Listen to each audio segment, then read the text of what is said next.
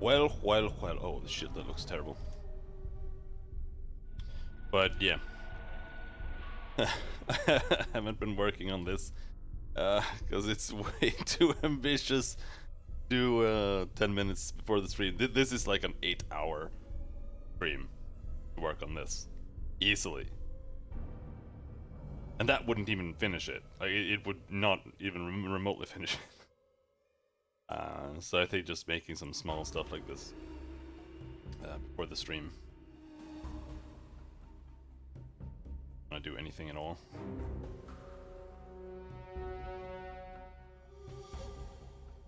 She also has ear out.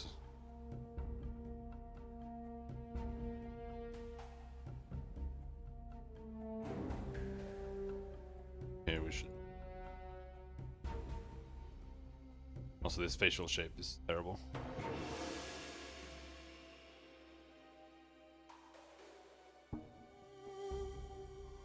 But that's just something you have to figure out as you go, and tweak it a bit now and then. Because it's not easy. Effort.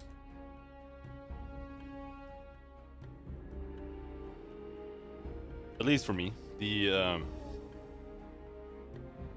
thing you need to do is you need to develop a style.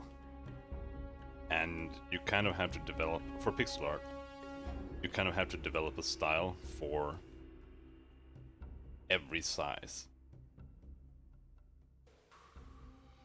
If I try to make this head in a larger resolution, the style is going to be completely different. And how you shade is going to be different. How you make the mouth, how you fit the eyes, how you do the nose, everything is going to be different. And it's not easy. Definitely not easy.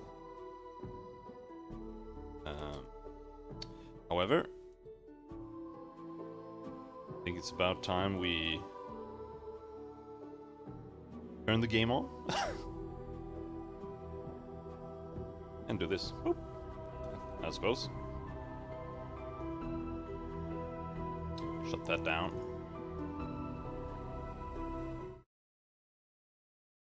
So yesterday we were, like we've been doing for like 3 days, been running around the lower ward and the clerk's ward, and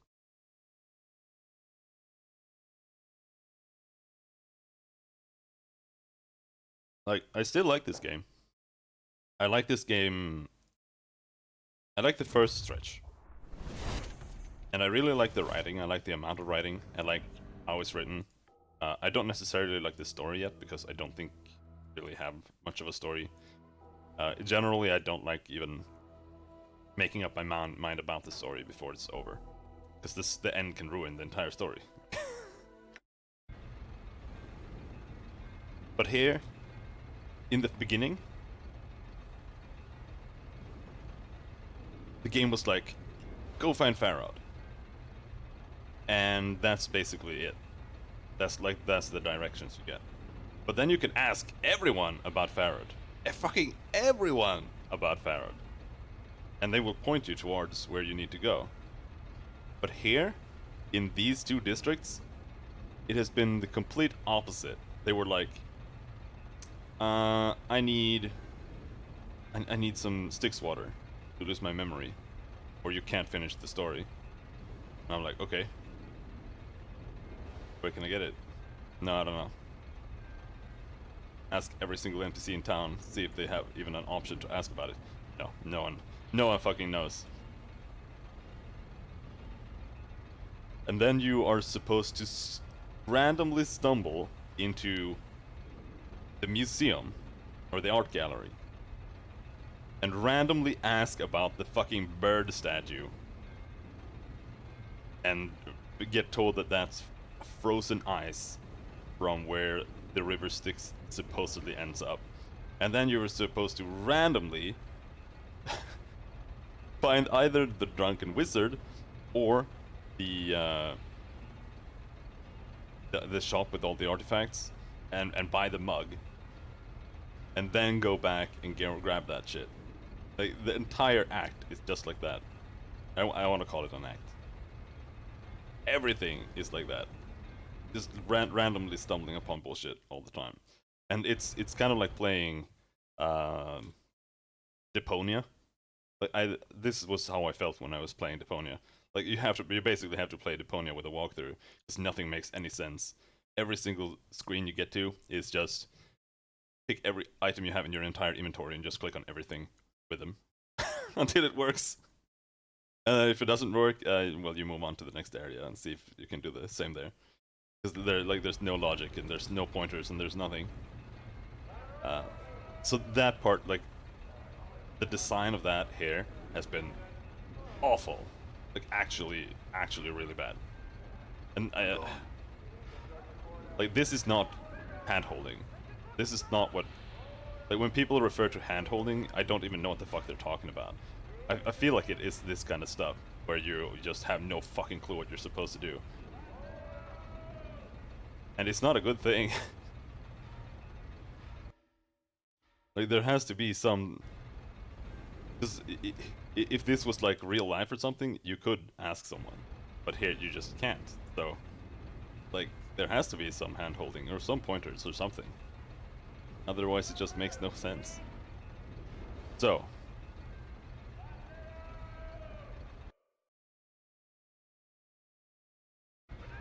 Right. We made a hammer, and we need to prove ourselves with Godsmen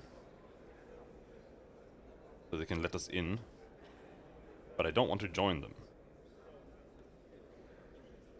You had questions about the forge. I will answer all I can. Show him the item you forged. I have finished forging my creation. He takes it from you and examines it carefully. This will do. With some practice, you might become a serviceable smith. Are you ready for the next test? I certainly hope so. I suppose I am. He continues grimly. A murderer has struck in the foundry, and I am forsaking the usual test in order for you to track this killer down. Go speak to the supervisor, Alyssa Teald, in the main foundry, and proceed from there.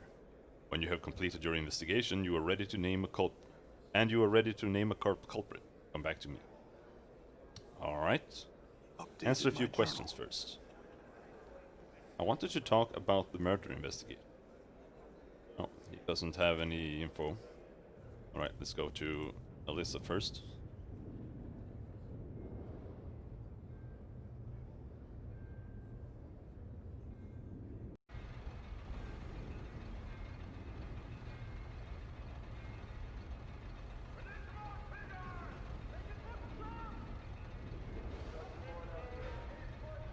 Oh shit, did they strike again? Alright everyone, you've seen enough. Get back to work!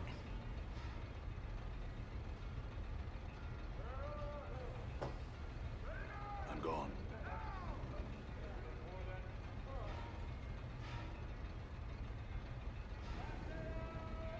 Oh my god, come back.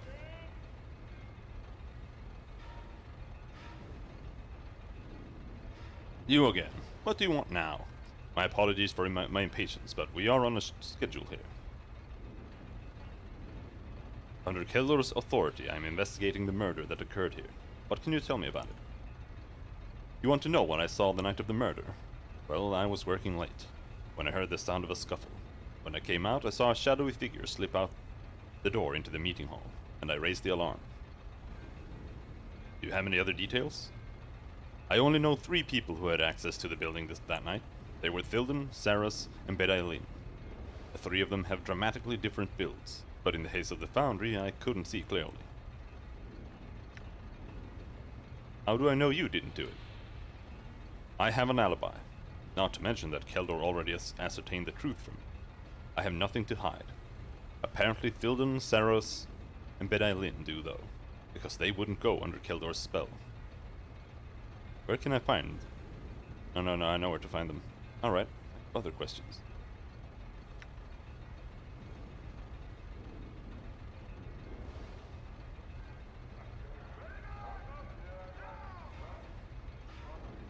Shame about that poor Smith Avalon, really. It were.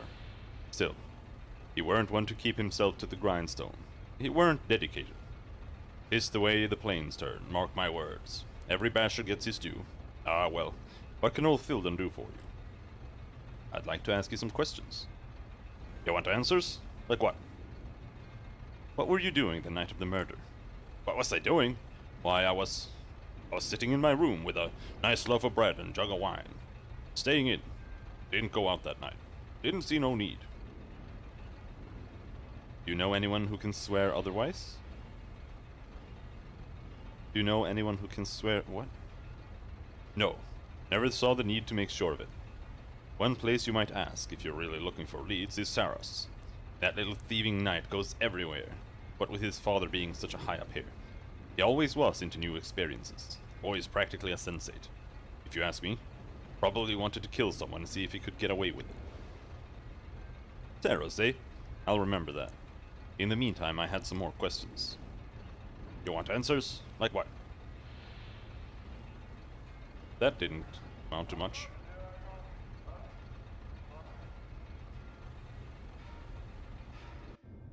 I'm gone.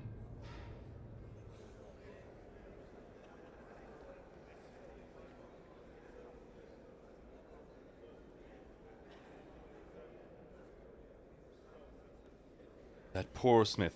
I can't believe what happened to him.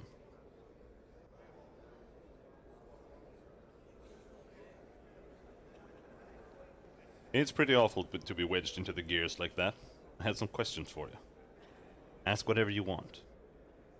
Do you have any idea what might have happened? Or have some leads? Who told you? The supervisor? He's right. I come in here at night sometimes when there's no one around.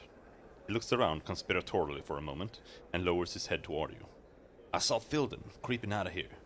The main reason I know it was him because he dropped something. He hands you an awl with the name Phildon etched into the wooden handle. Thanks. I'll be back to talk to you again, I'm sure. My journal. Can't be that easy.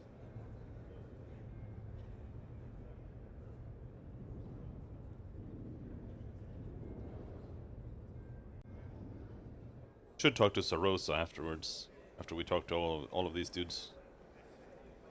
What do you want? Tell me what you know about the murder. Let's see. I asked the guards to head out for the night because I was working on some delicate engineering on the project in the next room, and I didn't need their psychic emanations fouling up some very crucial work. It was with some dismay that I found the body when I emerged from the room. Being as I have no other alibi, I realize I'm a suspect. And I suspect you've already found that I wouldn't consent to going under the spell to answer. The reason for that is that it would be violating the oath of secrecy I swore to protect the project.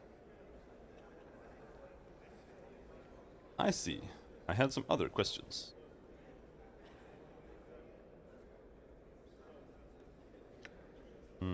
Well, that's also not very much to go on.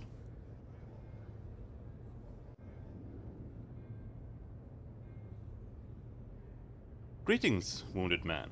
What do you need of me? Answers.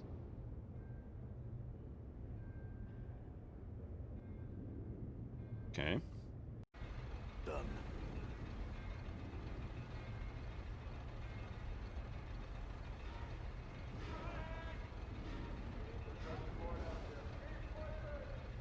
Shame about that poor Smith. Blah blah blah blah. Saros. You remember Saros, don't you? Gave me an awl found near the body. Oddly, this awl has your name etched into the handle. How do you explain that? My journal. He looks momentarily flustered and then... Saros is a thief. Odds are he stole it from me. In fact, I've been missing my awl for some time now. Never mentioned it to anyone because I figured I just lost it. Now I know that Saros stole it to frame me. Better go get him before he gives you the laugh. Seeing your expression, he says, before he escapes. That sounds a little too pat. I'll ask him about it as soon as I get some more answers from him. You want answers? Like what? Okay. Can't ask him anything more than that.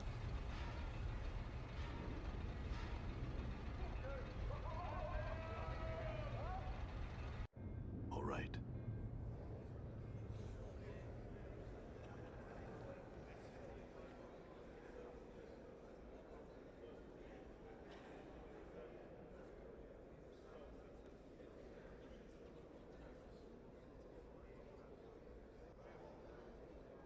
Tilden says that you planted the all at the murder scene, and that you're trying to frame him for the murder because you two disagreed. Of course he'd say that. Just because he's guilty, and he wants to make you look someplace else. I saw him kill that man. Sure, we disagreed, but that doesn't mean I want him dead. Just because he's a total Burke doesn't mean he should be arrested. He should be arrested for killing Abeldon. Tell him he needs proof. You saw him kill him? What? Updated my journal.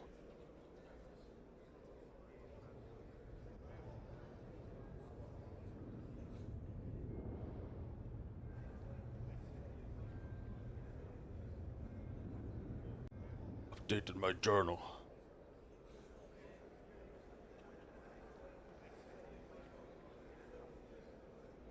Tell me about the murder. Go check that with Keldor.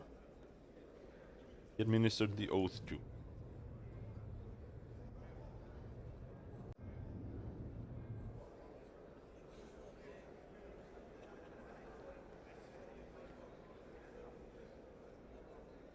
Well, have you found the culprit for this heinous crime? Do you have evidence? Not enough. I'd like to ask you for a few more questions first. I wanted to talk about the murder investigation. Okay, we can't ask him about that either.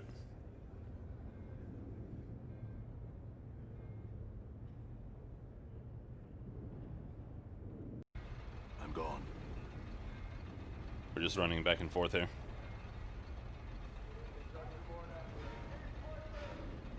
What little speak tell you now? Little lick spittle. I'm sure it were all lies. He tells me that it's not a frame. In fact, he says that he personally witnessed you killing the poor sod. He what? I tell you that the boy's a thief and a murderer, and you don't believe me. What if I told you the lad's an anarchist too? A member of the Revolutionary League? Why should I believe that? Updated my journal. A pious look creeps onto his face. Does I say it so? Because I'm about to say anything. Say something that'll make a criminal of me. But I'll say it to see justice done. He pauses. I know he's an anarchist because he tried to recruit me. Him and that engineer Bedailin. I told him I'd do it, so I could trap him. But then I realized I didn't have the stomach to harm poor Saros. I turned him down, and now they're trying to cover their tracks. That's why they want me gone. They're the killers, not me.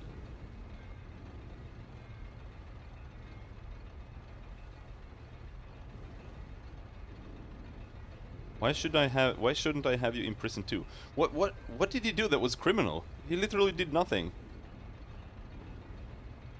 They talked to him and he was like, okay. Gonna fuck him up.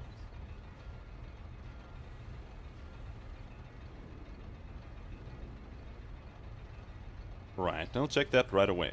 Don't go anywhere, Tilden. Farewell.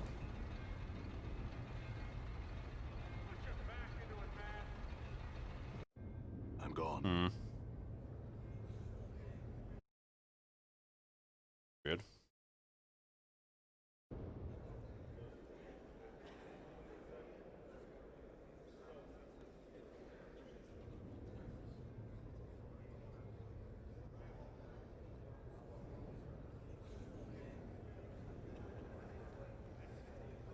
What have you found? Are you going to let me go free? Tilden tells me that you and Bedailin are anarchists, and that you're trying to frame him because he turned down an offer to join you. Saras pales. She has nothing to do with this. I did it on my own, but the truth is, Tilden shoved Abeldon into the gears. I put the all there to make sure everyone would know he was there, because I'm just a kid, and no one would believe what I was saying, alright? I admit that I planted the all, but I only did it to make sure he got punished for his crime. Why? Why should I not think that you're doing this to get back at him for some other crime? Updated my journal. Because I don't know why you'd think that, but I promise, go talk to him and tell him what I said, and then you can decide for yourself. This is such a weird criminal investigation. Can I finally ask you about your brother? Tell me of your family. Tell me more of your brother. Saras is a brash, impulsive lad, easily given over to his manhood. He is eager to prove himself equal of anything on the plains, full of the aggression of youth. I believe he feels himself more sensate than godsman, further vindicating my belief that the sensates are the most immature of all the factions on Sigil. Why are they the most immature? Because like children they do not understand that there is more beyond the world of the senses. I already asked that. She doesn't want to say anything about her brother.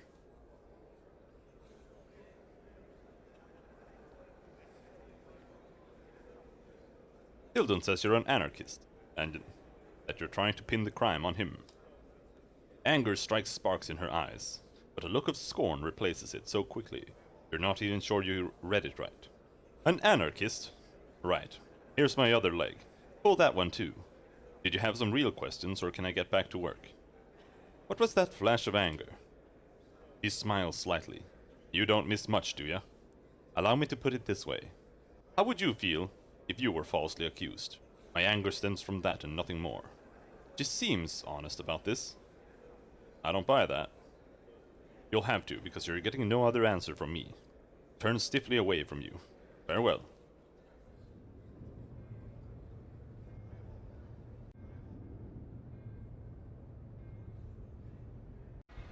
All right.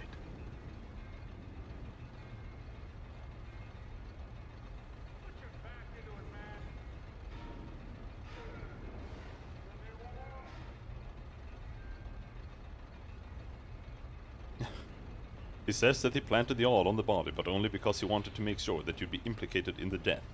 He says you're a murderer, and he wanted to make sure you got caught.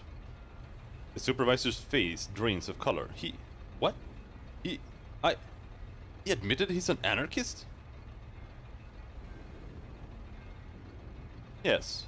He seems to believe you're dangerous to everyone around you, whether they be anarchists or godsmen, and that someone needs to stop you. He's willing to admit to his own crimes in order to ensure that you meet with justice. His beefy face grows red with apoplexy. Apoplexy.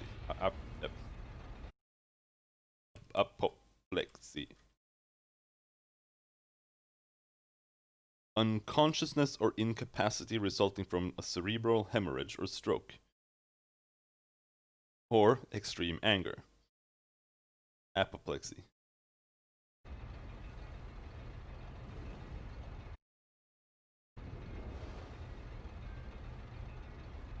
His beefy face grows red with apoplexy. You're accusing me? But I ain't the murderer. I'm just trying to expose anarchists, Burke. Damn you! You can't do this to me.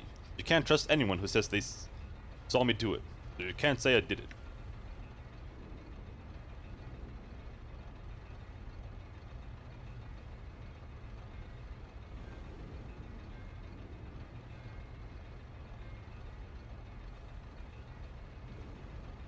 Would you say the same thing under oath and under spell? I'm betting Saros would. Bugger! Can I at least take my stuff and give this place the laugh? Old Thildon will make sure you won't regret it.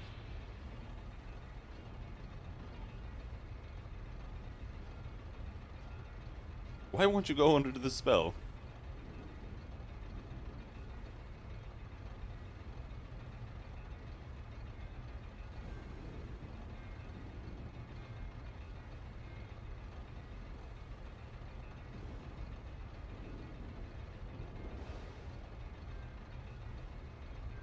Only if you can beat it out of here before I make it to Keldor. I don't make much of your chances.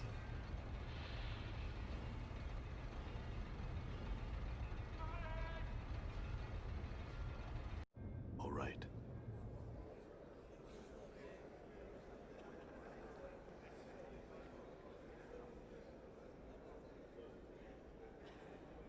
What have you found? Are you going to let me go free? I found enough to make a decision. What is that decision? He seems to be holding back tears. You'll see when I've told him.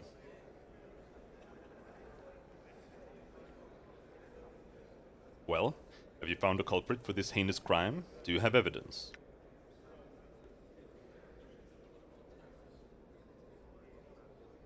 Hildon did it. He had personal problems with Abeldon, and he was trying to frame Saros for the crime. Saros is an anarchist trying to break down the foundry. He tried to frame Thildon for the crime. Hildon committed the crime, but Saros tried to frame him for it. It's an anarchist plot, and Saros is in the middle of it. Arrest them both. What? Both of them? This is a sad day for the Godsman. A sad day indeed. Allow me a moment to summon the guards. Take your Updated time. my journal. He seems saddened by the ordeal. It is done. My thanks for resolving the investigation. You have but one task remaining to you. Xandos, father of Sarosa and Saros. One of our more vital members has returned from a harrowing journey. He has locked himself in his tower room, and is threatening to kill himself. Speak to him. Stop him. I'm Updated on it. my journal.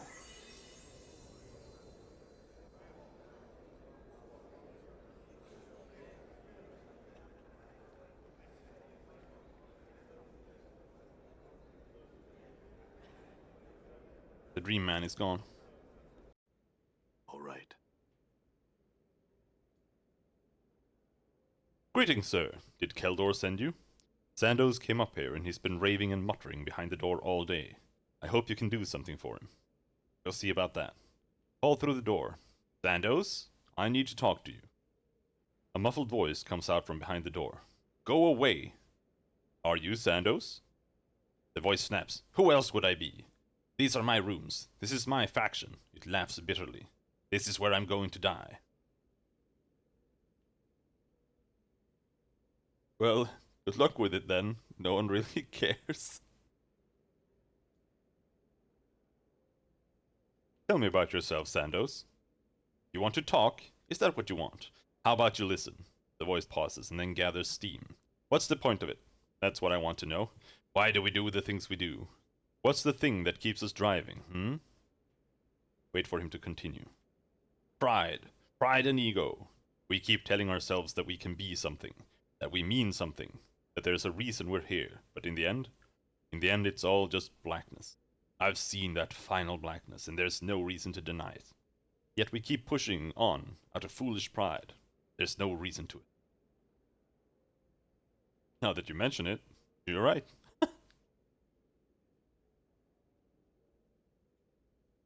Hear a muffled sob, a curse, and a pause. You hear the scraping of wood on the floor, a sudden flurry of movement, and the unmistakable snap of breaking bone. Oops, that's that then. Alright. I mean, All right.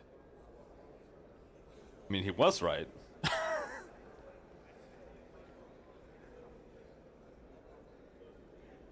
Have you succeeded in convincing him that life is worthwhile? I failed. He took his own Updated life. my journal. You have failed. That is sad news. But you tried, yes? That is the important thing. That you tried. He does his best to look cheery, and fails miserably.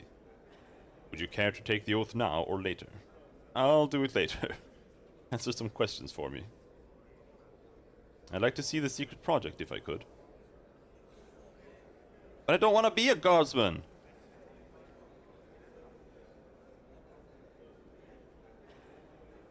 I will. The oath. Life's tribulations are tests. There is nothing I encounter that is not a lesson. Pain is the multiverse's way of reinforcing a lesson. What I hate most in others is a reflection of what I hate most in myself. I will act to activate my potential, and to aid others in achieving their goals. I will remember that Divinity's spark is present in everything. I swear fealty to the believers of the Source and their goals, never to forsake them.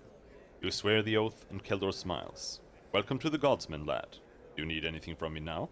Updated my journal. No!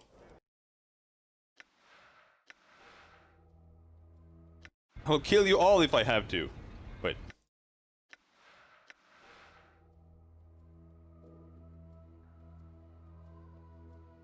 That one?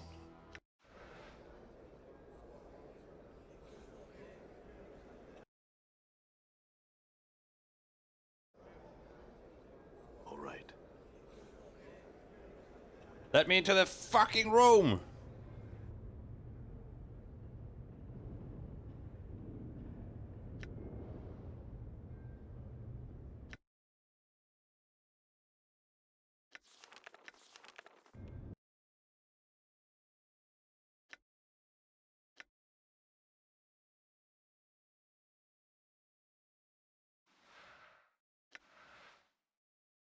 Let's see here.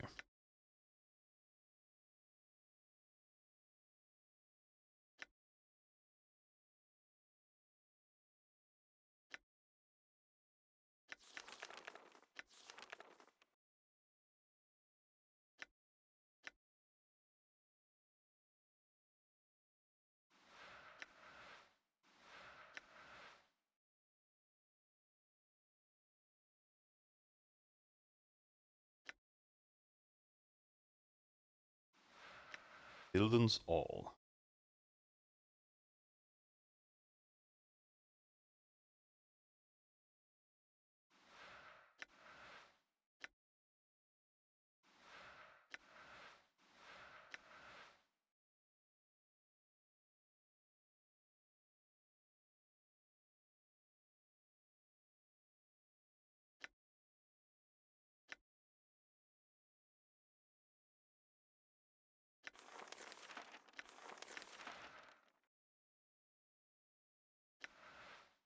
Hmm. All right.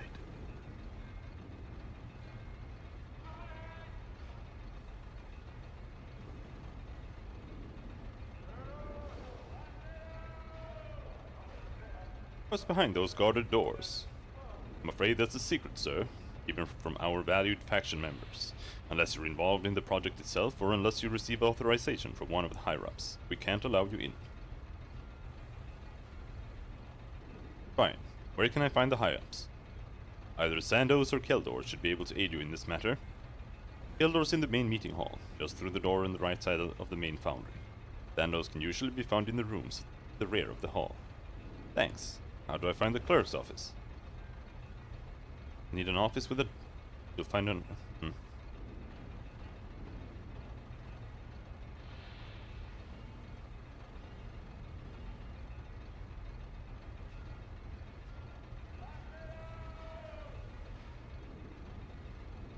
How do I get through those doors? You can try to get through us, he smiles grimly. Alright, alright. I've got authorization to get through the door. Then you have to show it to me. He waits for you to produce something and then says, if you're going to try and play games, you'll find that I have a very short attention span, and a very short temper. Then maybe you ought to do something about it. I'm fucking sick of this place. Die.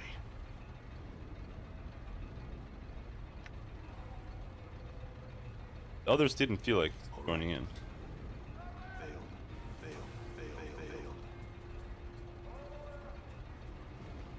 Failed. They didn't get angry. What's behind those guarded doors? How about I beat you out of it? I would love to see you try, sir. Oh, that cancelled it? Okay. Behind those doors. How about I beat it out of you?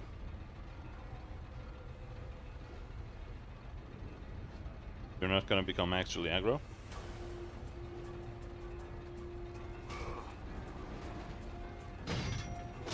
See that?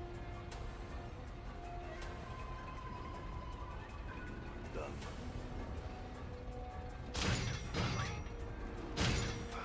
I am not joining this fucking faction.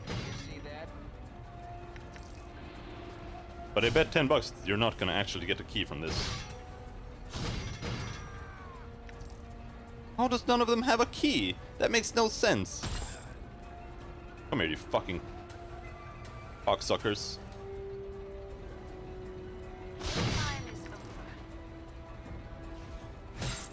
Like I said, I hate this part of the game. It's fucking retarded.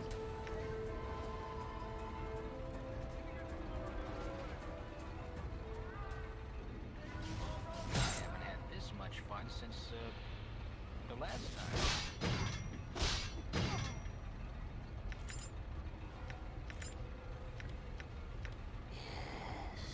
Yes. What's up? Done. Alright. Head in here. Annihilate the clerk. See if he drops the key or something.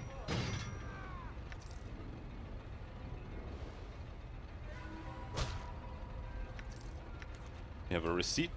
That's not what I want. Furious Ironworks.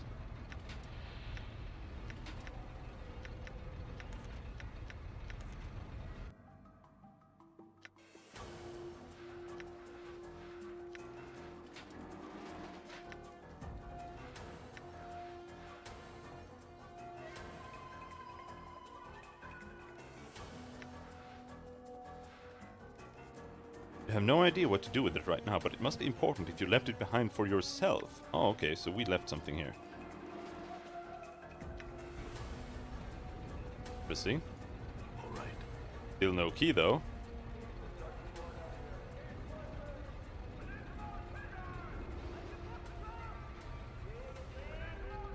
Where's the woman?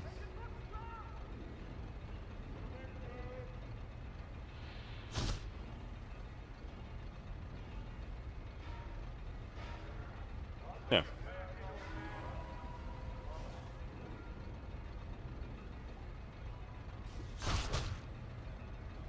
Godsman token.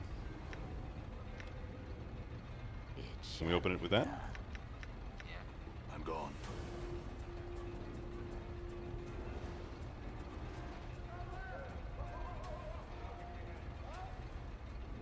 You will need a key.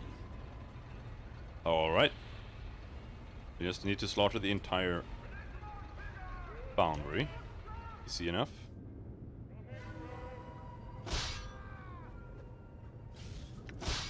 They were really easy. But we are super over leveled, I think. Yes, sir. So that includes you. Because he is you. All right. Now we'll see how dangerous this guy is. Oh, he doesn't even want to join in. Die.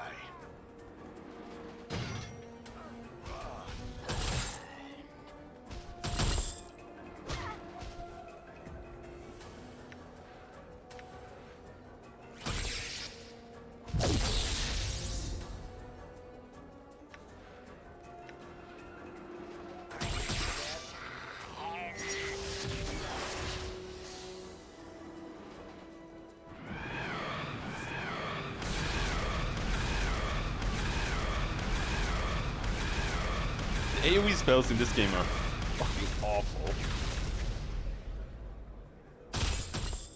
They're all like, oh yeah, we do 1 damage extra.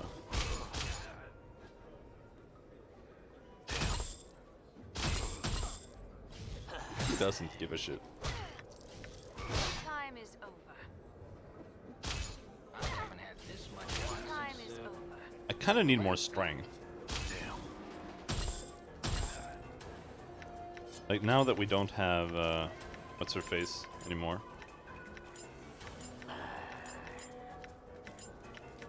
Jesus Christ.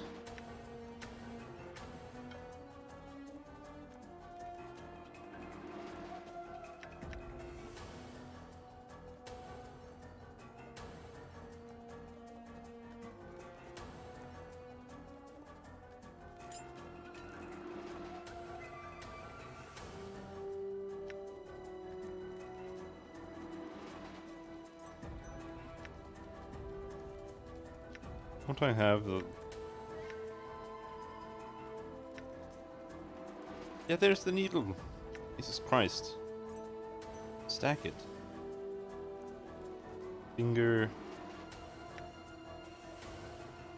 Cranium rats. You definitely have cranium rats somewhere. There and there.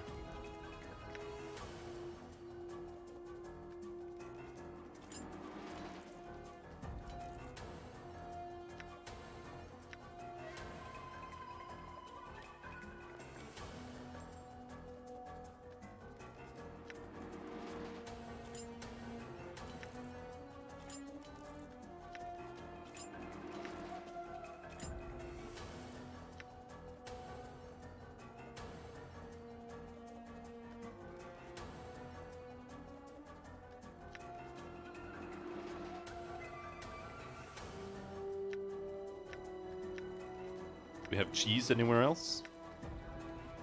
Yeah, but that's the unstackable cheese. What about blood charms? There.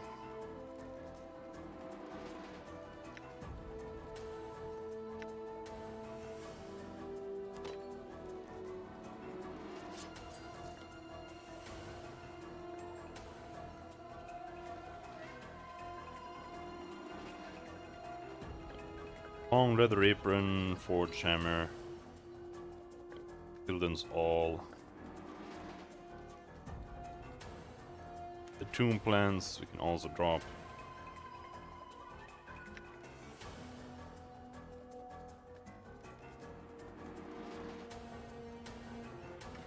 Hargrim Skull.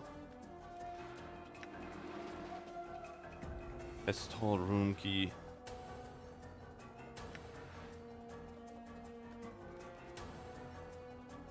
Huh?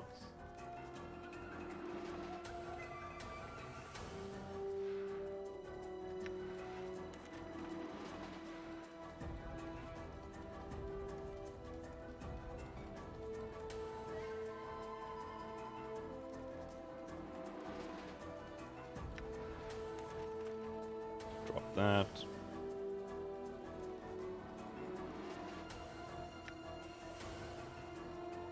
Pasty Skull, bye bye. Finam's book. Finam didn't want his book.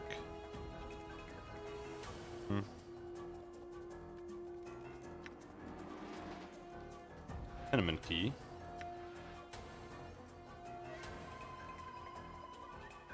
That was for. Left arm 985. That's trash. Strahan's diary. That's the necromancer dude.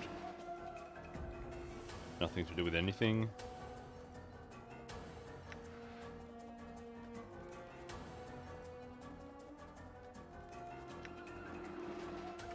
Skull of Mantuok.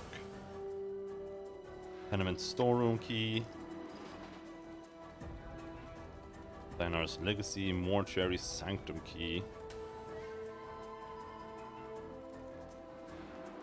Thieving log. Mortuary reminder message. Alright.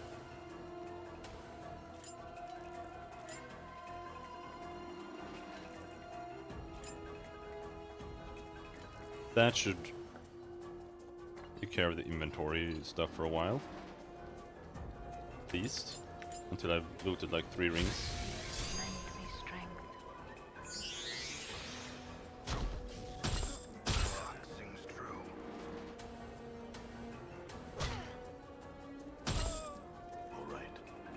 Give me your fucking key!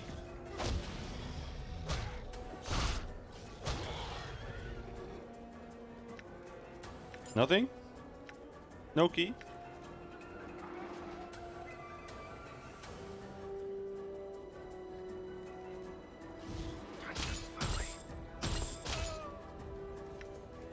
All right.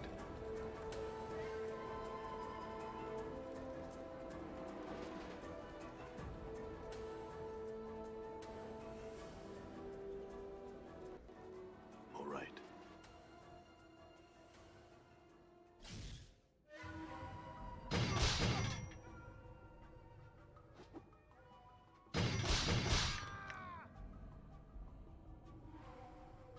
All right. Failed. What? I have 12 strength, 13, 17. Oh shit. Your will be done. Force this. That cannot lead to skies. I cannot force this. Oh my god! So annoying. Done.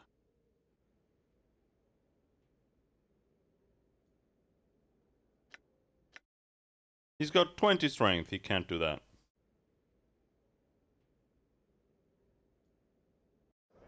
I'm gone. 20 strength was pretty good, plus 8 damage. Holy shit, it starts scaling up really, really fast.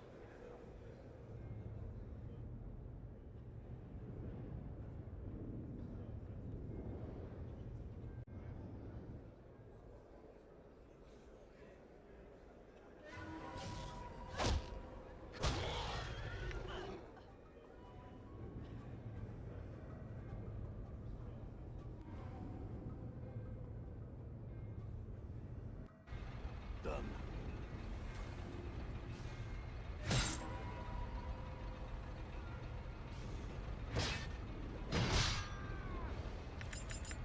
I haven't had this much fun since the last time.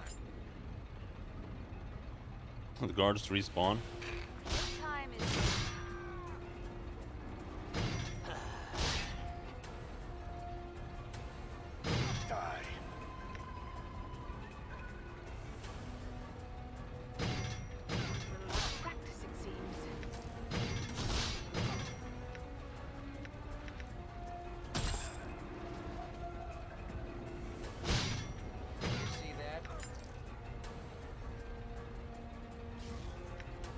This. How long does that thing last?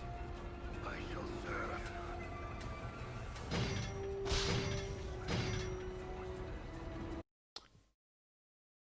Ah, fuck! Planescape Foundry without joining.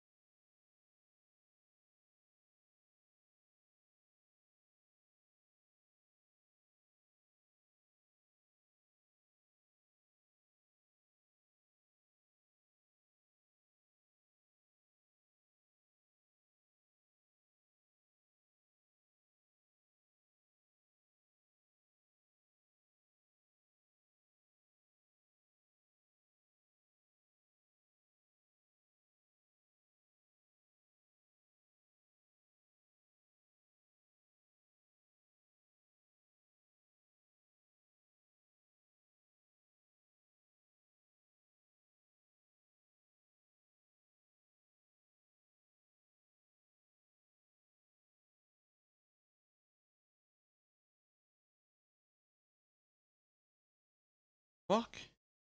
You can't do this without joining them?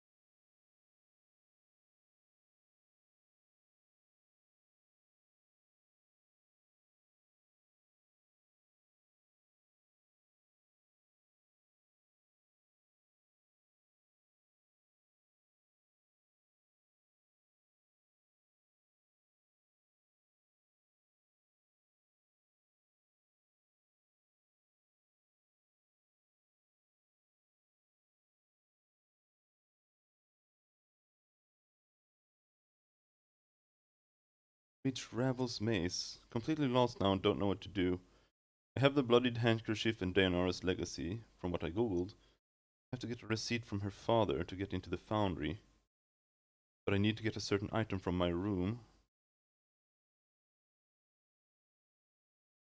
My god.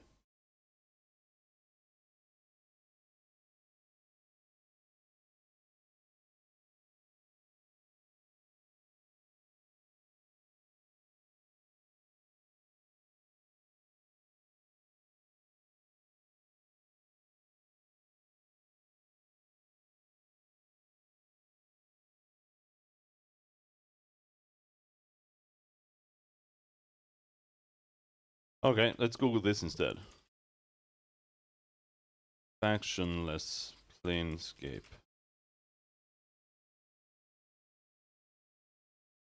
Accidentally joined a faction. Godsman.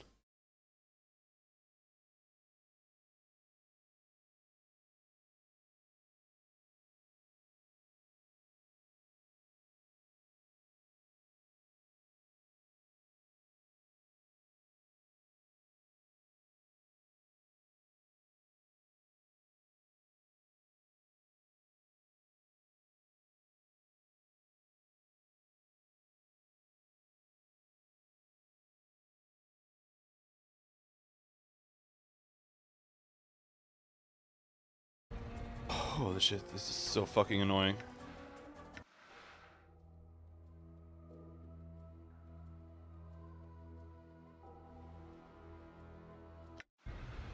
Done.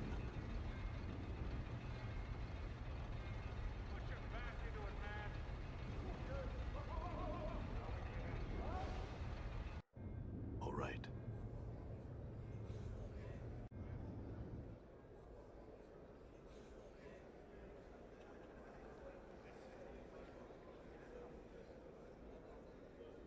Hildron says you're an anarchist. What was that flash of anger? I don't buy that.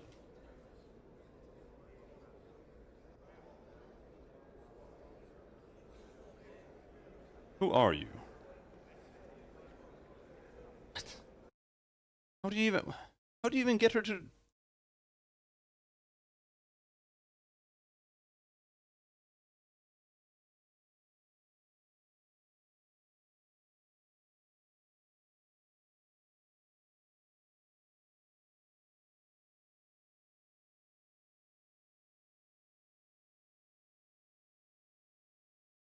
Once a member of the Godsmen.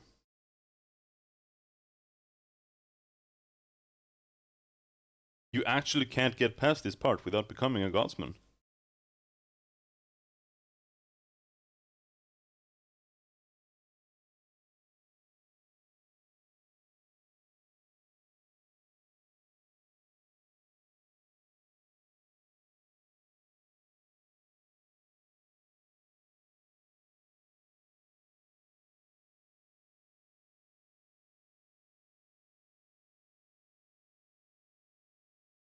No, you can.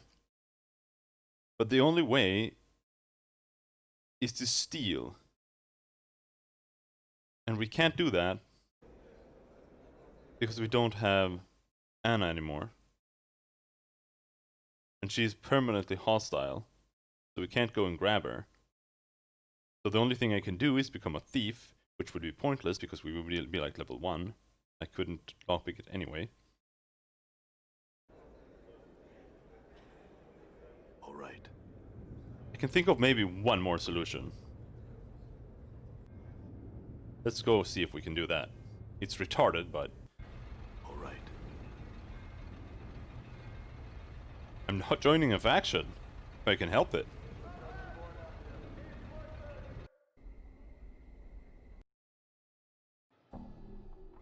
Done. Down into the marketplace.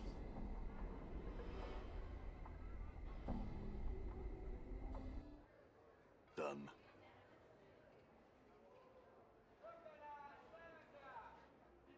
I need some spells.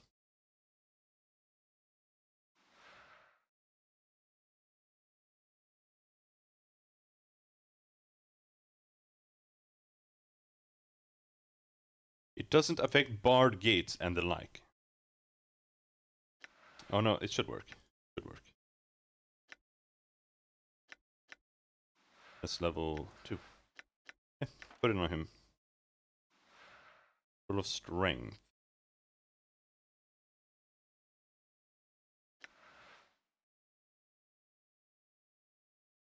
Have any other spells we need? Improved strength.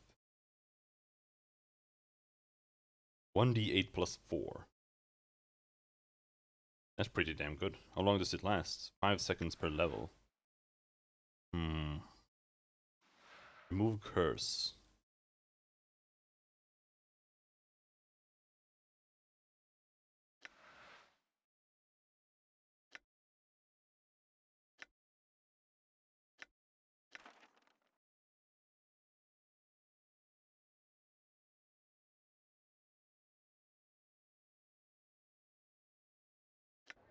That will do, that will do.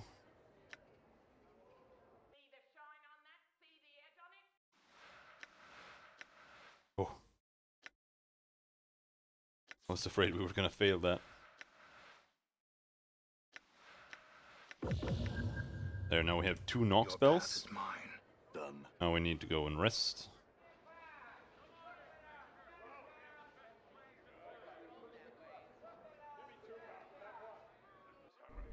I'm gone.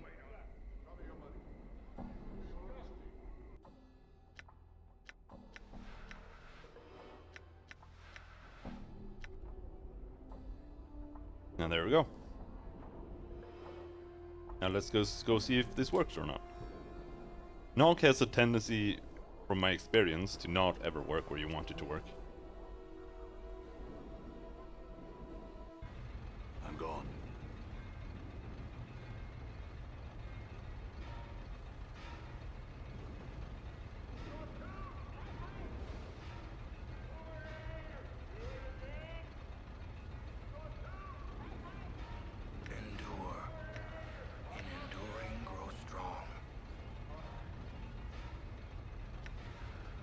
Did I just say?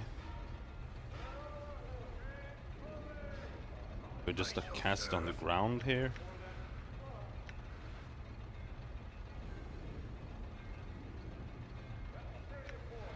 Oh. Maybe warded against simple spells. I'm gone. I'm so fucking upset right now.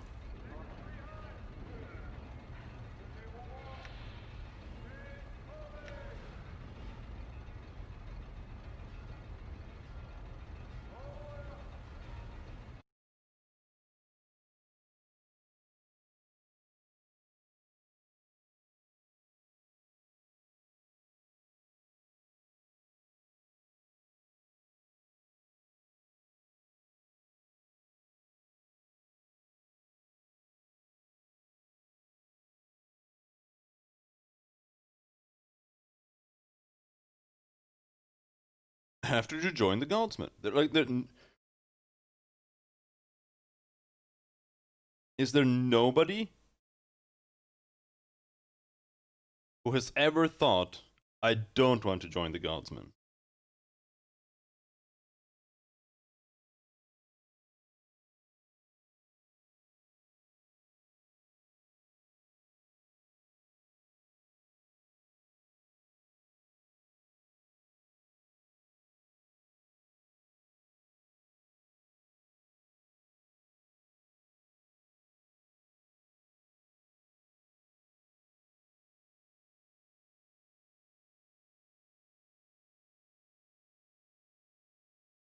To open the closed door 3, you will have to complete the Dream Builder quest for Neil Sander in the Godsman Hall. You can then open the door to see your dreams.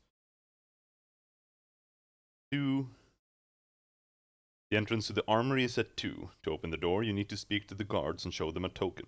You can get a token by joining the Godsman by speaking to Keldor in the Godsman Hall. After joining, tell Keldor you would like to see the secret project.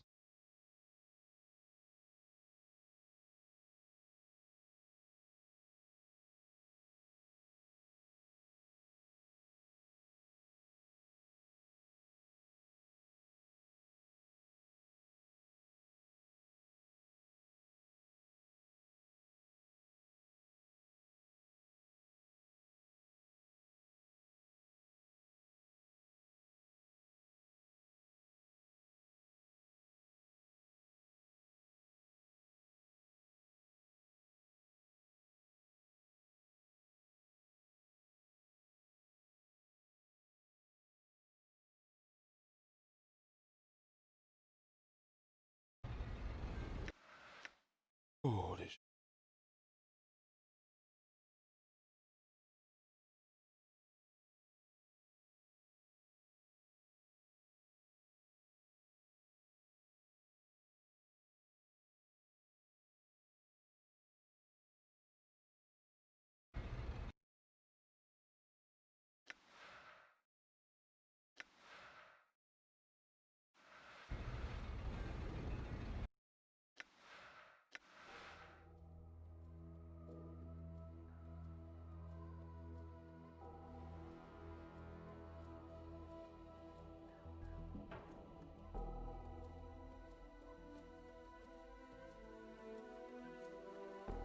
I'm not sure how I can express how annoyed I am by this.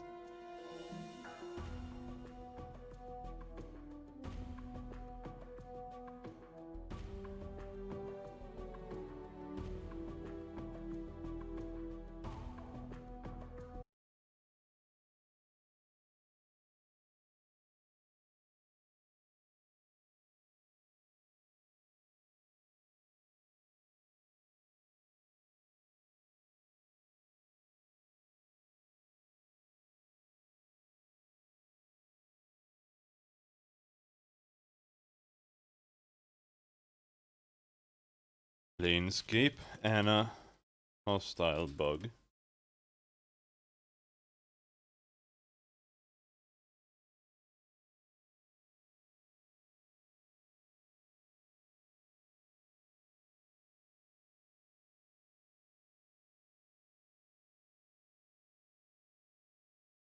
Planescape, Anna, fall from grace.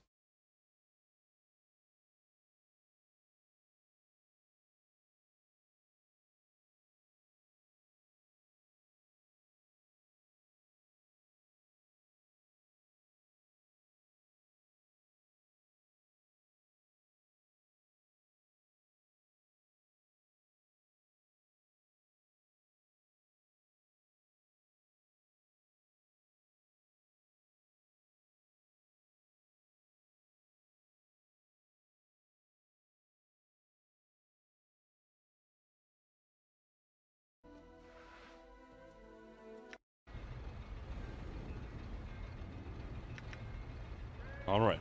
Done. Done. No, don't talk to her here. Try this.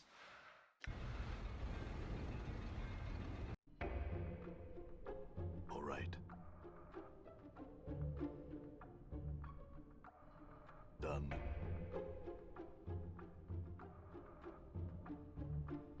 Teleport to the Smoldering Corpse bar. All right.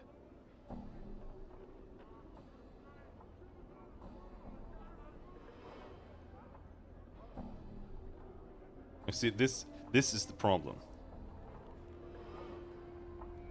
Is she just going to be hostile forever, even if I...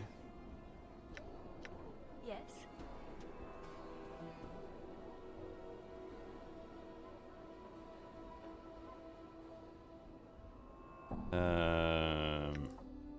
Reform party.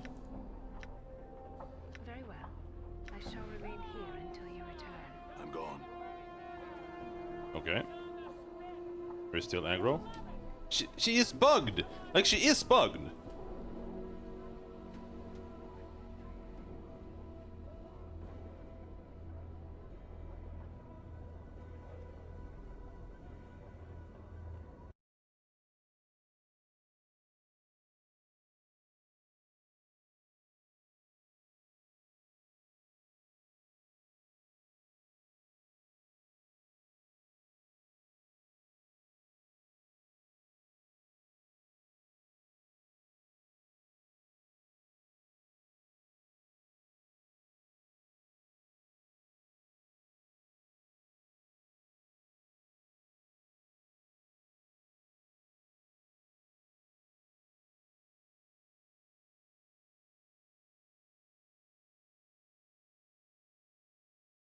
Team Dog forums.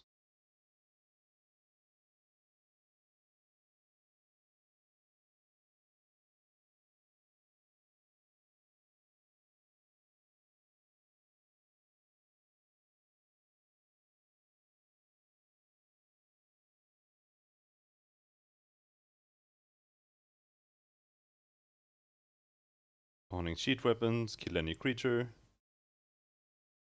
Summon a full party. Gold, explore area.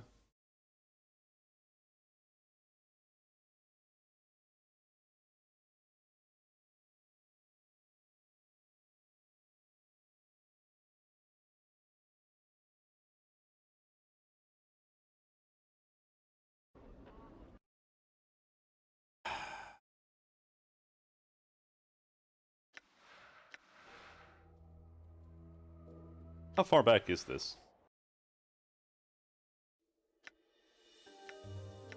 This is so goddamn annoying. It's before Fall from Grace even joined us. But what have I even done that much after that? I just did a bunch of bullshit quests. We know how to do that.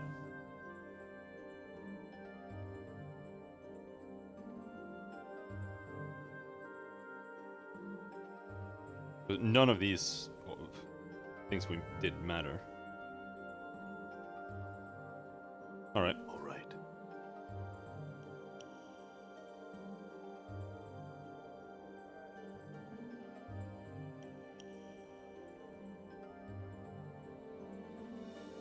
Updated my It journal. has resent.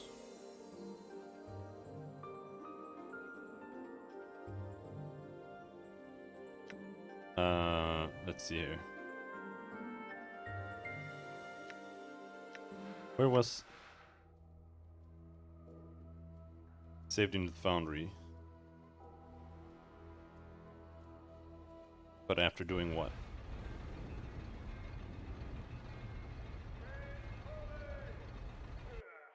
Yeah. Just before joining them.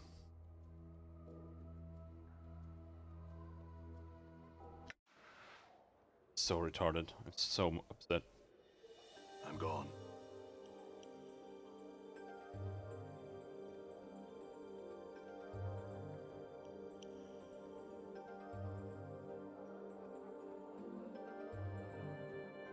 How may I help you?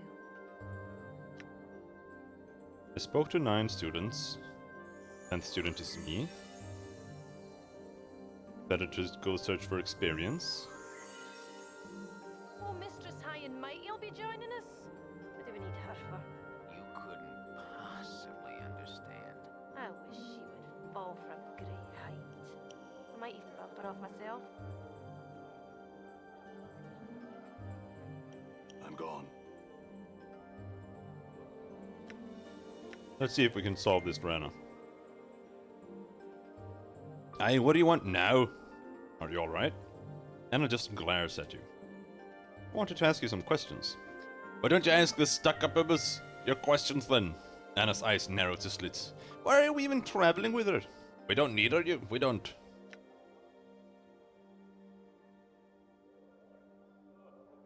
Anna, please. Very important to me, and I need your help. Oh, aye, and why is that then? This should be rich. It should. You pity me, is that it? You think I slow you down? Go on, say it. I don't pity you, and you don't slow me down. You're quick, you're skilled, and I really need all the help I can get. Anna frowns, her tail flicking back and forth. Aye, well, no, I'll gut her if she starts sizing us up for a feast. I will. She glares at you. And don't get any ideas I'm staying because ye want me to. I'm just helping you out, I am. Let's move on then. Lend me strength. Lend me strength. Done. Stop healing me. Done. Shiawase.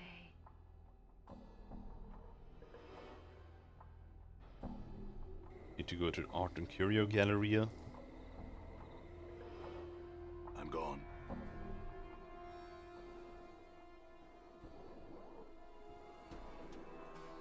You have questions? Yes, the Dark Updated Birds my of journal. Acanthus.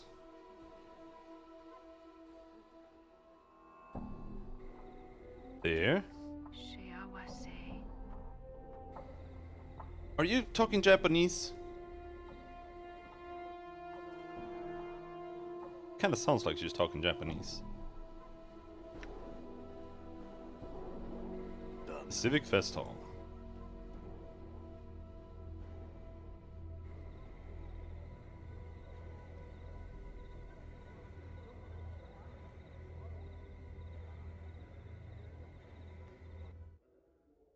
I'm gone.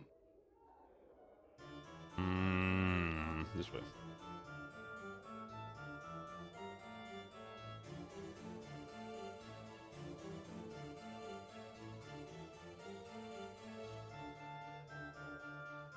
And this is assuming we can't even pickpocket her.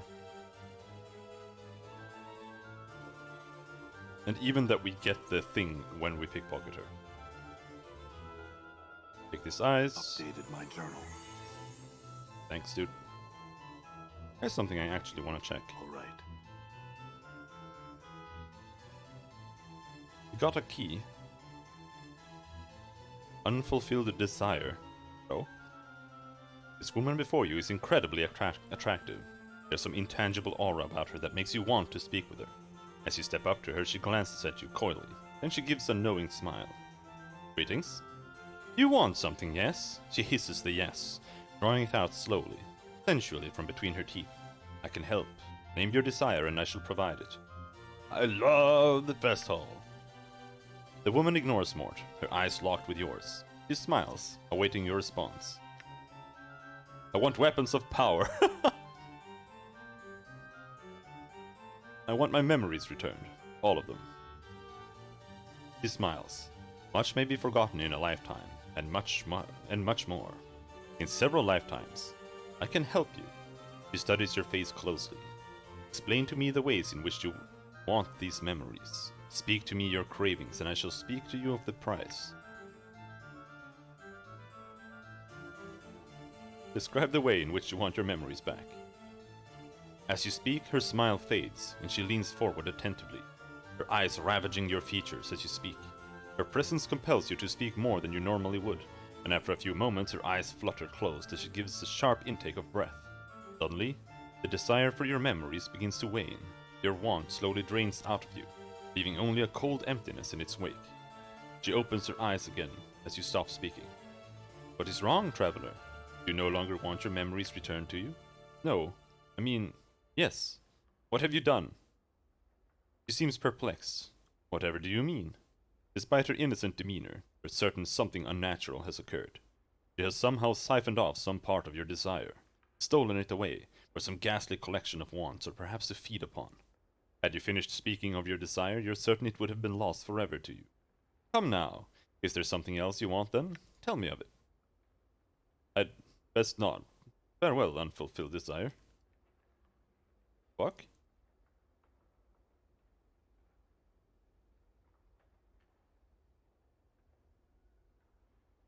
Stupid bitch. Done. Forced it. Give me your money. I'm gone. It's just that we had a fest hall room key, so I assume maybe one of these rooms are mine. Like, actually mine. We will need a key. Maybe we don't have that anymore.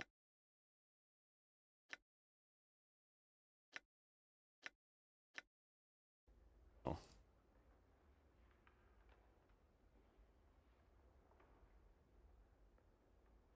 Greetings, sir. She closes her eyes and flips through a large ledger, stopping at what seems to be a random page and opening her eyes once more. Ah, here's your room key. She hands you a small key. The easternmost chamber's been waiting quite some time for your return. Would you like to rest now, sir? No, but what do you mean, waiting for my return? The clerk gives you a strange look. My ledger indicates that this is your key, sir, and has been for a good long time. If that is not so, then perhaps I'm merely mistaken. Would you like to rest now, sir? No, not right now. Farewell. How does her ledger say that? Like, did she just draw my face or something? Oh shit, spells!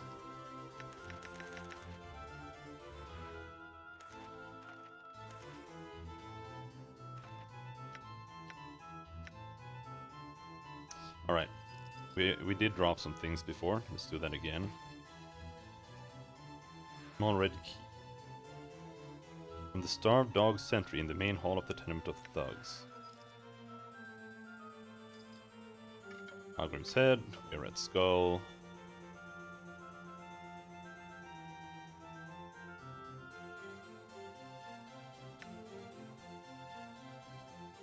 Dolores keys. Right. I want my intestines, I want my festival key. The tomb plants, probably already used those.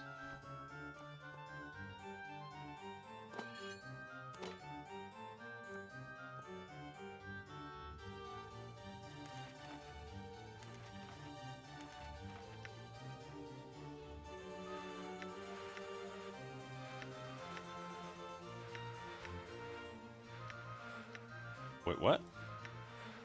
Character's spellbook is filled to the maximum with the spells of this level. Okay.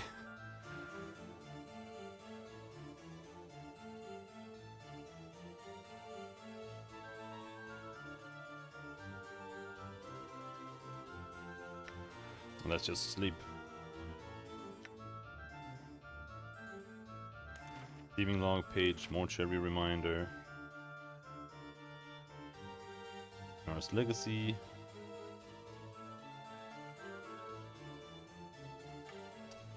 Ball of Mantuok.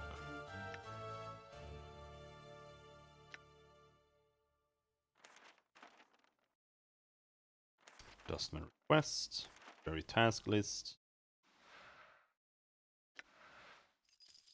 Tenement key. I'm pretty sure the tenement key is just... yeah...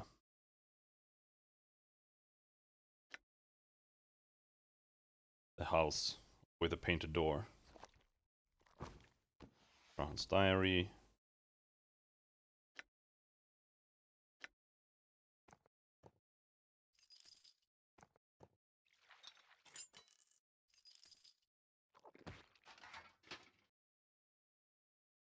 There we go.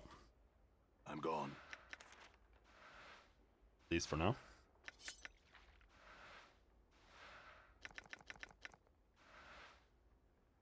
Forced. Door is locked. Dodecahedron. Oh, hello there.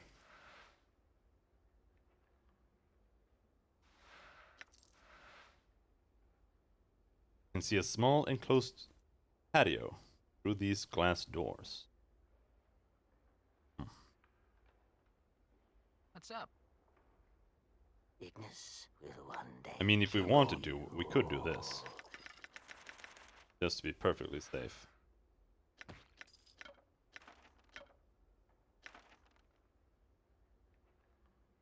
Instead of dropping it all on the floor. Just put it in here.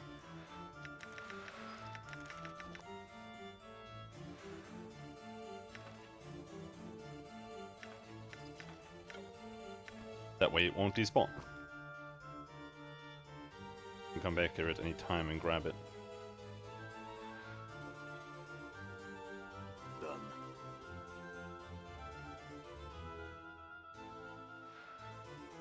This heavy dodecahedron, about the size of both your fists balled together, seems inexplicably familiar to you. Its texture is cold and smooth, but whether it's metal or stone you cannot tell. A certain almost intangible tension runs over the object, as if it were ready to spring into the air at any moment. Examine the dodecahedron closely. Upon closer examination, you realize that each side of the dodecahedron is a plate that can be twisted clockwise or counterclockwise. It appears to be a puzzle box or a combination lock, as each of the pentagonal plates have 5 possible positions. The dodecahedron has no less than 244,144,625 settings.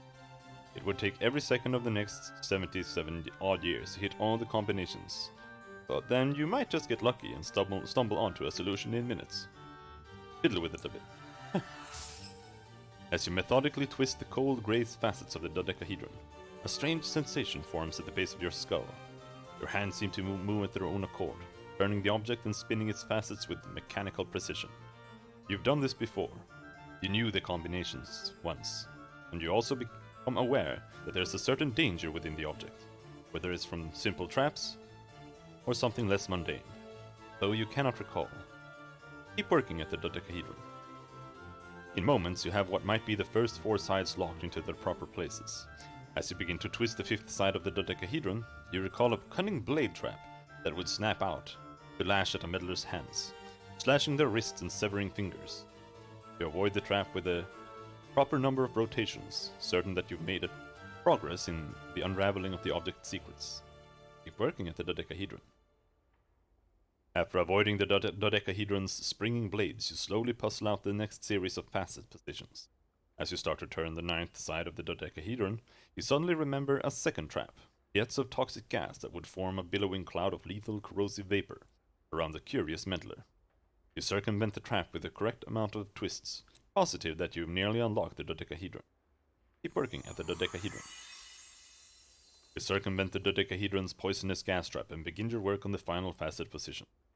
Just as you're locking the 12th pentagon into place, sorcerous runes hidden within the dodecahedron unleash a tiny storm of magical lightning. Arcs of crackling blue light run up your arms, leaving smoking trails of black, ruined flesh in their wake. After allowing your muscles to cease their spasms and picking yourself back up, you recall how to avoid that trap. After making a final adjustment to the 12th facet, the dodecahedron clicks and begins to open in your hands. The dodecahedron splits once, twice, and eventually unfolds itself impossibly into a perfectly rectangular tablet the size of a large book. Etched into its surface are a series of bizarre symbols. It looks to be a code or language that you feel should be familiar to you, but it's not. Further examination of the tablet reveals that by twisting the pentagonal facets that are now upon the underside of the tablet, different pages may be displayed across the tablet's face. You finally realize that the dodecahedron is a tome or journal of some sort. Until I learn to read this language, I might as well just put it away. Journal. Is this where we learn the Gith language?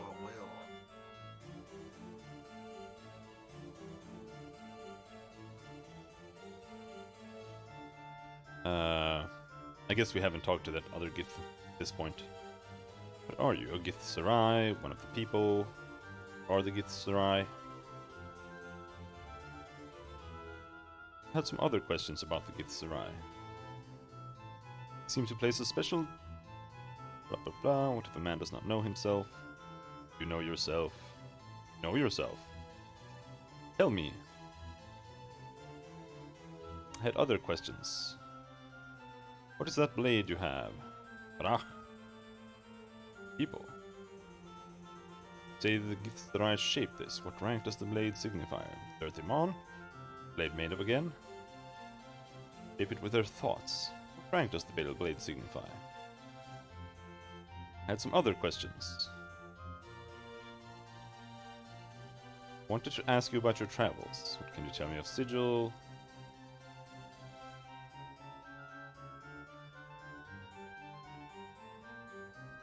Oh my god.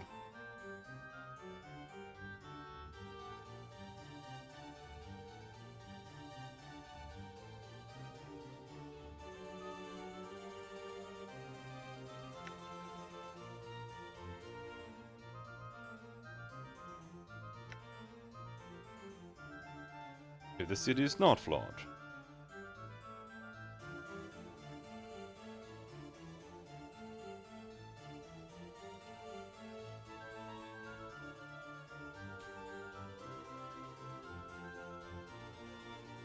Is it I know your words? Your features, gifts, I can't.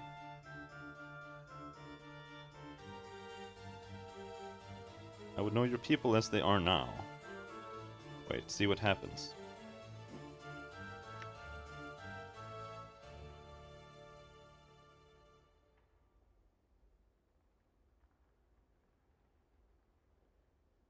Some other questions. I had some questions about Githzerai language. Finally! Holy shit!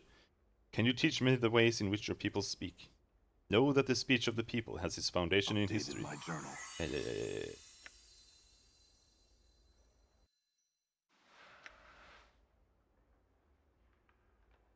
Unfold it.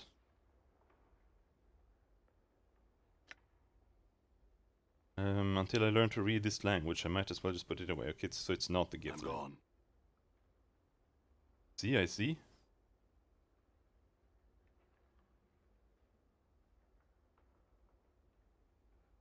All right. Alright, back to catching up.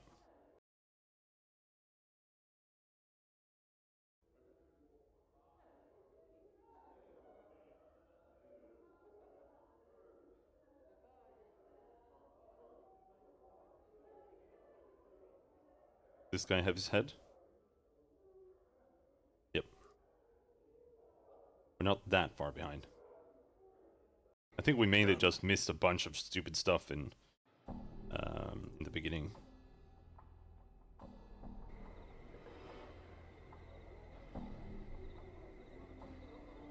Like been fucking around in the catacombs and stuff for no reason. Because we didn't know where to go.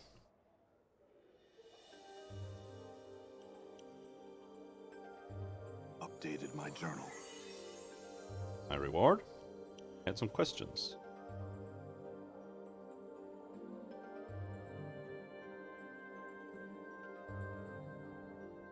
Can you Updated tell me my about the journal. silent prostitute? In knowing the teachings of Zerthamon, I have become stronger. Proud of you, dude.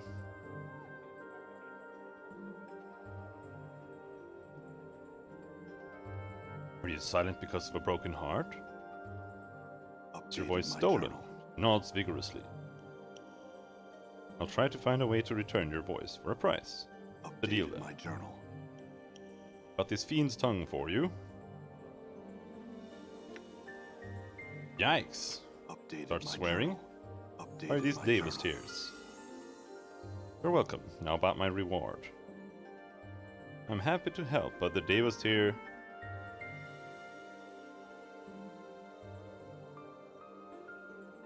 cost me quite a bit. She nods, of course. Her voice is entirely flat. Here you are. She hands you several more rolls of coins. Okay, thank you. What do you know about Rabble Puzzlewell? She has children. Updated She my what? journal. Interesting. Fascinating. Thanks, Echo. Yeah? Endure. Yes. Done. In enduring, grow strong. She's walking around here somewhere. I think.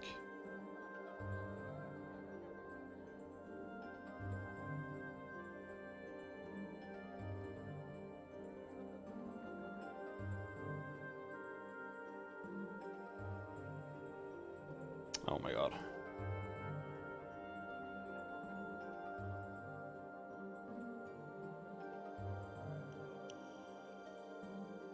Updated my journal. Mashi and her are sisters. Where is she though? There. Are you Ravel's daughter? Echo Updated told my me. journal. Who's your mother then? I don't know. Well, there's the skin and the teeth and the everything. Also, you're a total bitch.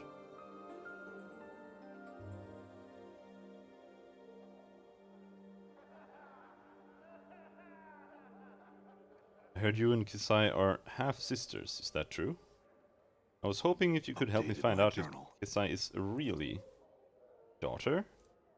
Asking what one is better than have you.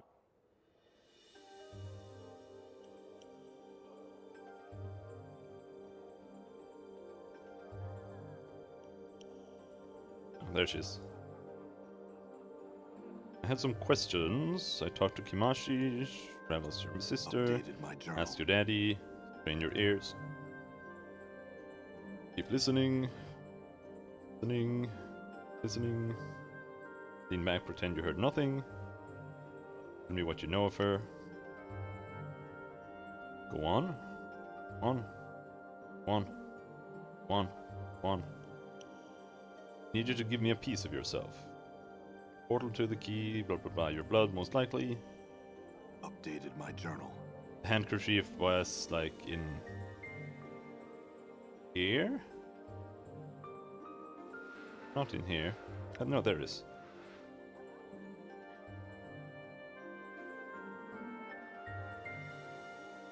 Updated I have my the journal. handkerchief. Thank you. Huh?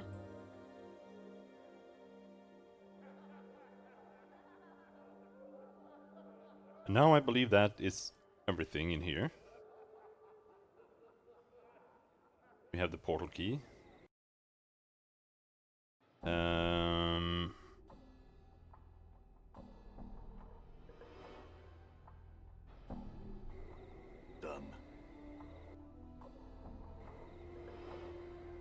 I did read something about this, so we can try doing this instead this time.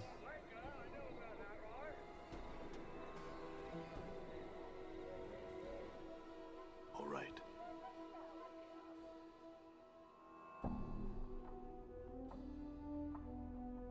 Greetings, Yanis. I had some questions for you. Oh, did we not do this? Here's Daenara's legacy, as I promised. Updated my journal. Thank you, sir. I appreciate your kindness. Perhaps there is something else you can help me. The sensory stone in the sensorium. I could help you Updated for my a journal. price. I would know more about Daenara. Saw a woman by that name. Was a ghost. Seems to be in distress. He apparently said that she loved me. Alright. Go to this Sensate's Hall again.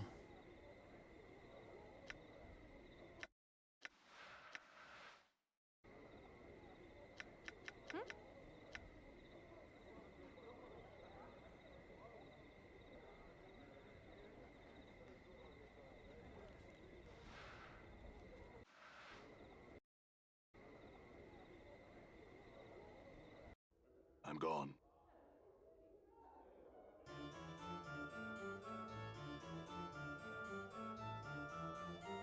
Oh. Updated my journal. Oh, okay. Now we finally get there. Is there a linguist or scholar here who could help me with the language in this dodecahedron? We know of one such man who might help you. Finam. Where would I find him? Finam is currently not lecturing here. So your best chance to find him would be at his home. Walk south of the fest hall entrance between Ivana's Galleria and the apothecary. You will see it on your right. A small five-sided home west of the curiosity shop. Thank you. Done.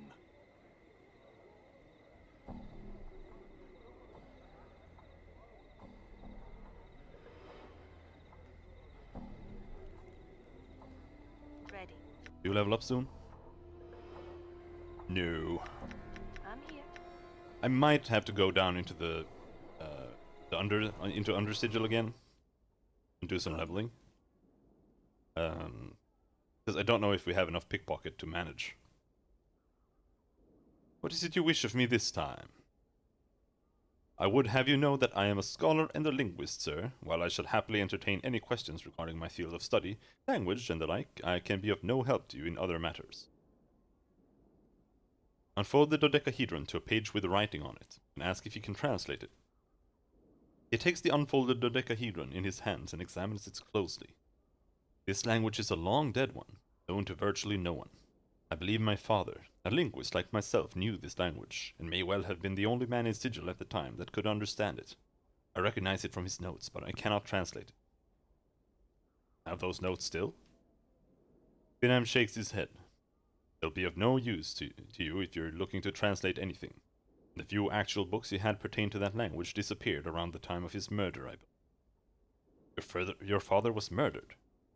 Bingham nods. Strangled, he was. He had left to tutor someone. He taught various languages to supplement his research income. He was discovered dead in a side chamber, Civic Fest Hall. Killer was never found. This was perhaps 50 years ago. I was but a child. That was me. It's always me. He knew the language, though, and could teach it? Surely he did and could, were he alive today.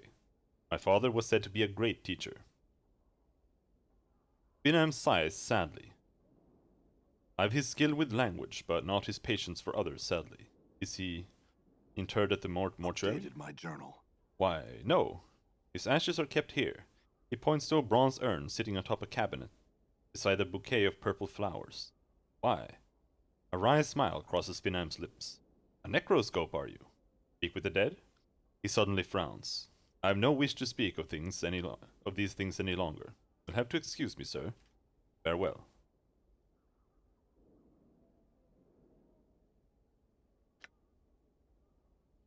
Ah, fuck, we need to go and rest. I don't know how many times you need to cast Speak with the Dead. Because it's duration special. It might just be that you have to cast it once, and then you can do it always. I'm gone. Like I said, we need to go and rest. Can't Very rest in well. this area.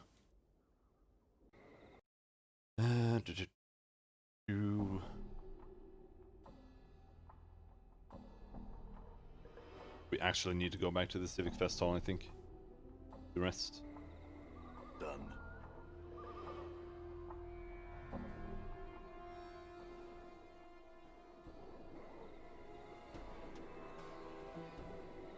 Bit of a shame.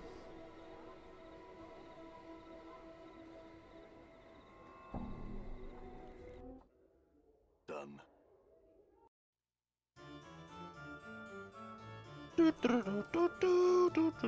Fucking hate this song, it's so bad.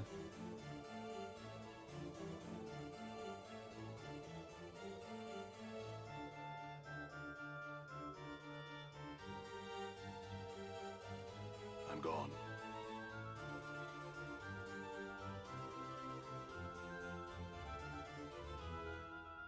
Would you like to rest now? Yes, thank you. Done.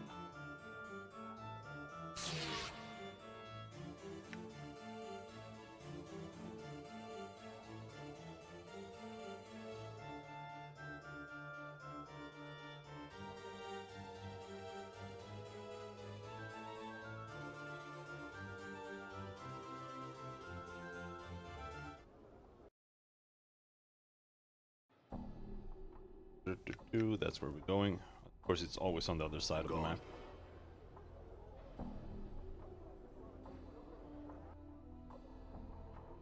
At least we're not just catching up and doing the same things right now. Doing new things. Things I'm not sure we would have done.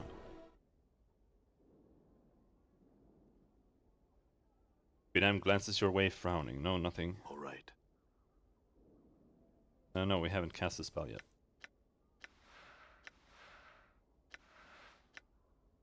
Silence.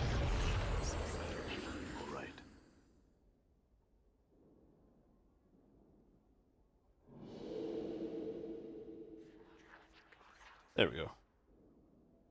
There is an urn atop this small cabinet, full of ashes and charred bits of bone. Etched into the base of the urn are the words, Bin Andley, beloved husband, father and scholar of 100 languages. Use the stories bones tell on the remains. I don't have that. That's what you get in, what is it called? The Undead City, or the Undead Town, whatever you want to call it. You get an ability that is the same as Speak with the Dead, but it's an ability, not a spell. But I killed them, so I didn't get it. But it's the same thing as the Speak with the Dead. The ashes seem to stir faintly as if moved by your breath. A faraway voice whispers up from within the urn. Why? Why have I been summoned to these ashes, cold and grey as the heart of a hag? To answer some questions, spirit. Ask then, so that I might return to my most quiet thoughts. Describe to him the writing from the folding dodecahedron. Ask if he knows the language. Yes, I know that tongue. I was a linguist and scholar, you see. I was murdered by a student of mine. Murdered so I could not teach another the language that I taught him. Tongue of the Uyo, it was, one of the rarest in the multiverse. I knew of none who spoke it, save myself and that one. Damnable murderous student. So you can help me learn this dead language? I could teach you this language, yes. It would please me to do so, in fact, if only to spite that bloody-handed student of long ago. First, tell me what languages you do speak. Learn what you can from the spirit. As the spirit speaks of you, of the lost language of the Uyo, there is a throbbing sensation in your temples, as the memory begins to surface. Memories of this language. You recall letters, words, phrases, until like spire wind blowing away the blankets of poisonous smog over the great foundry, the language is once more revealed to you in its entirety. Updated my journal. Entirety. There is another memory, though, bubbling to the surface, a darker one. Its presence troubles you somehow, fills you with an unease and unexplained pangs of guilt. Allow the memory to surface. Updated my journal. At last you recall Finn Andley himself, and you remember his gentle voice, his kind manner, his schooling you in the ancient language of the Uyo. You also remember your scarred, gnarled hand wrapped around his frail throat, crushing his larynx, and thus ensuring that the secret contents of your journal, hidden and thrice trapped in a dodecahedral puzzle box, and penned in the obscure language of the Uyo, would be forever safe from prying eyes. Question is, why did I even make it there? Fine, Finn, I must tell you. It was me who murdered you. Updated my journal. The spirit is silent for a time, the ashes rustling softly within their urn. When it speaks once more, its voice is full of sorrow. But why? And why would you come to me once more? Did you forget you had been taught? No, well, yes. It is difficult to explain, but it must have been a former self of mine that murdered you. Each time I die, I reawaken, as if from some long sleep. But having forgotten everything, who I was or what I had done. I think I understand. I sense your regret, and would forgive you. My peace be with you, pupil of old, and may you prove kinder in this life than in the one which saw an end to mine. Thanks, Finn. Farewell. Where is that book? Finhem glances your way, frowning. Chosen to grace my home once more, have you? He's still looking for the book and I still can't give it to him. What the fuck? How was that not... Okay. I'm gone. I mean, I guess.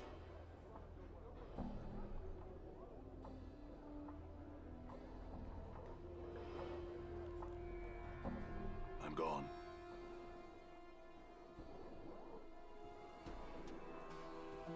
You see Yanis, and he turns as you enter. Eyes light up hopefully. Ah, at last. We're able to convince them to grant me access. Yes, yes. Updated my journal. Very well, I'll wait. Perhaps there's something else you can help me with. Nothing today, apparently. Weird.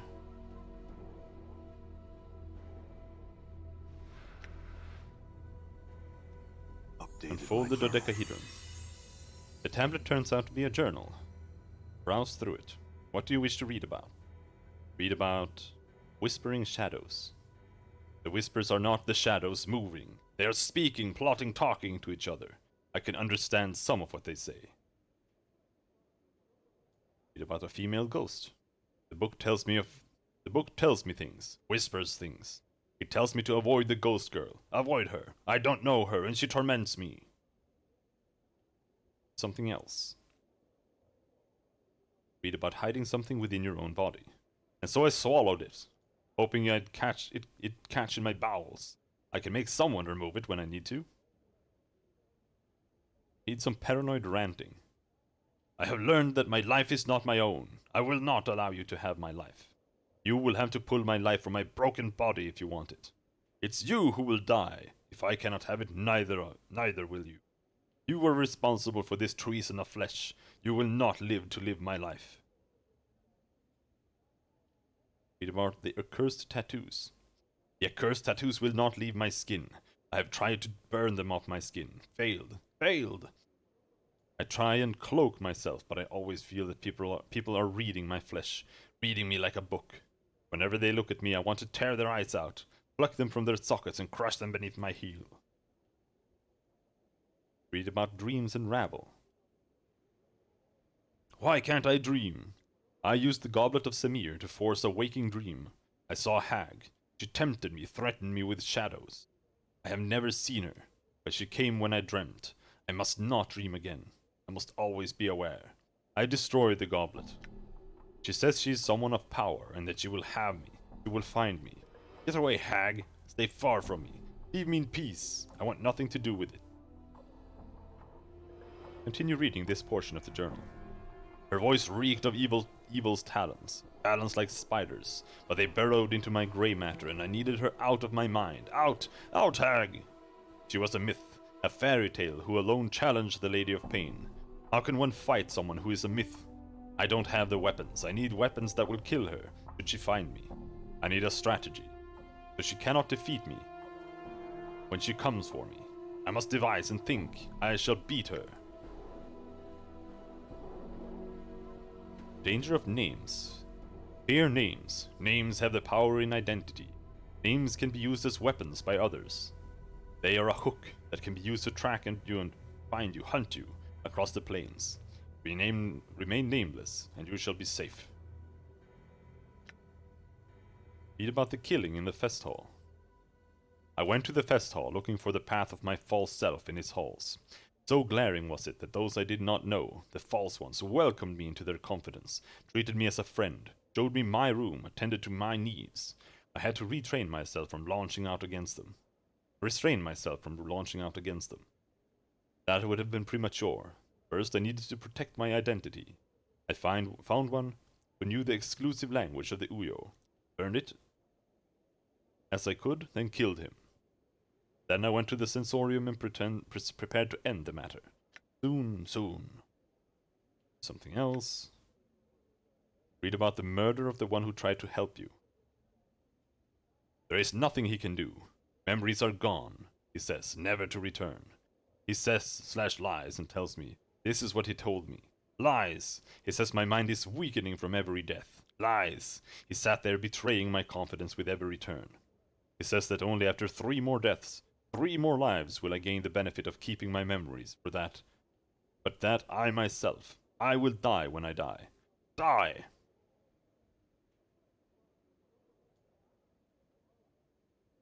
How can one be immortal and still die? He could not answer, though he was of no use. I butchered him, so that no other incarnation will ever benefit from his use.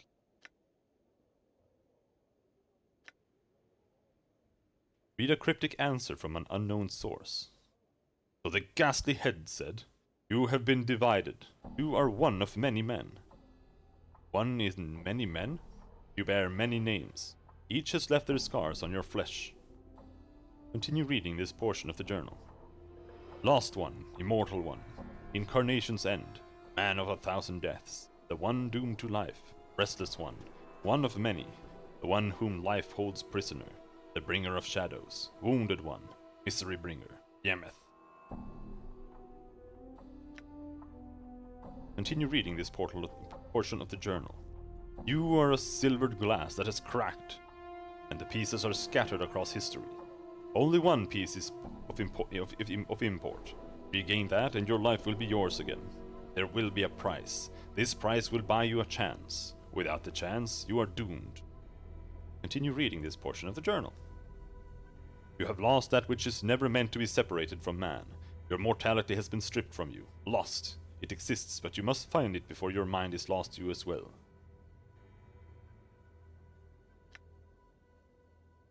Read something about a legacy.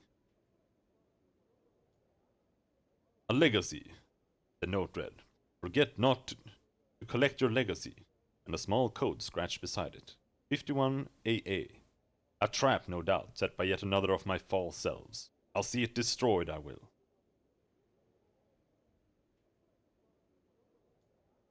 Greetings, Yanis. Did we already grab that? What is an advocate again? Legacy? I believe you have a legacy for me. The legacy number is 51AA, I believe. He looks at you in surprise as you name the legacy. That is extremely old. Are you certain? A shocked look comes upon his face. I hope that wasn't one of the ones that was burned. How old is it? Well, Yanis ponders it for a moment. Several decades at least. Said it might have been burned. What do you mean? Yanis looks saddened. Yes, this office was the target of a senseless act of vandalism. A year ago, we had a break-in here at the office. The vandal's sole desire seemed to be to burn my legal documentation. Much was lost. A shame, really. Sigil can be quite wearing on a person's faith. He seems to lose an inch as he mentions sigil. The vandal only damaged certain documents, irreplaceable. Can you check and see if the legacy still exists? He nods quickly. Oh yes, it'll take a moment. Yanis returns, nodding. Yes, fortunately it was unharmed by the fire. All the articles are safe. Could I collect on it? I am the beneficiary. Of course. Sign here and here, on the dotted line. There and there? Alright. There we are. We signed something! That should be the last of the paperwork. Here are all the items that were in the vault. One looks like a foundry receipt, though quite an old one. Sure? Did the deceased have something commissioned at the foundry? I don't really know. Perhaps. I'm beginning to think just about anything is possible. Where is the foundry? Updated my journal. It is located in the lower ward. It is past the Great Gate. Look for a number of guardsmen guards at a gate, and you should be at the very right place. Perhaps there's something else you can help me with. I don't think so.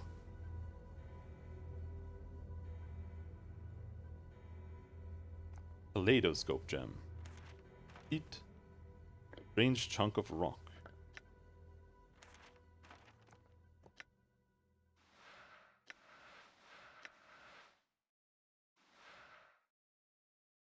A disturbingly gurgling sound occasionally comes from the stone.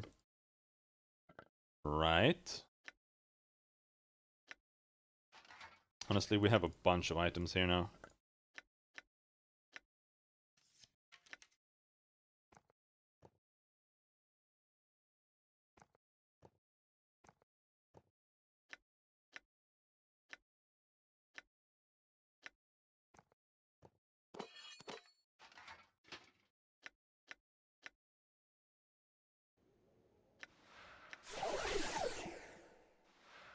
God of Modron Might, Pyramid, Lens of the Bat, Lens of Confounding. This is blindness. Stone Gullet of Lafach the Gross. The Gross. Unique artifact. Permanent +1 save versus poison. Permanent +1 resistance to acid. The Gurgling Stone Gullet of Lafach the Gross is not as well known as most artifacts tend to be. No wars have been waged over it, no betrayals, no epic journeys into the underworld. Only a few moralizing sorcerers, a fat man and his stomach. As the legend goes, Lafal the Gross was said to have been a promising practitioner of the art, a sorcerer's apprentice to one of the last seers of Esanon. Despite his skill at the art, however, his gluttony was the subject of much ridicule among his peers. During the last great massing of Essanon, the Fall was invited to dine at the center table, but unknown to him his peers had filled his wine goblet with an elixir of turning flesh to stone to teach the rotund student a lesson. The Fall consumed such great amounts of food and drink during the mass, however, that it diluted the potion's effects. Complaining of a stomachache hours after the feast, the local healers discovered that Lefal's stomach had turned into stone, yet was still capable of digesting food. Lefal lived the rest of his days happily eating, though his gullet was a few pounds heavier than before. When he finally died, his stomach was removed, as an oddity, and since then it has wandered the plains in search of new stomachs. To use the artifact, one must consume it. It has the consistency of stale bread. So doing will turn the eater's stomach into the stone gullet. Devouring the stone gullet of Lefal will grant the user the blessing of stone and rock and slight resistance to stomach acid.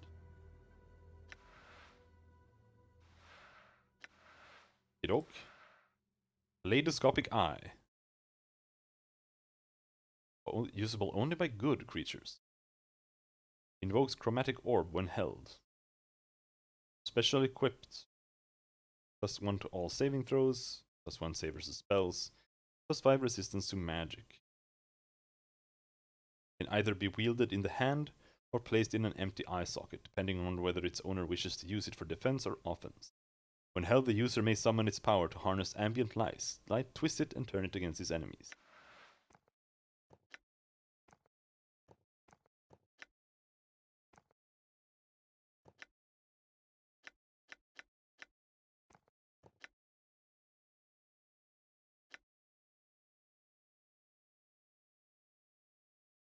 Mort is chaotic good, but I can't doesn't take have that. any hands. Yeah, everyone else is neutral. Lawful neutral. Chaotic neutral. Chaotic neutral. Lawful neutral. True neutral. I'm gone. Alright. All right.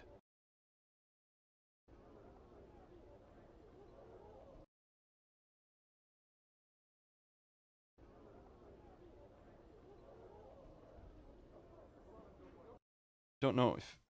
I can't remember anything else that we wanted to do that we did. Like, we helped that guy who was a weapons master, but he didn't actually help us specialize or anything, so it didn't matter.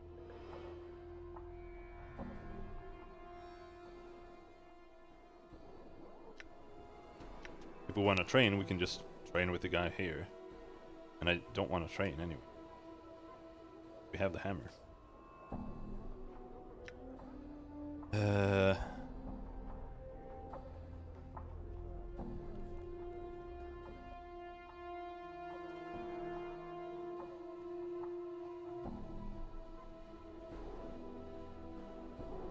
But we did do a shitload of quests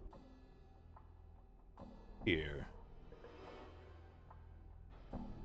But none of them are worth caring about, I believe.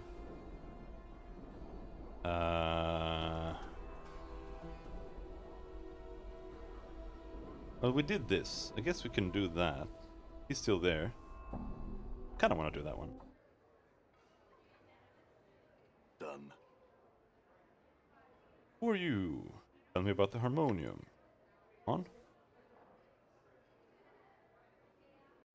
I'm gone. We need to talk to her first. I think this quest is really quick. Don't read.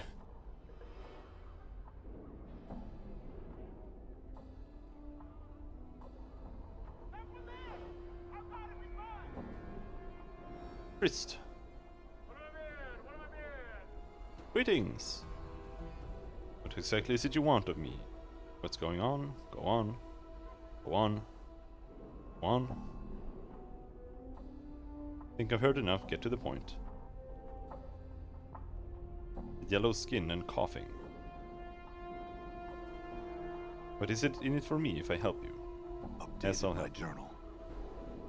Vendor's name. Who's this Lenny?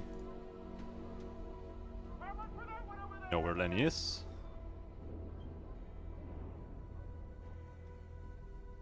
Actually, let's try this. I wonder if you can do this hack. See one character up there.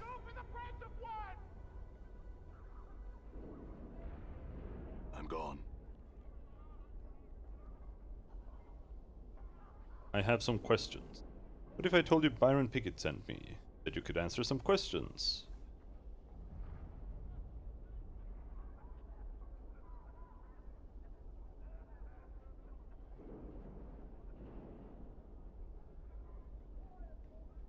Wait.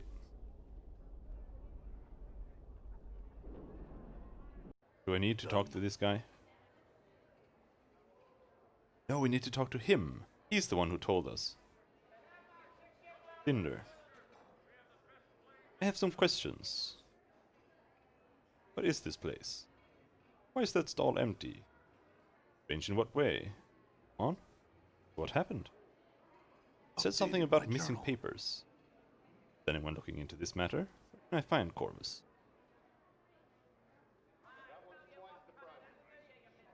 I don't necessarily think we need to talk to Corvus.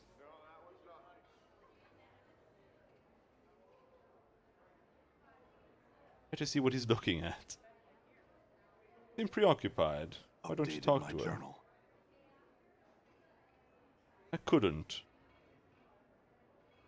Updated Did you my talk to her journal. about the merchant sack? Was someone named Benny?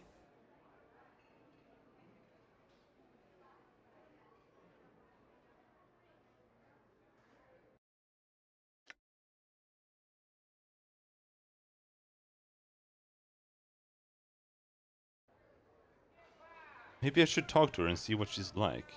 I mean, it is Karina, right? Where can I buy some weapons? You're not sensitive about them. No, I've gotten used to it. Can I find some magic? She smiles and points to one of the counters. Alec over there sells magic things. Are you a mage? You don't look like one, but I guess looks can be rather deceiving. I don't know what a mage really looks like, now that I think about it. Do you? Yes, they wear robes with funny symbols and a pointy hat. Really? That's good to know. I mean, mages scare me, so I want to know what they look like. I guess it's all that power they have. They can do really incredible things and all, but you don't know what they look like. Warriors and priests and, other powerful people just look powerful with all that stuff they carry around, and that says they are powerful people, but not mages. She pauses. You, really like to talk, don't you? She shuffles her feet and looks embarrassed. Well, I've been told that I probably talk a bit too much, and, well, people tend to avoid me, and I don't really have any friends or male friends courting me. Sometimes I get lonely. Her voice gets lower and lower until she's finally silent. She stares at the ground at her feet. Farewell.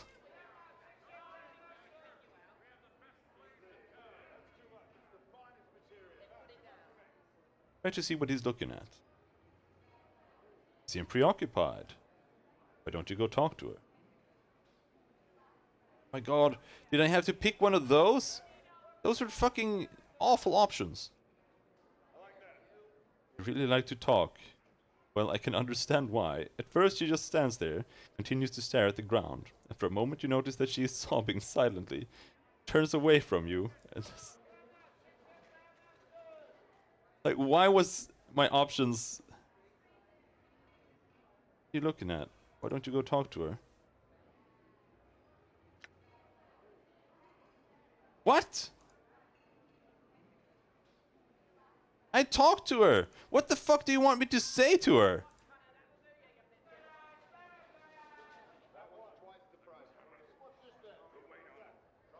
You really like to talk. I don't think you're a bad person, Karina. I happen to Updated like my you. journal. She gives you a hopeful look. Really? Thank you so much. I don't know your name. I don't remember my name. She frowns, starts to say something, and then thinks better of it. She shrugs her shoulders. What's in a name? It's just nice to know I have a friend, she smiles. Okay, I had to give her the compliment.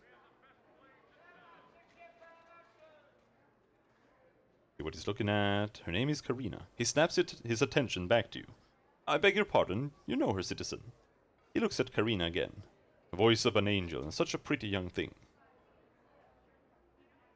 Yes, and she's also lonely. I'm certain she would welcome the company of a gentleman. Updated my journal. He glances at you, then back at Karina. Excuse me a moment, citizen. He steps around you and heads towards her, Karina. Orvis returns to you and is smiling brightly. Thank you, friend. A wonderful young lady. He looks a little glassy-eyed.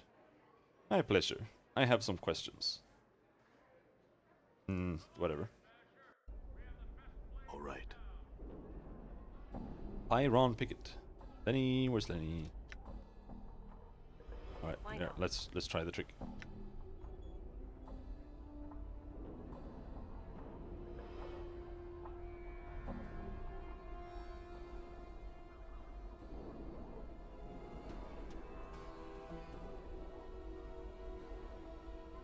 I have some questions. If I told you Byron Pickett sent me, said you could answer some questions. Oh, holy shit, I have to talk to her about it first?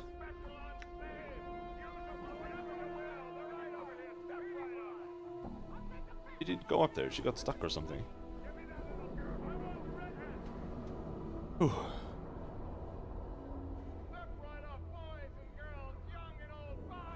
I need to ask you some questions. Do you think your documents could have been stolen?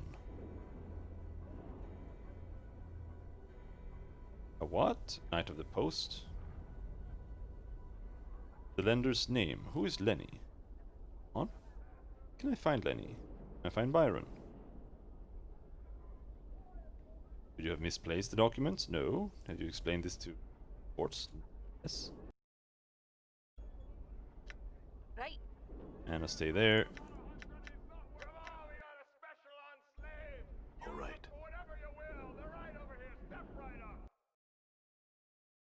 Best finally go down to Lenny. It should work now. I have some questions. What if I told you Byron Pickett sent me? I want to ask you about the papers you stole from Trist.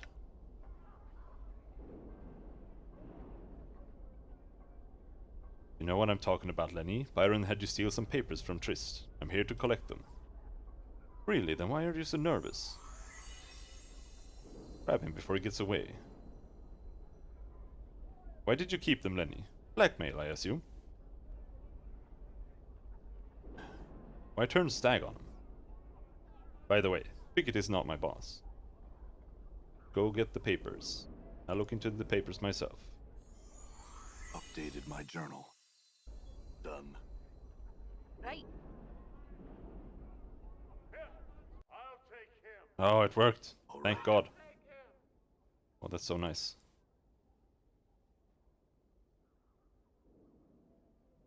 What are you doing? Talk to him there. Like to claim something?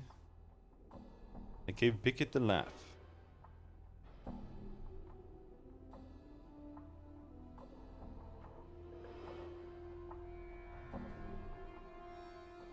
Loan document. I'm gone.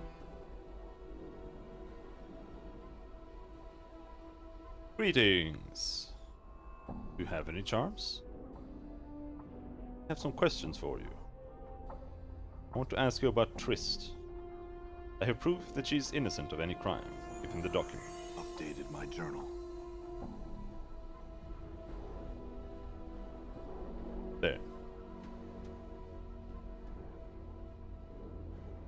I was happy to help you. There. Now. Is there anything else? No. That should be it. Head in.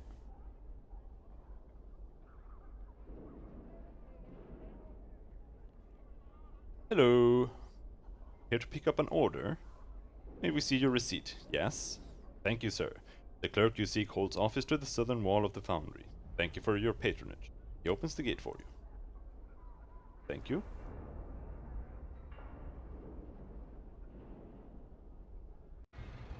I'm gone.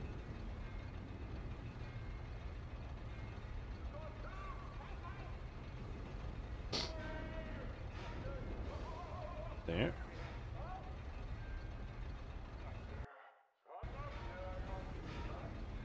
Give me that thing. You seem familiar to me. Suppose it's possible. Do you remember where? And can you tell me who you are? A pity. I just wanted to see your smiling face. Bless you, son. I am here to pick up an item. You need a receipt? Here you go. The old man takes the receipt from you and scrutinizes it carefully. This thing's over 100 years old. How'd you come by it? I left it from my...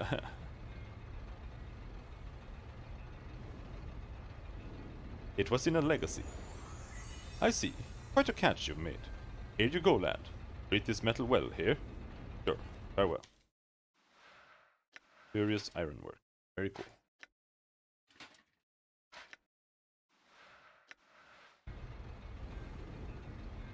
Done.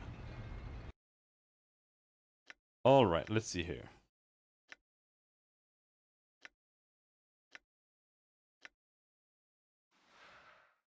Plus stealth bonus. We're just gonna have to save scum here. Until this works. If it ever works. If it doesn't, I'm gonna have to grind. God damn it, this is so stupid.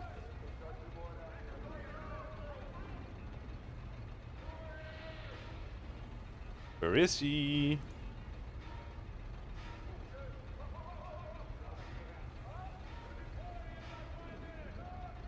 What the fuck? Am I blind? There she is. Aye, what? Now, I don't actually know. Not this time. Pickpocket failed. Does this say anything about it? Nope.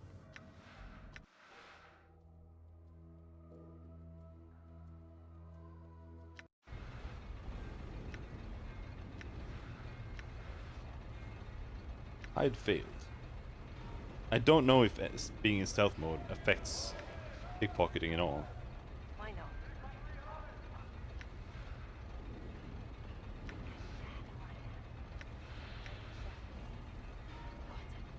What? Oh, you bitch!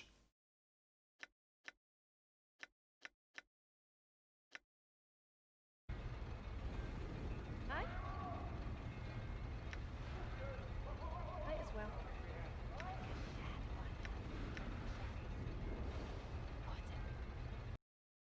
There we go. Oh, thank God. I'm gone. Holy shit, it actually worked.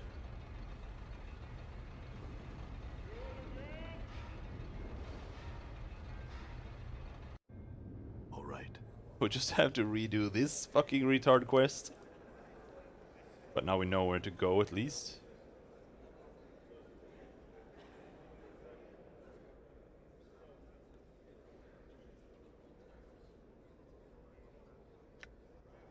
Who are you? Dream Builder. How do you know this build for me? You still have this stone? Alright, let's finish the Dream Builder. Flesh and blood, hmm? Right. I'll be back. Oh, we really need to start doing the leave someone at the door thing. I should just run with Adon and or nameless one. Don't know why I call him Adon. All right.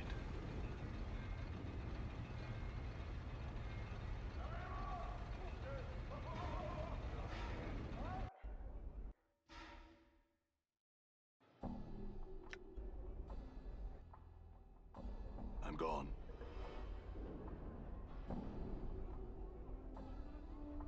Over to the apothecary.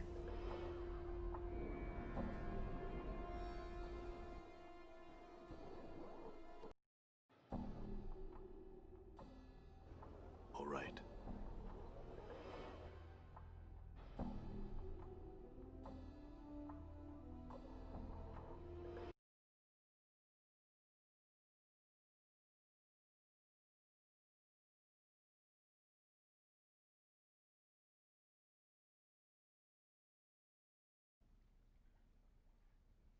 In.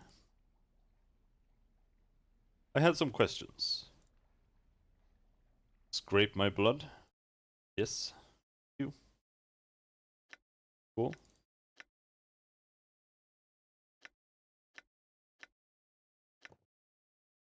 One of those.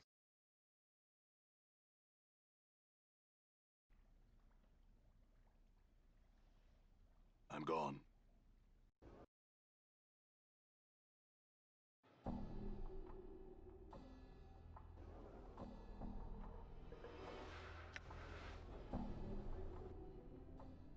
I'm gone. All right. 2 portal lens. 2 lower ward. I'm gone.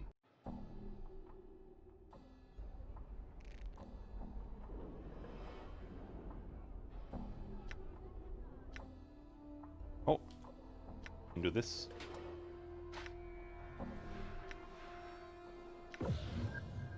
Unfolding portal. This is a shimmering piece of filigreed metalwork that you picked up in the Great Foundry. It looks almost gauzy. Sharp edges protrude from it. You have no idea where it goes right now. Must be important if you commissioned it for yourself. All you need to do to activate it is find the proper key. As usual. I'm gone.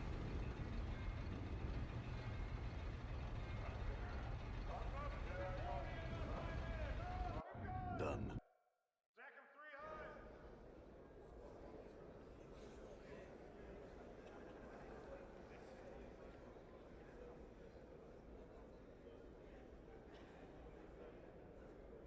Got it right here. Updated my journal. Need a bird cage. Get that. Okay. Sure, why not? Done. No. Oh, shit. I was going to do this. I'm gone. Because we can still do this. Yes, I read something, and I'm gonna do this just because I had to suffer through this.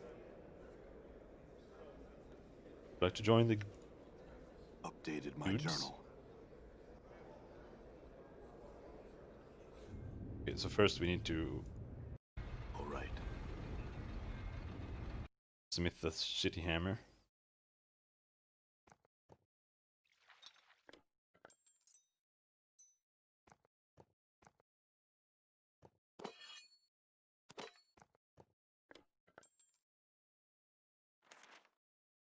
Roll of fire and ice.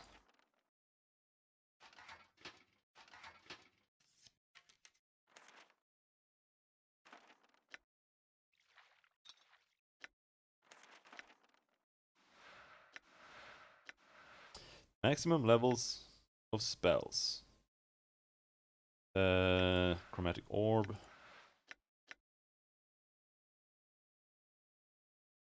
Oh shit, is it that bad in this game? Oh, what, they didn't add that? You gotta be kidding me.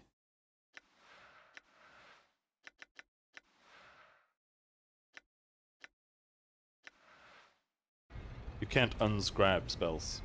They actually added that to Baldur's Gate in the Enhanced Edition. But it couldn't be asked in this game.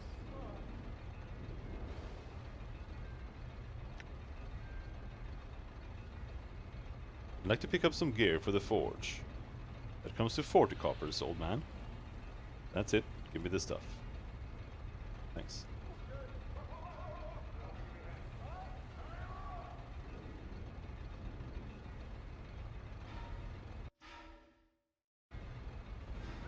What's up?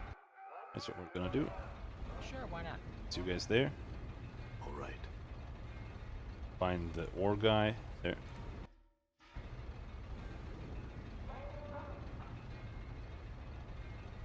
We need to use the forge.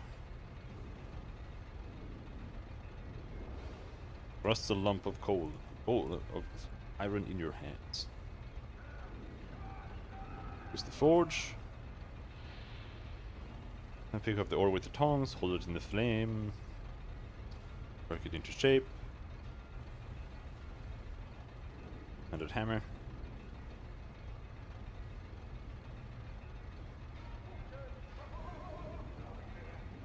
Yeah. Good as done.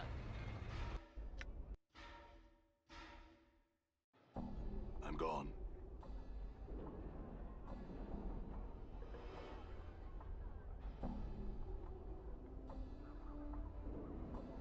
And now we go to Marketplace and talk to this guy here. I'm gone.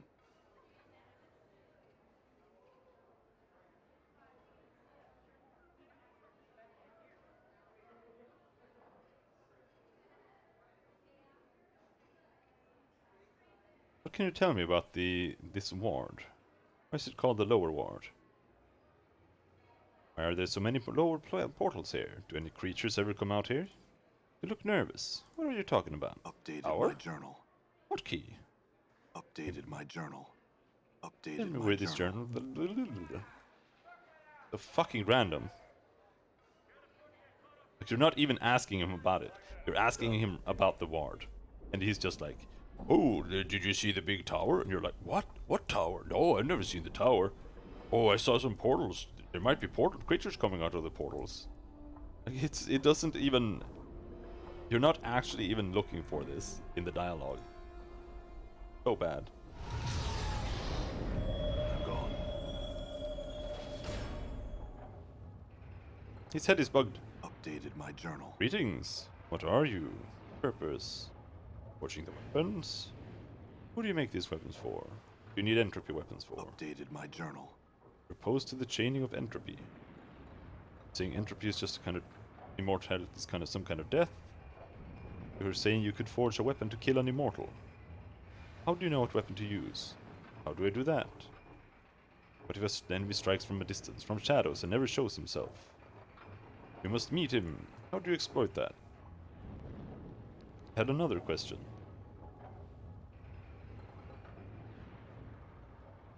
Have you heard of a mighty hag named Ravel? Updated my journal. Know where this cage is? Nope. Need a heavy decorated Updated my cage. journal.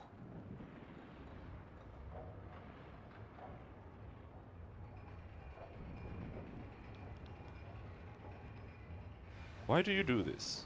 What happened? Said someone melted those weapons and forged your body. Who? Entropy raised me from the planar battlefield.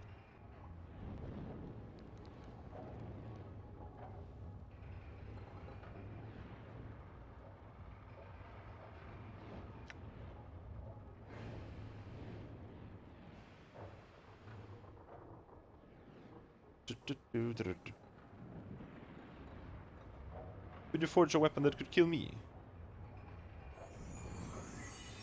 Tool of your destruction has been forged and educated. Updated Not my enough. journal.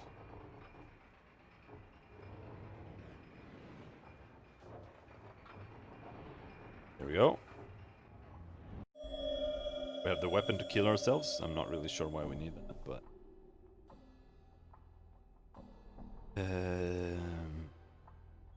Done.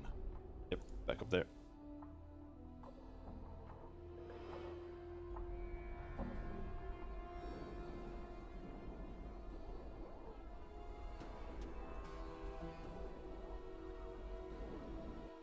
All right.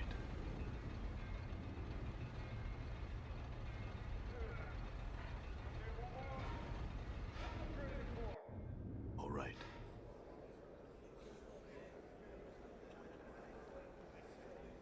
Hand in the hammer.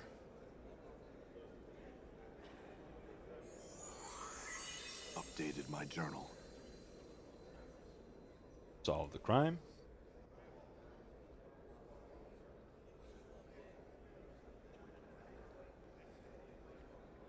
Got it Updated right my here. journal. Give me my dreams. Coffin pillow.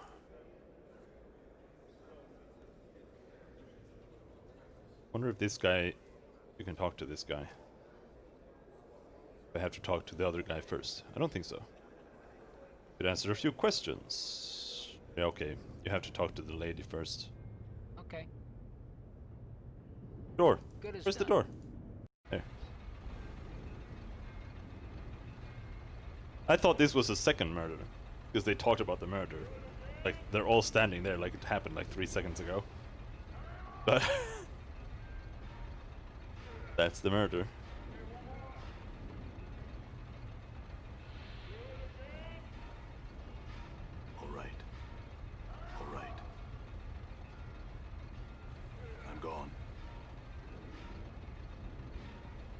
Killer's authority, I need to check.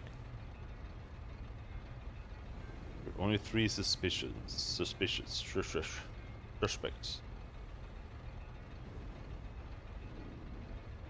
I find Thildon, get Eileen, Barrows.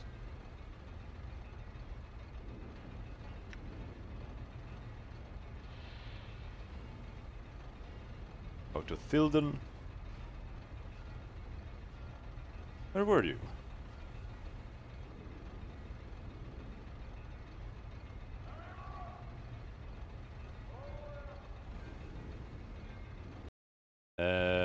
Yeah, no.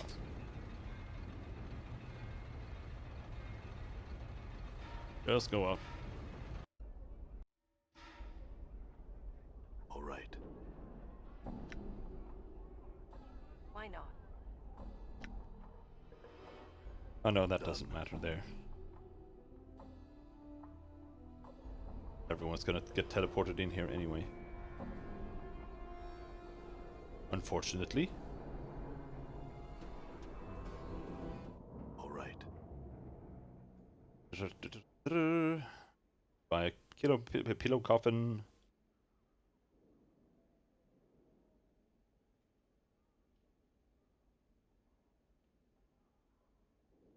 Pardon? I need a pillow coffin. Mention the problem. Updated my journal. Do it. I'm gone. We go up here. Very exciting.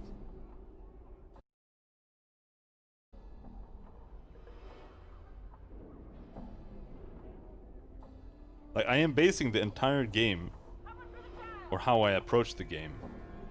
Oh, we can do this. Just for fun. I think. Where is he?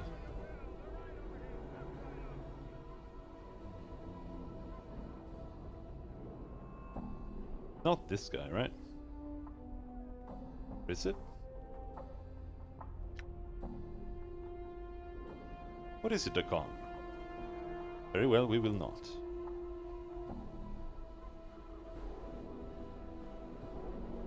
Where's the Githyanki? There.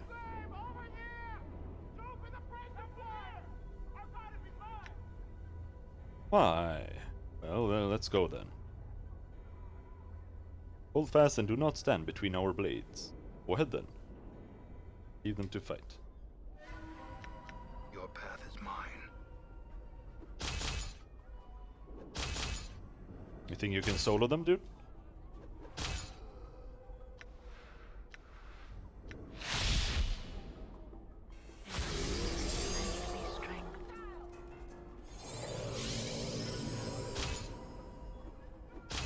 No. Oh, now we're joining in apparently. Whether we want to or not. You see that?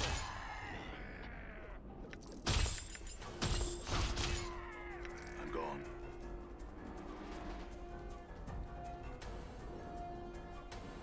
Wait. Still one left.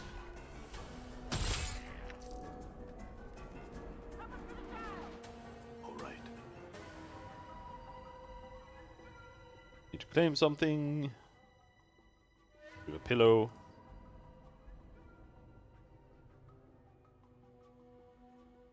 Beam pillow. Oh, I have to go all the way down.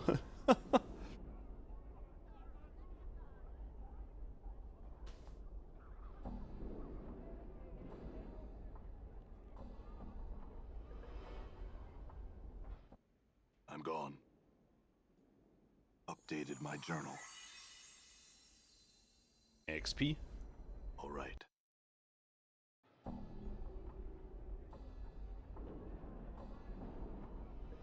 And now we go up.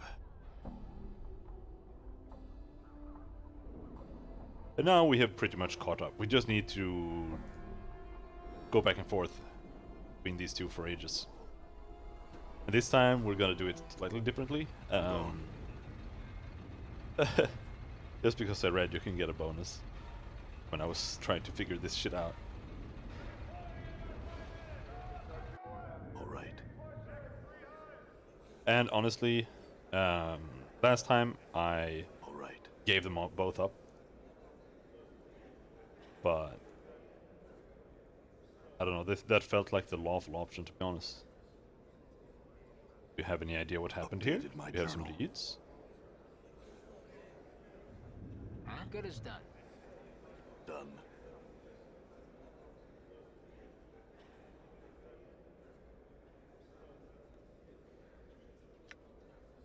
I have the Updated my pillow. journal. Give me the key. Twissy says. Feather? Oh, Updated that my worked for a journal. feather. Back to work with my thanks.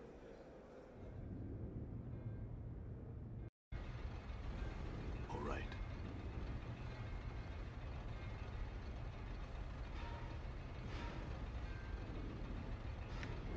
Updated my Do you journal. remember Sorrows?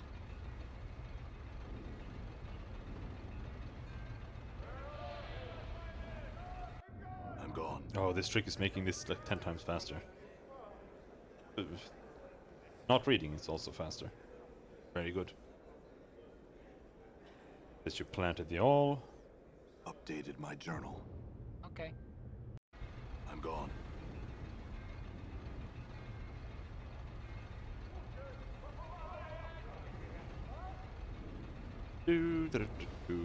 Why should I believe that? Updated my journal. Pious look creeps into his face. Assuming I believe this, why shouldn't I have you imprisoned too? What? You're accusing me? But I didn't do anything. Burke, you've got the wrong man. Please, I didn't do anything. I'm joking with you, Thilden. Farewell. Funny joke. I'm gone.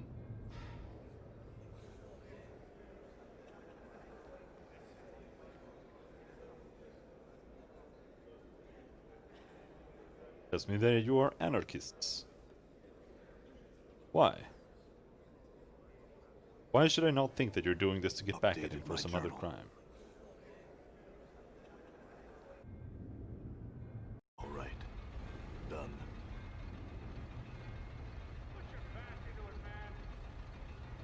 He says he planted the all on the body, but because he wants to make sure you'd be implicated in the death. He says you're a murderer. Wanted to make sure you got caught. Seems to believe you're dangerous to everyone around you. Would you say the same thing under oath and under spell?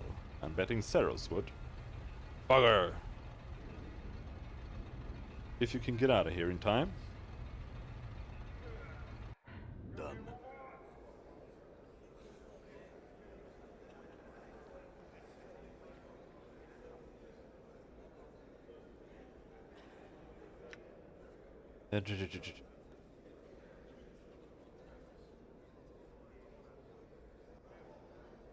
Hilden did it. He had personal problems with Avildon, and he was trying to frame Saros for the crime. Execute him. He shakes his head. I would never have believed it of Thilden. I trust your investigation was thorough, and I trust you. Allow me to summon the Updated my guards. journal. He seems saddened by the ordeal. It is done. My thanks for resolving the investigation. You have but one task remaining. Updated my journal. Stop the guy from kilometer per second himself.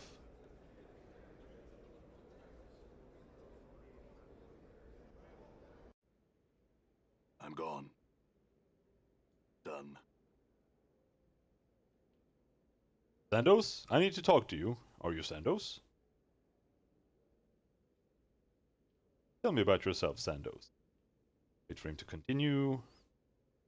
Okay, now, this is where we picked... Now that you mention it, you're right.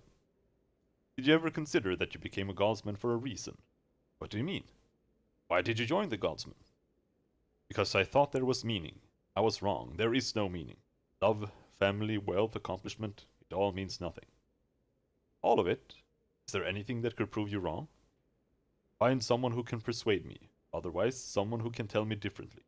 You can't, it seems. Find someone who can. He walks away from the door. The conversation becomes impossible. All right. Who could tell him otherwise? Done.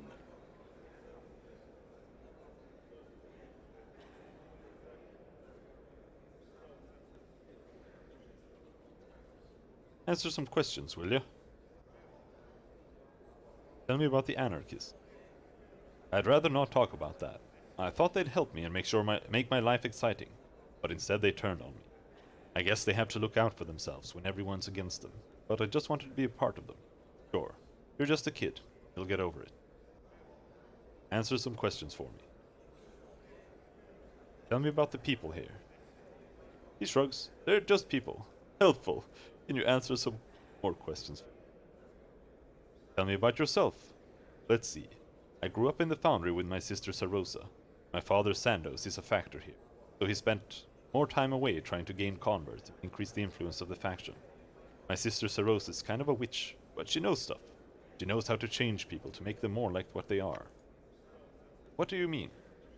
She can just look at someone and see what needs adding, what needs talking away or taking away. I don't know how she does it. My father always said that it was something about her ascending to another level. He said she was a born godsend. Okay.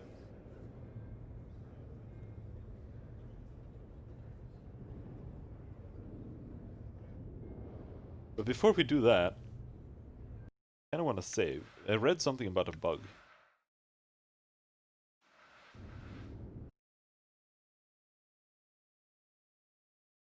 Planescape Sarosa bug.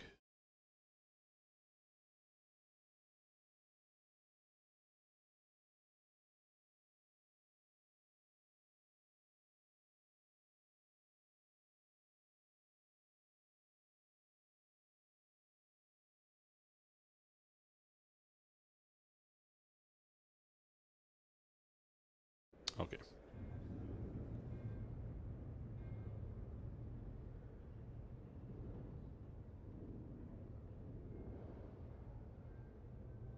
You see a young woman. As you approach her, her eyes stare directly into yours. You get the uncomfortable feeling that she's not just examining your eye color. Her gaze seems to penetrate far deeper than that. Greetings, stranger. How goes your day? Well enough. I would like you to answer some questions for me. What answers do you seek, half-man? Why do you call me Updated half-man? my journal. I call you half-man because I cannot see your spirit. All other mortals who pass through my life show their spirits to me as a shining spark or a smoldering ember. You show nothing at all. I call you half-man because I cannot see your spirit as I see those of others. Whether this is because you have no soul or because you have transcended, I cannot say. One way or another, you are but half a man. What the other half is, I cannot say. Everyone seems to have a special talent. Tell me of yours. I know not how I came by it. It seems something that has always been a part of me. I can only surmise that my past lives and my beliefs in this one have given me a special insight into mortal nature. I am gifted with the ability to see a piece of the potential within every being. By reading the true name graven on that mortal's very being, and by slightly mispronouncing that word, I'm able to change the nature of that potential, and thus changing the nature of its bearer. Rude, can you teach me this skill? I can change you, but I cannot teach you. It is like teaching color to a blind man, or sound to a deaf man. And I will change you, if the price is right. What is the price? Tell me, do you subscribe to the philosophy of the Godsman? No? You don't like the philosophy. Why not? I'm still thinking about it. Convince me. Learn more of us. Join the faction fully. If you haven't already, go speak to Keldor of Durian. He's the factor here. God damn it. Answers. Can you change me? What is the price? Do you subscribe to the philosophy of the Godsman? Lie, Updated yes. my journal. Do you honestly think to deceive one who can read the hearts of men? Fool. He speaks a single syllable that seems to distort the air around you, that wrenches a piece of you away and spins it into the ether. Get gone, scarred flesh, and speak not to me again. I'll be back. You'll pay for that. You think to threaten me without cost to yourself? Fool! She speaks 3 arcane syllables, and you feel as if a piece of your heart has been torn from you. Then she calls out, "Guards! Guards!" She just took all my stats. Okay, so I can't get that bonus. bitch. Uh... I'm gone. Oh yeah, no, we can still save her father. All right. Are you Sarosa? I need to speak to you about your father. What of him? He has locked himself into his tower and is threatening to kill himself. What can you tell me of him that will allow me to keep him from doing so? You lie. My father is traveling. He's not expected back for days at least. Even so, speak to Keldor if you don't believe me. I require your assistance if your father is to live. I will, you can be sure. She pauses and stares at you hard. You speak the truth, don't you? I see no deception in your heart on this matter. Very well. This is what I wish you to tell my father. All life is a test. One cannot expect to skip to the end directly. That is not the answer. Only the Doomguard and the Dustmen believe in utter decay. You have always held them in contempt. Remember this. I will convey the message. Farewell.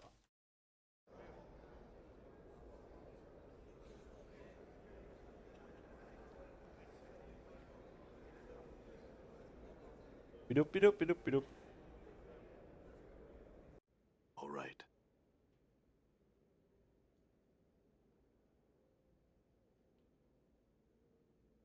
Zandos, we got to talk. Zandos' voice is muffled by the thick door. What do you want? The voice sounds desperate and lonely. I'm here to tell you might as well end it all. I'm here to tell you what your daughter said. There is a pause. The voice comes more brittle than before. You talked to my daughter? Yes, and she said that you might as well kill yourself. This is what she said. Repeating what... He laughs hollowly. Said all that, did she? Give me a minute. Take all the time you need. When it speaks again, the voice sounds a little more balanced. Go down and tell Keldor you've talked some sense into him. I'll want to see him eventually, but you've done your job. Go on now. Oh, Sandos. I owe you my life, stranger. I won't forget it, but right now I have some thinking to do. All right.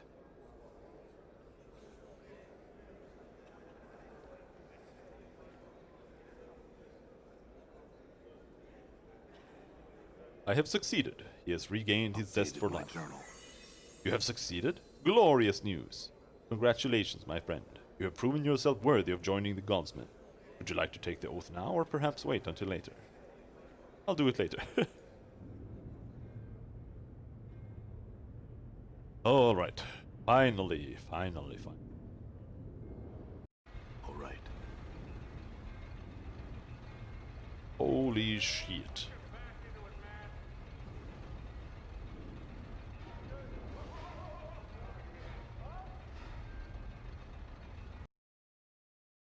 Find yourself standing under Hangman's noose, blah blah. Steaming.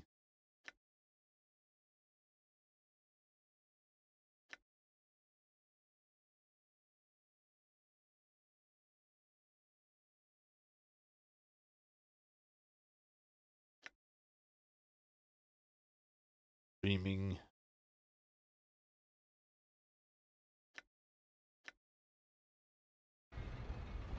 Done. There. That was completely pointless. Show the token to the guard. I've got a token. He examines the token closely. My mistake, sir. May I help you with anything else? No. Good day. Finally! It's almost break time.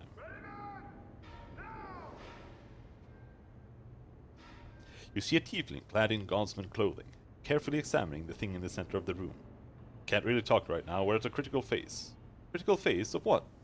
Yes, this project we're working on is a weapon that could have massive peacetime applications as well. We're not close to the end, but we are at a delicate phase. Delicate enough that it could put us in the all in the dead book if some perk fails us now. What is it you're doing? We're adjusting the variables in the device's lower magical resonances. One mistake could sink the whole project, and if the project goes under, it'll take us all out in the resulting magical wave. I see. Farewell. Right. I don't want that.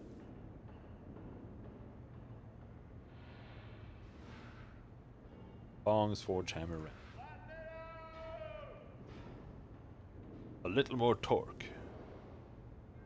You see a Githzerai woman, bald, with scarring cheeks, and a cat's grace in her walk. As she turns toward you, she spies Dakan. Her eyes widen. He addresses him. You bring joy to my heart. My name is Kelera. May I aid you? My companion would like to speak with you concerning the workings of this device. May he speak for the two of us? She looks at you, and looks back at him quizzically. Of course, esteemed one. If you speak for him, and accept responsibility for keeping what passes here a secret. Turns her attention reluctantly to you. You have questions for me? Yes. She glances at Fall from Grace, and her mouth curves into a graceful Mo. I apologize, honored one, but I cannot speak of this. I am both contractually and magically bound not to speak of this in the hearing of certain manifestations, shall we say of belief. Turns to the succubus. My apologies, Lady Grace. I understand. Kelera bows. What does that mean? You can't speak about it in the presence of fiends. I would speculate that since she's bound contractually, that means it's a project of law. And since she's been bound to it magically, it's likely Beatisu in origin. That's quite a chain of speculation. Is she correct, Kelera? Again, the supervisor turns uncomfortably towards Fallen from Grace and grits her teeth. I may not speak of it. Okay.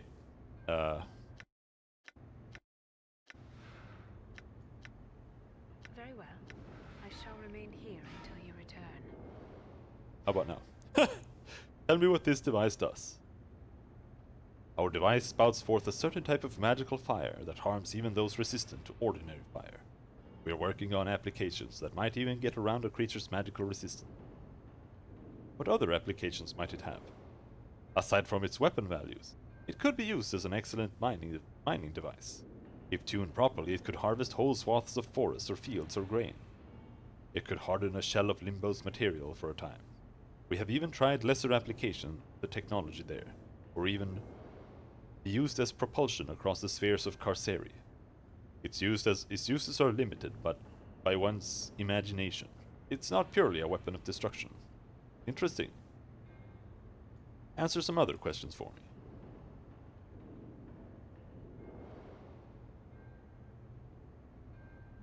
Who has contracted this device? She glances at Fall from Grace, and her mouth curves into a graceful Mo.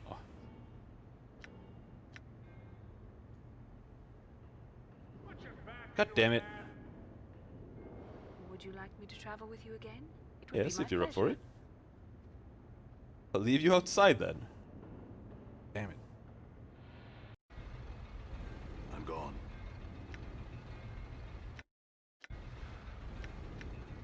Very well. I shall Very remain well. here until you return. All right. Who has contracted this device? He glances around and sighs. Sighs and replies. Though I did not take part in the negotiations, I believe that it was the Beatisu who have procured our services. The token you wear will grant you some measure of diplomatic immunity to Beatisu you may meet. I am sure that will be useful. Answer some other questions for me if you would. Ask and I will tell you. What can you tell me of the engineers? She scowls, adding several creases to her scarring face. Speak to one of my smiths if you would know of the engineers. No kind words for the engineers will you hear from me. Why not? Why? Because they do not seem to share a love for this project as do their comrades. Because they are dreamers, do none of the actions themselves. Because ultimately I do not trust that their intentions mean well for us, but instead benefit them and them alone. I see.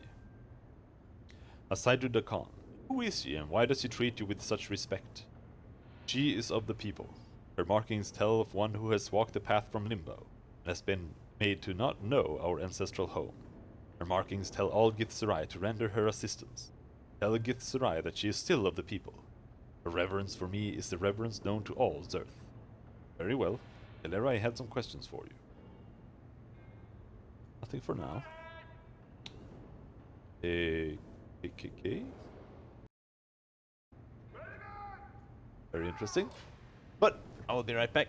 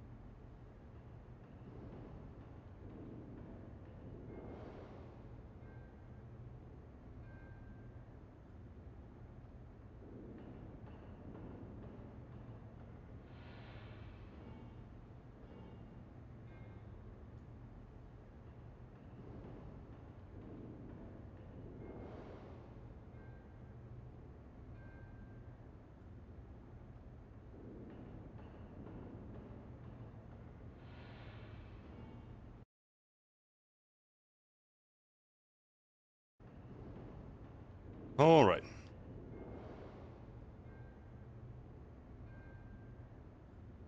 And is there anything we can do here except just turn it on?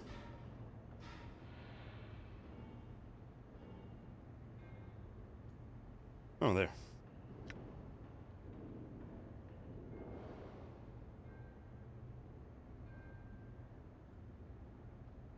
What is this project? It's a weapon, I think. I'm not sure if it's for war or for hunting. Powers above, if it's for hunting, I don't want to see the creature it's designed to kill. But when we're done, it's going to be on par with the Chaos ship the Doomguard built a few years back with the Tanari. At least that's the theory.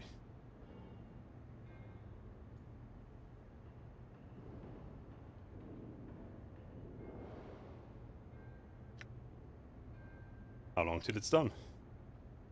It probably won't be done for another decade, but the trickiest part of it will be done this year. There are some magical rituals that have to be done, and those take time. We'll all breathe easier knowing we're not sealed to a project that's going to detonate because it's unstable. Sealed? What do you mean by that?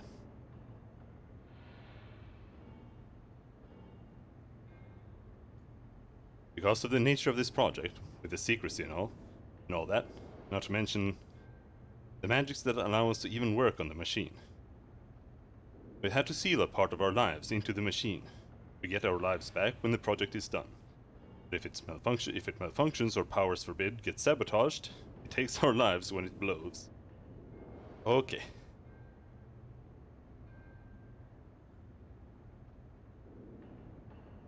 What can you tell me about your boss? We can usually find her in here somewhere. She's a Githzerai who got exiled from her people. She's working here because she doesn't get seen much, and so her shame is lessened. She's brilliant and hard-minded.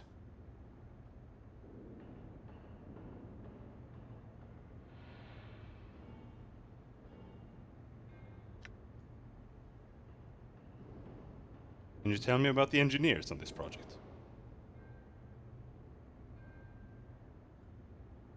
Our chief engineer, Neil Xander, is a genius. He has created works I never dreamed before. Word is he has even created a folding portal, and is working on a dream builder in his spare time. It was said that long ago his family was contracted to create this machine for a man who could not dream himself. On the other end, our other engineer, Bed Eileen, is newer but equally bright. She's a little erratic, but her work shows great promise and skill. You can usually find them in the main meeting hall.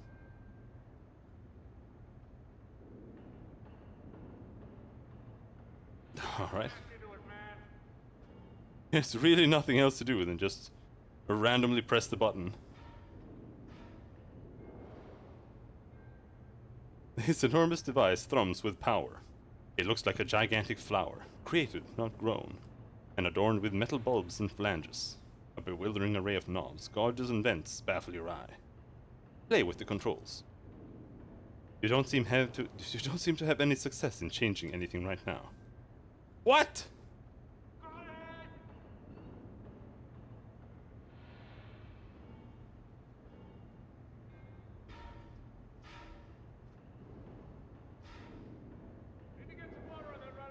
What?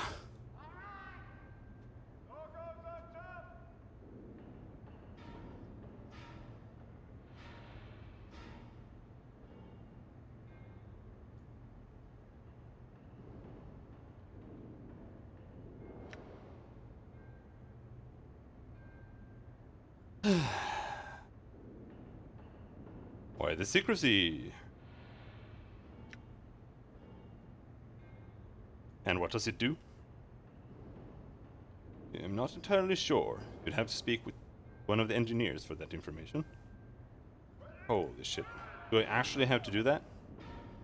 Okay. I guess. Done. But the dream boy is gone, so we'll see if we can talk to the anarchist girl. All right.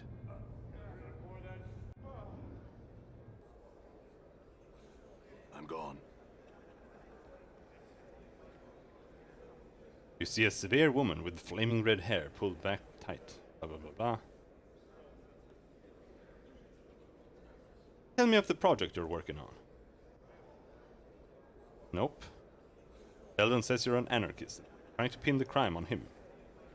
Anger strikes sparks in her eyes, but a look of scorn replaces it. You're not even sure you read it right. An anarchist. Right. Here's my other leg. Pull that one too. Did you have some real questions, or can I get back to my work? What was that flash of anger? She smiles slightly. You don't miss much, do ya? Allow me to put it this way. How would you feel if you were falsely accused? My anger stems from that and nothing more. Seems honest about this. I don't buy that.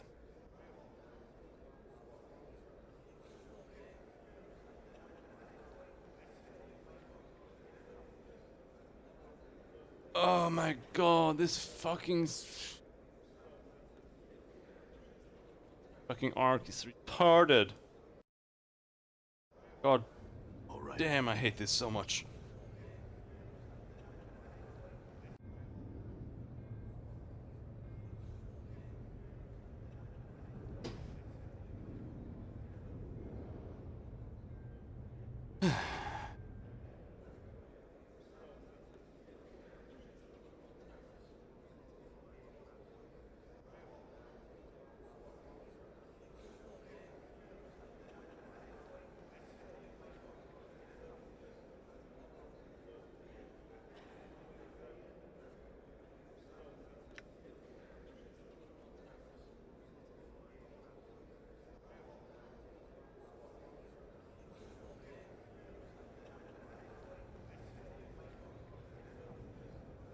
Tell me about the anarchists.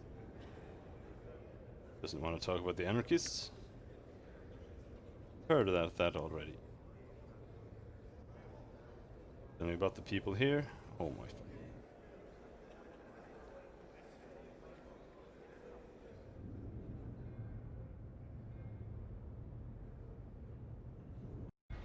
I'm gone. Alright, here's what we're gonna do. We're gonna go back in here. All right. You mentioned something about a critical phase. What is it you're doing? What is this project? What does it do? Why is it again? Why all the secrecy? If you knew an enemy was creating a weapon to use against you, wouldn't you do everything in your power to destroy it? Got no idea who it's for even. We're just trusting the word of the higher-ups that it won't be used in a way we'll disagree with. None of us know who's asking for it, asking us to make it, so there's no chance we'll spill the dark of it to someone who wants to see it destroyed. Especially because we've all sealed our lives on it. And what does it do? How long till it's done? What do you mean by that? How long till it's done?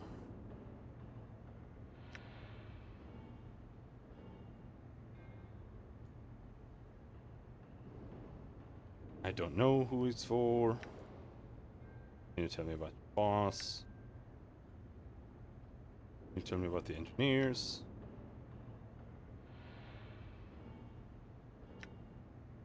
Tell me about the clerk's office. Tell me about the godsman.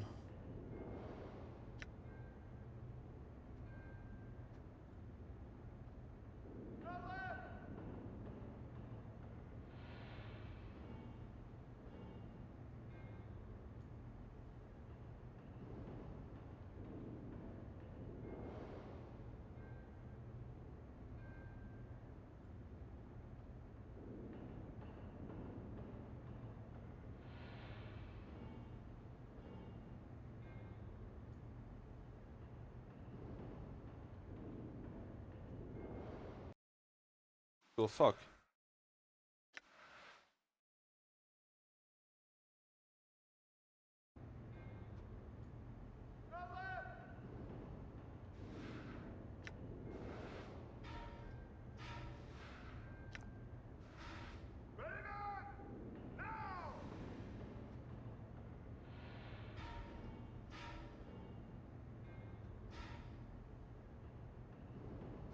I don't understand. I have to look at the wiki or the walkthrough. Like, it makes no sense.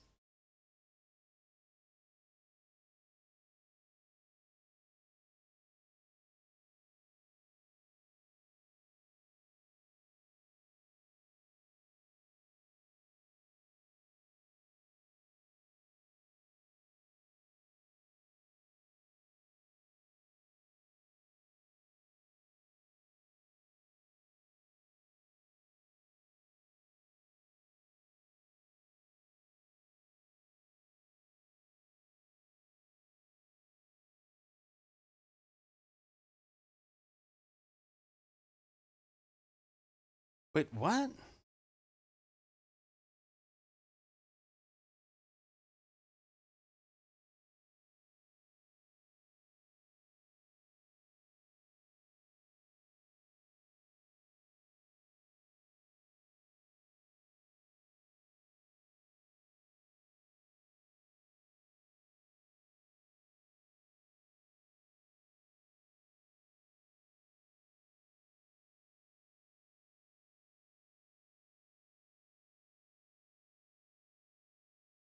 Oh shit! We didn't need to get in here at all!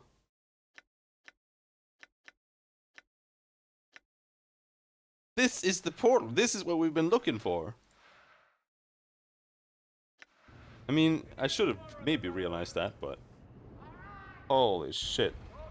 Done. Would you like me to travel with you again?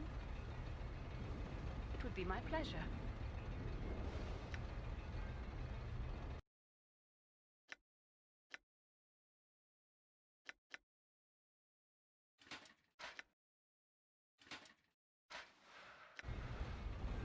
You unfold the shimmering metal and immediately it begins crackling with life. It begins transforming itself into a metallic circle, hovering in the air. There's something in your possession that has activated this portal. You get the feeling that you probably ought to make sure you have everything you need. You might not be back in Sigil for a long time. Step through the portal. Oh my god. Finally.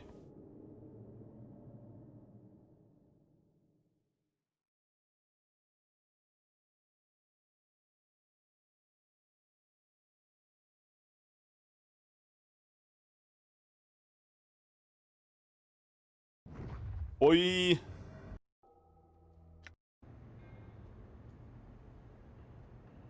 All right. Would you like me to? It would be my pleasure.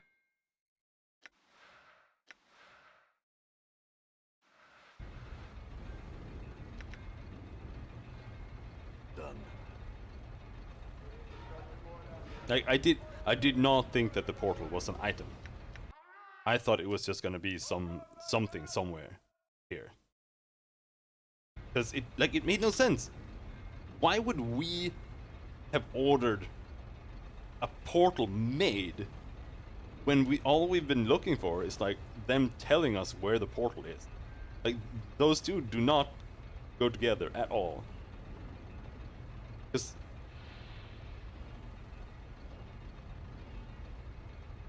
I don't know.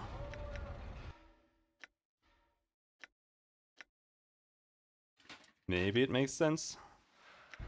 Not to me. Step through the portal. All right. No crashing this time.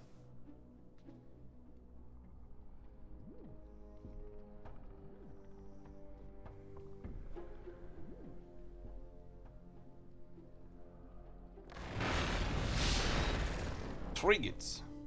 I'm gone. You leatherhead. I'm a little out of practice, it seems. They're really easy, Gone. it seems.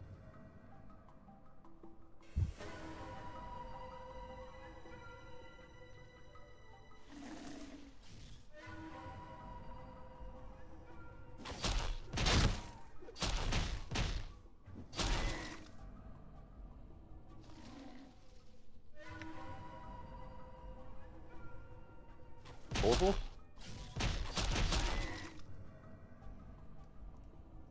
Somewhere?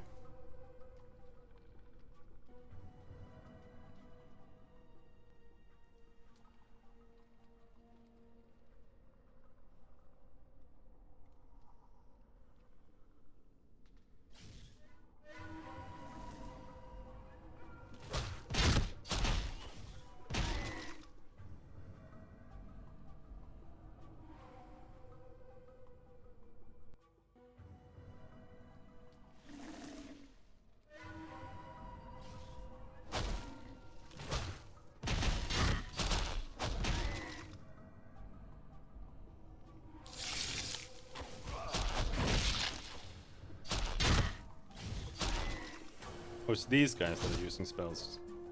A little out of practice, it seems. Did you see that?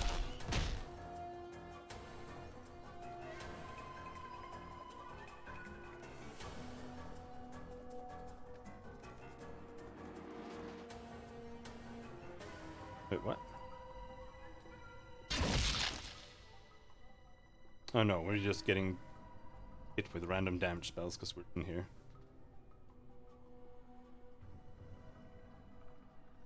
Yeah, I see these portals.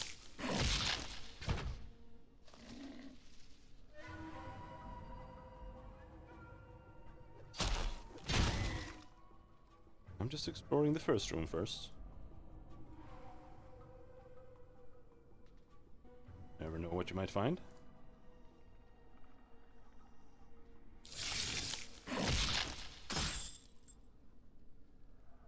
Hello, Rabble. Holy shit, you're way uglier than I thought. The plump hook-nosed crone before you doesn't look much like a myth. She is outfitted in a simple, if dirty brown shirt and leggings, with a number of pouches hanging from her frayed belt. She seems oblivious to your presence, more concerned with the tangled black roots woven together to form the floor of the maze, than anything transpiring around her. Study her for a moment. A tangled, jagged grey hair juts from beneath the crone's hood, spreading down her shoulders, like a mass of twisted grey roots. Sickly blue-grey flesh hangs in loose folds from her face. Her narrow chin, long and sharp, juts forward in an extreme underbite, and two filthy yellow canines protrude from her lower jaw, like small tusks. Rabble?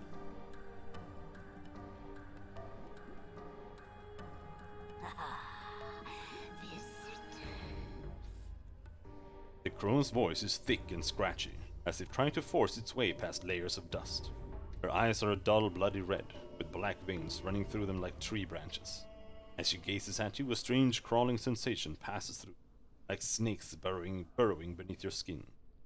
Greetings, Rabble. Oh no, my pretty thing. Have you returned at last? You were gone so long. I feared you forgot poor, lonely Ravel. Ravel's face splits into a grotesque smile, displaying a row of chipped yellowed fangs.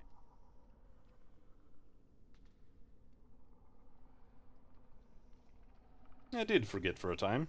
Now I have returned. Have you? But what has returned? She squints at you with her black-veined eyes and hisses softly. Let Ravel see how you have fared in this life. She reaches out, as if to caress you, and you suddenly notice her fingers are talons, each fingernail filthy and wickedly sharp. Do not touch me, Ravel. I only wish to trade words with you, nothing more. Ah, always the cautious one, my most beloved of puzzles. She withdraws her finger and lets it fall to her side.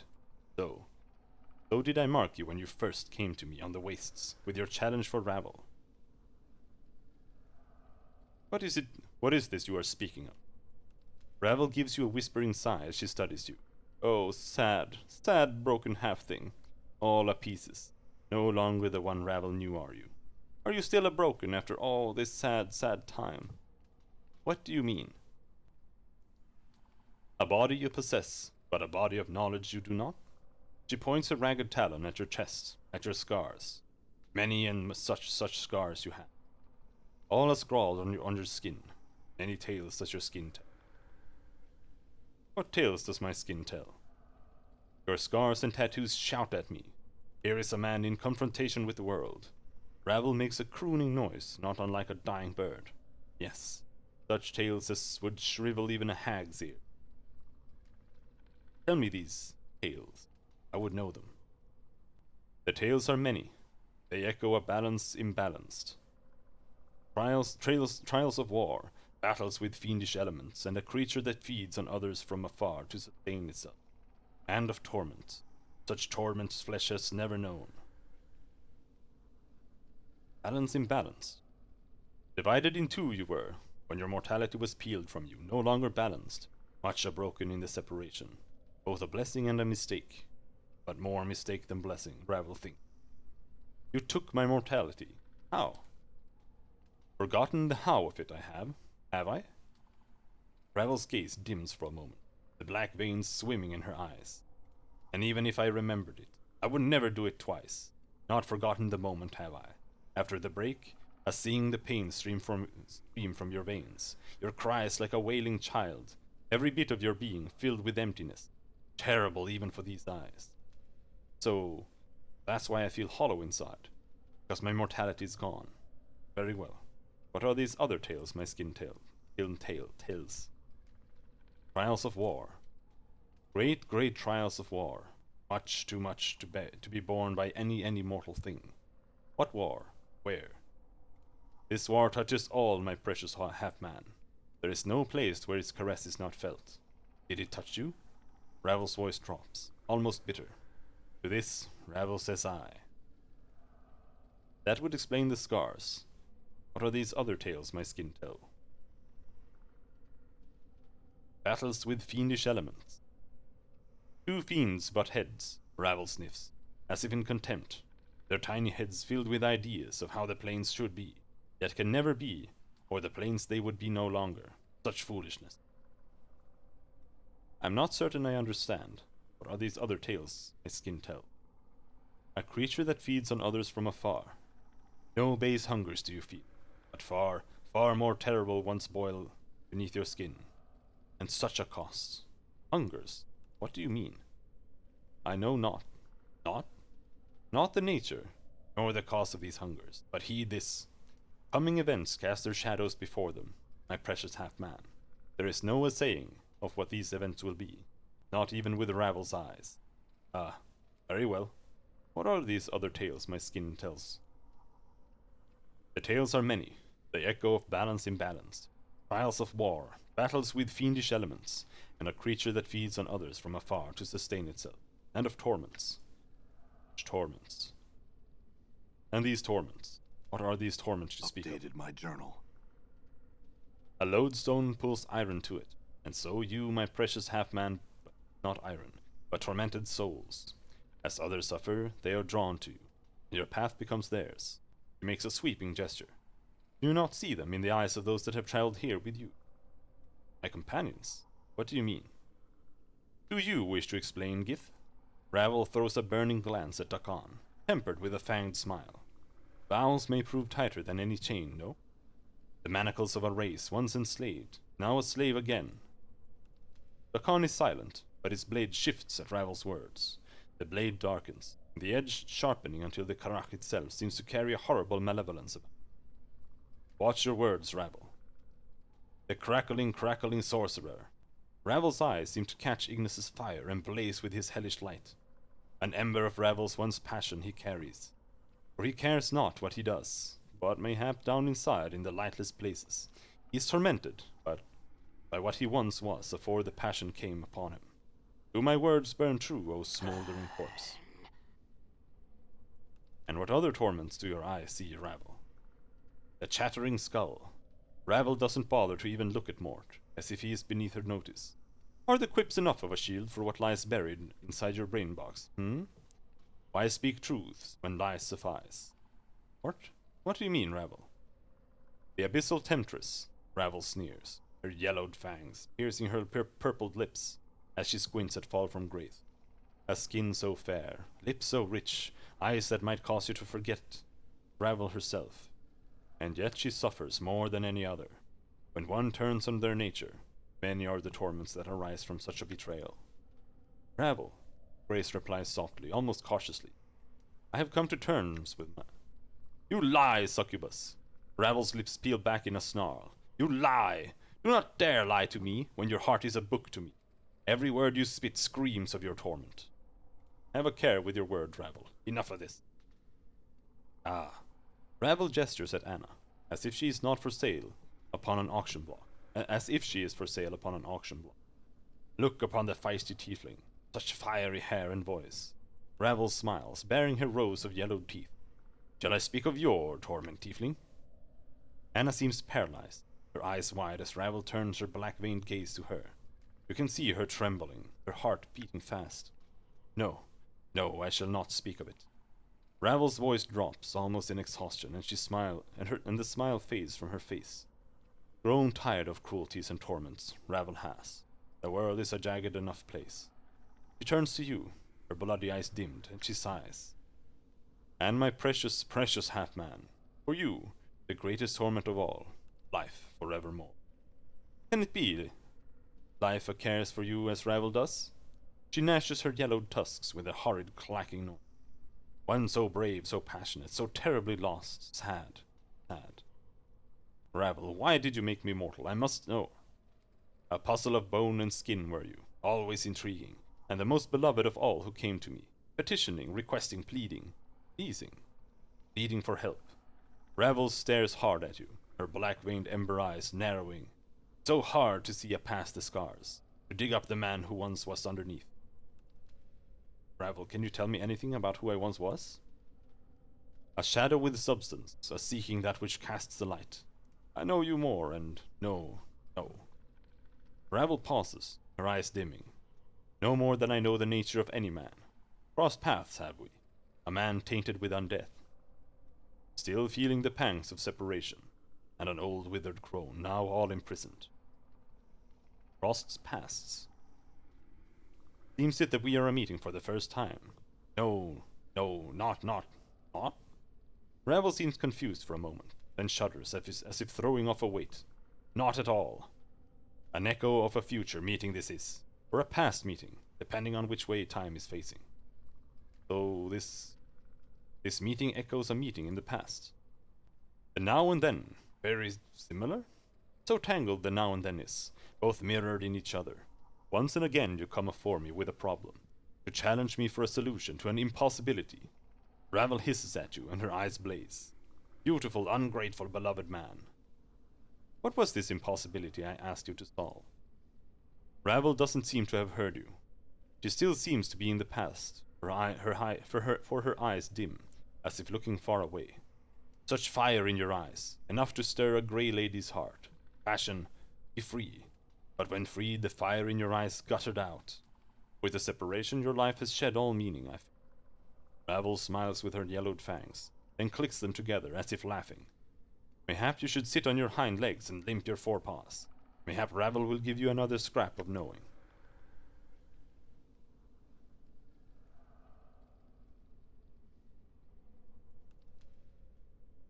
I will not beg for your aid, Ravel. I will ask, nothing more. As it ever was for you, you would not bend your knee to me, precious man. Ravel, I have many questions I wish to ask you. Oh, more questions do you have? Ravel croons softly, but there is an edge to it, as if she is reprimanding you. Tch! But you have already asked so many. Ravel's black-veined eyes take on a curious gleam. The time for my questions is now, half-man. Very well, Ravel. Ask your questions. Know this, and know Ravel's law. If you do not answer my questions, no more of your questions will I answer. My precious man. Step politely with the answers, or the asking shall tear you apart. Your rules are fair. Ask your questions, Ravel. I would know why you traveled here with these others. Know not the place they were traveling to.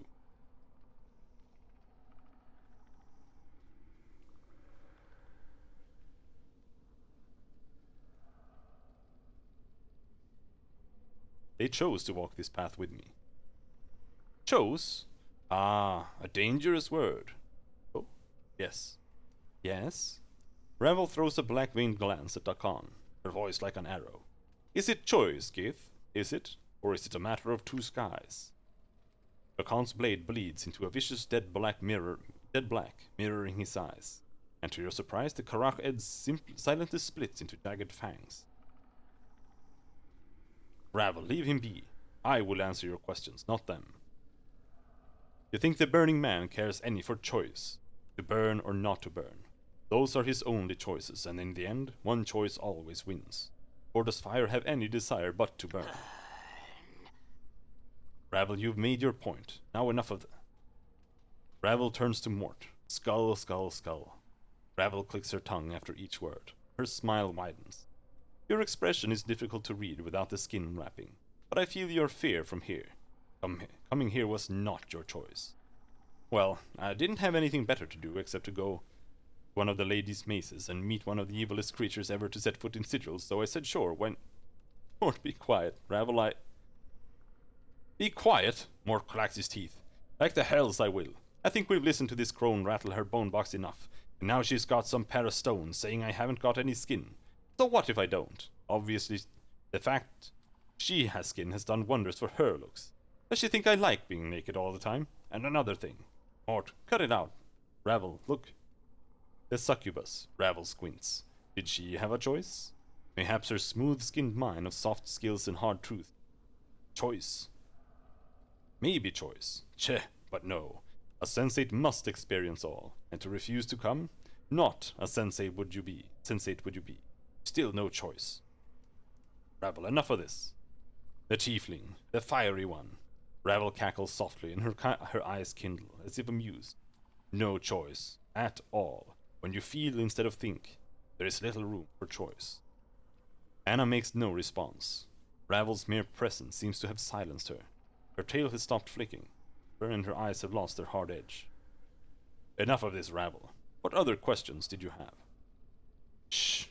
There will be time enough for you to speak, my precious man. Ravel taps a talon against one of her yellowed tusks. This question next. What do you feel for these that have come with you? Do they matter in your heart? She smiles, black veins dancing in their hearts, in her eyes. Or are they tools for your will?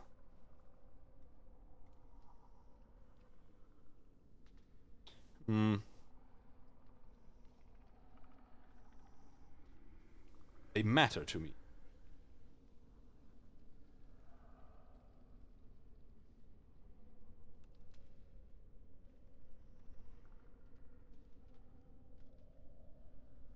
Tools only. Honestly, I don't care about them at all. We have no reason to care about them. They just came with us. Tools only, nothing more. They follow for reasons of their own, and their skills I will use. Even the GIF. Ravel's ember gaze falls on Dakan, then slides off to lock with your eyes again. He means nothing to you. Speak truly. Is he a tool?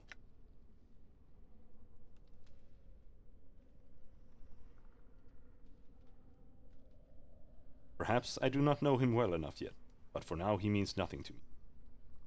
Ah, Ravel nods. Then she smiles again, her talons tapping against each other. Does that surprise you? What of the skull?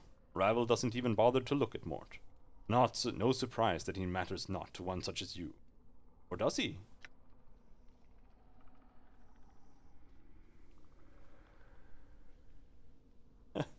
I care nothing for him. He follows my command. He follows me. He obeys my commands. That is all. I hate him. Yes, and he shall always be a tool, for there is no trust between. There are not a lot of options here. Perhaps I do not know him well enough, but for now he means nothing to me. Curious, curiouser. Curious her. Ravel smiles. Quite the puzzle box you are shaping up. What else lurks in the darkest places of your mind? I hide nothing. Ah. Ravel's voice takes on a threatening weight, and she turns to fall from grace, her red eyes blazing. And here is the core of it, the abyssal temptress. Does she rise above the merely carnal to you? The merely carnal to you? Or is she something else in your eyes, Grace says nothing. She seems to be studying Ravel intently. You are suddenly struck with the feeling Grace is sizing up Ravel for weaknesses. Ravel turns back to you, backing her yellowed tusks, as if in anticipation. Speak, precious man, but have a care where your words fall. Holy shit, what the fuck? What is she to you, beautiful Ravel? She cannot even compare to your looks, your intellect, your power. Truth. I could fall in love with her. I like her. She has many good qualities. I consider her a friend. What? Why can I be nice to her? Her superiority is often hard to stand. I hate her. She has her uses, nothing more. I don't know her well enough yet. Ravel slides her gaze off to you and narrows her eyes at Enough of these games, Ravel. Look. Ravel turns, clacks her tusks, and then glances at Anna with a sneer.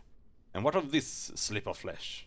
The fiendling, the tiefling with her scarlet hair and the fiery passion. What is she to you, my precious man?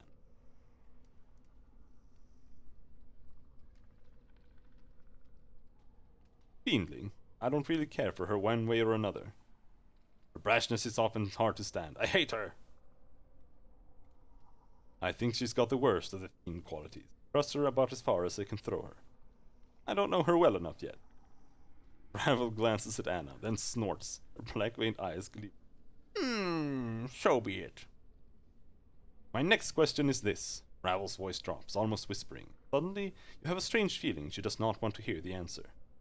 Why did you wait so long to return to me? Ravel grew lonely without you, precious man. She didn't ask about Ignis.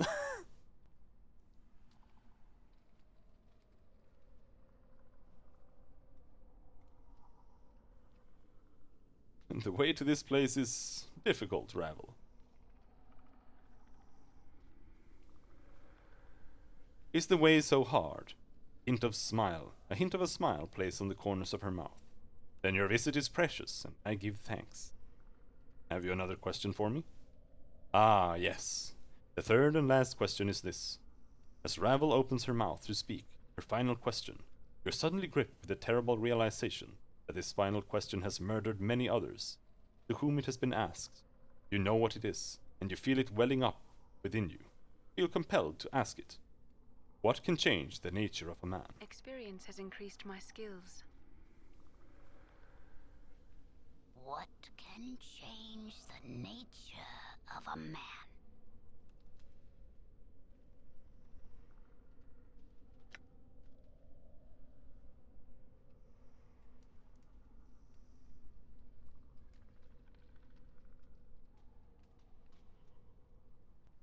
I see you have not forgotten. Ravel smiles, yellowed fangs gleaming. What is your answer? I don't know. Love, hatred, power, greed, betrayal, death, regret, age, suffering, success, the plains. You, Ravel, changed my nature forever. A beautiful woman, Ravel, as you have changed me. Nothing can change the nature of a man, Ravel. I cannot answer that question.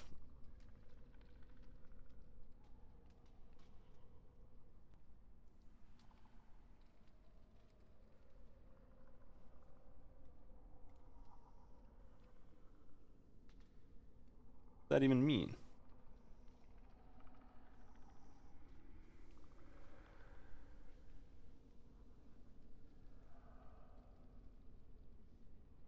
I want to go with either this one, you, Ravel, or nothing can change the nature of a man.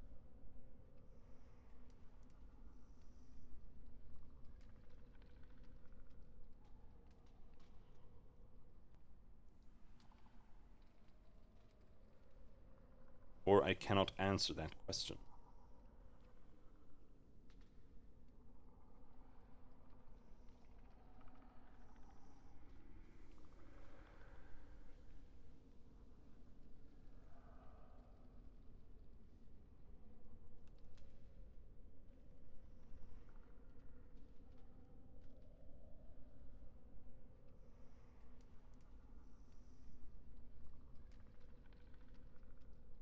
I hate riddles. Because they are retarded. Because the answer to the riddle is subjective. Almost always. Especially something like this. This is entirely subjective.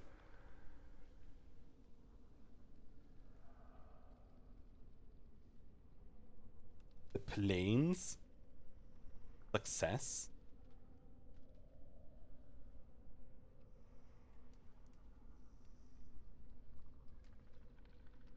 Suffering? I would say yes. Betrayal? I don't know. What does nature mean, dude? That doesn't mean anything.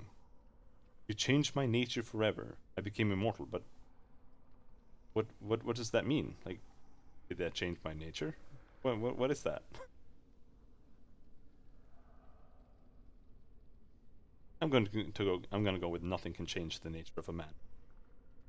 And that is your answer. The veins in Ravel's eyes begin to shift slightly, and she gives an evil smile. Be certain before you say. It may not be your answer, but it is my answer. And that is all I wished for, my precious man.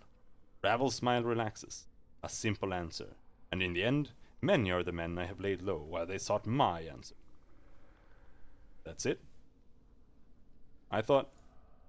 Ravel cackles. Countless time. Okay, well, he agrees with me.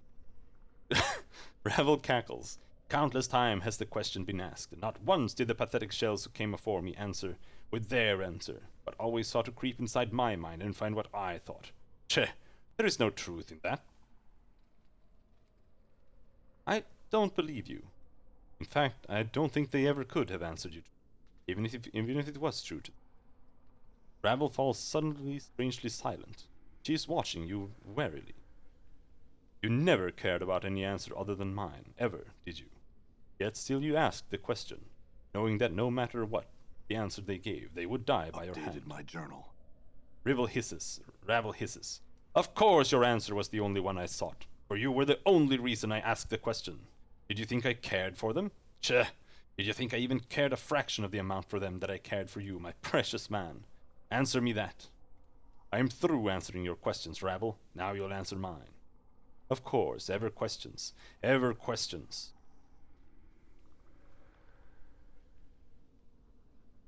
Why did you make me immortal, Ravel? I have some questions about you, Ravel. Ask your questions about Ravel, my precious man. Can you teach me some of the art? Why were you imprisoned, Ravel? I tried to help a lady, and a kindly she did not take to it. The Lady of Pain. You tried to help her. My offering of help was unwelcome. I tried to set her free. Sigil is the cage, a city of doors and locks. It's a prison for her. It must be, mustn't it? Mustn't it be? Why else call the city of Sigil the cage? Who is caged? The lady. A prison so small for one so great. Unjustness, wrongness, intolerable to torment a woman thusly. I think I know who should be in a cage. I try to break the cage, let the lady go free. She makes a shooing motion, her expression becoming pained, as she scatters invisible birds. Shoo, shoo, O pained woman! Let Sigil's ring be broken, so you might fly far from its filthy streets, and the stupid neighbors that dare not speak in words, for fear their thoughts would be overheard. Ravel's hands slowly stop their shooing motion, and she gives a slow sigh. Before I could finish, I found myself here, and my memory is none the better for the trip. Much has slipped away, much forgotten, yes it was. Was? Ravel smiles with her yellowed teeth. The dwindling of memory has become a comfort to these bones. Much have I forgotten. I am fortunate in that I still remember you. Ravel, but why did you try to free the Lady of Pain from Sigil? Updated my journal. Ravel's voice drops, almost reprimanding. I resent anyone, even a power, being imprisoned, and think that everyone, whether stones, shores, or quiet-bladed ladies, should be free. Some have said more fool, I. Why risk such a thing, they say.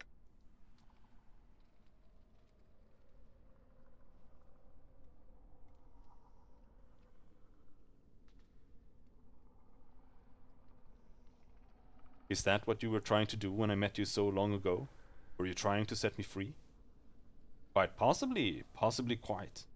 Life's chains and fear of death may have gripped too tightly on the man I knew. Knew then. Ravel picks at one of her jagged gray hairs, wrapping it around her finger. No liking for chains and cages does Ravel have.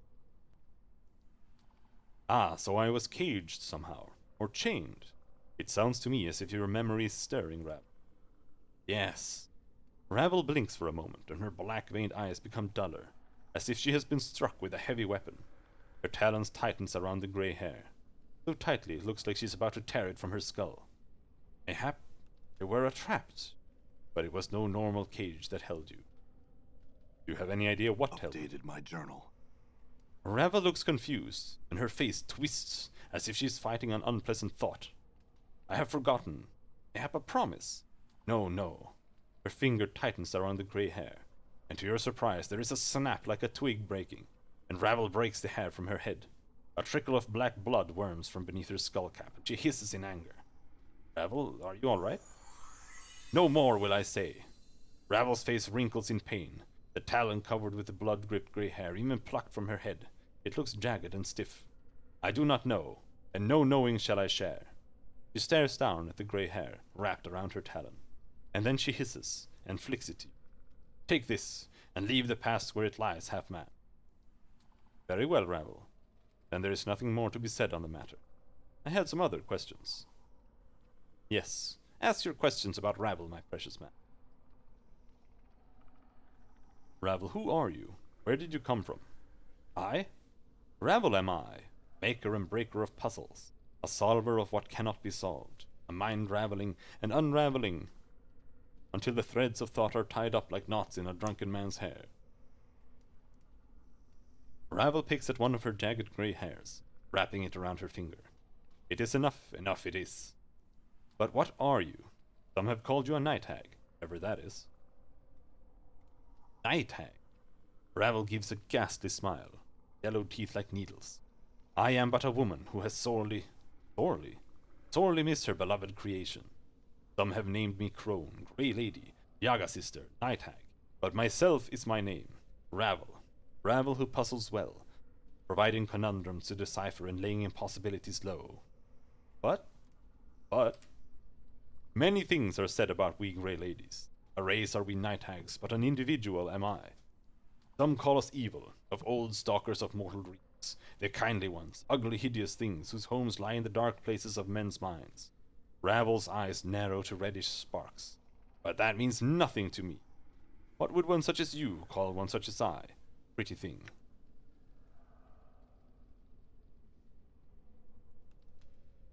I would call you beautiful, Ravel. I find you beautiful, Ravel. Not perhaps to the eye, but your mind seems sharp and vibrant. Truth, I would call you ugly. I would say all the descriptions are correct. Why do I have to be a dickhead or a fucking simp?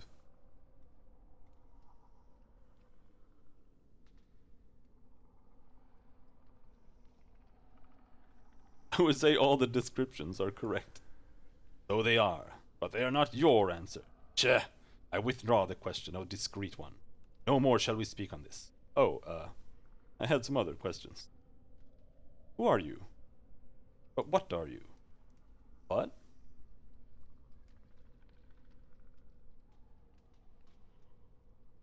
Oh, I couldn't do it. What is this place? Ravel gestures around her. Once a maze of lifeless stone it was. Futureless, featureless, but a small black seed was wound in my hair when I came to this place. And it grew strong amongst the stone, flourishing, until it ran thick throughout the maze like the unraveling hair of a crone. And so this maze of another becomes my garden.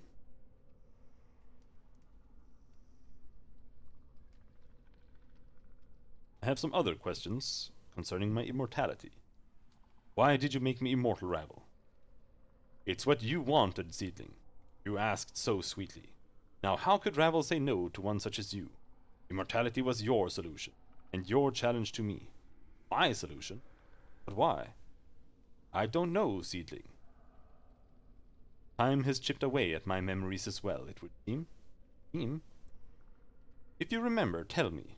I'm a curious myself. It must have been something important. Isn't it in the nature of a man to want to live forever? Only if what lies on the other path carries greater pain. Ravel, this is very important. Do you have any idea why I asked you to do it? Death was a thing you needed to dodge. An easy thing to say, mayhaps, but to do it is not. Immortality, even with its flaws, was the best solution this withered mind could untangle. Yet, lead is not easily changed to gold, but it is possible. But it is possible, thought the unwise. Ravel. If water can be drawn from blood, mortality can be taken from a mortal. Peeled back like a sticky film. You pulled it off. The gulf between man and unman is great. You traveled the distance, I provided the means, but you crossed on your own. Ravel slaps her head and rakes her hand through her hair. Bad Ravel. Mortals are too flawed to be made to last. Still they break. They must be dragged kicking and screaming into an unhealthy new mold. Unhealthy, so the ritual was flawed. Shortcuts must be made, and they can break the molded. For it is not always the mold that breaks, but the substance poured within it. Pours something into a shape it was not meant to be, and it breaks. I thought the material was of stronger stuff, but you have been broken. But I am immortal. Surely that was a success. You have survived long, immortal one, but you have become the prey of the creature that is life. She cups her hands, and reverses it, forming a canopy with her hands.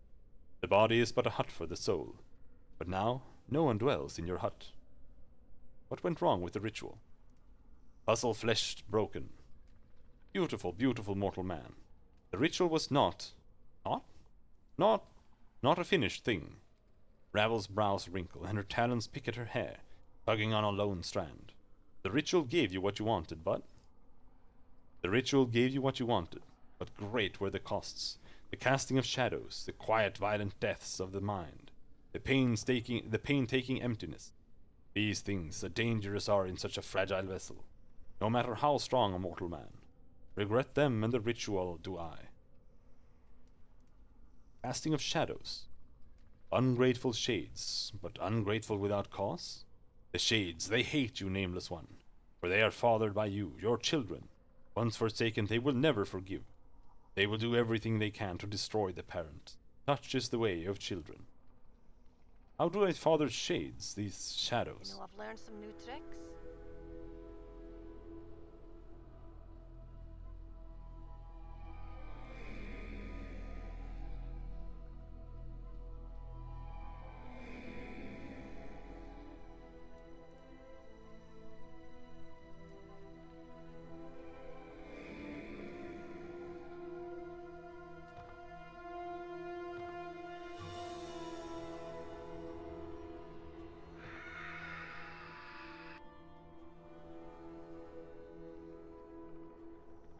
You cast shadows on existence, nameless one. With every death, a shadow arises fresh from the fields of your flesh. They wander for a time, but always they return, looking to murder their parent. Such is the way of many offspring. Ravel purses her lips in disapproval, then suddenly pokes you in the chest with a talon. And thankless young men such as yourself. I don't know if that was supposed to happen, or if that happens because we had that shadow token. Tell me more about this ritual. The ritual gave you what you wanted, but great were the costs, the casting of shadows, the quiet violent deaths of the mind, and the painstaking emptiness. Quiet violent death of the mind. 1,000 deaths, and you recover from each. Not so the mind. The mind is much more fragile. Its scars run deep and do not heal. Brain is encased in a hard bone shell, difficult to breach, but with no defense against that which eats at it from within. Painstaking emptiness. You have a hole where your mortality once lay within your shell. She makes her hand into a fist and shakes it. Rattle, rattle, goes the hollow man. A baby's plaything with naught but a tiny stone that clatters and clacks in your frame. But despite these problems, it seems like the ritual Updated works. my journal. Do you doubt, Ravel? Of course I delivered on what was promised. Not long after the spell drew to a close, I killed you to see if it had worked. You struggled so, but I kept my grip tight and watched you die your first of many deaths. Ravel clacks her teeth. Then was I learned in its flaws. What flaws? Ego unwraps us like a prison. Forgot I did that it oft-times serves as a shield. Ravel clicks her tongue. My pretty, pretty thing. There is much wisdom and understanding in the truth that life is a preparation for the ultimate goal, death. All life is a means by which we learn how to die. We forget such things. So that's when you discovered I lost my memories when I died. Yes. Ravel nods. Unfortunate. Without the mortality to hold such memories tight, shall a body is. So you took my mortality from me. Is it still intact? Ravel seems surprised, then alarmed. Yes, yes, yes! Fear not for a broken mortality. If you are here, here are talking to me. Intact your mortality must be. Such a thing cannot, not be destroyed as long as you exist. You are an anchor of your mortal soul, and as long as you are intact, so shall it be. Made to last are you. Ravel smiles and gives a wheezing laugh. For life swallowed you and spit you out. Swallowed him, but I don't know if he came out I don't know if you came out of that end. Enough of this. Look, Ravel, you took my mortality from me, and it has caused more harm than good. I would take it back now. You have had it over long, I think. Ah, you make a demand. Ravel's black-veined eyes sharpen and twist, taking a disturbing awareness, and she bares her yellow fangs. No, no, no. That, Ravel, I will not do. What is undone cannot be done. Why not? Ravel cannot give such a thing to you, my precious man, for Ravel has nothing to give. I never possessed you or your immortality, though I wish to keep them both in my garden as selfish affection's keepsakes. Praise the patterns of your flesh. But such things Ravel could not bring herself to do. Why not? You loved him! Anna breaks her silence. She sounds astonished. You loved him, you did. Ravel gives a low, wide smile. Is that so hard for you to believe? She cackles softly to herself. Does Ravel being Ravel, and thus a myth, not deserve to carry such a feeling in her black brambled heart? No creature is undeserving of such a feeling, Ravel. Grace speaks softly. The histories do not paint such a compassionate picture of it, however. Tch! The past is past, and histories care little for us speaking the truth of it. Ravel frowns. Then her voice drops slightly, threateningly, as she studies Grace. The feeling brushed me, yes. Now hold your silvered tongue, abyssal daughter. I need not your soft words to cloud the air here. The man and I shall speak, and you shall bow out of this. I shall attend to you shortly. Enough, Ravel. If you don't have my mortality, where is it? I don't know, sweet thing. If I were you, I'd get it back, quick, quick. Not telling what horrible things someone could do to you if they held your mortality for ransom. Ravel clicks her talons together. It would be holding someone's sweet, succulent soul, a puppet dancing on someone's strings. Would you be, and a most sad puppet too? You? Know where it is, I do not. Well, it would have been too easy for you to know where it could be found. Looks like I'm off on another hunt. Ah, not so quick to rush off, you should be. Ravel gives a horrid smile, her tusks gleaming. I do not know where your mortality lies, my precious man, but there is another. May carry the knowing of such a thing. Another may know? Who? Ravel's eyes dim, as if she is staring at something in the distance, and her eyes close. A fair-skinned one, must you ask? An angel, a deva, one who soars on the wings of morning, and with his hands is the architect of horizons. He lies beyond my keeping, in another cage, in another prison. In his knowing is the knowing of what you wish to know. Ask him your questions. Listen to his answers. Use them as guides. Where can I find this angel? My journal. In a leaving this prison, to another cursed prison will you arrive, though it may not appear as such to casual glances. Step lightly and find the golden link in the ever-shortened chain. The light shall give you the dark of the matter. New paths shall open to you. Delightfully cryptic, though not surprising. Thanks. Ravel cackles. Of the past I am not held to particulars. You are fortunate to receive anything, O caustic one. Oh, am I? It's just that the chain of who knows what and where they are never seems to be a smooth series of links. Ah, Ravel smiles, holding up one of her talons. And that is why you must keep each link safe, for they are not more smooth now. Imagine what the chain would be like when more links shatter. Time and death are not as patient with others as they are with you. What are you saying? What if one of your precious links was to die? And what if you forgot yourself again? What would you do then? Where would your stolen mortality be then? It would be lost forever, for there would be no one left to ask how to reach it.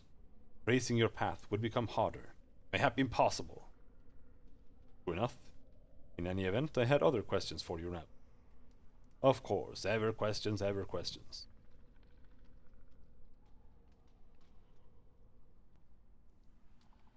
Thank you for the information you have given me, Ravel. I must leave now. Hold! Ravel's voice drops to a low hiss, like that of a serpent. The most important question you have yet to ask, my precious man. Has it occurred to you yet?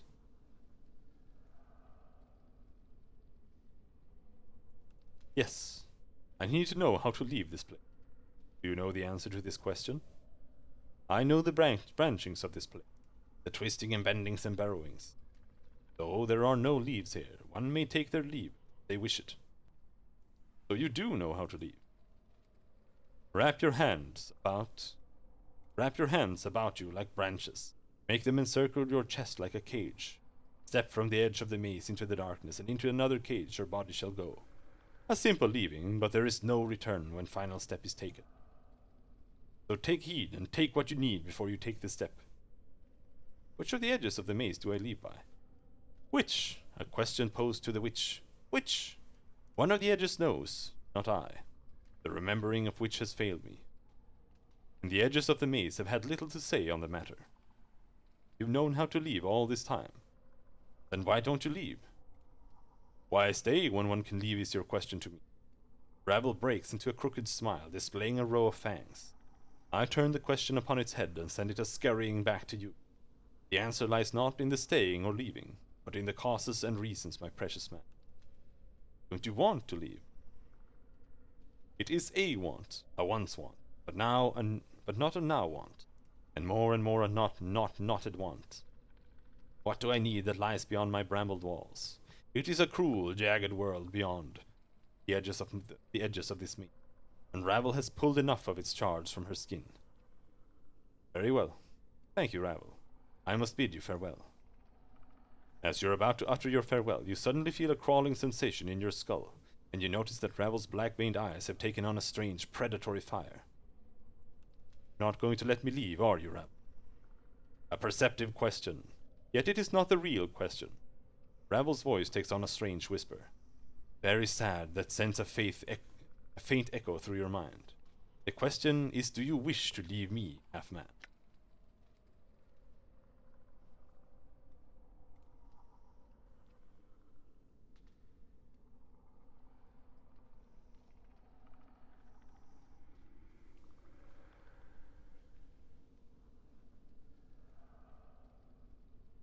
I do not wish to be trapped here in this place, Ravel. It is your home, not mine. No, no, no! Know this! Ravel raises a taloned finger, as if warning you. No, it is our home, my precious half-man. 2 immortals shall we be in this black brambled garden, and I shall keep you safe from the plains. I think you know not what you say, Ravel.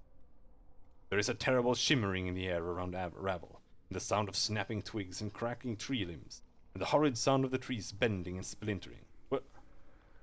Ravel's lips peel back. You hear her voice become shrill, like a howling wind. What do you know? What do you know of knowing, half-man? Know this. Know you will stay here until the end days in my brambled garden, never to leave.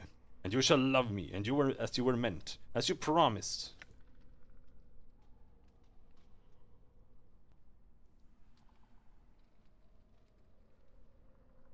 I'm afraid I would be poor company, Ravel, and I cannot stay in any event. I'm afraid you must allow me passage. I shall not let you leave. I have the power to keep you here, and I shall use it. My black barbed maze shall not allow you to travel beyond it while I live, my precious, precious man.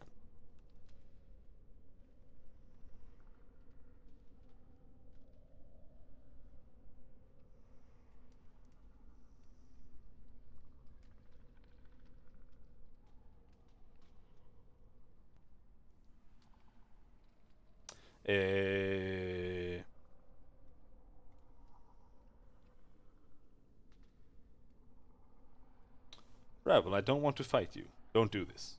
Allow me passage, and I shall return to visit you. You need not be alone in this. Return! Return, as you claimed you would so long ago? No, no, you shall not lie to Ravel twice. No more centuries will I wait for you. Ravel's lips peel back, and her talons seem to grow into fiendish claws. Here in my garden you will stay, and wander the plains you will no longer. Ravel, calm yourself. There is no need for You have this. forgotten your place, half-man. We- Humility is in order. We'll see, witch. Flames grow within me.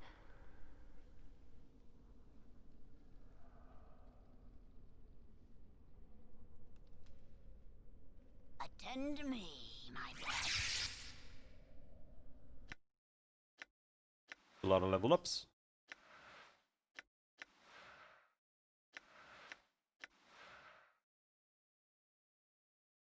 Fighting skills have improved. Nice, Ignis. Exactly what I was looking for.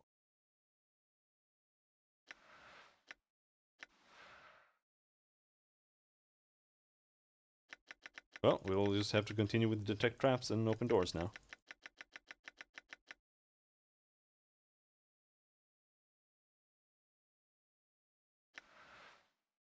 I don't like pickpocketing anyway. No level for me.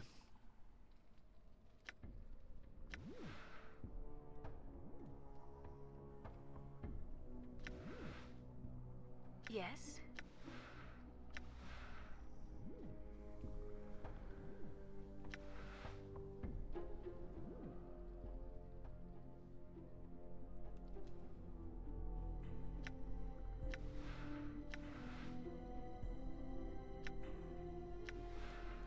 What's up? Gotta play some of the sledgehammer.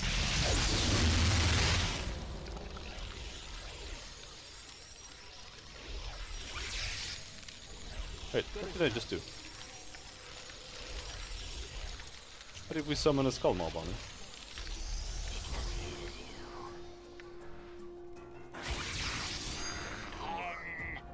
In enduring grows stronger. Black Barbed Curse.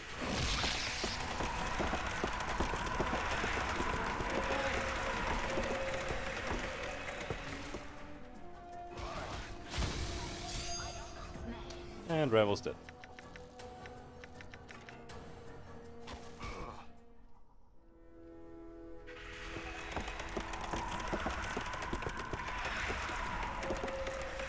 Here they come again.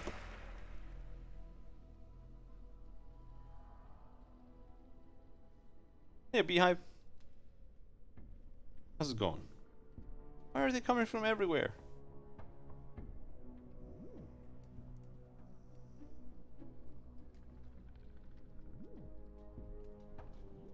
I don't know where to go.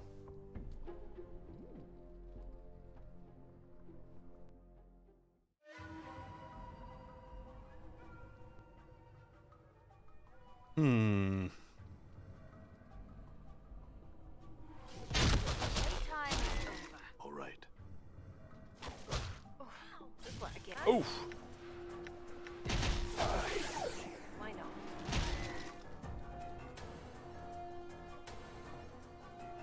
The space beneath this overhanging branch is glowing softly. It seems to reveal a small brambled room beyond. Notice that the grey hair Ravel plucked from her head is slowly twisting, like a corkscrew. Wait, see what the hair does. The hair slowly curls up your left arm, circles around your wrist, then wraps itself tightly around your left index finger. In response, the light beneath the arch grows brighter, beckoning you to step through. Step through the portal.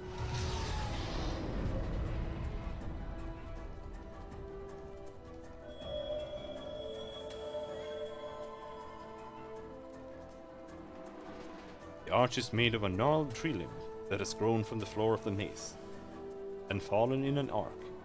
As you step up to the arc, the space beneath the arc glows softly.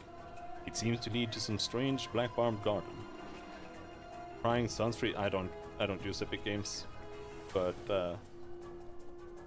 thanks anyway.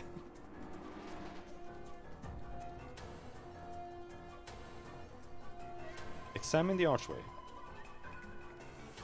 As you examine the natural arch, you notice the left side of the trunk is scored, as if someone took a knife blade and cut several notches into it. The scorings, however, don't look like they came from a knife blade. They look like slash marks, as if from someone's talons. Scratch the trunk of the tree with your fingernails. See what happens. You sink your fingernails into the bark, and to your surprise, the wood gives way beneath your nails, like porridge. You dig your nails through the side of the bramble tree, and in response, the glow beneath this arch glows brightly, beckoning you to step through it. Step through the arch.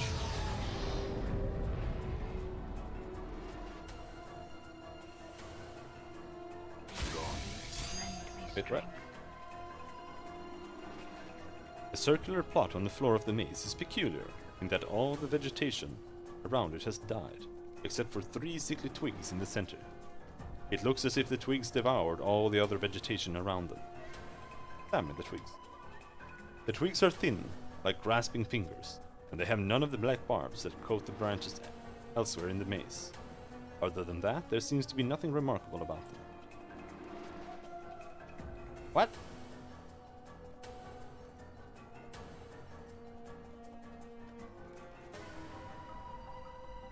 And what am I doing here?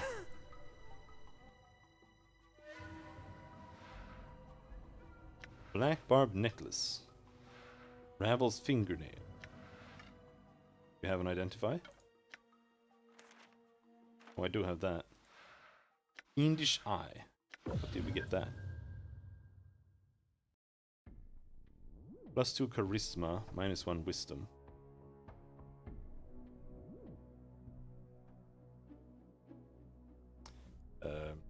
Right?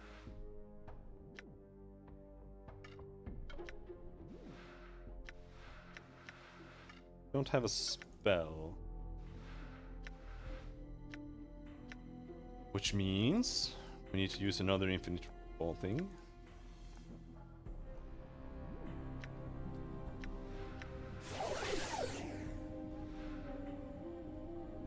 Unique artifact. Edged. This twisted fingernail of extruded night hag skin has got to be one of the ugliest things you have ever seen. Its mottled green, red and black surface is almost a foot long. It seems like it was used alternately as a scratching aid, nose-picking tool and gardening trowel. Looking at it makes you wish that Ravel did chew her nail, or at least had a nail file with her in the maze.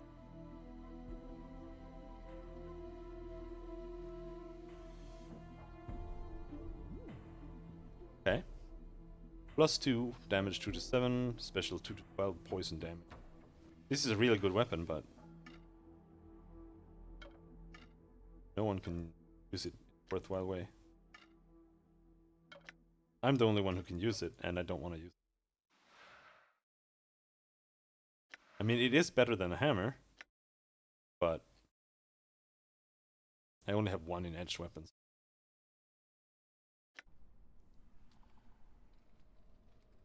So,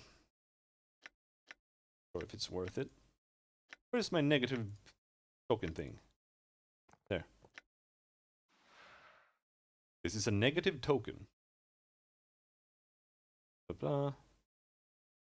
It gives you some command over creatures of shadow. You can command them to stand still for a few precious seconds. The more powerful the shadow, the less likely it will obey your command.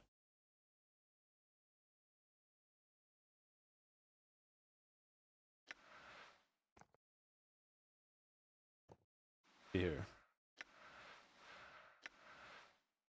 With that instead of the AC ring.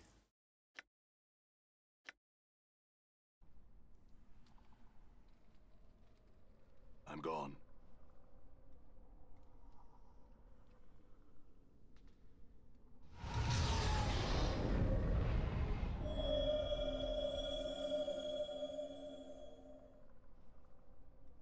Leave the overhanging branch alone. Ravel's secret garden. Now we need to figure out the way out. There are a bunch of portals.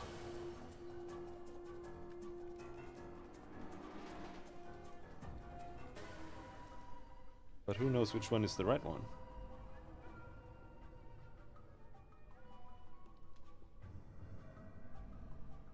Oh, you could walk there. It looked like it was some sort of edge or something. I was hoping there was going to be a portal here, but there's not.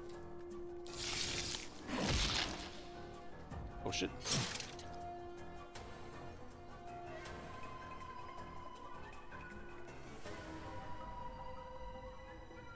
The space beneath this brambling arch seems to show a large desert city surrounded by great walls. This must be the prison Ravel mentioned. Alright. Fold your arms around you like a cage and leap through the portal. Guess we got lucky.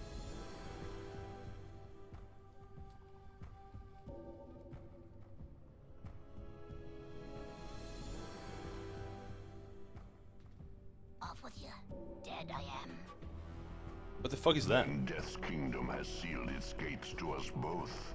Arise, crone. Away with ya. I'm dead, and no traffic with the living may I have. I care little for how you die, but I warn you for the last time. Arise, or I shall slay you where you lie.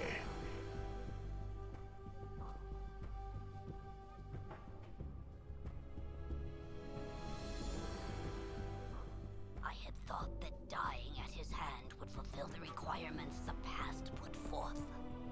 You cannot have thought that one would have a chance. You were indulgent to let him think he was successful. Powerful this incarnation is. And kill me he could have, but for a few tricks I possess. Fortunate was I. Fortune abandoned you the moment I found you. Has your life prepared you for what is to come, hag? I am not afraid.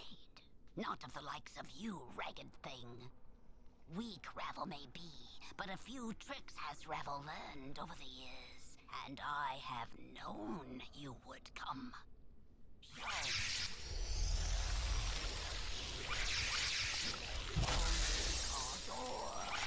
Transcended one.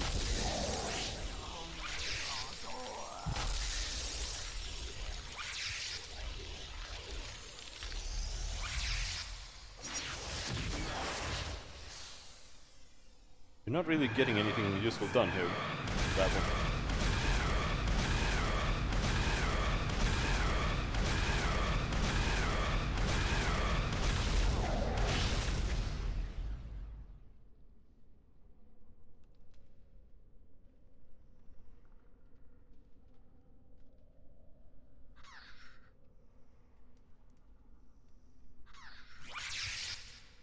Jesus Christ, come on.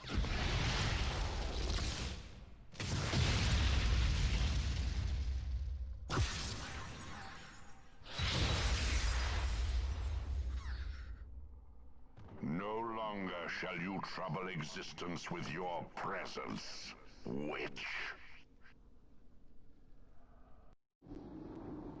That was weird.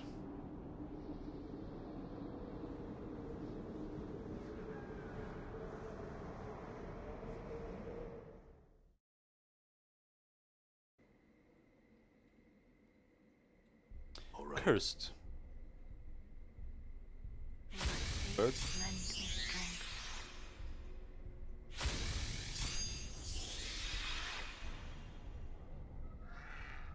Are you done? I think she's done. Dump caretaker. The dump.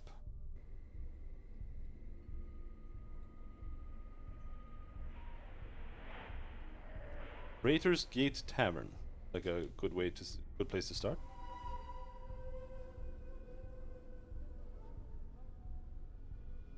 Hello, Marcus. Done.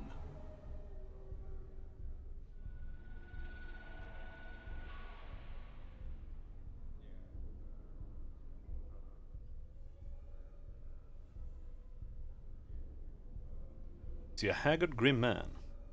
His coarse face is lined and weathered, and his eyes are red-rimmed. He straightens as he sees you. Welcome to the Traitor's Gate. I'm Tainted Bars, the innkeeper.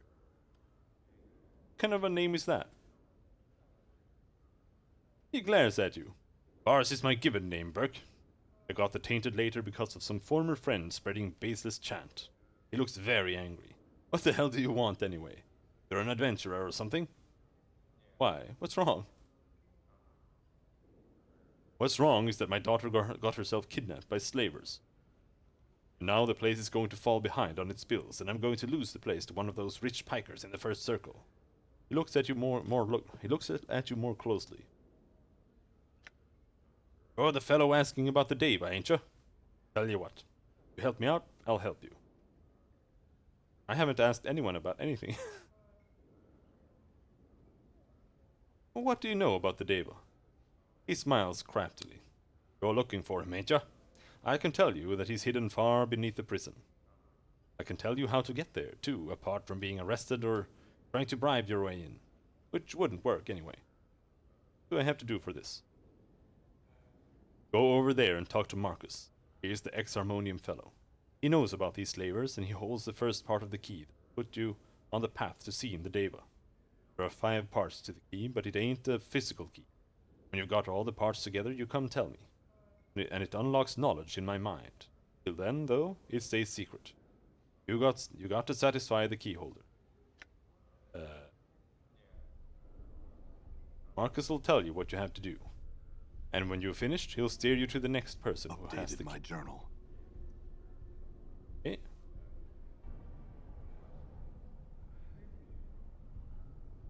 You see a burly blond man wearing the armor of a Harmonium officer. His face is rosy with drink, and behind his smile his eyes are filled with bitterness. He launches into speech without preamble. Here's the deal. Slavers have kidnapped Bars's daughter. It's your job to get her back. I'll tell you where to find them. You go kill them and report back to me.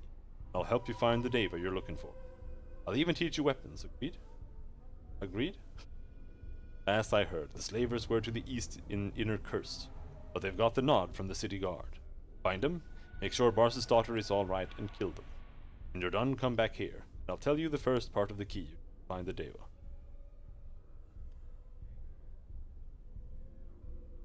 Alright. My journal. Answer some questions about this. Who are you? I'm Marcus, formerly a Measure 3 of the Harmonium. Formerly, I said, because I quit not so long ago. Why? I found out that the Harmonium, the group I'd believed in from the start, was buying people, kidnapping them, taking them against their will, and ruining their lives. It was sucking the life out of the people for daring to be different. I couldn't take it anymore.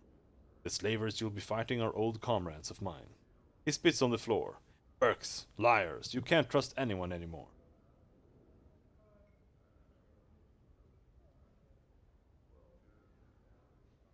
What are you doing here? Nothing, farewell. This guy. You see a drunken guard. He's dressed in the armor of Cursed's finest, but it looks like all he's interested in protecting is his bub. He looks you over without much interest, his eyes dead. Who are you? Jacob Blut, one of Cursed's elite, he belches. What are you doing here? He points at Tainted Bars. Watching him. They say he's got a tunnel here, and I want to see him use it to see if it's true. Waiting, watching. Go away now. I got watching to do. Well then.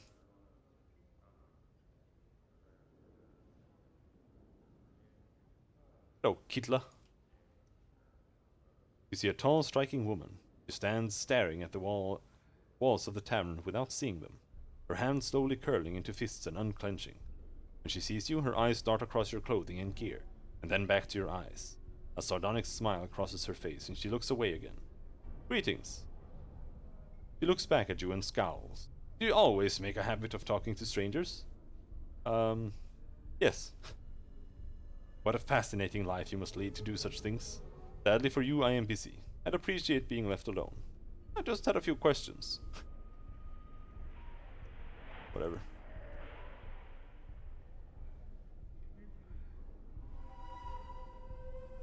If you're gonna be like that, I guess. Did she say something?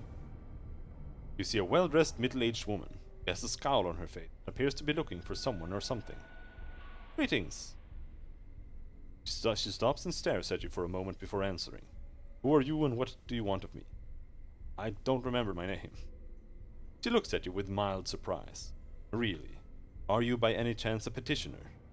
I understand that they often lose their memories. What's a petitioner? She pauses to think for a moment. Petitioners are those who have died and had their bodies reform on the plane that most closely reflects their beliefs in life. They usually have no knowledge of their previous existence. Perhaps this is the case with you? Possibly. This rebirth. How many times can this happen? Well, I'm not an expert in these affairs, but it is my understanding that it happens but once. Upon death, the spirit then returns to the plane itself. Unless, of course, you have traveled to another plane. If that's the case, then upon death you obtain oblivion. I see. In any case, I have no name to give you.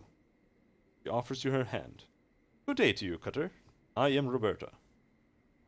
Taking her hand and bowing. Well met, Lady Roberta. I believe you had some questions for me. Yes, lady. I'm at your service. Please ask them. I'm looking for a Deva. I've been told he's in Cursed. She pauses to think. I have heard that rumor as well. Unfortunately, I'm unable to help you. I do not know the whereabouts of such a creature. You should inquire at the administration office in the town square. I see. You seem upset. Something amiss? She frowns. Yes, my husband Karl Parfidor is not where he told me he would be. This is not the first time that he has lied to me about his whereabouts, and I am beginning to think that he pauses for a moment. I am beginning to think he is with another woman. A harlot. Why would you think that? She sighs. He was quite a ladies' man before we wed, especially among that type of woman.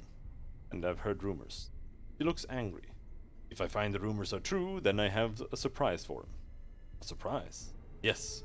She lifts her skirt, exposing her inner thigh. You see a sheathed dagger strapped to her leg. He draws the blade and gives you a wicked smile. I think finding this protruding from his back would constitute a surprise, do you not agree? She puts the blade away. So you intend to kill it? My journal. Her smile slowly fades as she considers her words. Finally she sighs and sheathes her blade. I would if I could, but no, I am being a fool. Karl and I are no longer intimate. I could never get close enough to deliver such a blow. She looks away for a moment. Only one of his women could. Thought you were married.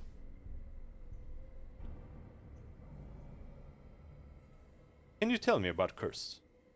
He smiles at you and laughs. Cursed is a dung heap, and we are the excrement that fills it, she shrugs. Nothing more need to be said on this subject.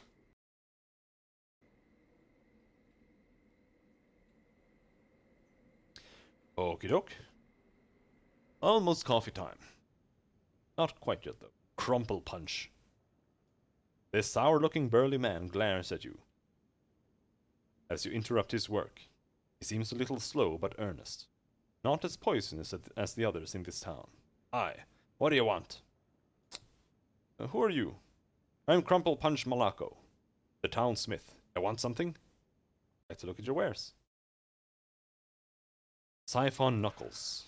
Transfers hit points from the target to wield. Like 1 hit point.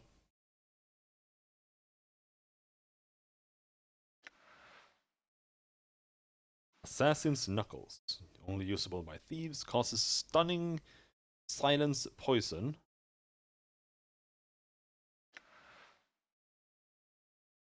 Pretty good. Fool Smiter. +2.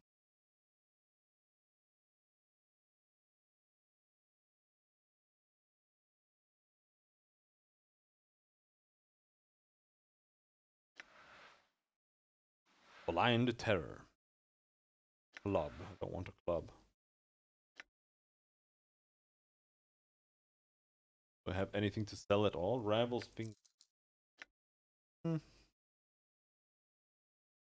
I'd keep that. I actually don't know. Like, I only know of one more character in the game. And that's the Modron.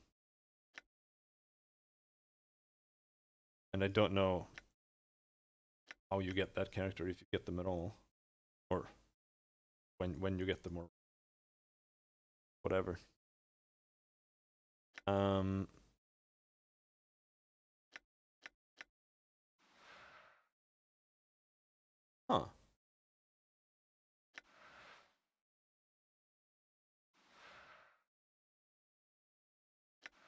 Okay, interesting.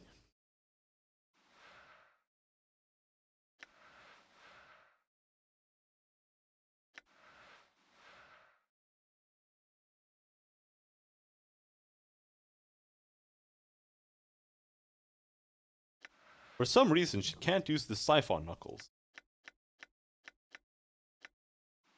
But it says not usable by mages. That's it. So she can only use punch daggers. That's all. That's all she can use. Okay. This punch dagger fucking sucks.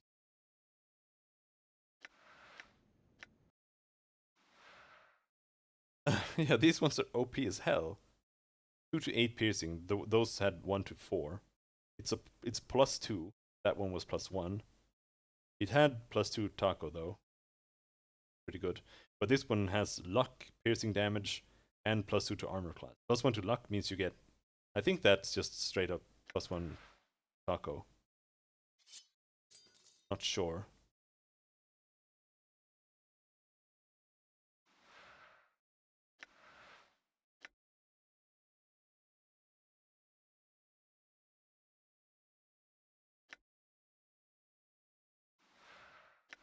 But it is unfortunate that they won't let me sell things here. Does this mean we are engaged? Maybe.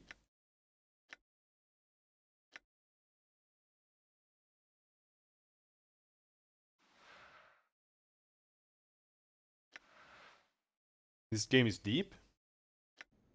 In what sense? Done.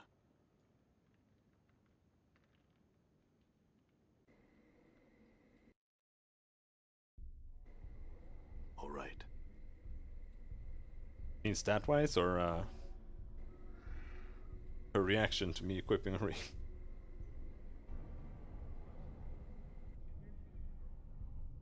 Rain silo.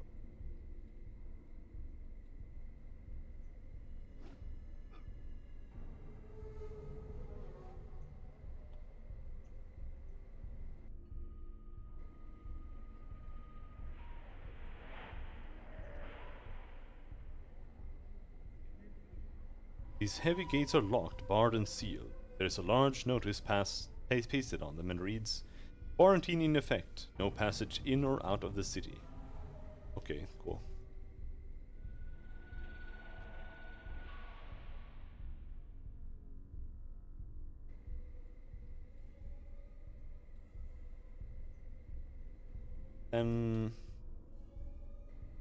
Don't really understand. Weapon-wise.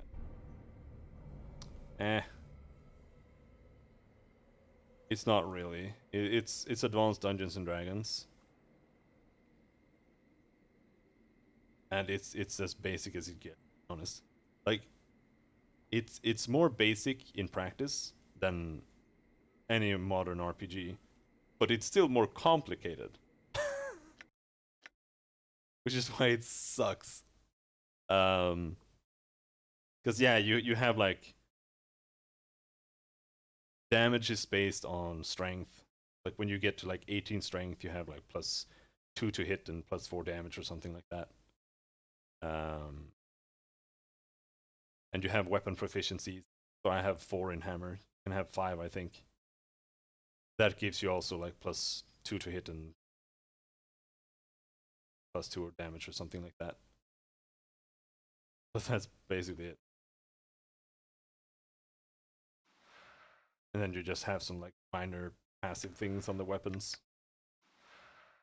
And then you just auto attack things. Like these games are super simplistic when it comes to stuff like that.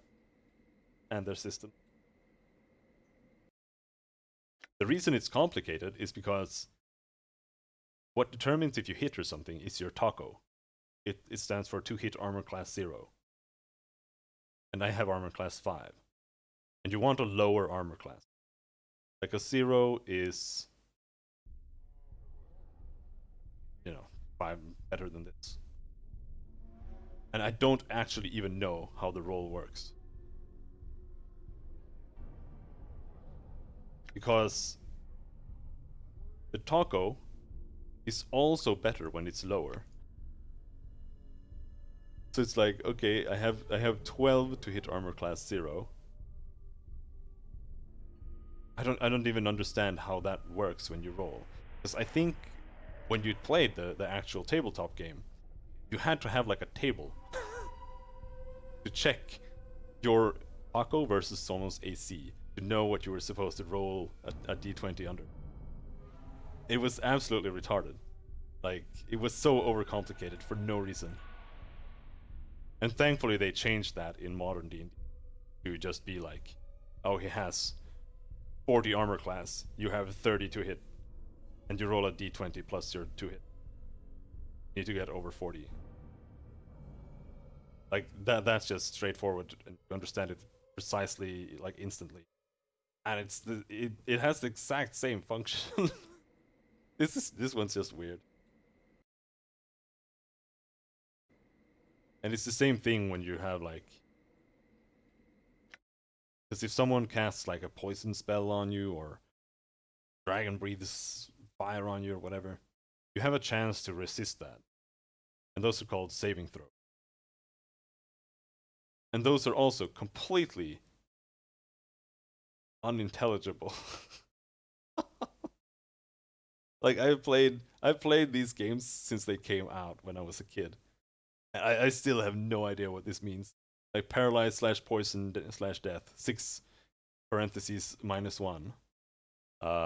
Like, I don't know what the -1 means. I don't know how this works. Like, is higher better? Is lower better here? I don't know. Just like, you gotta just have to go. The games usually just boil down to just punch things. More or less. You just pick the characters you like and then you just go with it. Use their spells and stuff. Fine. Don't worry about it. And now I need to get to the east. Cursed guard. What are you doing? The guard pauses long enough to say, "You didn't see nothing. Not if you know what's good for you." He turns back to his victim. This man is bruised and bloody. His face is puffed, swollen from the savage beating administered by the cursed guards. He does not speak, but spits out a tooth and a mouthful of blood. Very well then. But regardless, like, the systems are not in any manner or in any case the selling point of these games. That's really just like a vehicle for the story and the writing. Get it moving. Oh, there's Inner Curse. Okay, there's where we need to go. Because they are role-playing. It's all about making a character and choices that... So for me, like, the gameplay in these old games don't matter. Because it's not really... It's gonna crash again? Don't tell me it's gonna start doing that. Pathfinder Kingmaker is the only one of these games that I think has good game. Because it's turn-based. Like, these real-time systems, they might be slightly more fast-paced and it might feel a little bit better that things are happening instead of being like slow and turn-based. But there's like no strategy or anything going on in the real-time system. All you do is just smash things, and that's basically it. You see a Harmonium officer dressed in his ceremonial armor. He seems to be in charge of the workforce of Harmonium slavers. He seems like an especially vicious and haughty member of... What do you want? I'm here to get Tainted Bars's daughter back. He smirks at you. Are you now? What'll you do if I kill her? He gestures to his men. Kill her! He draws his blade and attacks you. But don't attack her. That's rude. But a perfectly good waste of arms and legs.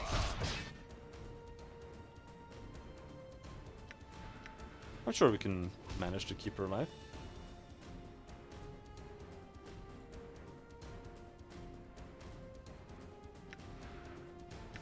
Tongues of Flame. Blathering idiot.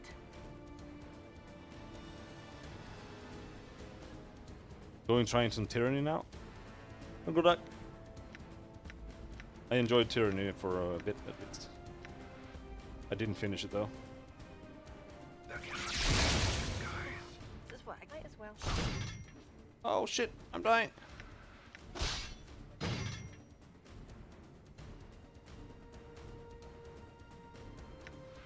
Ort.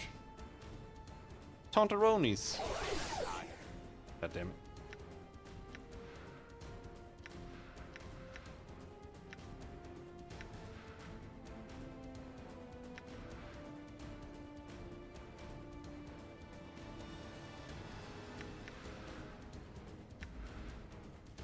Lend me strength.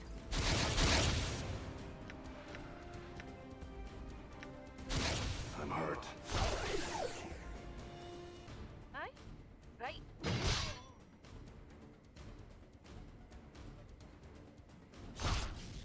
They didn't do what he told them.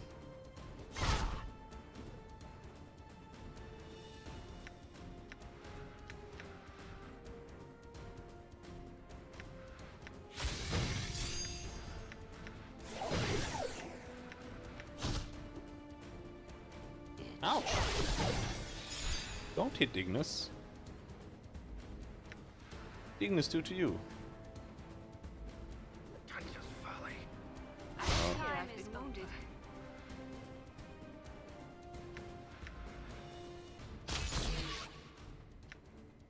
Very well.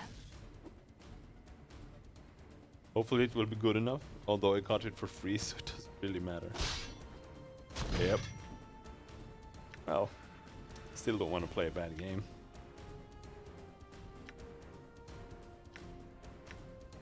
Not unnecessarily. Yes, how may I help?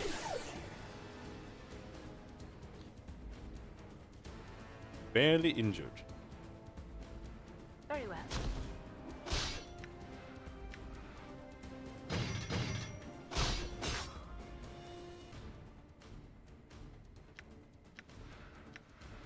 Is that one? Is him? May my He's- faith I can't tell when her sixth kiss is done. Should have been lend more me careful. strength. Holy shit! Got critted for 38 damage. Die. You see that?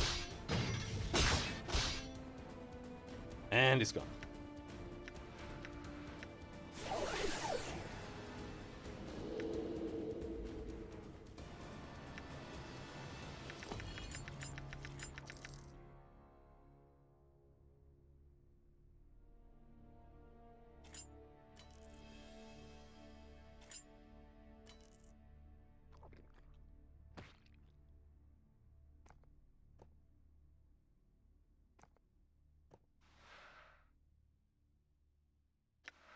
+5 to lore.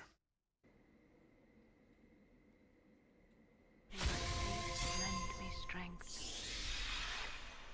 The young woman, hair mussed up and clothes disheveled, is trying to smile at you through choking sobs. Thank you, I thank you so. My name is Jasilia. Listen, I must go now, stranger, but thank you. May my faith No lend me problemo. strength. Warehouse, dealer, outer Don't cursed. you trust anyone here, you got me? That bad? Eerie.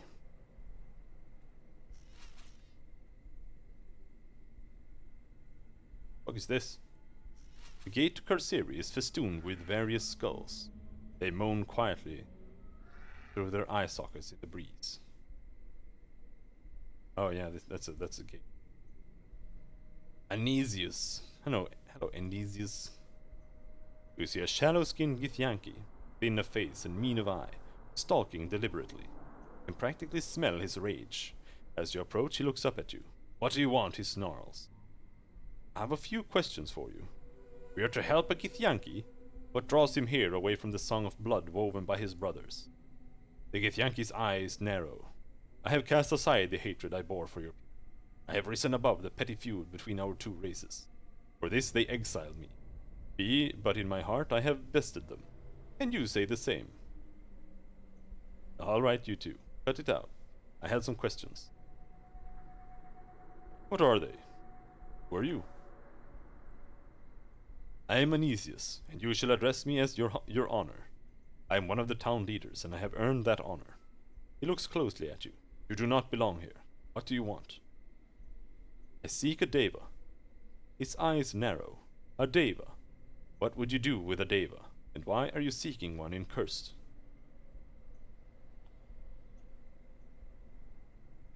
I believe it has the secret of my mortality. He looks at you as if you've gone over the edge of insanity. You're badly in need of help. Good day. He turns stiffly away from you. My mortality.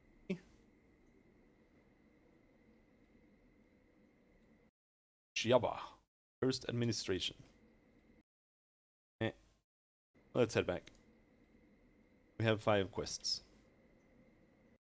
I honestly don't feel like talking to every single one who has a name.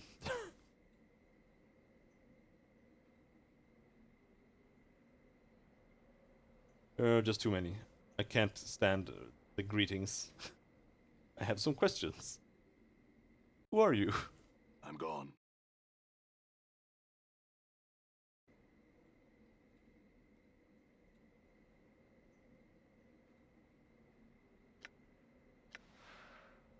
Fall from grace, not feeling so good.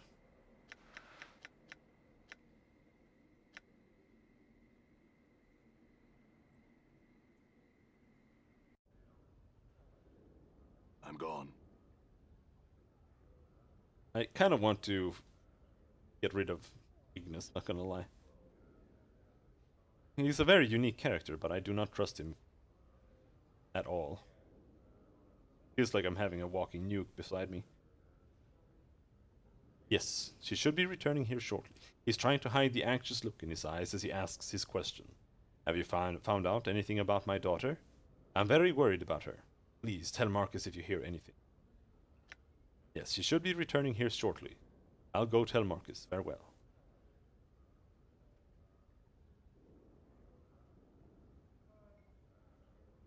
Marcus looks up from the table as you approach. You hear about Bars's daughter Jazilia? She's free. She should be back here shortly. He claps you on the shoulder. Good work. You want the first part of the key that will get you under Cursed? Here it is. Such place eternal justice had prepared for those rebellious. Go talk to Kitla over there. She's got the second part of the... Or I can teach you weapons. Teach me that. My journal. You carry yourself like you already know your way around a weapon, so we'll just cut right to the chase. What do you want? Tell me if I'm ready for more instruction. I can teach you whatever you want to know, to a point. What weapons did you want to learn about? I want to use hammers. A gentleman's weapon. That gentleman's got the use of iron. What do you want? You want to learn hammers? Yes, I'd like to learn about this weapon.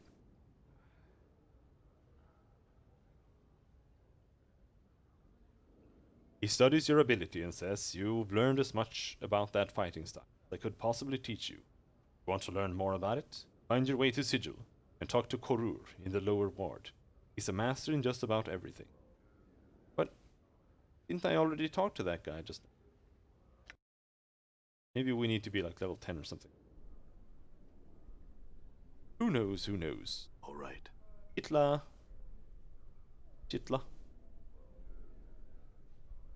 You're back, It turns out that I have a use for you after all. You help me, I help you. We all wind up happy. What is it that I have to do? Updated my journal. There are two men here, named Crumplepunch and Kester. Crumplepunch is the smith, Kester the distiller.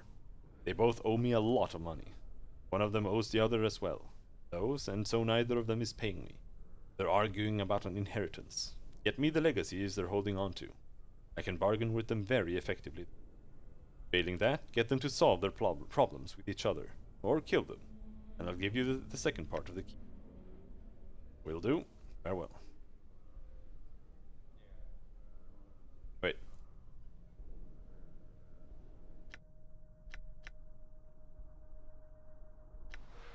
We're not using Submerge the Will at all anymore, even if I could.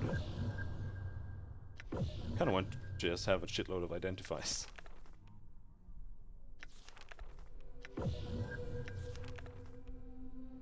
Oh, I haven't bought Force Missile. This save. Roll of Fire and Ice.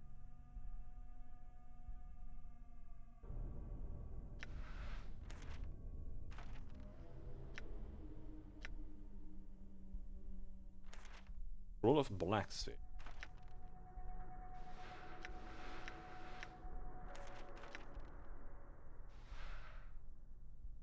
This spell illustrates the power of force, as a wave of concussive force explodes out in a 10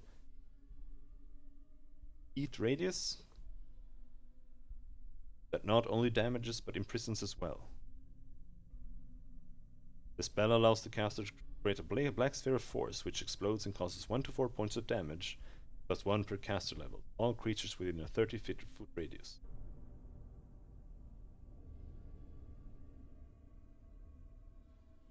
Oh, that's the range of it. Creatures failing a saving throw versus spell are trapped in a 10-foot radius sphere of force for the duration of the spell. Even if they make the saving throw, they still take damage from themselves.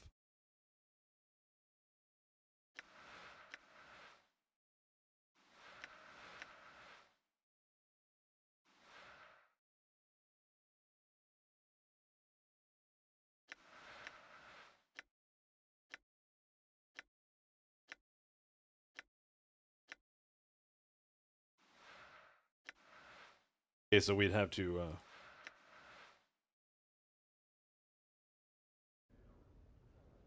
use some kind of editor to remove spells from our spellbook to learn new level spells. I needed a place to stay. Oh, he buys my shit. Buy the forge hammer, the tongs.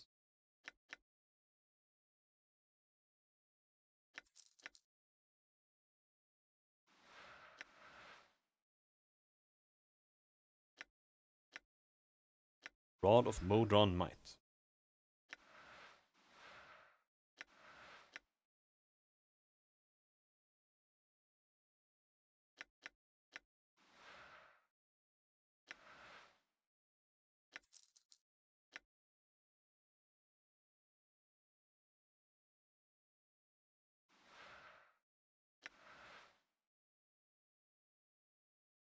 Angelus Eye, isn't that what I already have equipped?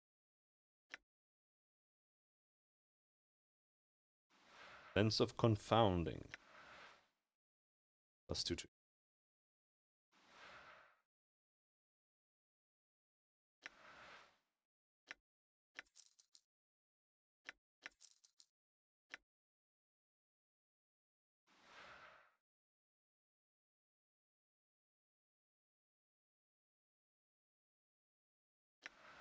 Kaleidoscopic Eye. Not something we can use. I don't want to become good anyway.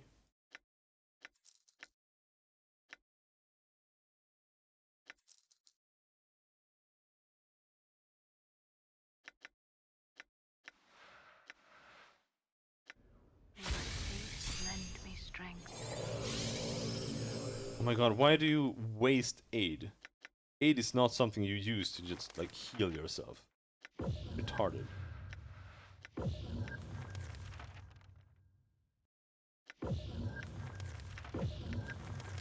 Isn't it just temporary hit points?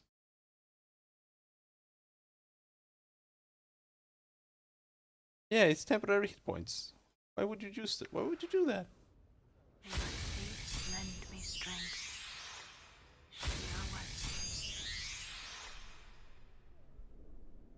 Done?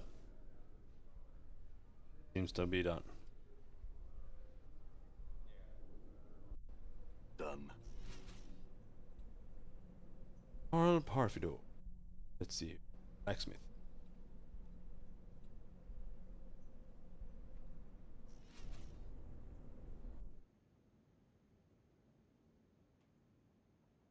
What do you want now? I've heard there's some trouble between you and your brother. I'd like to help. Oh, you have you? Is my business with my book-learned brother the whole town's gossip, then? It's my younger brothers spreading stories against me. Am I to be slandered just 'cause I ain't educated? The planes be against me. He shakes his fist at the sky. I'm actually interested in clearing the matter up. He looks at you shrewdly. Here's the story then. Our father was a barmy old bastard, but a wealthy one. He left us his smithy and his distillery when he died. But now my brother is trying to cut me out of the distillery, which always had made more coin. And I'm trying to get it back. I got a legacy to prove it, but I ain't so smart with this stuff, and I don't trust anyone in this town to help me. You help me, I'll give you some jink, and I'll live by your decision. Alright? I'll need your legacy to look it over. My journal. Well, alright. I guess you got to study it up and make sure it's on the up and up.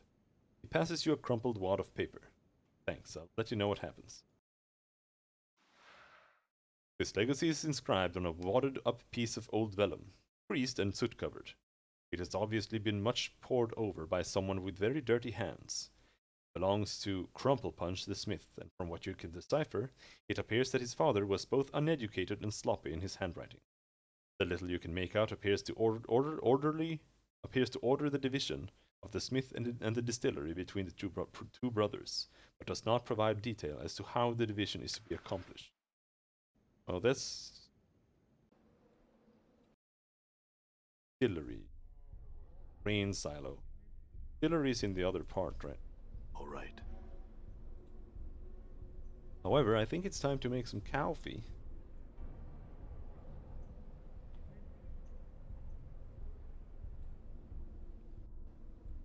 Done.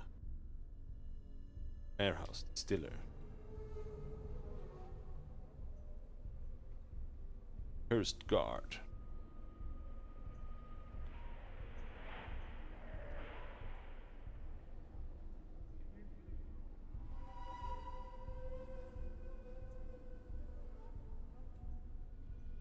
So, I will be right back. Make some coffee, get some pastries, and a sandwich. One moment.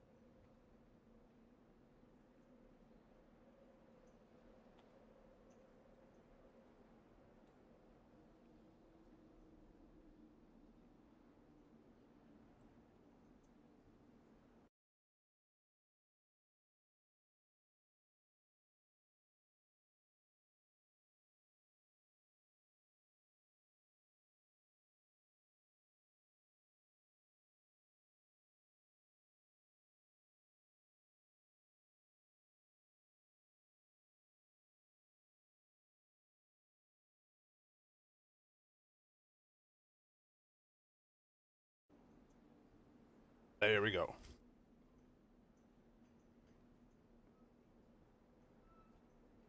We got coffee. We got more water. Got a sandwich. Got a cinnamon bun. We got more aspirin.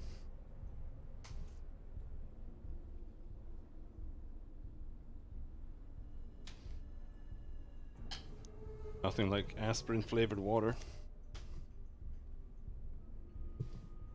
Well, not sure if it's aspirin. Some brand. Aspirin-ish.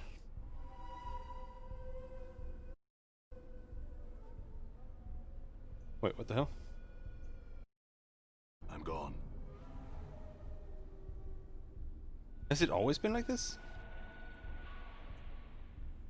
Yeah, it has. Let's see, can you change that here? Lock to game window.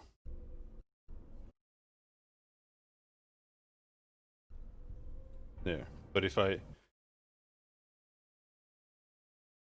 do that, we can go outside. Yeah, okay, good. Because yeah, now that I think about it, I've been randomly like clicking outside by accident. Right. Success. Done. Kester. You see a lean man with deeply tanned skin and piercing green eyes. Welcome to the Malaco Brothers Distillery.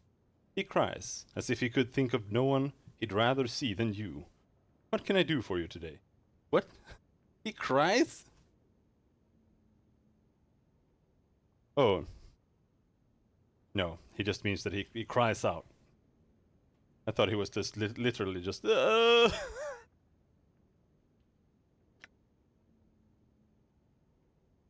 like to buy something. At the distillery, he sells... Cone of Cold.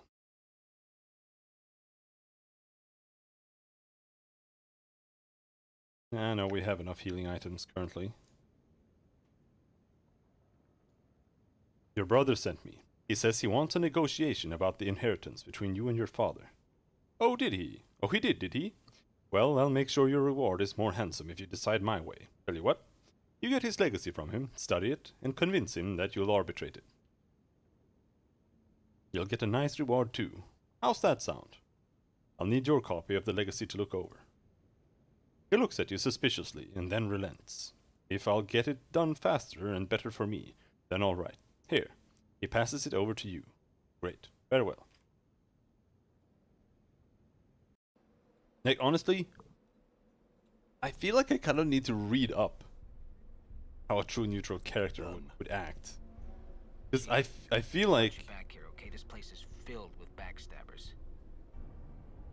Except for just asking for money for asks and stuff like that, to make sure that there's like actually just, you know, an exchange going on, so it's not just done out of the good of your heart and whatever. I just feel like it's a super duplicitous alignment. Like, morally, what the fuck is true neutral? I don't really understand. It's like, I don't care, is that it? Or...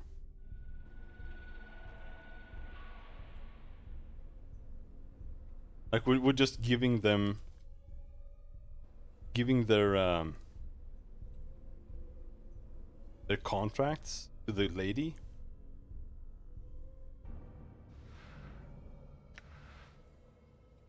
Would that be evil? I mean, I guess.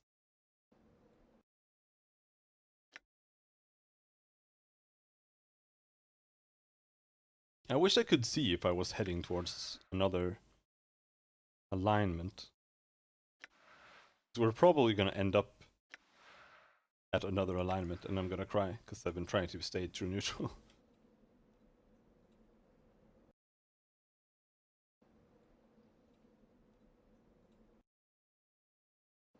Fuck.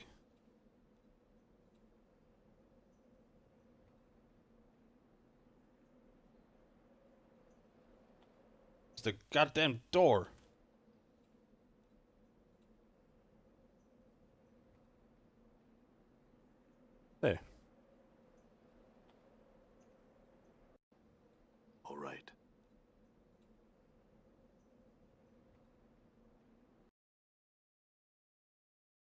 Crumple Punch Legacy, Kester's Legacy. This legacy is inscribed on a carefully folded piece of well-tended old vellum. It belongs to Kester the distiller, and from what you can decipher, it appears that his father was both uneducated and sloppy in his handwriting. The little you can make out appears to suggest that the two brothers devote themselves to increasing their wealth by building the businesses. And here the ink smudges into unreadability. The rest of the document does not provide detail as to how the division is to be accomplished.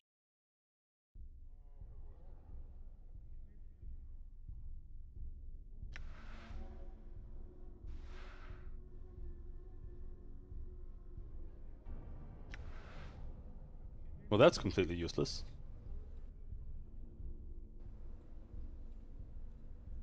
How am I supposed to make any kind of arbitration with that?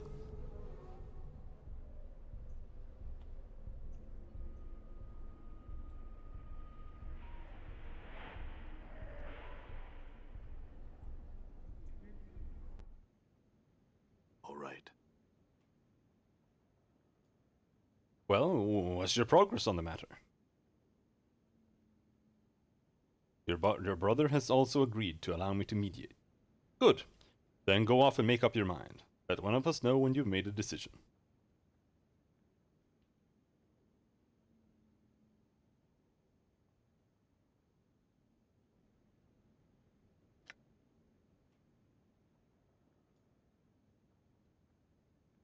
I've decided in favor of your brother.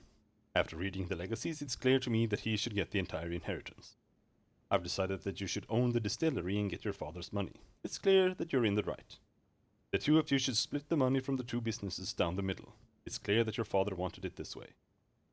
Neither of you deserve this inheritance. I'll pass your legacies off to someone who will use the money properly. Farewell.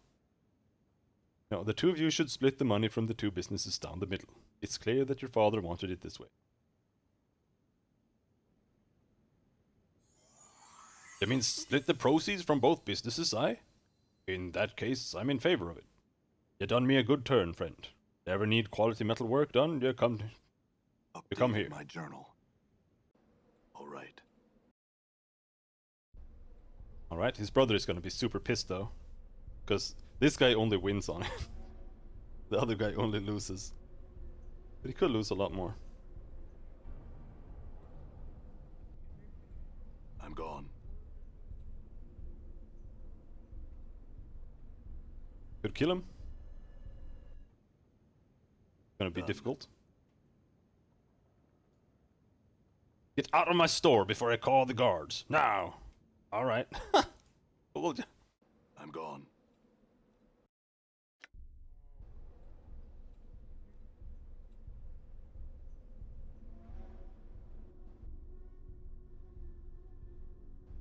Done.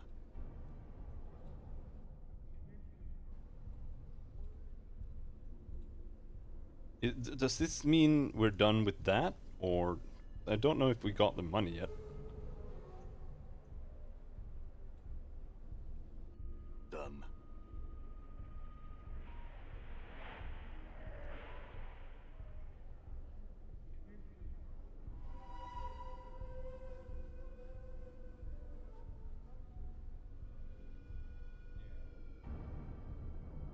She sighs. Thanks for solving this thing, but look, I have a lot of planning to do. Let me just give you the key and we'll call it even, alright? Alright, give it to me. Concentrates for a moment, and her voice takes on another deeper tone as she intones these words. Here, their prison ordained in utter darkness. She pauses and speaks normally. For the third part of the key, go talk to Nabat over there. She yawns mightily. I am exhausted. Take this and then leave me alone for a time. I need to think about my next step here. Farewell. Updated my journal. Nabat?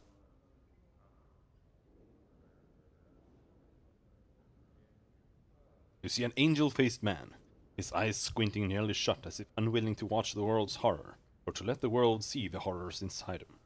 And yet his face is creased with smile lines. Smile lines? His voice is friendly and lackadaisical? Lackadaisical. Lackadaisical. Lacking enthusiasm and determination. Carelessly lazy. Lackadaisical.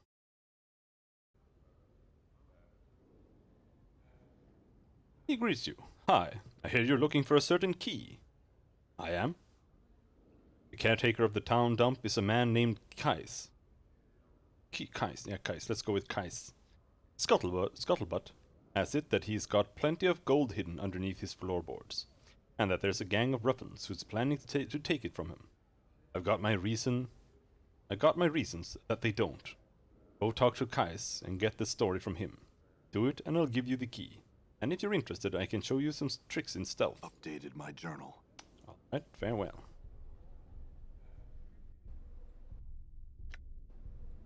The dump. I'm gone.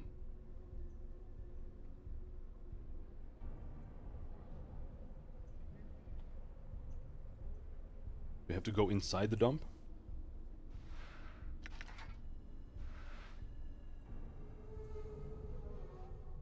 Done. Trellons! Oh no, they're dangerous! See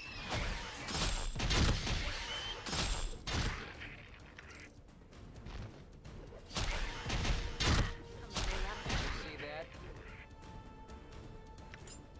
I'm not sure my AC has really improved much. Because they used to just auto-hit me. Lend me strength. Die.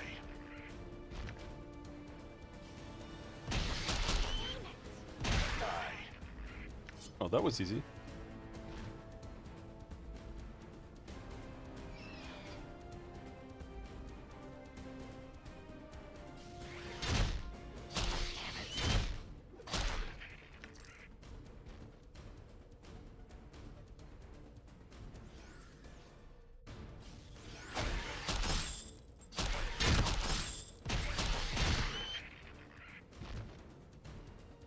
Into your path. Stop killing him.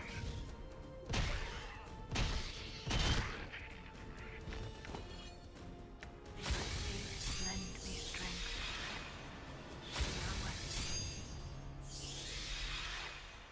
All right.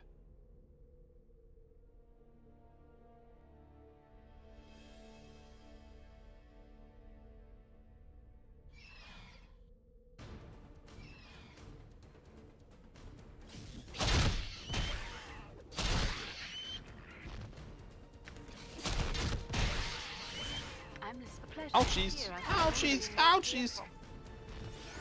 I feel stronger. Let's level up.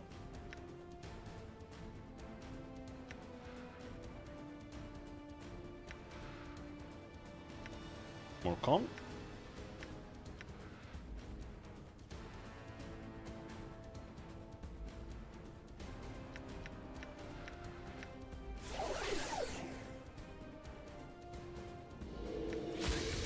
Lend me strength.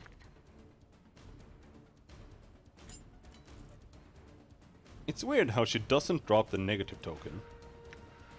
But she drops her earrings.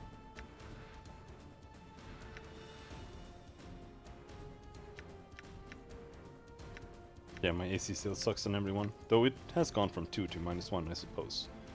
That's still trash. I haven't really been buying any defensive items at all. All right.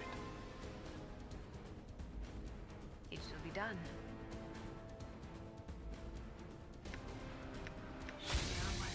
Damn. It shall be done. A pleasure.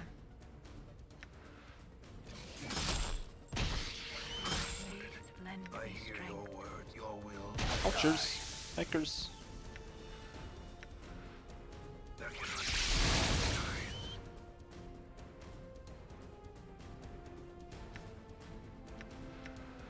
Here's Dodger's body. Your path is mine.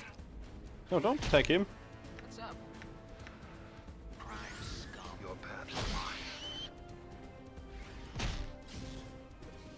Come on.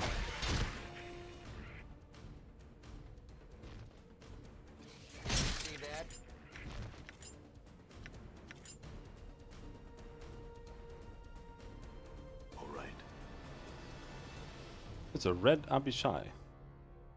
Enemy sighted? Oh, there. Nupeneribu.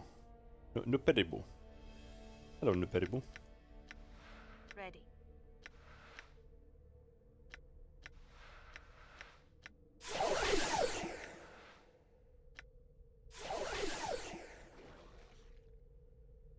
I'm gone. Can I help you?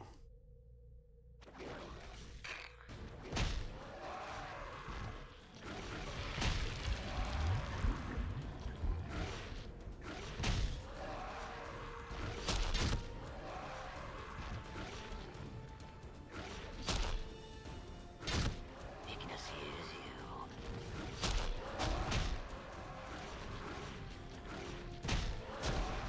Oh my god, can you attack something? The AI in this game is terrible. All right. It's like the worst scripts in Baldur's Gate. See a red Abishai. The creature is reptilian with a snake-like body, 4 clawed feet, leathery wings, and a draconian head. Greetings! He glares at you. He hisses. In some guttural tongue, you realize it is not speaking to you when you hear a response from somewhere behind the Abishai. After a moment, it cocks its head to the side and hisses at you. What want you? I have some questions. The Abishai emits a series of hisses that are soon answered from the unknown source. No, you speak to Tekelach. It gestures vaguely behind it. He agreed talk to you. I see. I'll go speak with this Tekelach. You feel a wave of heat begin to emanate from the Abishai as it leans in to talk to you. You show respect. You be careful. I watch. I kill you if you do wrong. It displays rows of razor-sharp teeth as it grins evilly at you. Understand? Yes, I understand. Very well.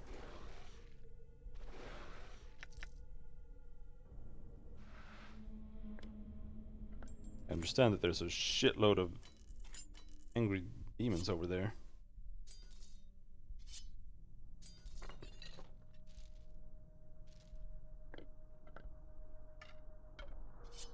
Some unknown reason. Stilettos aren't worth carrying.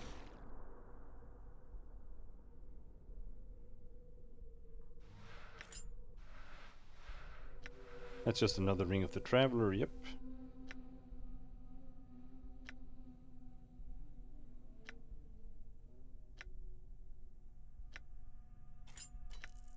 Give it to Anna.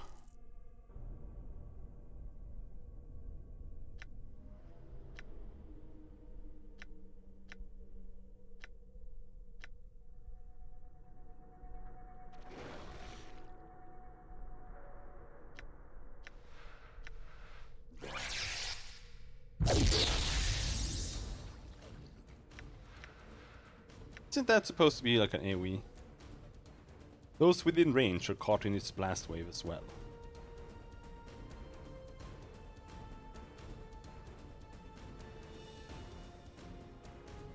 One point of damage per caster within a 3 feet radius. Okay, that's super tiny.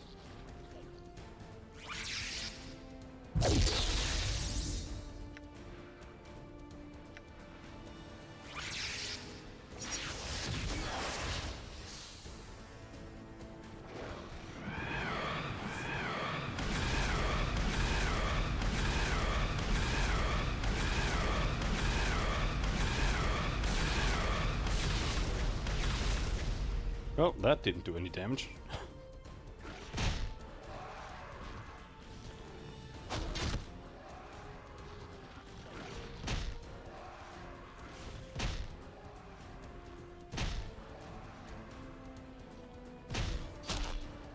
Yes, my master. Damn.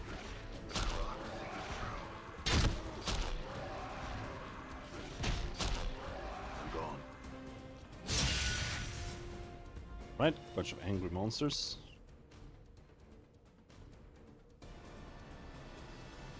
Tekelach. Oh, Tekelach. You see a vaguely humanoid creature covered with grotesque scales. It has huge wings and a prehensile tail. It watches your approach with amusement. Greetings. It barks out a laugh and smiles at you. Yes, greetings to you, little human. I have some questions. By all means, ask your questions. It gives you a humorous smile. Who are you? It ponders your question for a while. My name is not important. If there were a reason for you to know me, you would. It pauses. If you need to attach a name to me, you may call me Tekelach. Creature smile. What kind of a name is that? The only one you will get from me. It stares at you intently. See. What are you doing here? My business here is my own. I don't see it as a concern of yours. It smiles, knowingly. I suggest you change the subject. I must be going. Farewell. Alright, whatever, dude.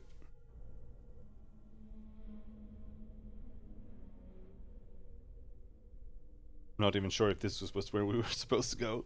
It just said something about the dump. I just went straight in.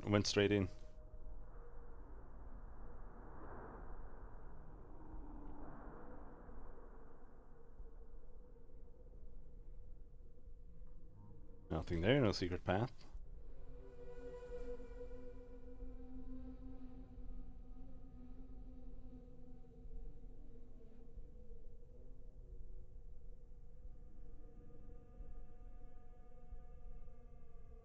I'm here. I feel scared. For some reason. Done.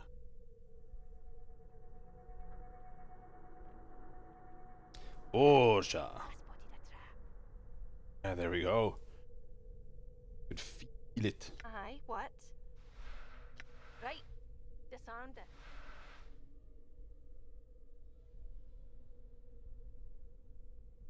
Hey, I'm I gone. spotted a trap. Right. Disarmed it. Done. You see a middle-aged man in shoddy clothes. He frowns at your approach and looks about warily. Greetings. His frown deepens as he examines you. Hello. What do you want? I have some questions. Like what?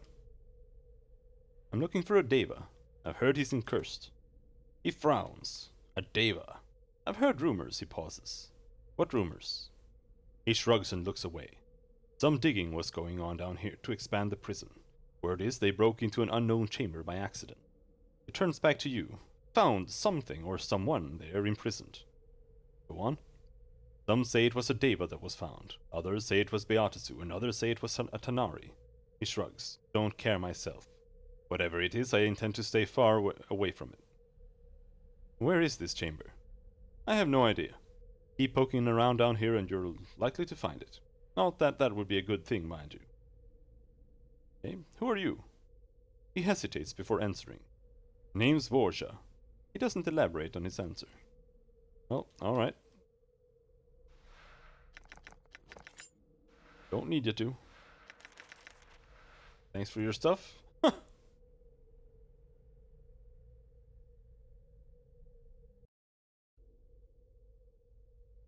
that the way up?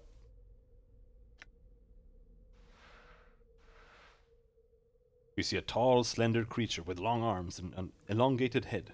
Several fangs protrude from its oversized mouth, and its fingers end in long claws. It gazes at you, steadily as you approach. Greetings.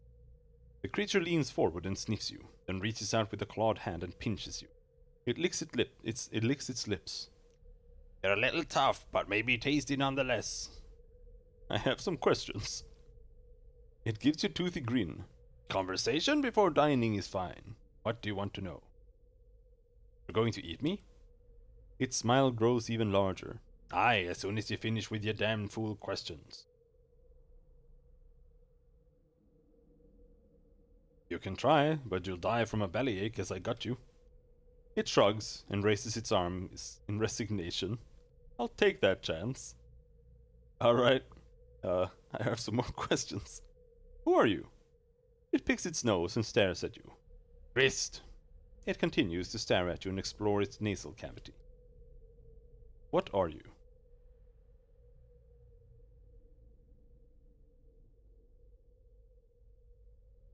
It lifts one arm and scratches the armpit lazily. Geherolith. Gerolith. Barastu. What's a Gerolith?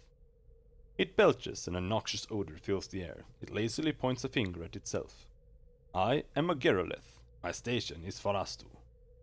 What other stations are there? It examines its claws leisurely, then shrugs. No need for you to know, since I'm the last Gerolith you'll ever see. I have some more questions.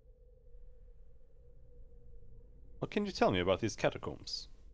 He looks around for a moment, then shrugs. Nothing. Wandered in looking for Deva. Can you tell me about Corseri? It opens its mouth and begins to pick something from it between its teeth with a claw. It slurs its speech as it answers you. Home. My home, not yours. You're not welcome in Corseri. I must be going now. Farewell. It gives you a broad grin. Good. Tired of questions. Time to eat. Leaps to the attack. Alright, dude. I will hear you.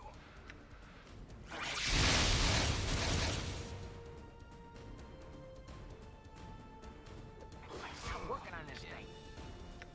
Barely injured, huh? Even 50 twigs of brandy wouldn't make you look good. There is nothing Zerthamon's name. Ouch! Jesus Christ! I'm here.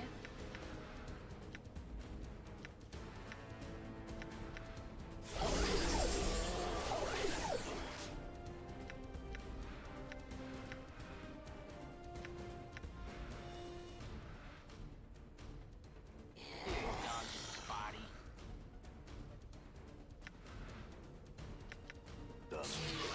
I'm hurt.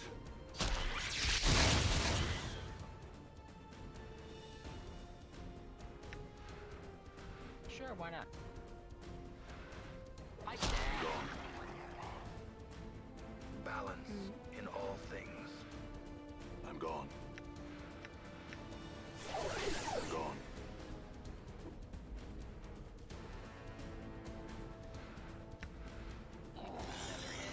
Oh! You Leatherhead! Mike's not working on this thing. Target is immune to Ignis's magical fire spells. Melee, range attack.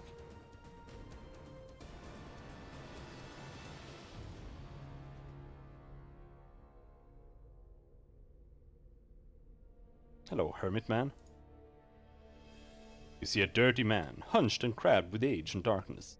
His lank, greasy hair flies from his shoulders as he spies you, and his eyes go wide with fear. His fingers begin twisting through arcane patterns.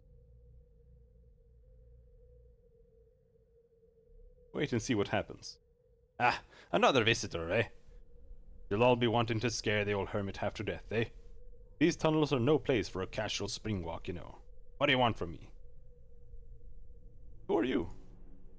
He sighs noisily, catches himself, and looks around wildly for a moment. I came to Cursed because my god was exiled to Corseri. I've been moving closer to him all of the time. But I'm not going into the prison plane after him. I'm trying to find a way to get him out. Since he's a power of good, he shouldn't even be there. But that's how exile works, I guess. Have you seen a Deva around here by any chance? Heard rumors about it, but this old hermit ain't seen it. I thought it might be underground, since this place locks up all good things. But I still can't find it. If I could, I'd ask it if it heard about my god. It rattles off another sigh, and looks down the hallway. Somehow it feels like it'd be off to the west there, but I still haven't found it. It must have a guardian. He winks at you. What are you doing down here anyway? Looking for his god. You're a priest. Can I get some healing? Apparently you can. Not that I want any healing, because it's expensive as fuck. What is this?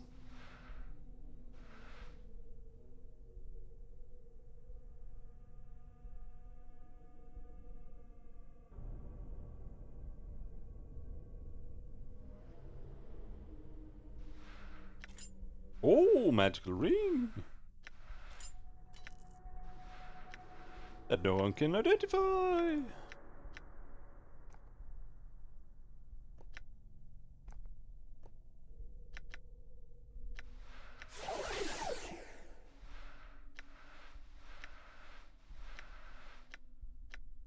Have anything else? Nope. The band of this ring is made of stone recovered from a fallen star. When used, this ring can call others of its kind to rain down upon the user's enemies. Okay. I don't really understand these kinds of items. It's just gonna get used up. It's so boring. And I never, like, I barely ever feel like it's worth using them.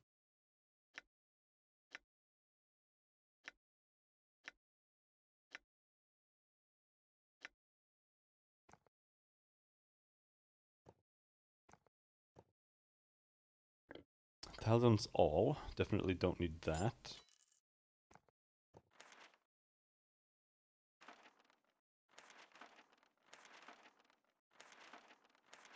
Oh, maybe, yeah.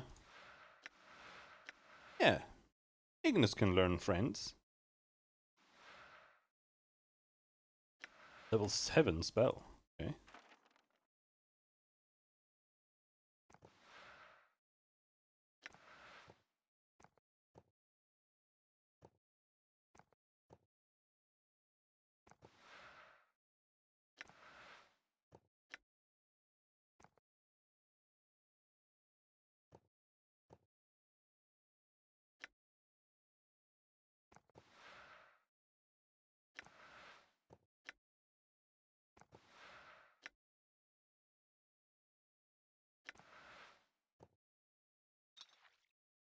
Thought I already used the monster jug, but maybe not on this save.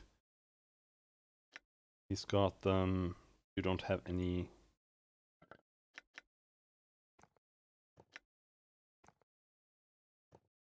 You have cheese though.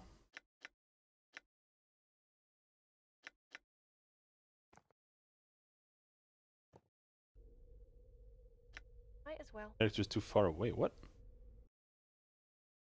Anna, why are you there?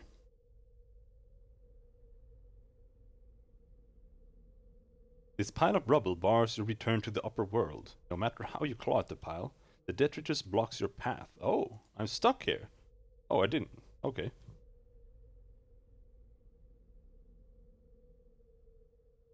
I did not realize that. Okay. And I guess it's justified to just keep running around down here.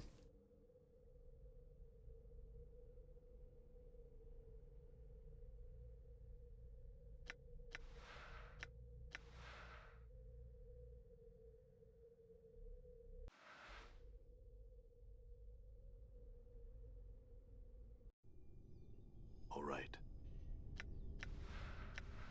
Hello there, lovelies. Can I help you? Blathering. Done.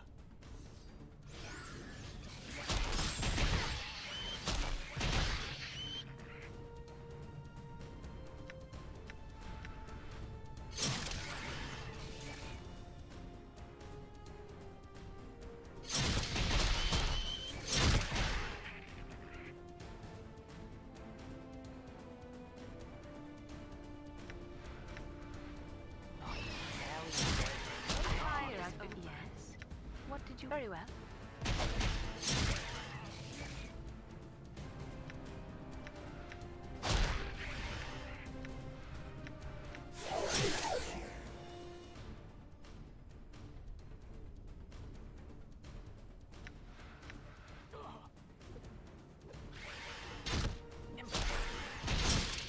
Whoa! Managed to taunt.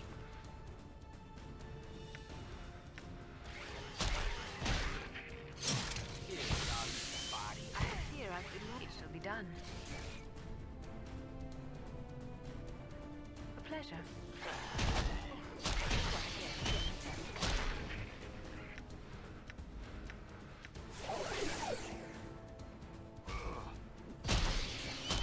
Very well.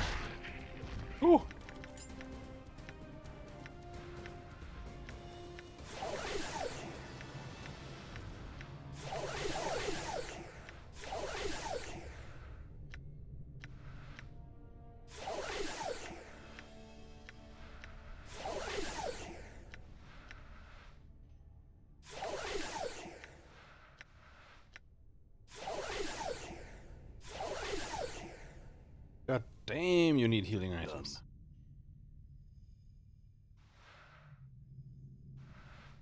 Think cool. Occasional gusts of hot, foul-smelling air issue from the mouth of this massive tube. A heavy iron grate blocks passage beyond the tube's lip. Brackish rust-colored water is ice cold. Cursed guard? What are you doing down here, dude?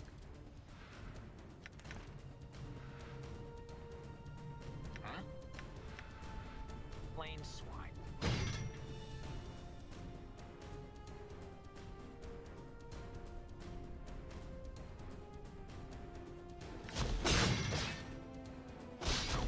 Stinkers.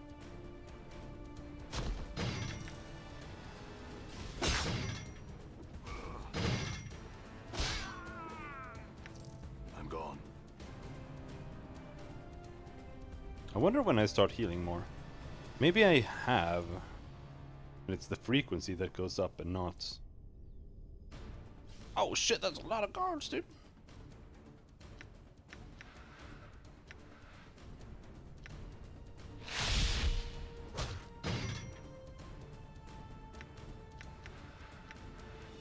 Gotta face only the sledgehammer. It should be done. Let's do a blessing.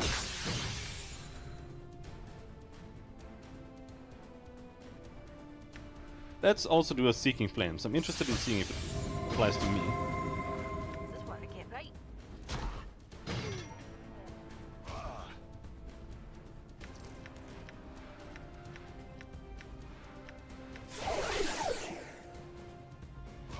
I'm hurt. All right.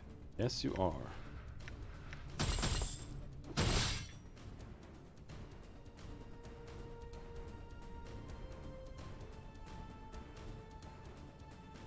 All right.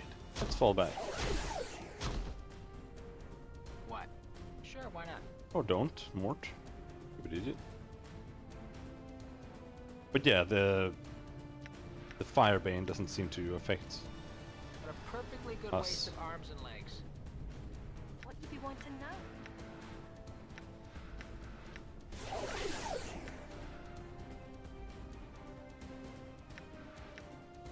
It is I.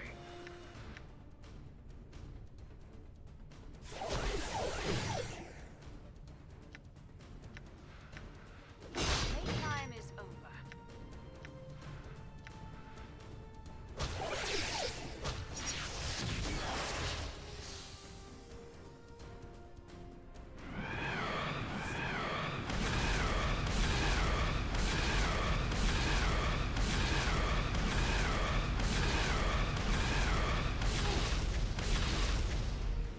All the spells are so bad.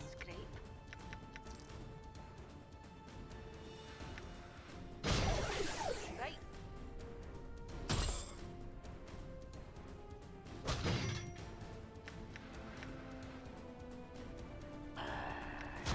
Leatherhead. I fear I've been wounded. Pleasure.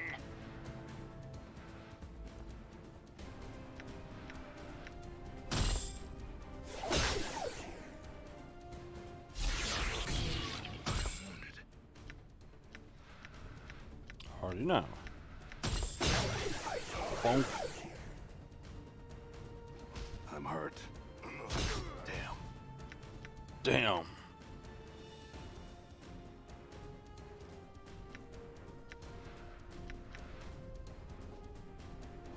I'm hurt. All right. Sure, why not? Sod. All right.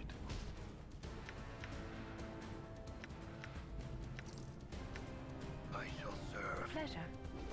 I'm hurt. I'm gone. This is what I don't actually want to die with him. Aye? Why not?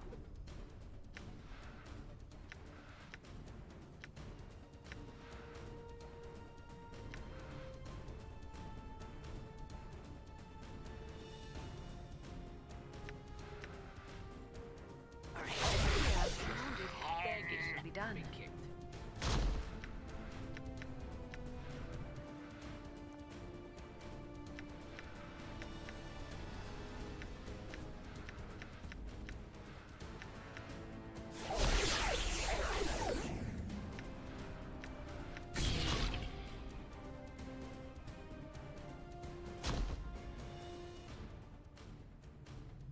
Barely injured, injured.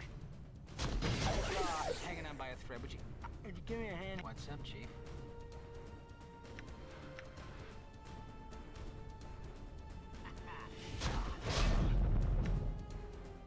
Why not?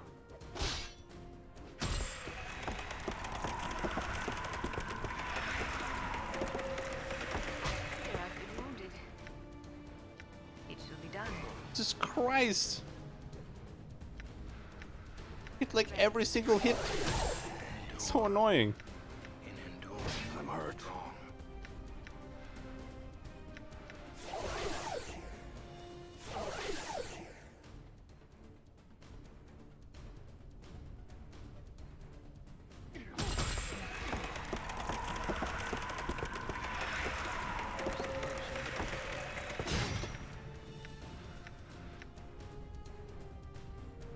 Yes.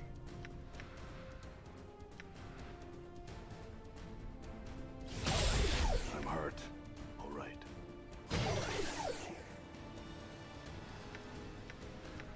Just hanging on by a thread.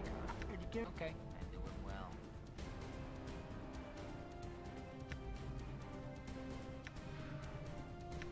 It's like these dudes are higher level or something. Insane.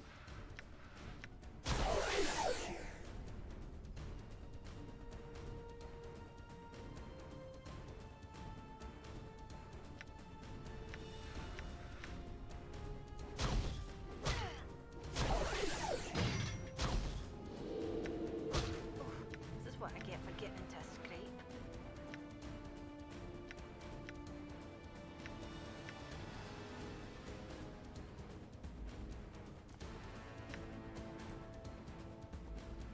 What's up? I hear your will be done. Oh, you don't have any more anger? Or did you have ball lightning?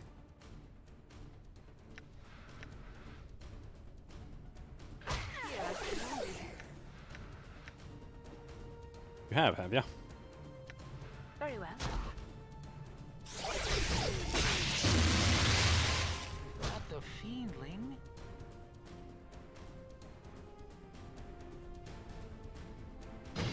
All right.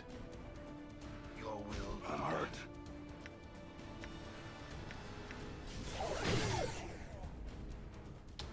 Jesus Christ!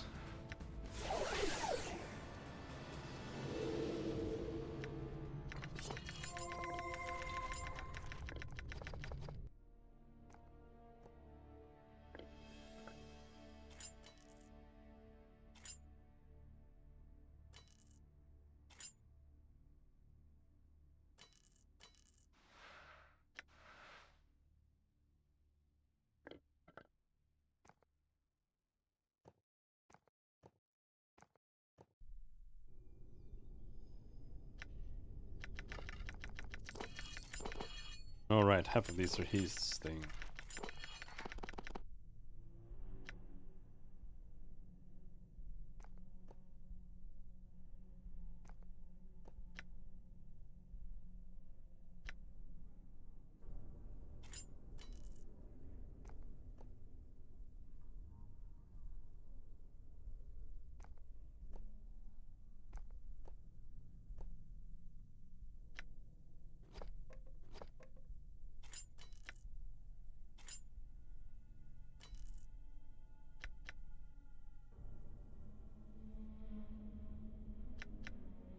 Where's the earring there?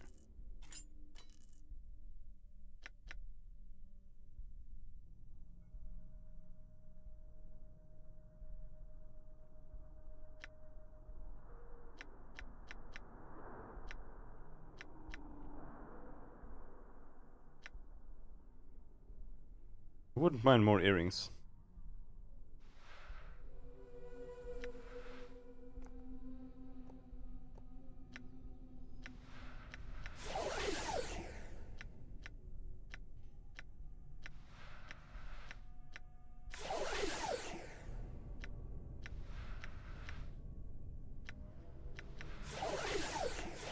I mean, I do have 50 bandages. Choosing bandages is a pain in the ass. That's why you don't. Because they take an entire round to use. They heal 3.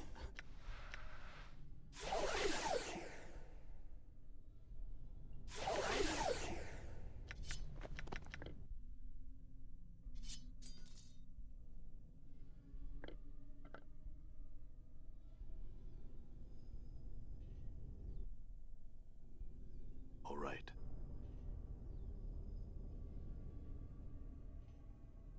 Oh shit, there's one more. Oh no. Imbecile.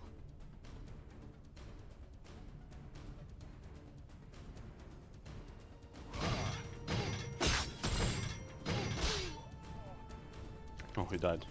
All right.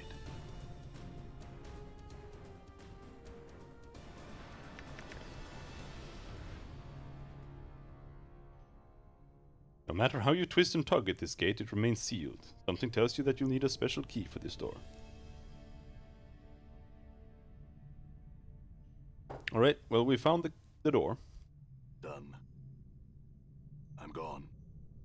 Now we just need to finish the rest of the quests, which I thought I was doing down here, but I wasn't.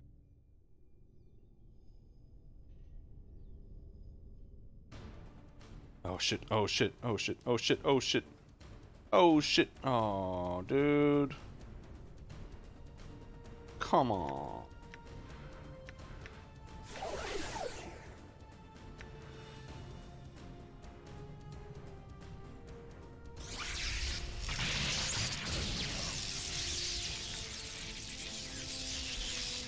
I will hear you.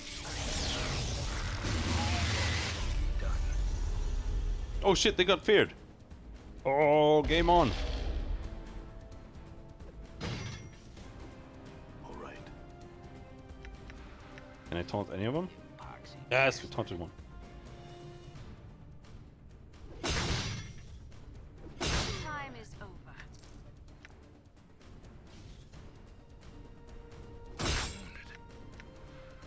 I'm wounded.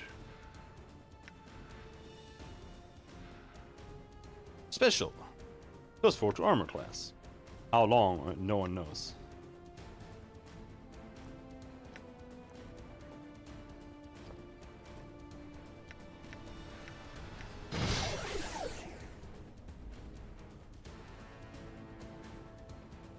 Yeah. You dog's body. I'm gone.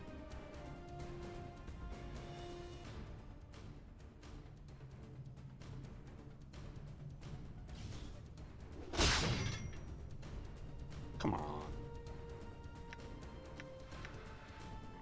Filthy stinkers. I'm running out of practice, it seems. You see that?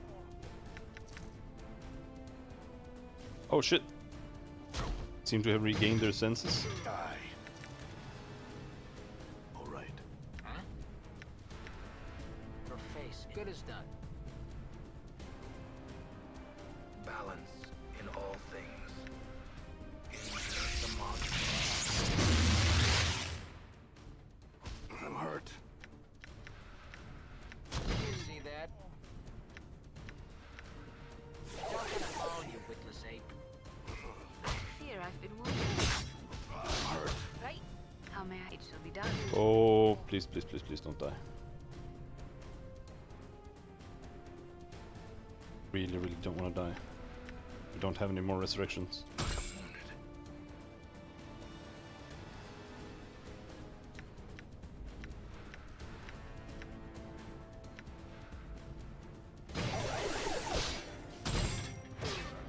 Like, they hit every single fucking attack. It's so annoying.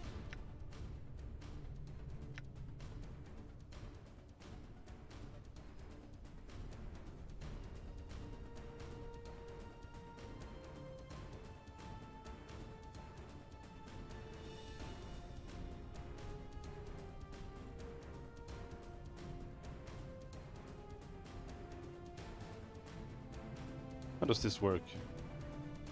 First card. Attack roll 10 plus 4. 16 plus 4.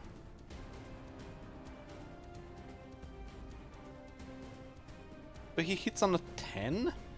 How? I'm gone.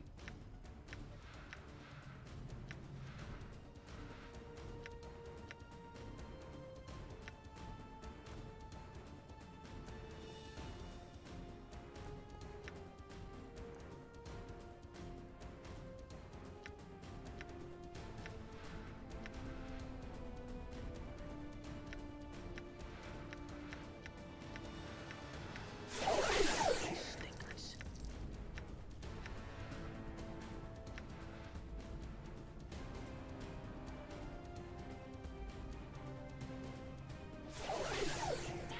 My jaw is hanging on by a thread. Would you give me a hand here? You father of trolls.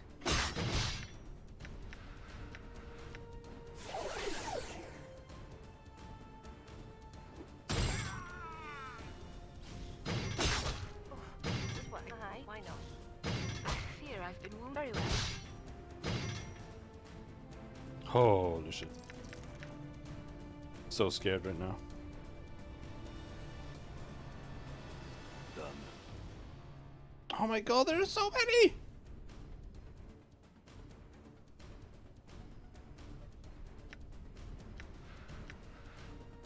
Even 50 swigs of brandy wouldn't make you look good. Filthy stinkers.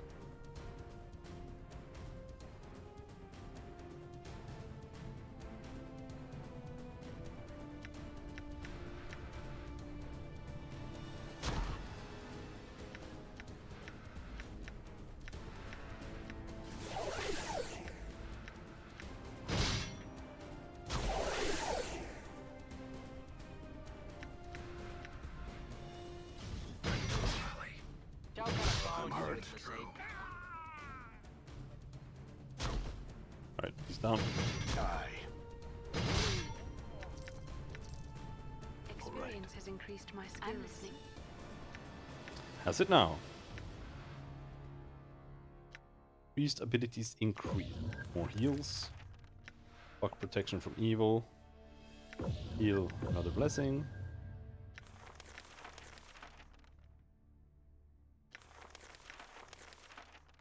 Raise dead. Cure critical wounds. It shall be done. I'm gone.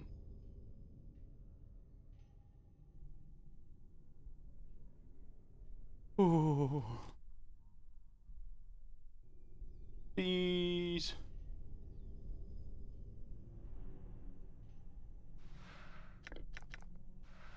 Jeez. You can't tell exactly what this machinery is, but it's most likely for mining or drilling into stone.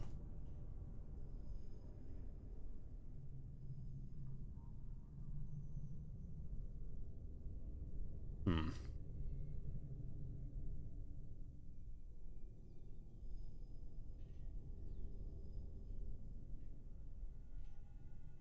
Please, no more.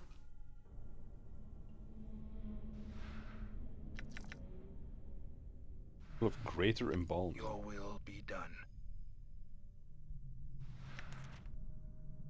Done.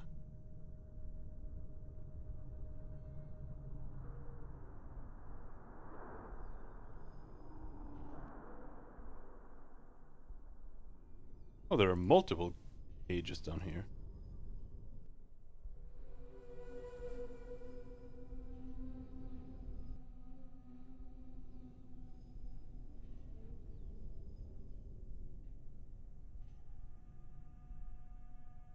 Fellas, I don't want to fight you. I want to leave.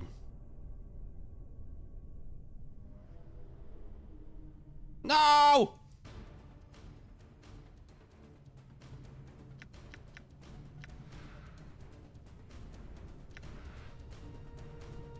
It shall be done. Plain swine.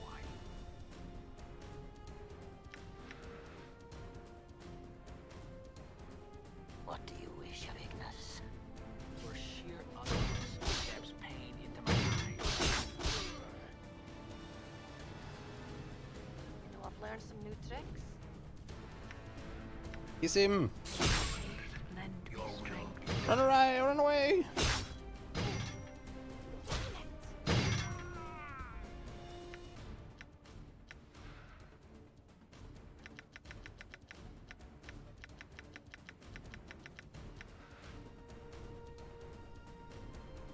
Might as well. Done. Your path is mine. I'm gone.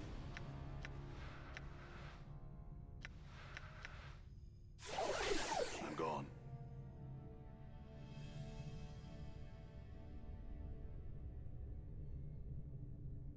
Oh.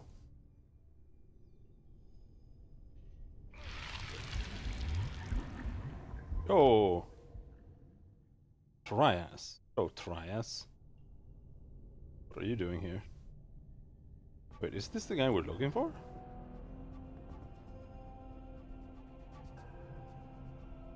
That would make no sense. You see a being with skin of the purest ivory. It is him! How did we get in here then? Without... Wow, what? That's so weird.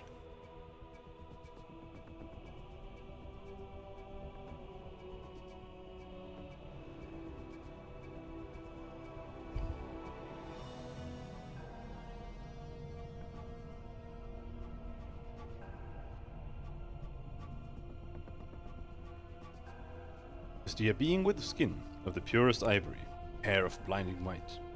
His wings are charred, the feathers destroyed, yet he still radiates peace and love. He stands as if in meditation, taking no notice of your presence, holding his arms out to either side. Chains hold his forearms tightly, attached to the dais on which he stands. Though you do not recall having ever seen a deva, you know in your heart that this is what this is.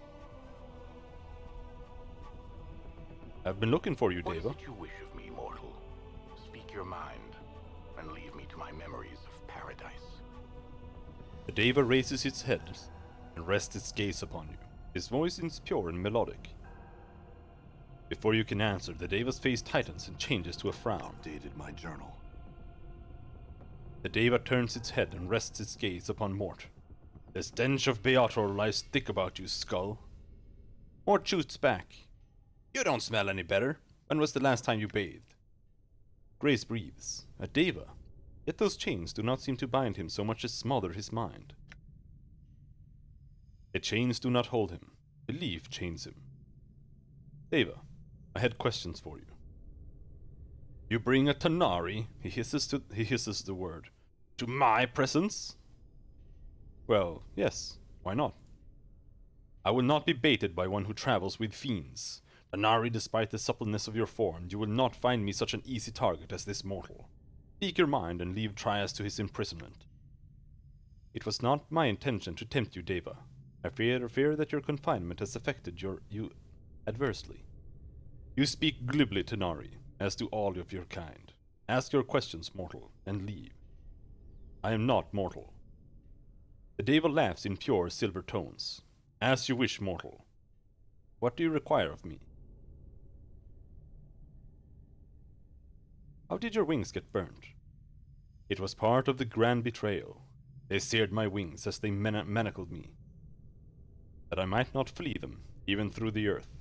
It is the nature of this place that the things of beauty are not tolerated. Who are you?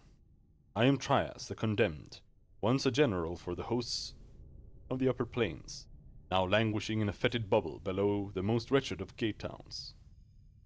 How did you get here? The people of this town, traitors all, know nothing of truth and beauty. They cannot tolerate it. They lured me here and chained me. Mortals do not possess the perspective that allows them to grow the strength of character to rise above their desires, as I so sought to teach them. I disagree, Lord Trias. You simply had an overabundance of trust in your spirit for them. A sneer twists his beautiful smile. Surely, Mistress Tanari, you don't believe that mortals can ever gain that perspective. Not when you are what you are. Your very nature cries out to subdue any chance mortals might have to rise above their base instincts. Alright, that's enough. I had more questions, Trias. Again? Ravel the Hag sent me to you. He said you had knowledge for me about my stolen mortality. Ravel, the Night Hag, stolen mortality. This all seems so familiar to me, yet I fear I cannot dredge up the knowledge while these chains confine me. Why not? These chains imprison more than my movements. Memories of much knowledge do I have, but the chains distort the memory. How can the chains be broken? If I still possessed my instrument of my station, these chains could be sundered easily. My blade, celestial fire, is held by the shadows of this town, used to power their poor prison. If I only possessed it in my hand, such freedom would I again know. It is kept in this foul prison, in a locked and guarded chamber. The door is locked, but I know the combination. He speaks 3 arcane syllables that burn into your mind. Return and strike these chains with my blade, and my restored memory should enlighten us, both of us. Well?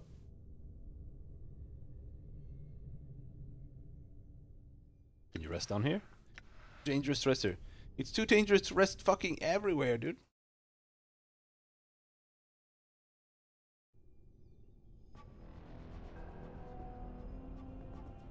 Maybe.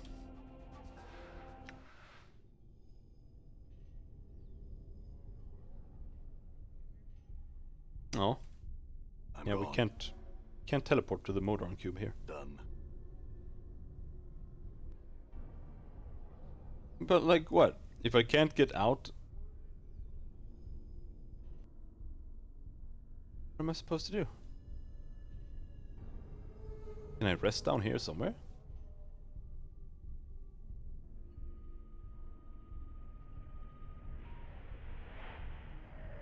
If nothing else,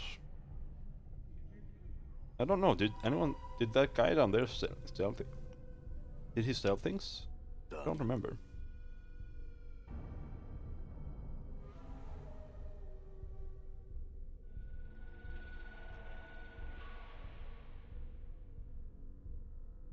I've got a place over there you can bed down.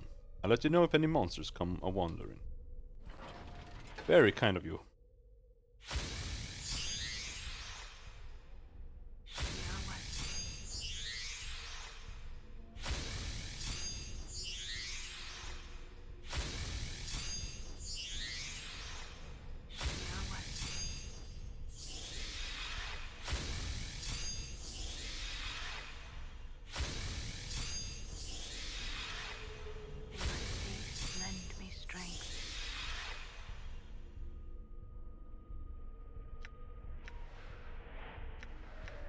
Holy shit. You done yet?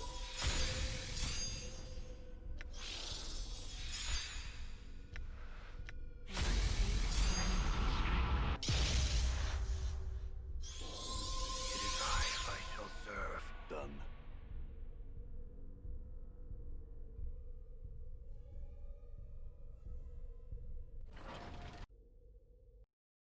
Thanks, homie.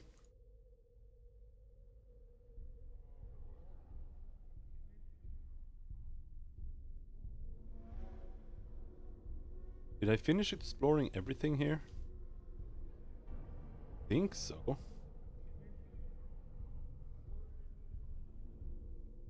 Yeah, there is no other way anywhere, it seems.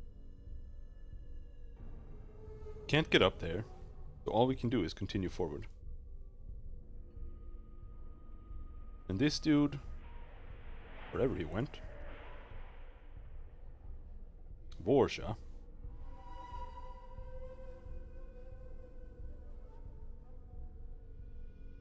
Wait, let's ask, who are you?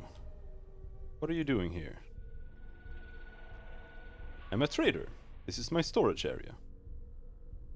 Just curious. Ale, mead, and other goods, he looks somewhat nervous. What are you so nervous about? He begins to fidget. Nothing, and gives you a defiant look. Can we change the subject? No, I think you're up to something, and I want to know what.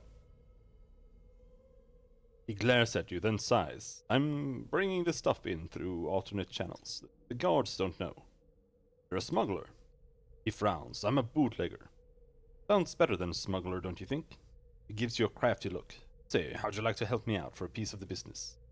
What kind of help? He thinks for a moment. There's a Geralith near here. It's been trying to kill me, and that makes it hard to get my stuff out. I need someone to take care of it. What do I get if I take care of it for you? He smiles. I can use a partner. Business is good, and I can't distribute everything by myself. We'll split the profits down the middle. What do you say? Sure, why not? His smile broadens. Take care of the Geralith. I've killed the Geralith for you. He looks surprised, but quickly recovers. He glances at you to see if you noticed. Oh, that's great. Good job. You said you'd make me your partner. I'm ready to collect. He nods. Yes, I did say that. Stares at you for a moment, then begins to fidget. You didn't think I could kill the Geralith, did you? He stares at you a moment longer, then sighs. No, I didn't. It seems you've exceeded my expectations. I was hoping the Geralith would deal with you and save me the trouble. Now I guess I have to take care of you myself. Suddenly draws a weapon and attacks. Aw, dude, I just wanted to buy things from you. All you dropped was a hammer? Oh, that's so lame.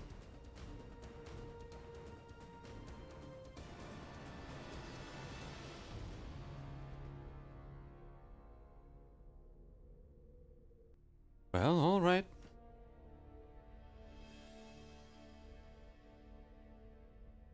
Off we go to the next door. Still don't understand what Kia was looking for earlier. You just go right in here through the fucking junkyard.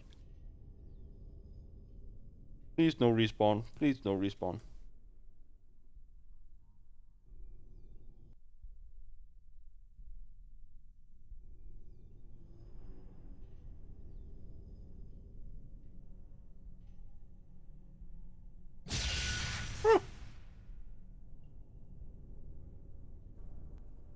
Not that door, then it's this one.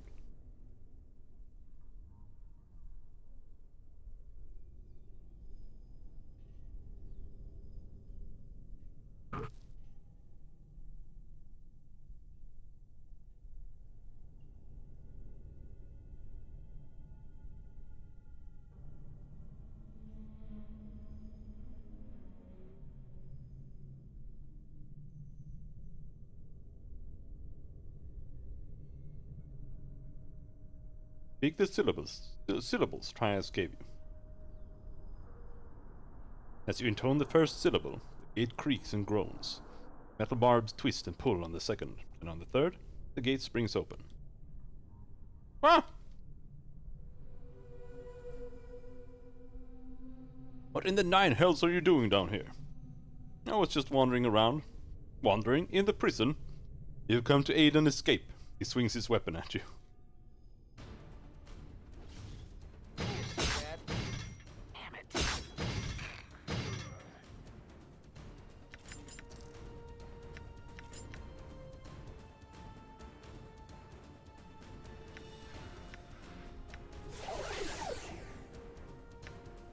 Here's what we're gonna do.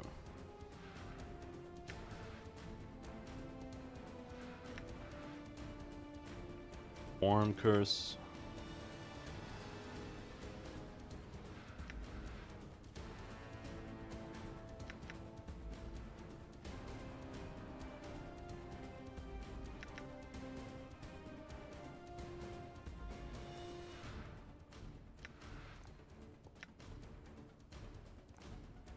Bone charm. Bone charm. Bone charm.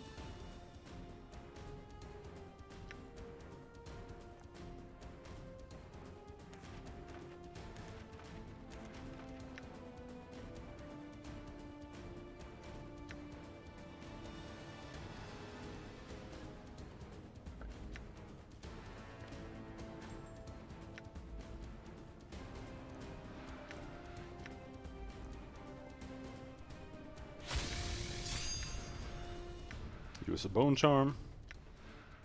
Another bone charm. Another bone charm. Another bone charm. Use another bone charm.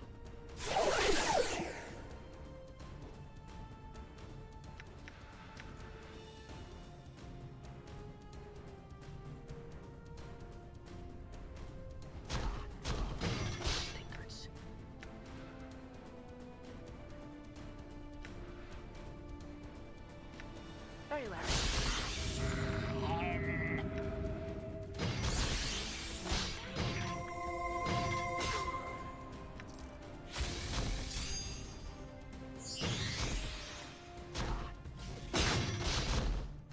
Wow. They hit us surprisingly much less.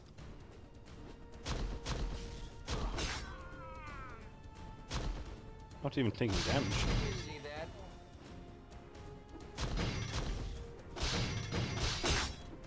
Damn it.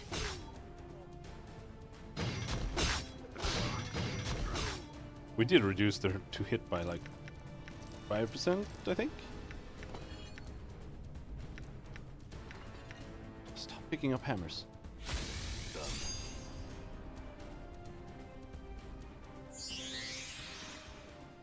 Door is locked. Can you deal with that? Might as well. Nope. All right. Need to find a key.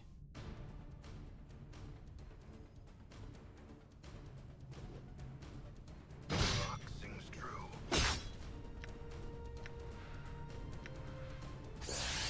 Time is over.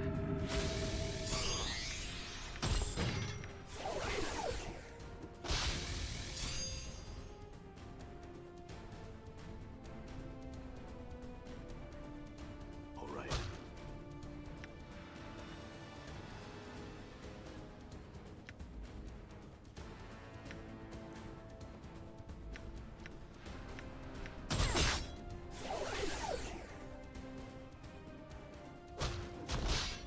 Holy shit, how slow was this curse to take effect? Very well.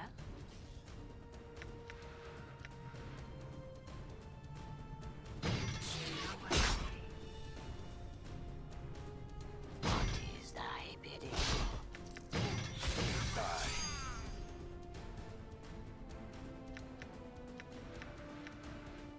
Stupid yabo. I fear I've been wounded. It shall be done.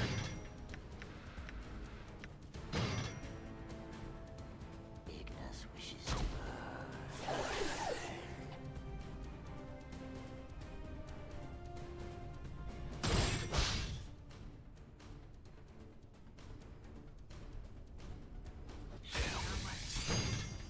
A pleasure.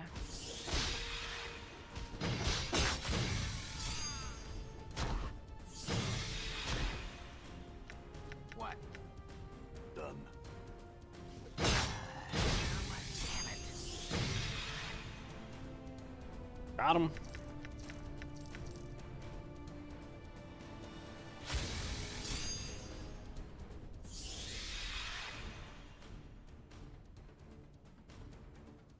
You done healing? Go kiss that guy. Faith, lend me strength. A pleasure.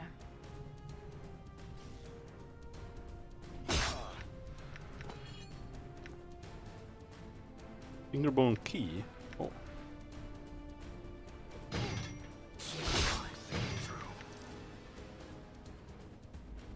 Done.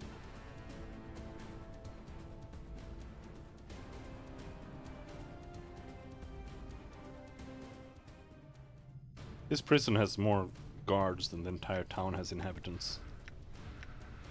You father of trolls. I'm here. Here I've been wounded. Spell with me. A pleasure. Spell was interrupted. Didn't even know they had cast time. Hey, A pleasure. James? My best healing spell.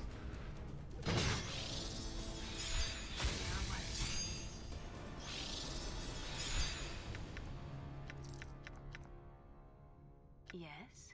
What did you wish? Oh, that was all our healing spells.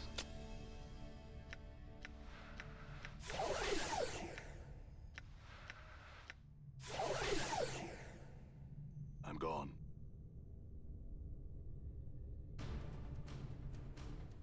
Ah, god damn it. God damn it. First citizen. Yeah, but one time. Come on. Your will be done.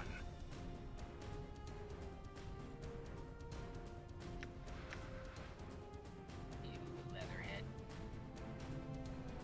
Done. Yes. The flames await.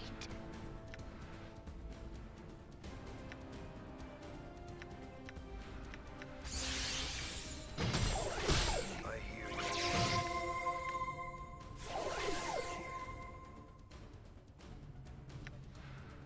Your will be done.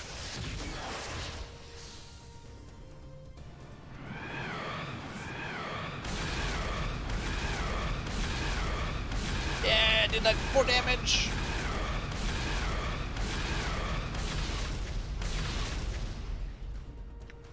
Sick.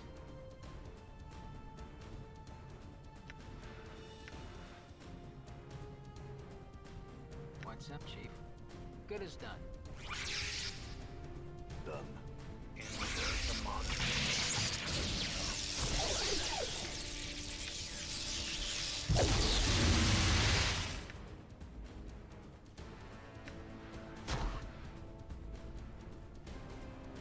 Barely injured. Barely injured. Barely. Blast that guy.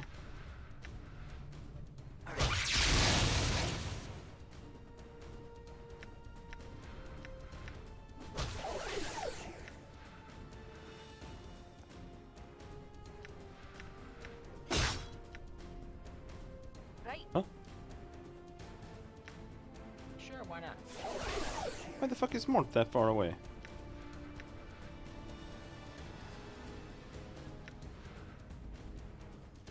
What's the word, Chief? I will hear you. That guy's also near death.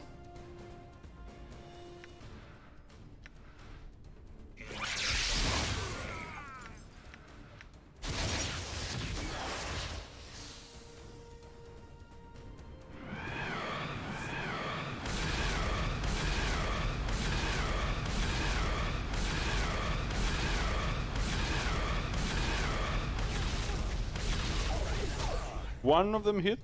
I'm Dude. gone.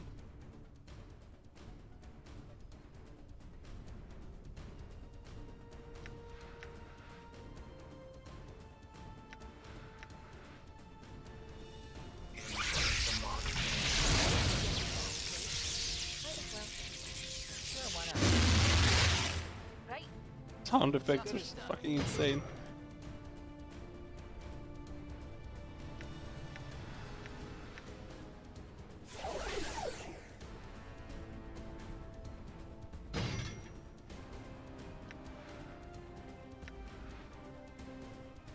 Balance in all things.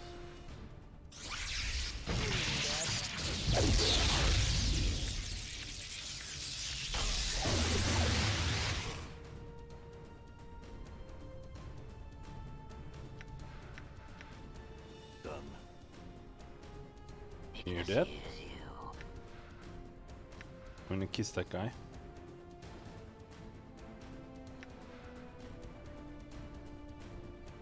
It is I. I'm hurt. Ow, ow.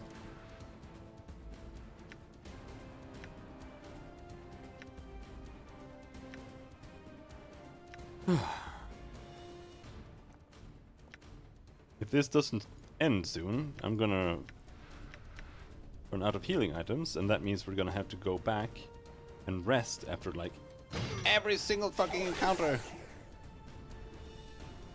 I'm hurt. All right. Your path is mine.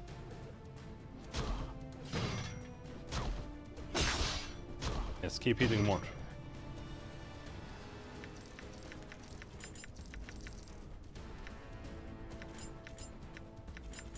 Endure.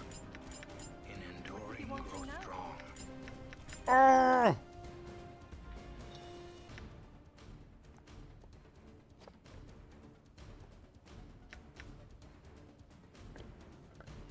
Oh, that's healing, right? Heals 9 hit points. Oh, that's so ass.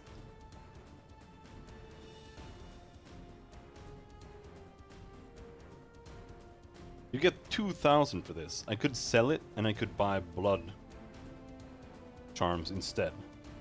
It would just be more healing than this. This reduces fatigue and intoxication. Just terrible.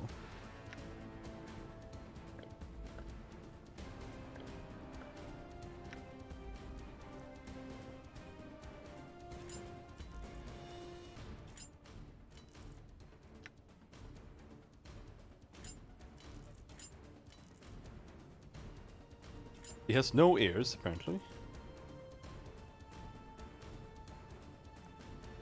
Still, he has fingers. I'm gone. Oh shit. This is not over. All right.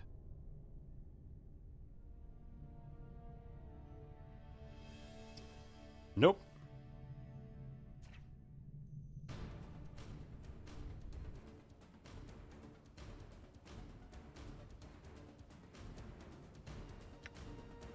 I kind of want to go back. The thing is that AD&D clerics are fucking garbage. Like with a full array of healing spells, they can barely even sustain a party one fight. You take damage.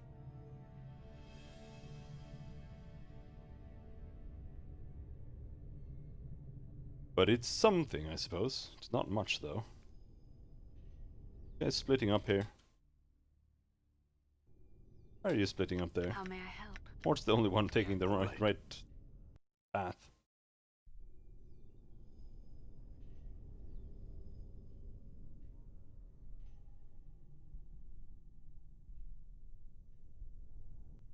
All right. He didn't have a store, did he?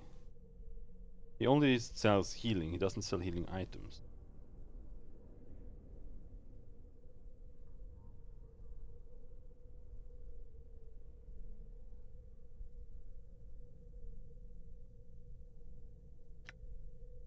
What are you doing down here anyway? A priest? Can I get some healing? Nope.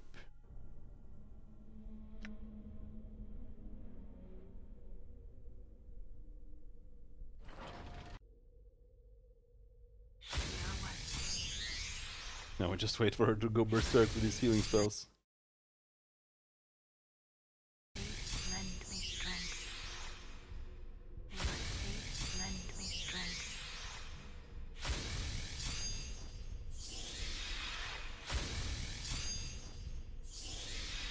May my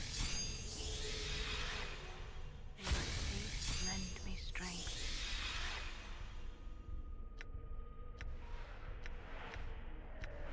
May my faith lend me strength.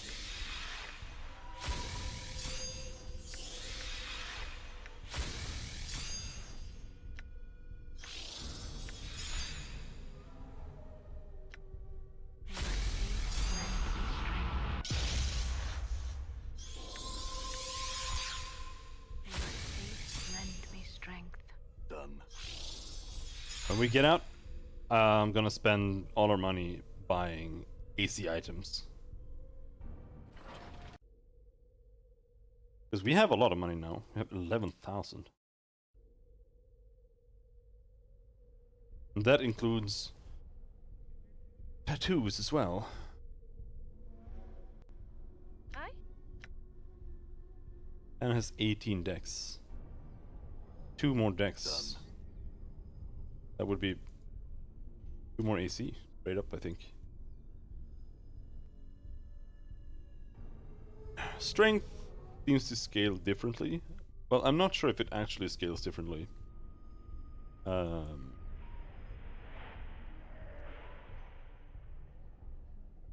20 strength was plus 8 damage and plus 4 to hit, which is really, really...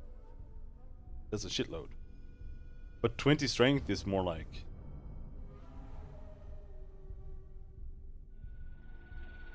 I don't know, like 23 or 24 or something. That's all the points it takes to get from 18 to 19. Oh, hello there. Door is locked. Alright.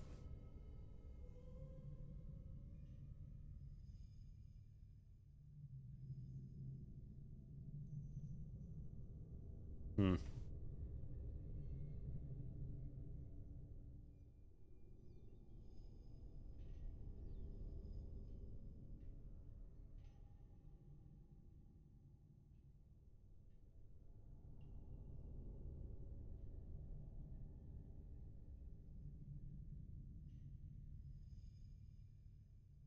This person appears to have died from some horrible wasting disease.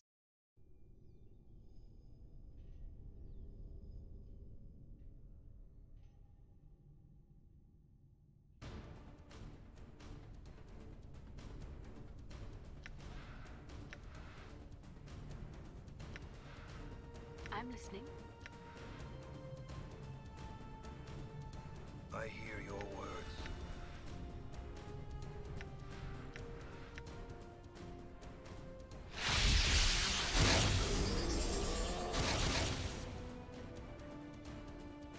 I shall serve.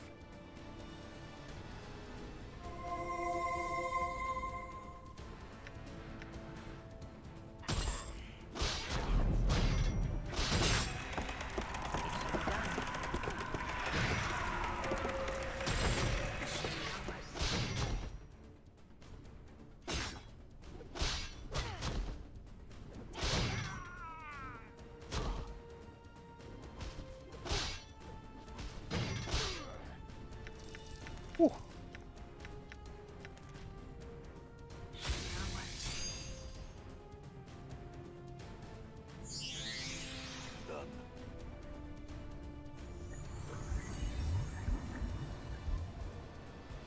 Just happened? We walked on some traps. Not great.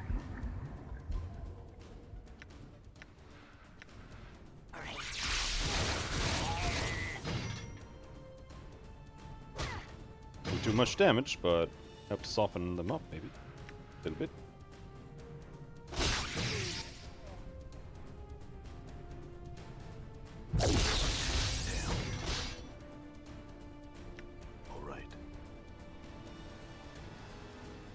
It shall be done.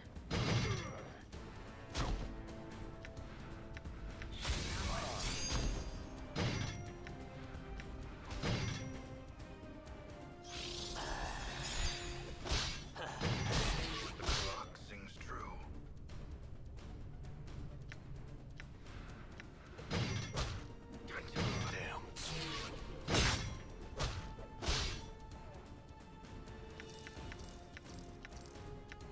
Place is really nice for items or for money. Right. Also for XP, I suppose.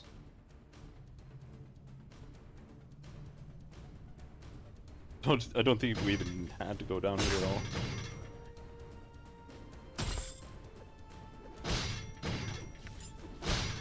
Oh, a reminder note.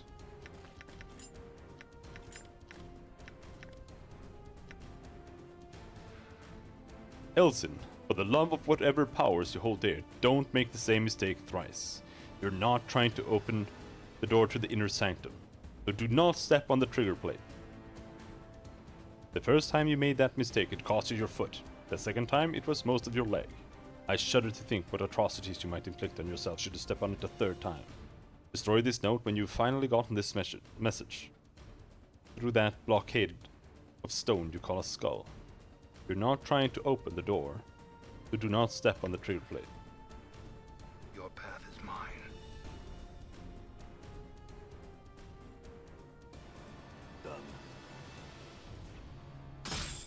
Ouch!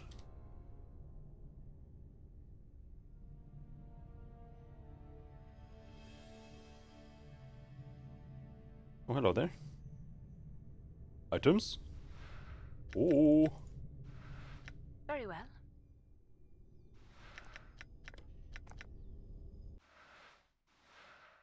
Dread Bond.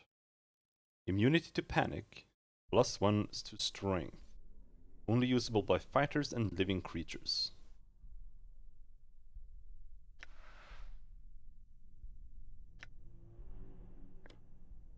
Oh? Give it to me. 13 strength doesn't give us anything though. All right.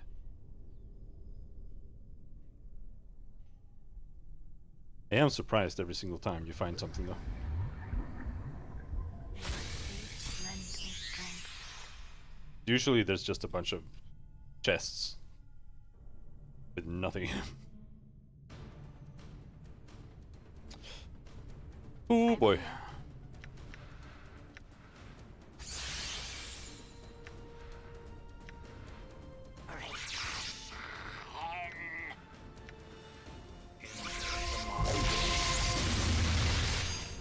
I love that spell effect, it's so ugly.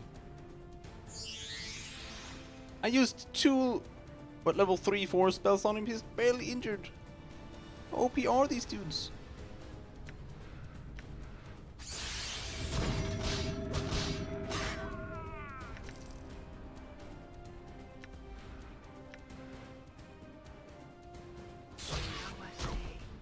Why not? I fear I've been wounded. It should be done. Should have been more careful. God damn it, stupid bitch. This is what I get biting.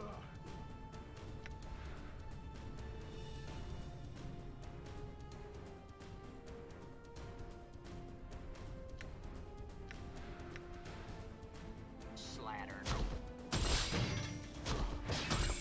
Your path is mine.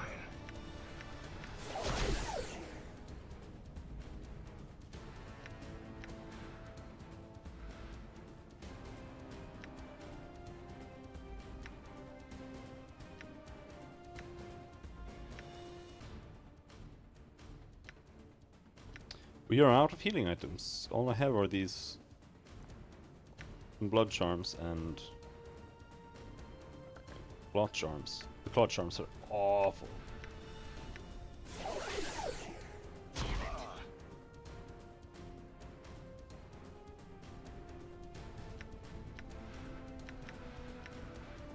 Epoxy bastard. The clock sings through. Princess Holly.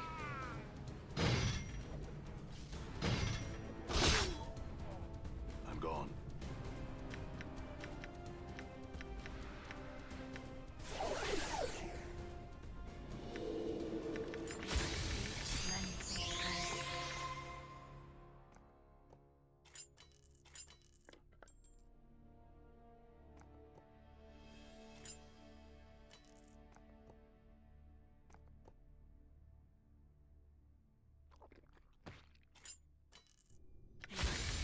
Lend me strength. Please lend me strength. Please lend me strength.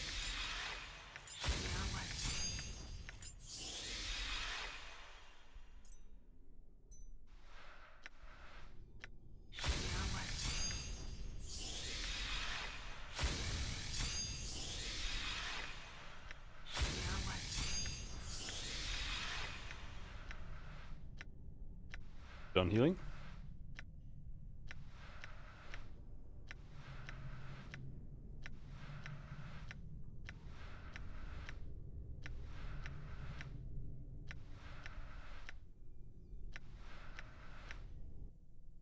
Like these. Think. Oh, you can use them like this.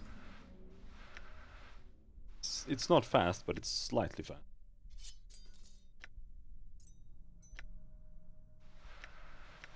Oh, that's fast.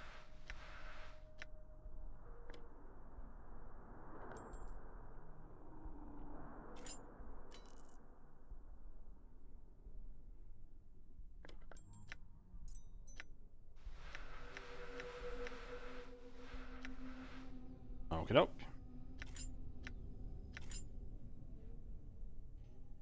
All right. Door is locked. Might as well. Done. Still no key?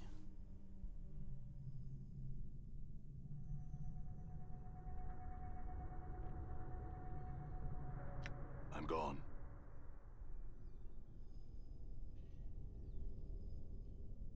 The trigger plate. Cassius.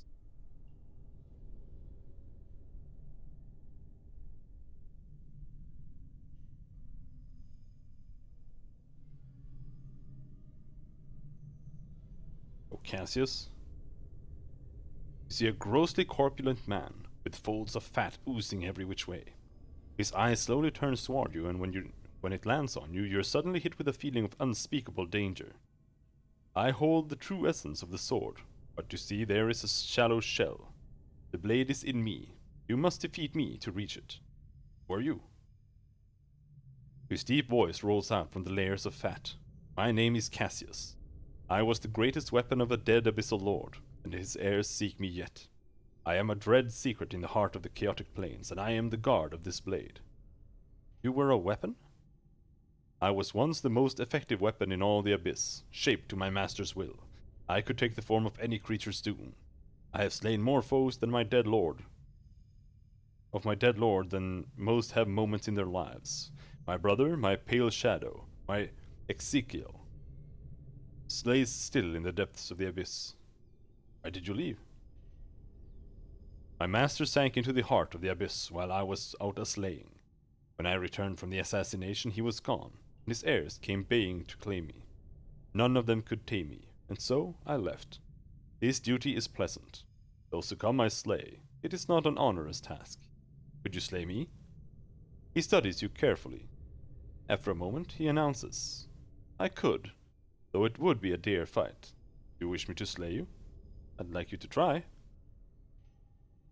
Tell me that you have come for the blade, and I shall destroy you. I've come for the blade. His voice is cavernously deep. This sword powers the prison of Cursed. Its removal shall free all the prisoners condemned to be forgotten. I am charged to prevent this from happening. You wish the blade? Yes. Then these are the rules. You must choose between 3 options: strength, wits, or speed. If you fail at any of these, I shall destroy you. I choose wits? Then I shall ask you 3 riddles. Should you fail, I will destroy you, and fashion pipes from your skull, and play a song of torment on your spirit for eternity. Very well, ask your riddles. Updated my journal. We begin with a classic riddle. What walks on 4 legs at dawn, 2 legs at noon, and 3 at dusk?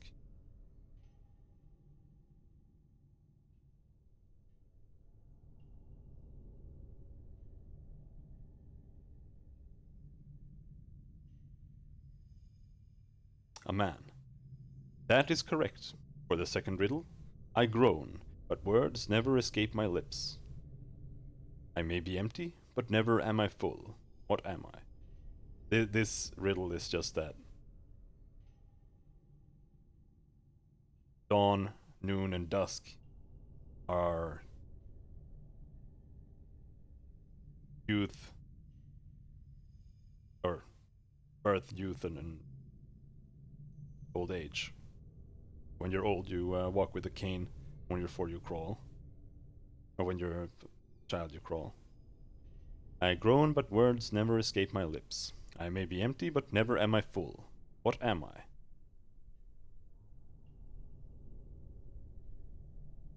A ghost, a prisoner with no tongue. Hunger, the moon.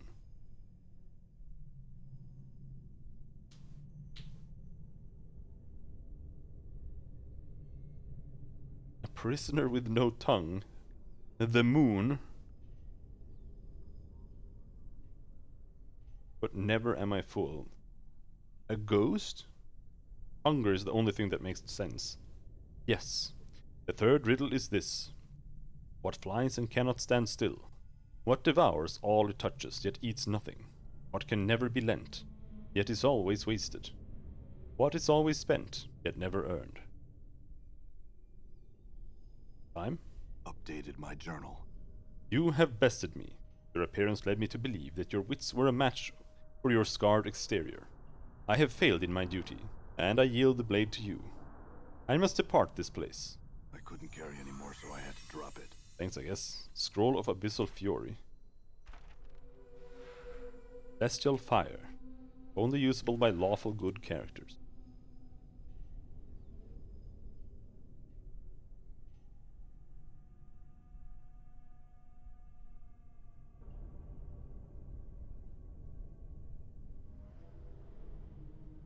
I don't know if we can bring him along. There's a lot of angry, cursed citizens. What are you angry at, though? With me, apparently. What do you wish of Ignis? For some unknown reason.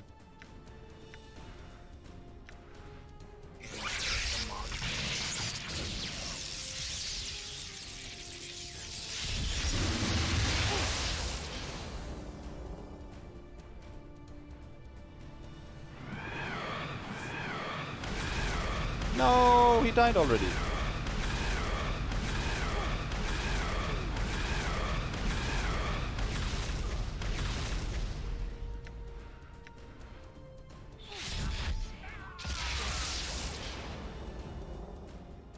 That's a big spell, to be honest.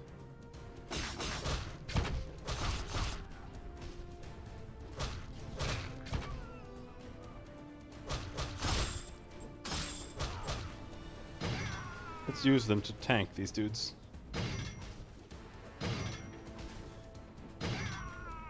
Dead cursed guard.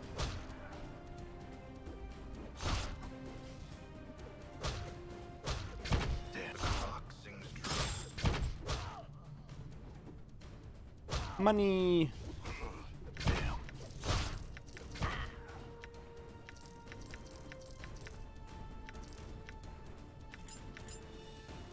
Alright, what do we have that we can toss? Battle axe. The scalpel has so far not been used anywhere. Leg bone club.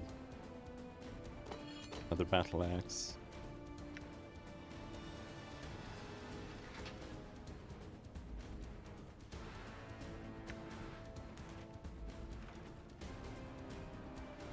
I have way too many cheeses.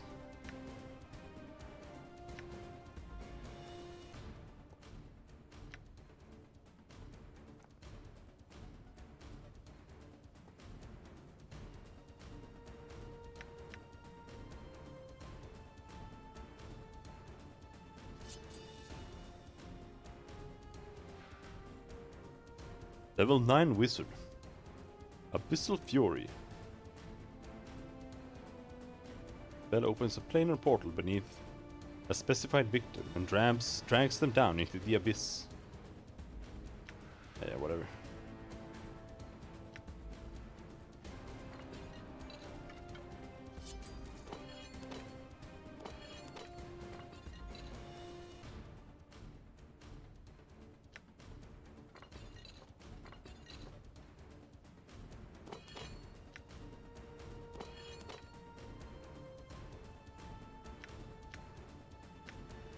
Cheese.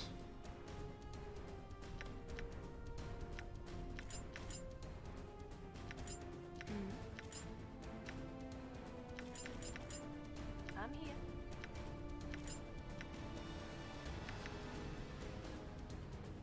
Go. Target gone, target gone. Yeah, yeah, I'm yeah. gone.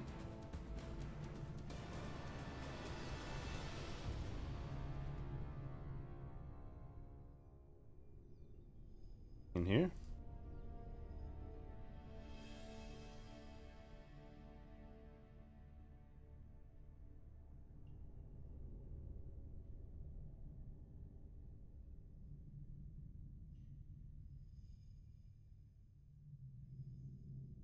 Didn't seem like there was anything except for that dead guy.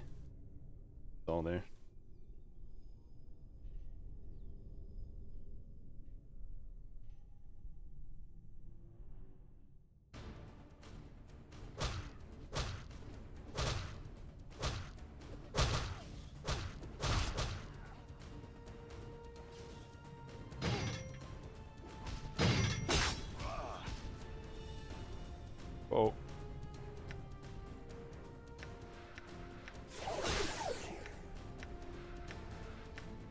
Very well.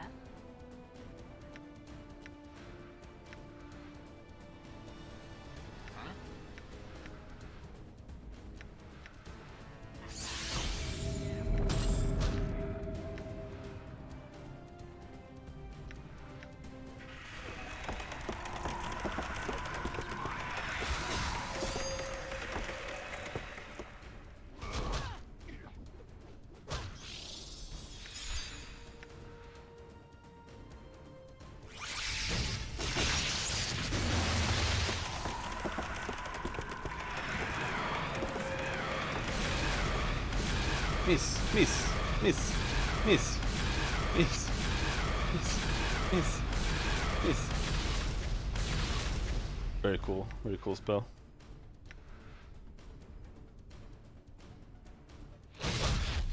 What?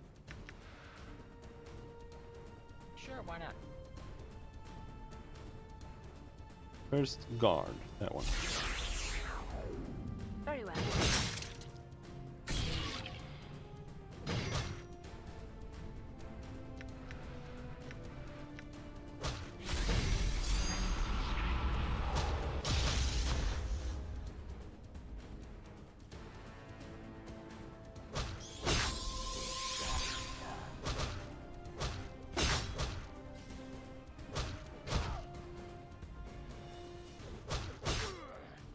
Aye, what?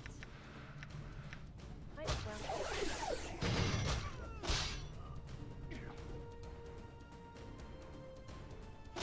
Die.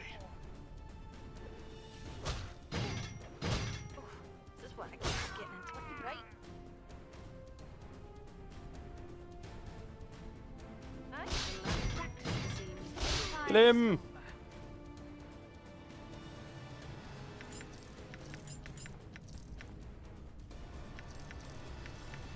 Done. Ooh, they better not have respawned out here. All of them. Ooh, that would be so cancer. All right.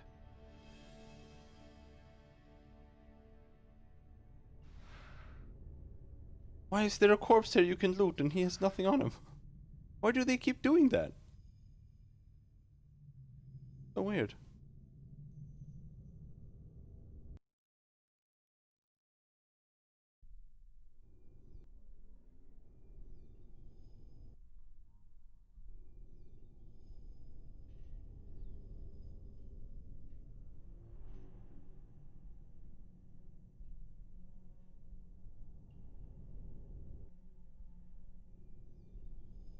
Alright. Let's see here. I don't know if this guy is a playable character, but if he is, I'm going to exchange Ignis for him, if he can even be in the same party. All from Grid. All right. You have another question. Is this your sword? It was in the middle of the prison. He looks shocked for a moment. Celestial fire! You have recovered my blade. Will you free me and strike a blow against the chains? Strike the Deva! Strike a blow against the chains. The chains sunder easily under the blade, and the sound of a thunderclap resonates between your ears. Everything goes black for a moment, and you feel the blade vanish from between your fingers. 306,000 XP. Thank you for freeing me. I owe you much. What would you ask of me, mortal? I'm afraid I can offer little in the way of boons. I have many questions for you. Do you seek power over the minds of your fellow mortals? Do you hope for wishes to be granted? Do you want wealth? Do you seek more souls to torment? I seek knowledge, not power or wealth. Then speak your desire. My mortality has been stolen from me. I wish to reclaim it. Updated my journal. You speak foolishness. You speak foolishness. Yet there is one who might be able to help you with what you seek. It is a fiend named Fjul Forktongue. He shall aid you.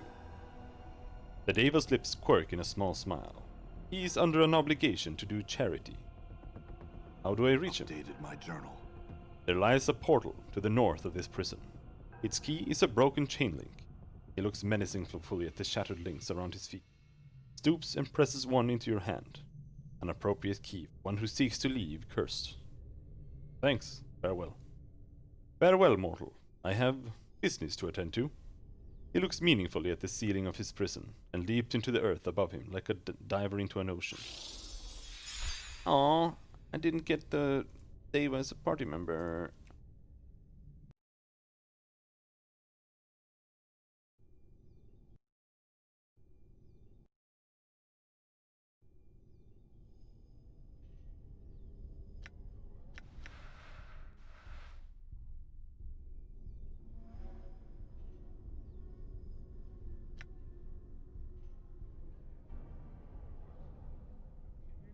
Done.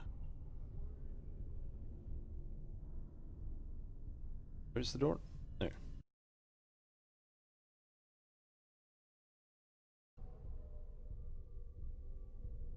Done.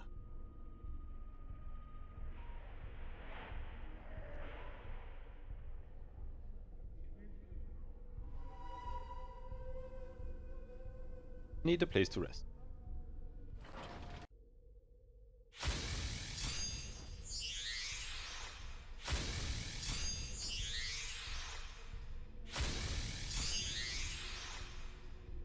May my faith lend me strength.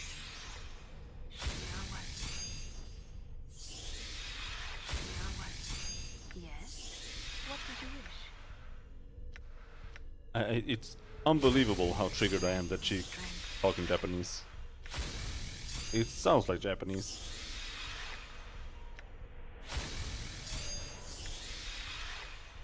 May my faith lend me strength.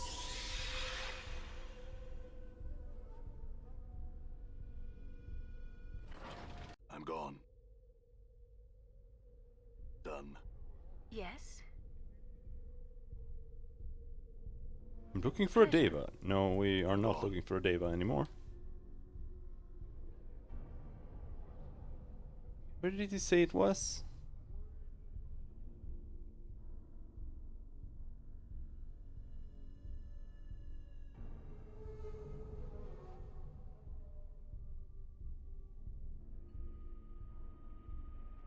Finding a portal to the north.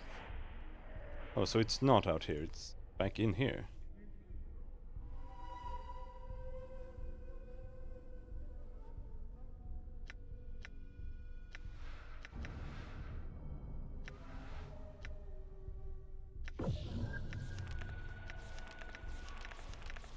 Can learn level 5 spells, but we have none.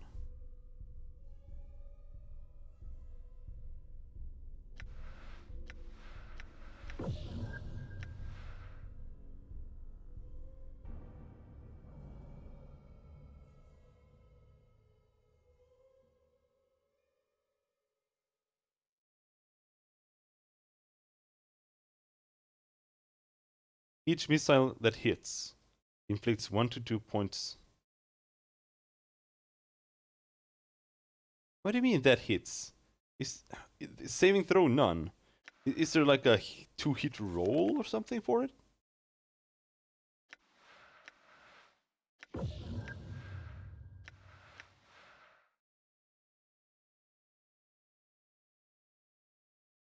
This one is completely useless.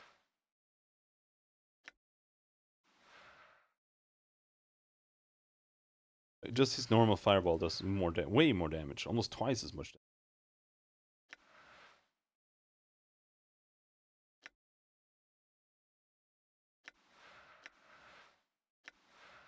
It's ridiculously bad. These spells are good though, but for some reason it doesn't want to give me more level 1 spots.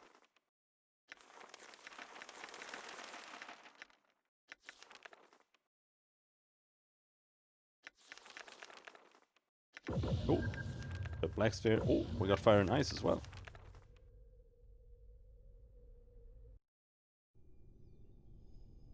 All right.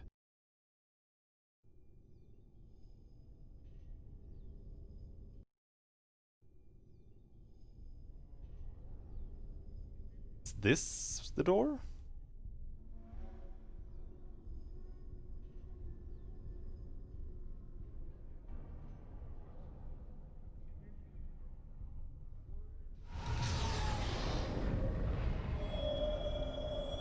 Okay, so I just accidentally skipped all of Cursed? I guess? Fucking weird as shit.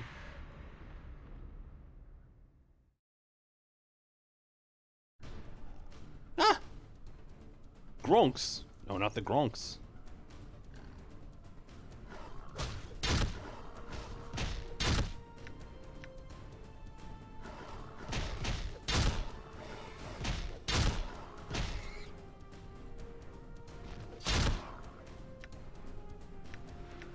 Flies wouldn't even rest on your carcass.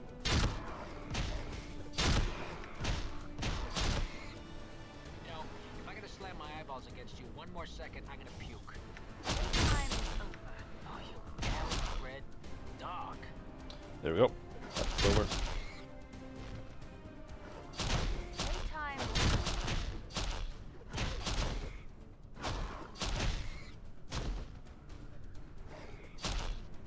Grilligs. Not the Grilligs. Oh. Snickards. Favors a spell.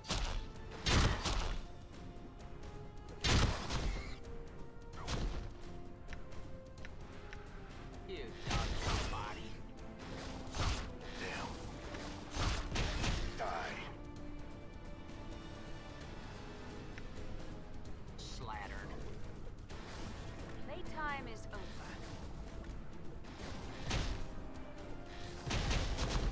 Let's kill him. Whichever. Die. Done. That guy running away. These stinkards. Damn.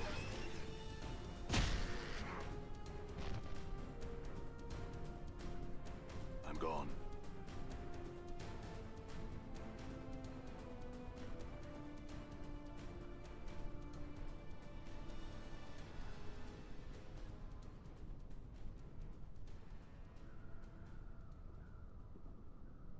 Grillig's fleeing from me. Come back, Grillig. You're running away to your friends? Your pussy?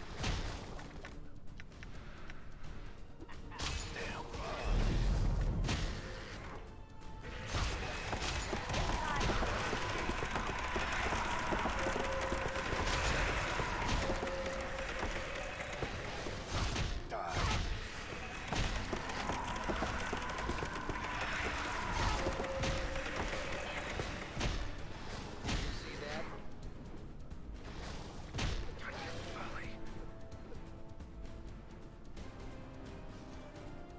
What's up, Chief?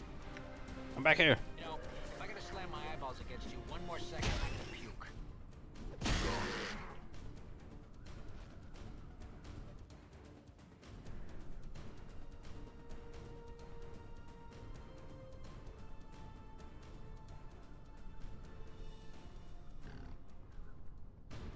More of these cuties. I like these enemies. They do like no damage. Not like those other ones. Die. Good work, Chief. Stupid yabo. Damn.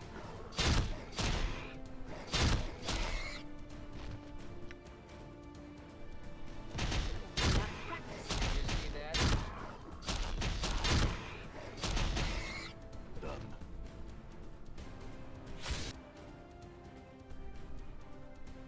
Please lend me strength. The most annoying part about her auto-casting things is when you keep canceling her heals. She uses it the instant you press the mouse button. That's a lot of dudes. Very well. Did you see that? No, not lightning strike. They're too big.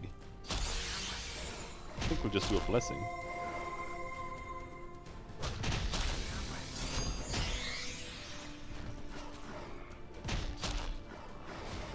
Die. Very well. I fear I've been wounded. do you have?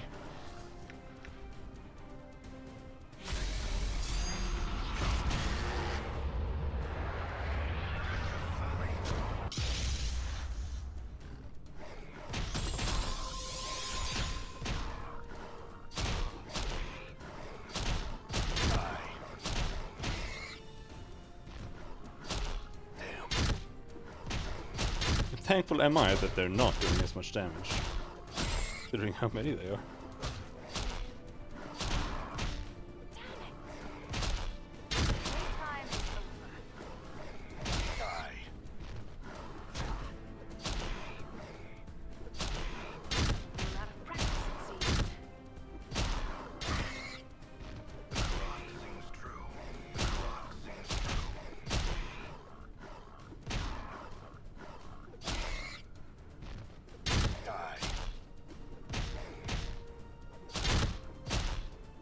Now, Grace is gonna start spamming heals.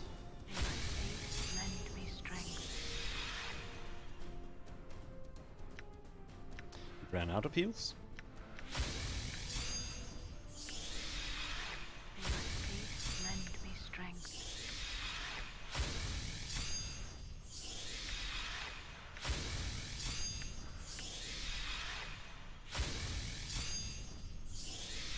Done.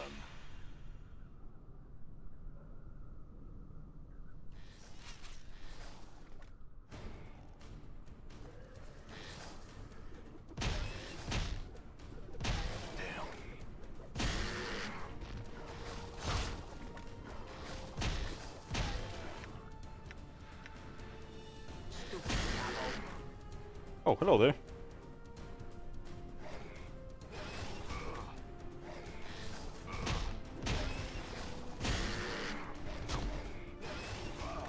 Damn.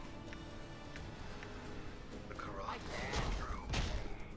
Damn it.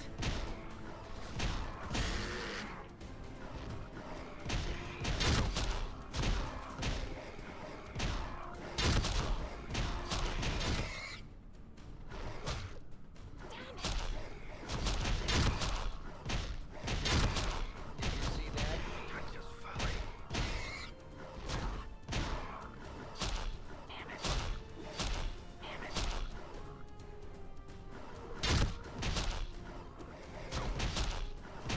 Time is over. Die.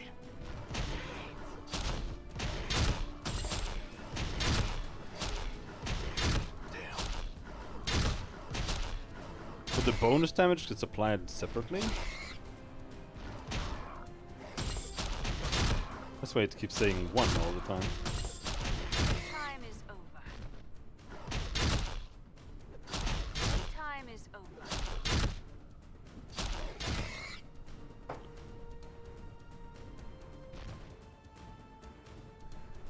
All right. Nope, can't walk there. Pot. House of Fuel.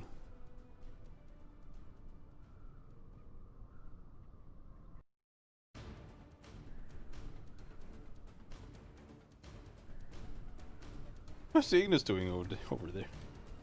Just forgot I'm back there behind the rock. Damn. Damn.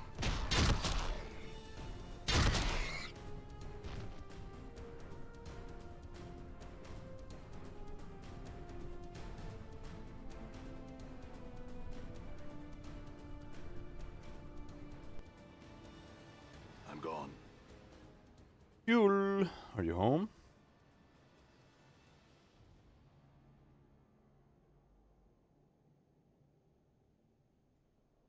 Fuel forked tongue. A Tanari in my home? Of all the indignities! Why don't you invite your whole filthy species in? Pah! The fetid stench of a Tanari. I can smell it for leagues. Show some respect for my home. Can't you find some fumes or acidic vapors to try and drown your scent? Ah! I'll never get that Tanari stench out of the place. It'll draw Beatisu from all over the plains. I like the way she smells. It's pretty. Oh, and it's not just any Tanari, but a Tanari whore who's just walked into my home. Things can't get any worse. Come in, come in. Please, my home is your home. He waves his hand in the air in despair. Why don't you invite all the rest of your abyssal harpies into my home to torment me?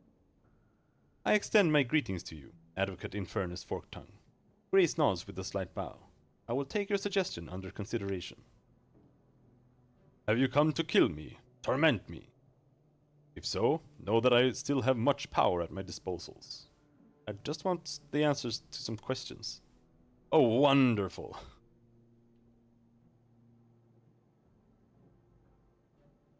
Tell me of Trias. Pah! Years of service as an advocate in Furnace. Painstaking detail and organization. I never questioned my superiors. I did all that was asked of me. I punished those below me with the cruelest and most inventive punishments when they failed. Then, one slip, and it all comes crashing down. All due to chance, chaos, randomness, and the lesser races wonder why the Beatus who wish the multiverse to be an orderly construct. He pauses, hissing in anger. The Deva lied. It lied. Trias the betrayer tricked me into signing a contract. I, blinded by the possibility of capturing him, walked straight into his trap. If he dies, the contract is over, but I have not been able to find him. And if I did, how would I harm him? What am I to do? Even these treacherous thoughts make my mind burn in pain. I was so sure I had the paragon of self-righteousness. That short-sighted greed cost me the rest of my centuries of glorious conniving and entombed me in this sinkhole of goodwill. Bah! Updated my journal. And now I am cursed to do good deeds, to aid those in need of aid. Bah! An eternity of curses on Trias, a pox on his blessed aid. May all the dung heaps of Maladomini rain down upon his head. He rants for a few more moments and then turns his attention back to you, and speaks through gritted teeth.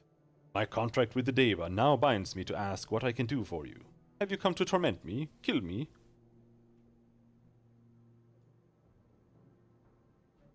How did your wings get that way?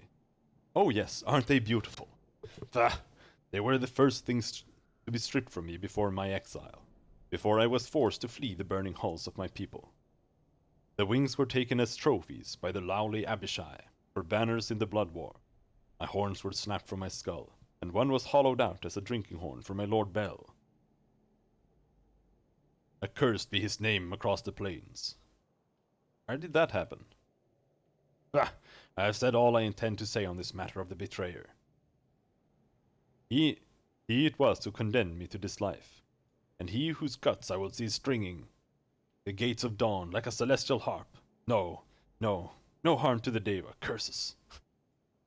Answer some other questions. I'm in need of some aid. He meets a strangled croak. I have some very few items that I have accumulated over the years.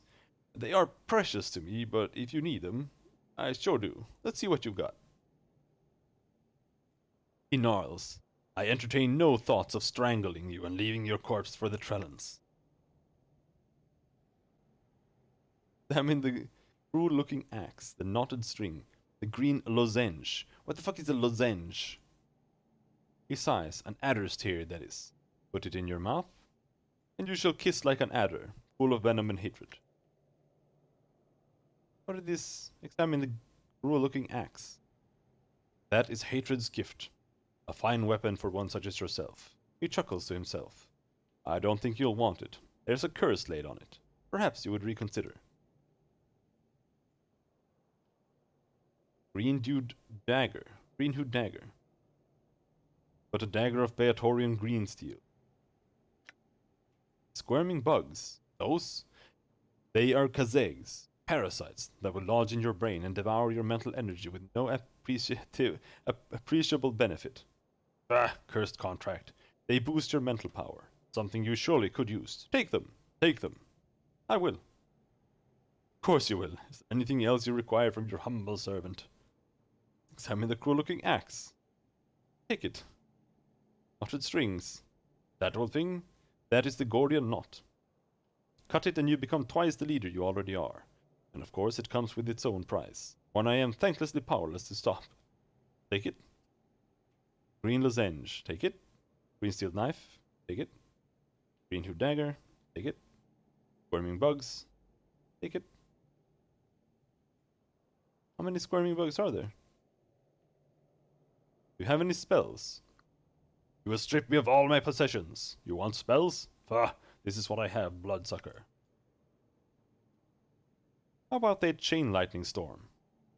His hand disappears as he reaches into a strange space/not space, pulls out a scroll that feels strangely like supple human skin, and thrusts it at you. Ah, take it and be damned. Take it. Thanks. What else do you have? How about a nice remove curse? Thanks. What else do you have? Globe of Invulnerability sounds useful. Blade Storm. Impressive name. I want that. Stygian Ice Storm. That sounds too dangerous for you to have around. I'd best take it from you.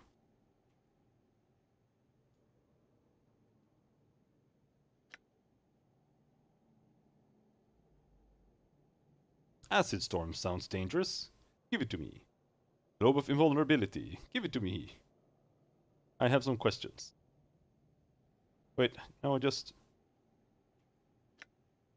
I'm in need of some aid. Spells. Give me that.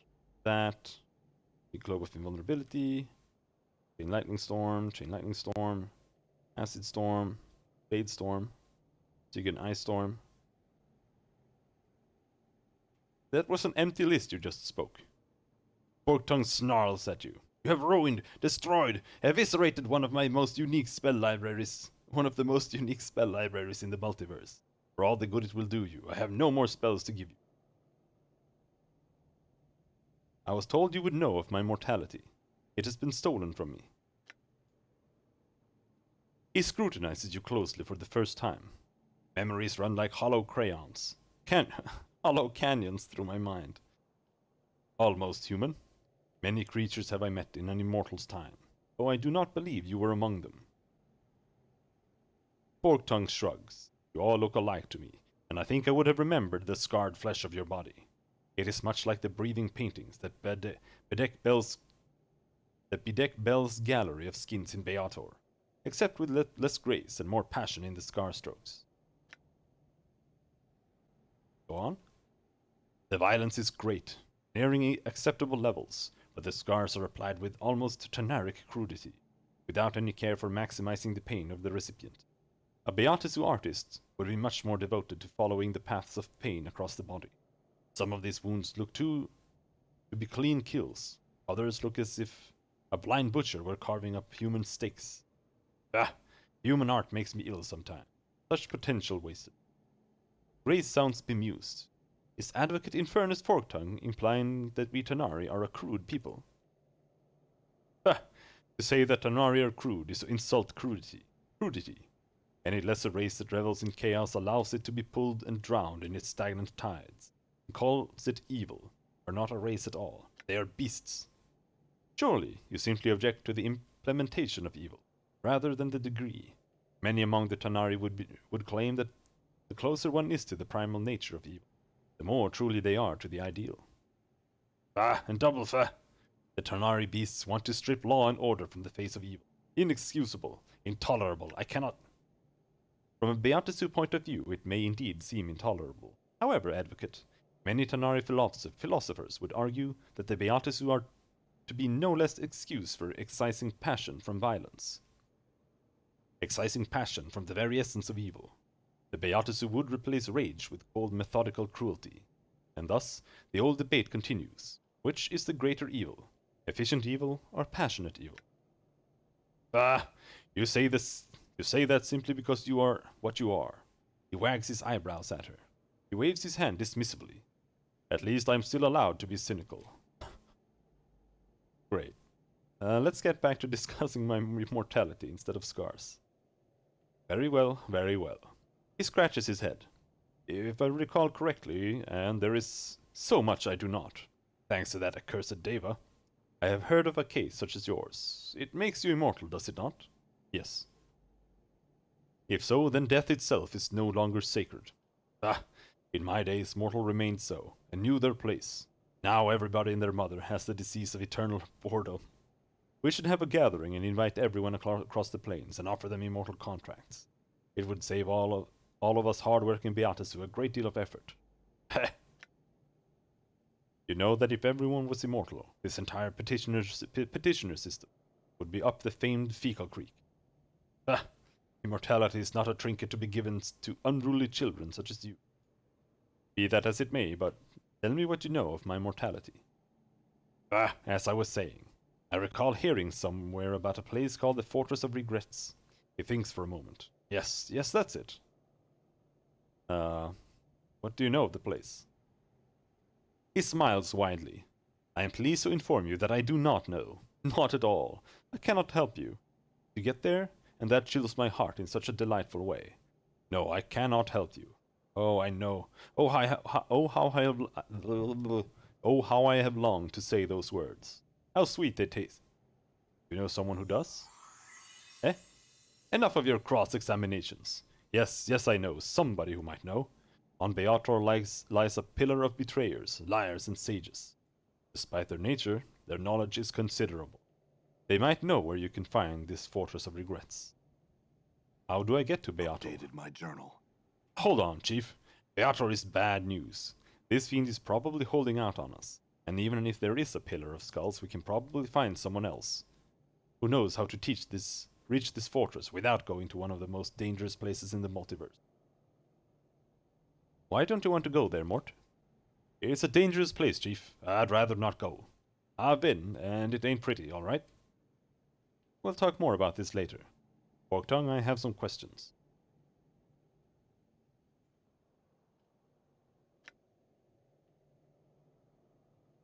Tell me of this pillar and how to reach it again. How would I return from the pillar? Eh? Return? Why, I hadn't thought of that. To return from Beator, you need knowledge and a piece of jagged obsidian to cut your tongue. That knowledge you will gain from the pillar. But there is no reason for you to return here, and no desire on my part to see you again.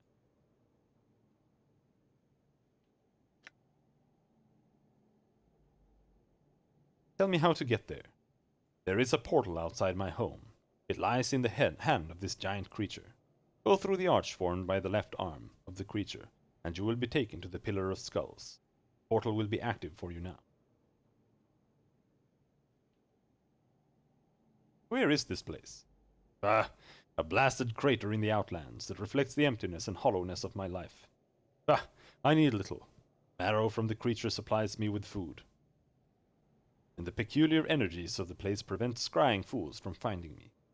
Though idiots apparently can still find their way here. What is this creature? This is the skeleton of Ulgoris, the father of the Goristro. Their living bear-like siege towers, juggernauts of chaos, huge, practically unstoppable, highly resistant to magic. And Ulgoris' bones, in the crater where he fell to his death, radiate much enchantment that prevents magic to spy me, keeping this pitiful frame alive for a few more desperate years. What makes your life so empty?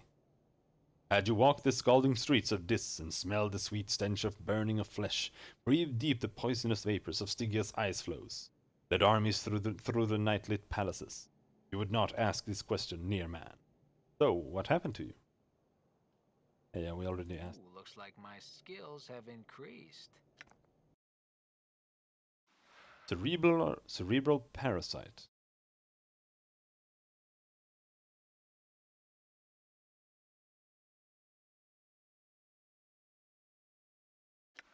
Alright, they are temporary.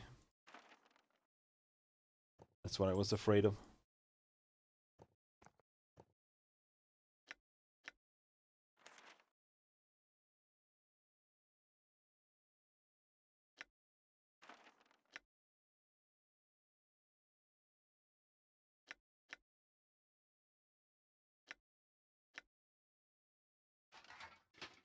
I was hoping you would let me sell. Reminder note we can toss.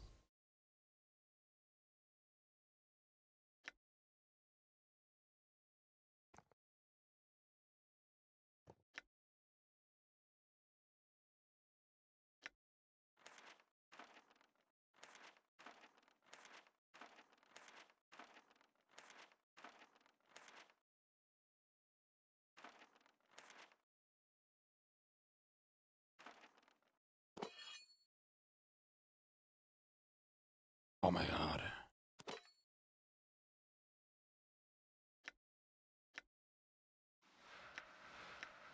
Succeeded. Succeeded. Succeeded. Succeeded. Succeeded. Succeeded.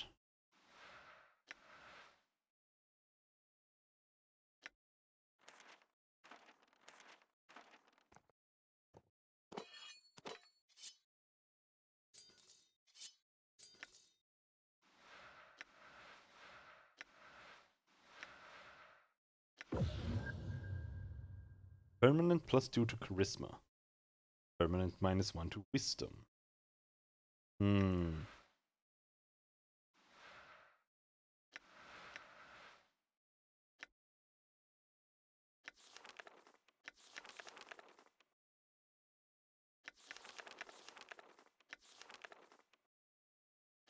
Greater embalming. This spell can preserve the flesh of the nameless one, mending repairs, offsetting decay, making your skin more resilient to damage. When cast, the target gains +2 hit points per level of the caster and +2 AC for 1 hour.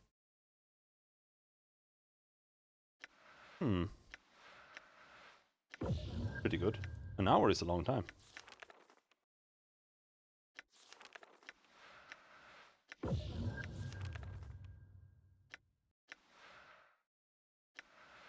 Spell memorization upgraded.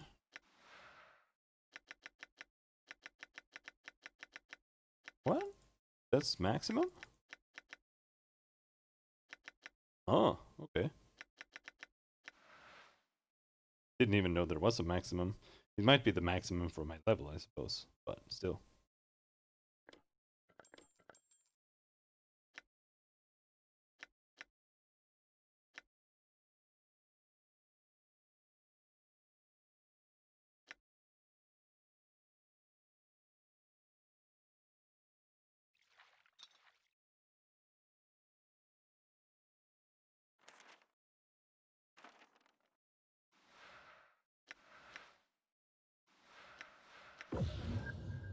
Hatred's Gift. Berserk when used. Crap.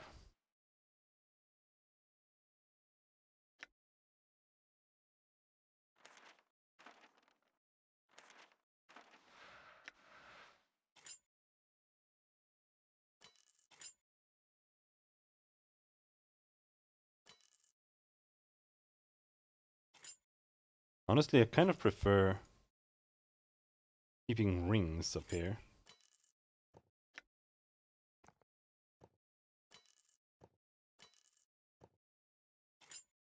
Because if you keep these usable items up there and you don't use them, that just ends up with it not getting stacked.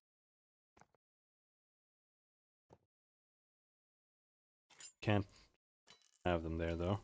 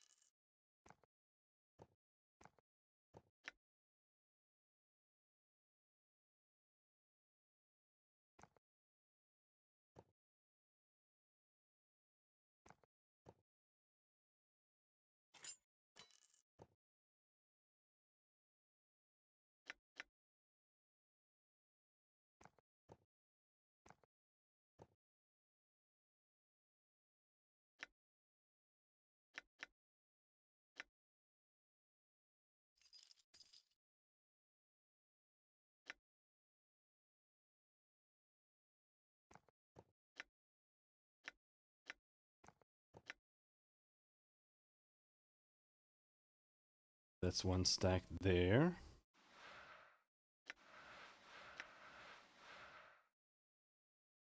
Like this is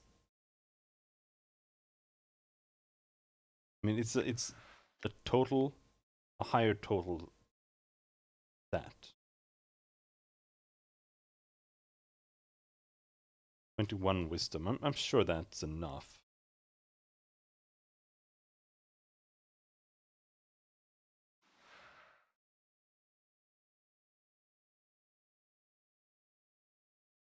We can sacrifice a constitution for it rather.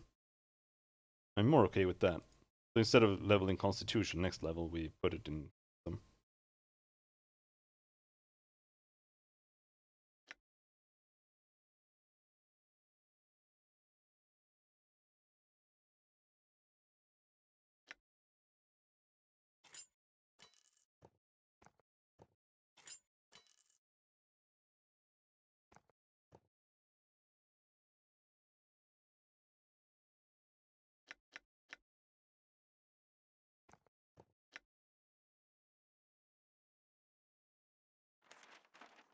Okay.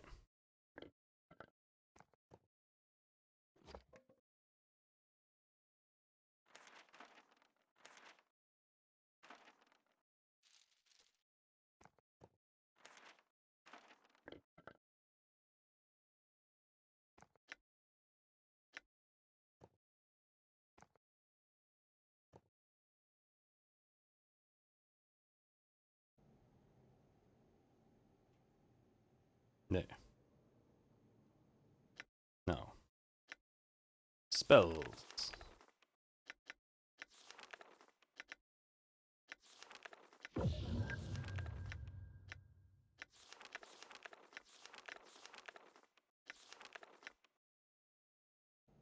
Great! Even more of a stench.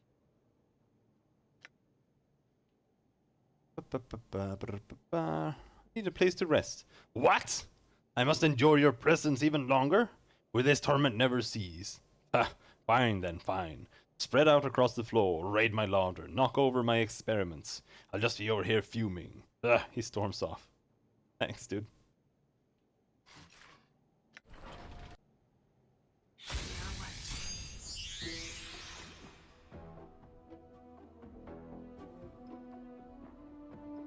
Are you done healing?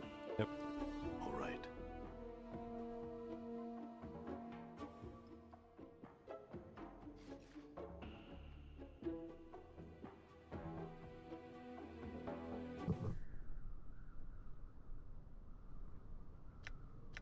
Hey, what's eating you, Chief?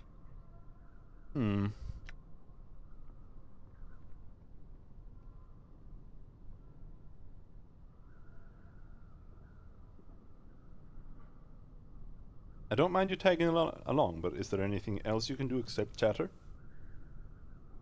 Hey, chattering's my best trait. He rattles his teeth for a moment, then grins. Eh? Yeah, I know about the litany of curses, Mort. I'm more curious about what you got while you were at Lothar's. Well, I made some friends when I was sitting on the shelf in Lothar's waiting for you to bail me out. Yeah, we already asked.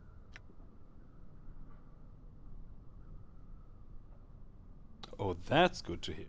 No, but seriously, Chief, I got a knack for chattering in just the right way.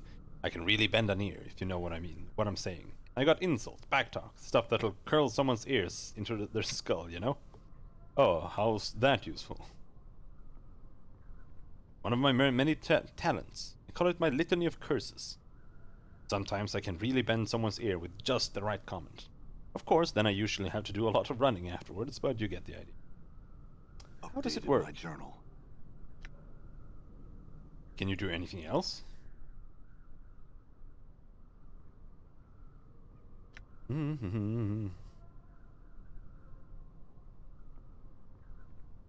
Mort, why didn't you tell me about that extra line of tattoos on my back? I figured it was wash, so I didn't read the line out loud. Oh, really? And what do you think it means? Do you think it refers to you? I doubt it. I mean, you can trust me, right? Chief? Are you lying to me, Mort? No, come on. What's your problem, Chief? I haven't steered you wrong yet. Yet, I don't like the fact you didn't read me the line. And I'd like to know what else you've neglected to mention since we've been traveling together. Well, almost everything, but nothing, dangerous. If there's anything else, I suggest you tell me now. Chief, Seriously, there's nothing else. I wouldn't hold out on you. Alright then, Mort. I could use some advice. What do you think we should do next? You got me, Chief. Alright, you were just complaining for no reason earlier. Yes?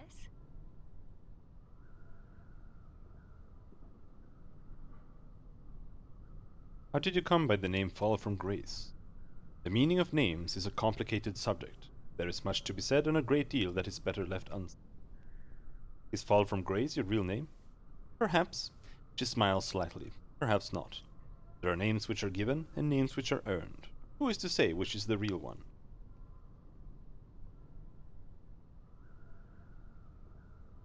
I'm not sure I attach any value to a name. She looks at you curiously. Truly. A name is a cloak of letters thrown across a person. Nothing more. A name can sometimes tell you something about a fraction of the person. Maybe even help define that person. But that's not who the person is. Grace nods. Your point is well taken. So, why are you called Fall from Grace? Would it matter? She smiles. It is but a cloak of letters. It matters to me. I would like to know how you came to be called that. I have fallen from my people. Some would say risen from my people, perhaps, but fall feels more right to me. She looks at you questioningly. Does that make sense? Yes, it does. After all, fall carries with it an underlying sense of loss. Fall from Grace is silent for a moment, then nods thoughtfully. Yes, perhaps that is why it felt as it did. I came to terms with the loss long ago, but the name has remained. Are you sure you've come to terms with it? Ravel didn't seem to think that you had. Fall from Grace is silent for a moment, her gaze becoming distant. When she turns back to you, her eyes are a strange shade of azure, a shade that speaks of sadness and tears. Ravel sees much with her black brambled eyes, some things which are hidden to others' eyes, even things about their own natures. She shakes her head slowly. Sometimes the pain makes itself known. I have learned it is a difficult thing to turn on one's nature. Are you all right?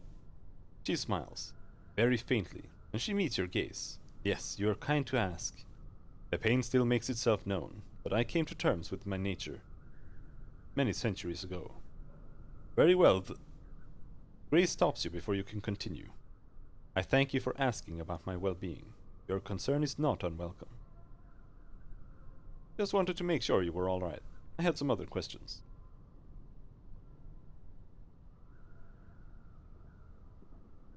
I've said you had a tale you wouldn't share with her. Well, at that. Oh.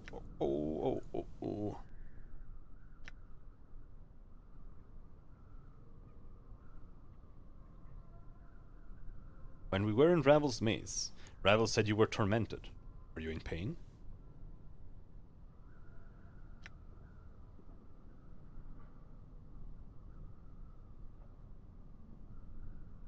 Yeah.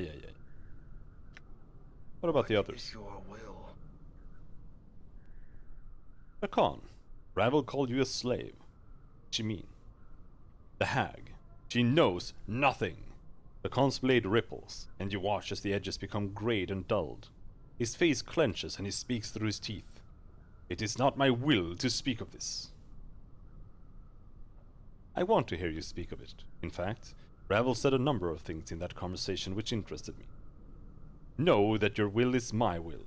When you speak no, I must hear you.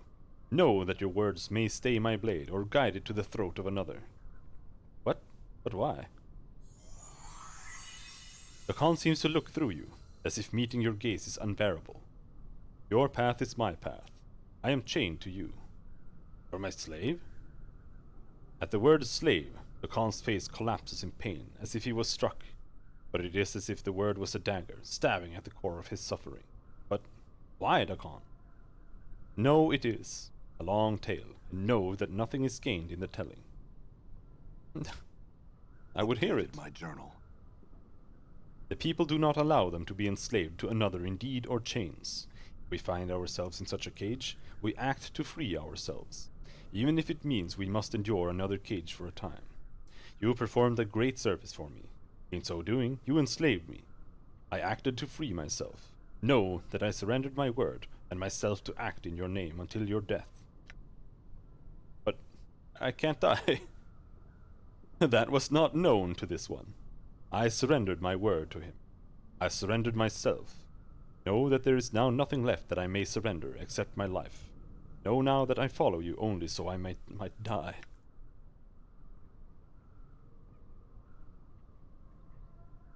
So this other me extracted a promise from you to serve him until he died, and you didn't know he was immortal. Excellent. Let's move on, slave. What was the service I gave you that chained you? You saved this one's life. In exchange, your life became mine. How did I save your life? Upon the rolling plain of Limbo, the people shape cities from the chaos with their thoughts. Know that there is no place for a divided mind. The Khan raises the blade from his shoulder and holds it before him. As he stares at it, it sharpens until it's almost as thin as a piece of paper. Go on. A divided mind is an unfocused mind. A divided mind fractures walls and weakens stone. As the Khan speaks, the edges of the blade corrode slightly, the metal misting and melting along the edges. Many divided minds may destroy a city. I understand. Go on. Long have I known the words of Zerthimon. Through my voice, many have come to know the words of Zerthimon. The Zerth protect the community from all threats, whether to the body or the mind. They are the guiding stones in the chaos. So it came to pass that I spoke the words of Zerthimon without knowing the words of Zerthimon. It came to pass that I no longer knew myself. So, you doubted the words? No. The Khan's voice is edged. His blade sharpens in response.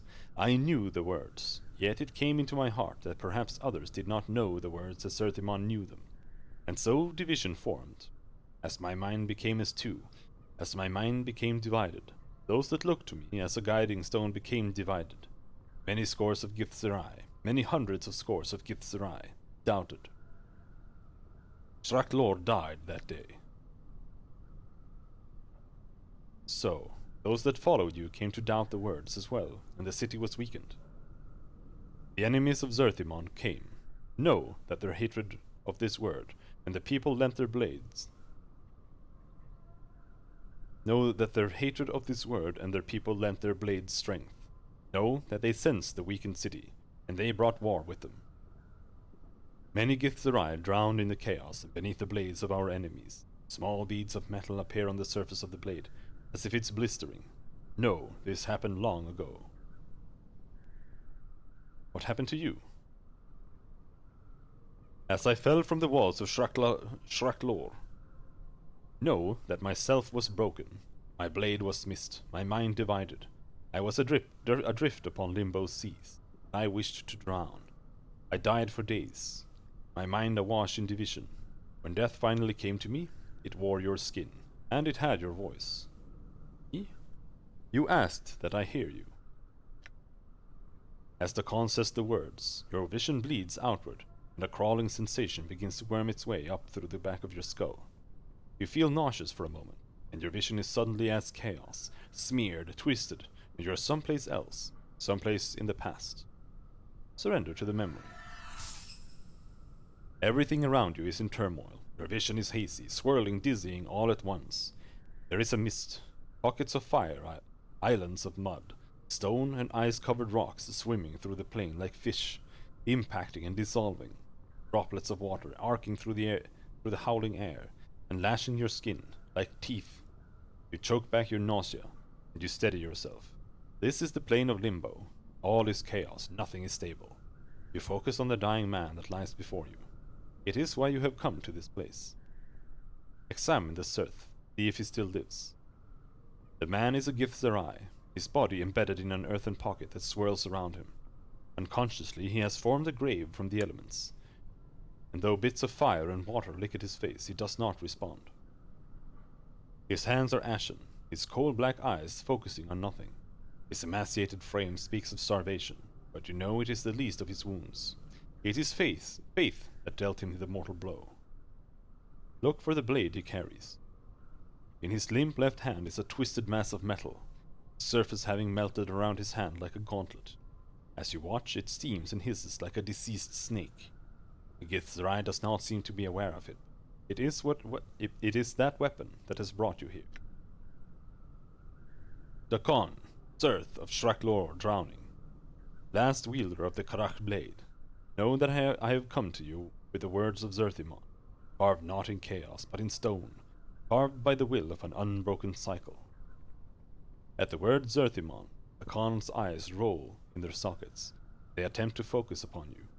With effort he cracks his mouth to speak, but only a dry hiss emerges. Bring forth the stone from your pack and hold it before him so he can see. Know that the words of Zerthimon inscribed upon this stone are true, and know that your divided mind need be divided no longer. All you must do is take the stone, and you shall know yourself again. Dakon's eyes flicker over the unbroken circle of Zerthimon, and for a moment you think he might be too close to death to recognize it. Then the right hand twitches, and he pulls it slowly from its earthen prison. The clumps of earth streaming off it become water in Limbo's chaotic winds. His skeletal hands clutch the stone, like a drowning man, and his eyes flash. Know that I have saved your life, Dakon, Zerth of Shraklor. Updated my journal.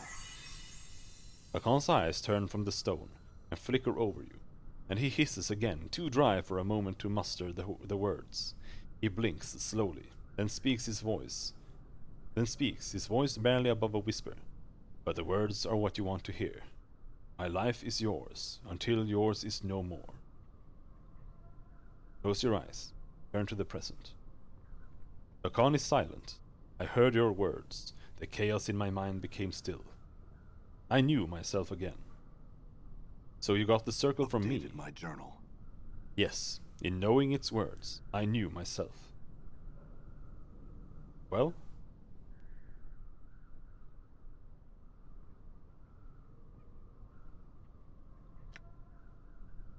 Tell me about that other me, the incarnation you knew. What was he like? Dakon's gaze travels through you, and he falls silent.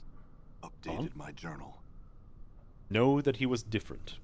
Know that the differences were not marked on the skin, nor in the way of the weapon, nor in the attire that cloaked him. Know that he was different in the way of thought, and the means he acted upon his thoughts. His will became substance. Know that he saw others and did not see them. He knew only how they could serve him. His heart was treacherous, and it was cold, and never did its coldness burn him. Did it ever touch you, Dakon? Did he betray you? Dakon's blade begins bleeding into a dull, flat black, and you watch as edges, like teeth, begin sprouting from the edge of the blade. His face clenches, and he speaks through his teeth. It is not my will that you know of this. Tell me, Dakon, did he ever betray you? No, there were many treacheries. Any treachery upon me was by my hand, no other. Tell me, Dakon, what was the treachery? I surrendered my word to him. I surrendered myself. What are you talking about? Oh, this thing again. But I can't die.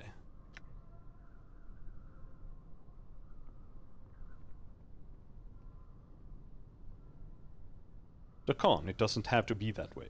I can release you. I no longer wish you to be a slave. Consider the debt paid. No. Dakon's forehead creases in pain, and his eyes stare through you. It is not your word that carries the weight, and your word will not free me. The word that chains me is mine. The torment is mine. I know in my heart that the chain remains. Words will not free them. Is there any way you can be freed? You must die a final death. Yet your path is not death's path. There is no resolution to this.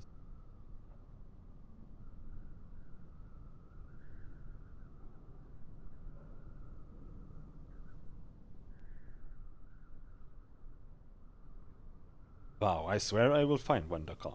I will find one that sets you free. Dakon's voice becomes ragged, as if he has suddenly become sick. No, you have added other words to my words. His expression is pain, and his gaze meets yours. Now you have chained us both. I see. There are other things I would know.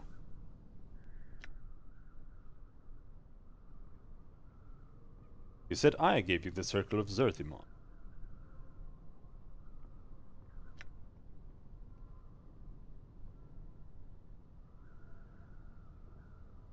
I feel stronger. Oh. One characteristic point gained. Plus wisdom.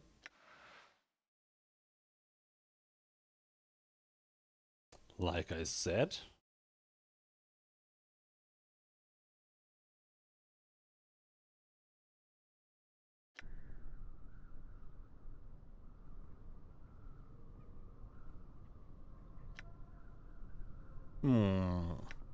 Yes.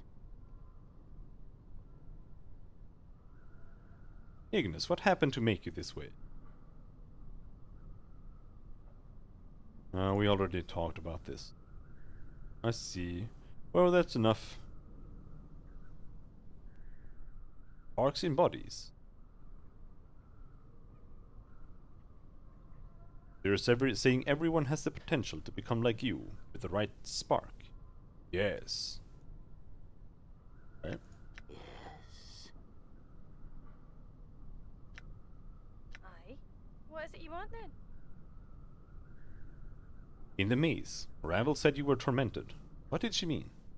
Anna frowns. She meant nothing, she did. Barmy hag talk it was. Sure? It was nothing. If you dunna know what she was saying, I don't either. Well, if you want to talk about it, Anna's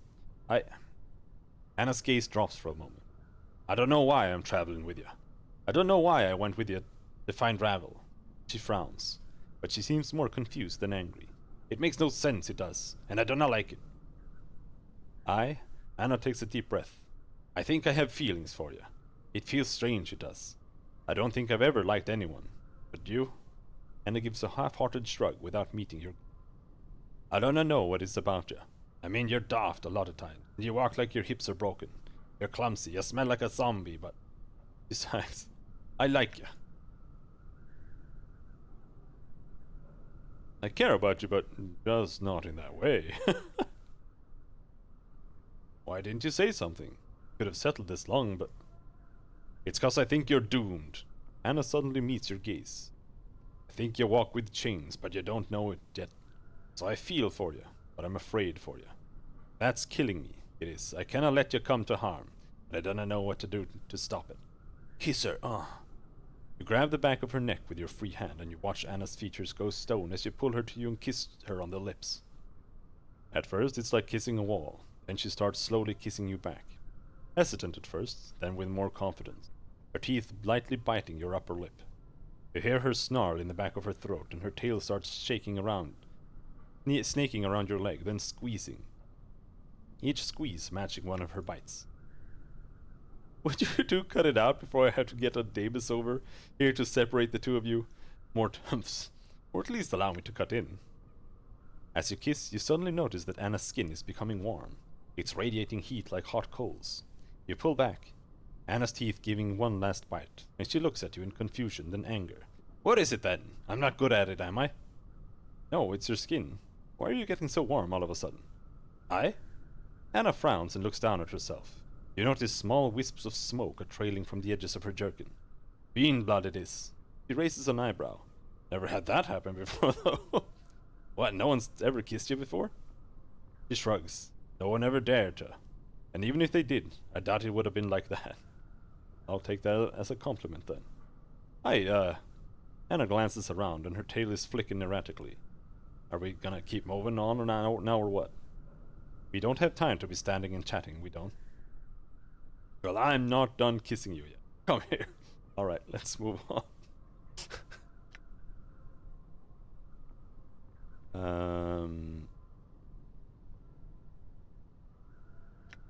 Hey, what's eating you, Chief? We can't ask him about what Rabel said. What happened to your body?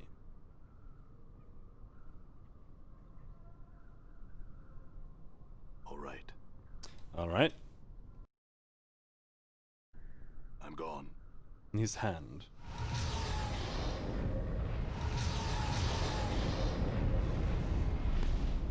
Beator. It says in the lower right.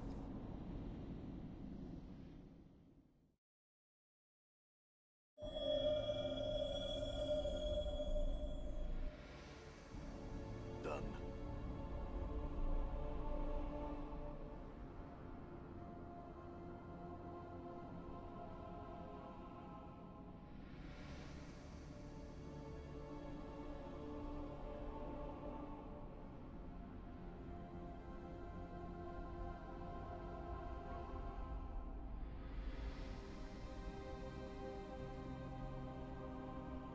Very lacking of demons for being in hell.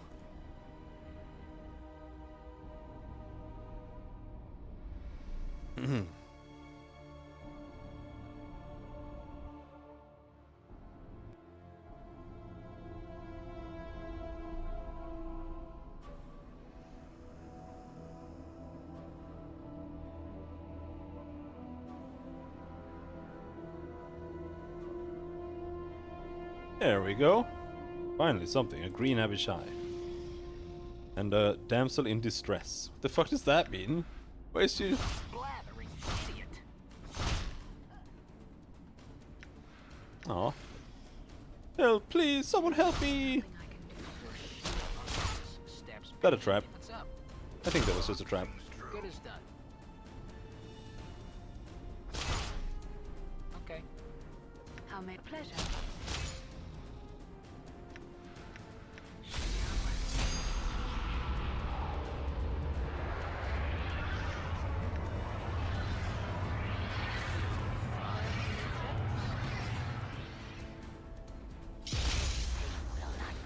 Your path is mine.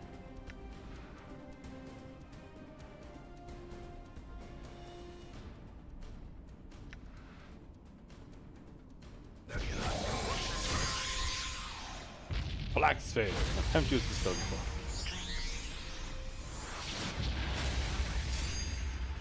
Jesus Christ. It's not working on this thing. Fighting skills improved. Nothing I can do. Things true.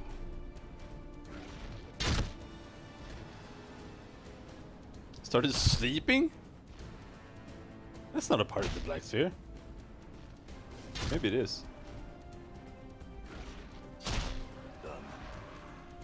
Didn't think it was. Are you gonna heal us? Yep.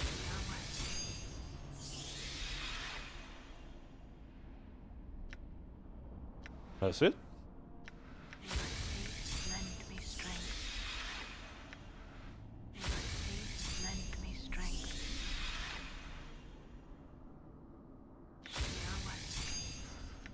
Lord, I'm curious. What happened to your body? Me? I'm the head of Vecna. Okay. Cool. Done.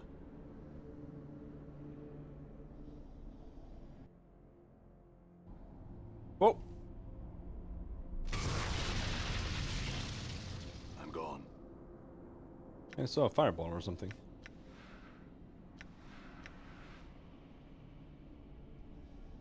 Done.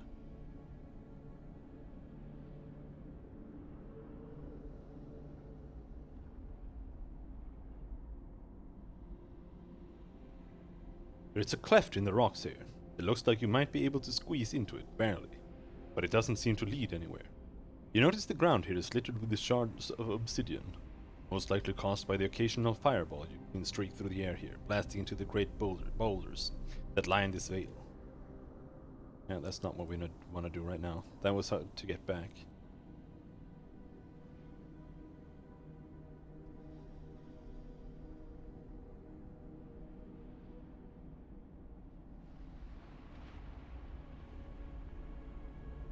Red Abishai.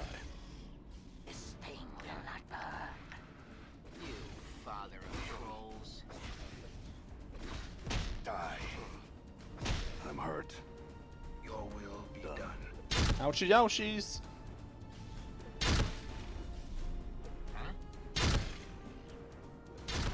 Mike's not working on this. The mind cell has been warped. Razor and bone. Done.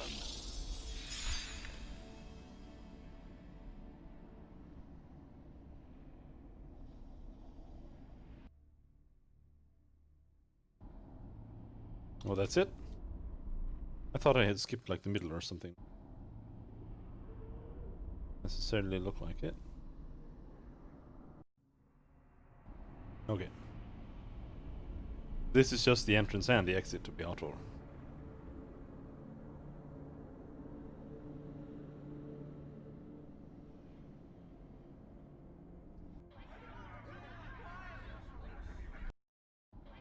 All right. We have a Tanari with us. This isn't gonna... Oh, okay.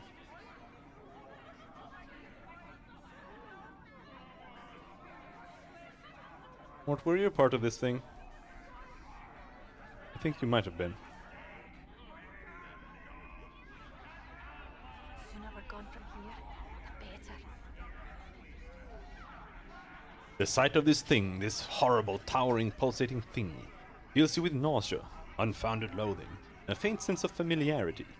The innumerable rotting heads, which make up the vast pile, seems to constantly shift and throb, alternately bickering, weeping and conversing, shouting and whispering to one another. Heads constantly bubble to the surface of the stack from somewhere within its foul core, while others sink back into the grisly pillar. Get the pillar's attention. As you make to step closer to the pillar, Mort hisses to you. Psst, Chief! Chief, listen! I can't let that thing see me. You gotta get me out of here. Drop me off somewhere. Pick me up later or something. Why, Mort? What's going on? I don't really like to talk about it. Let's just get moving, yeah? Mort's voice trembles with fear. His eyes flicker back and forth between you and the massive pillar to the heads.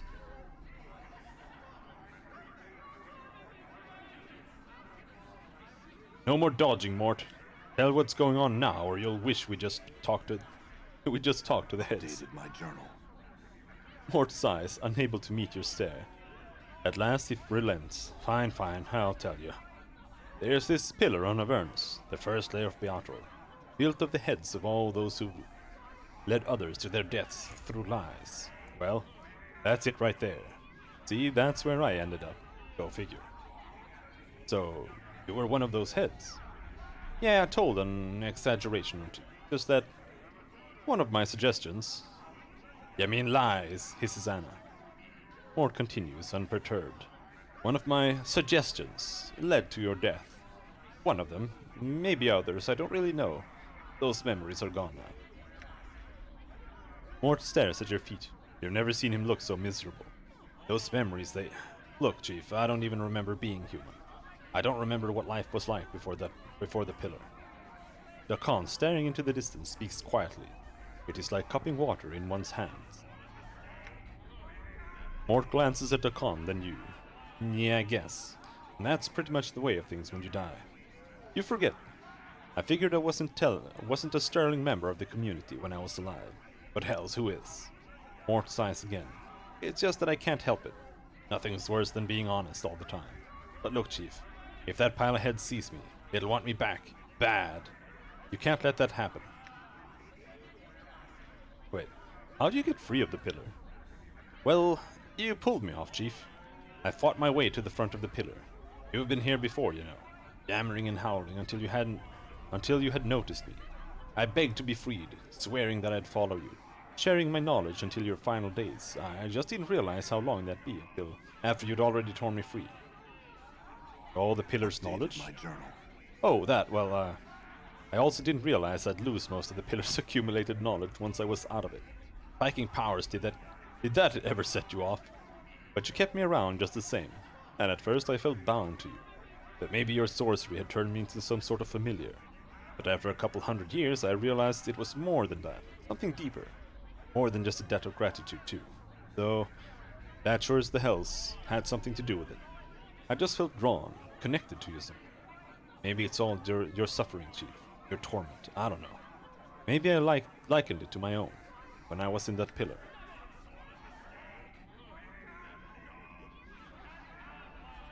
Just how long have you known me, Mort? Don't know. Ages, I suppose. I've done all I could to help you find your way each time, but Mort sighs, then lifts himself up to meet your gaze.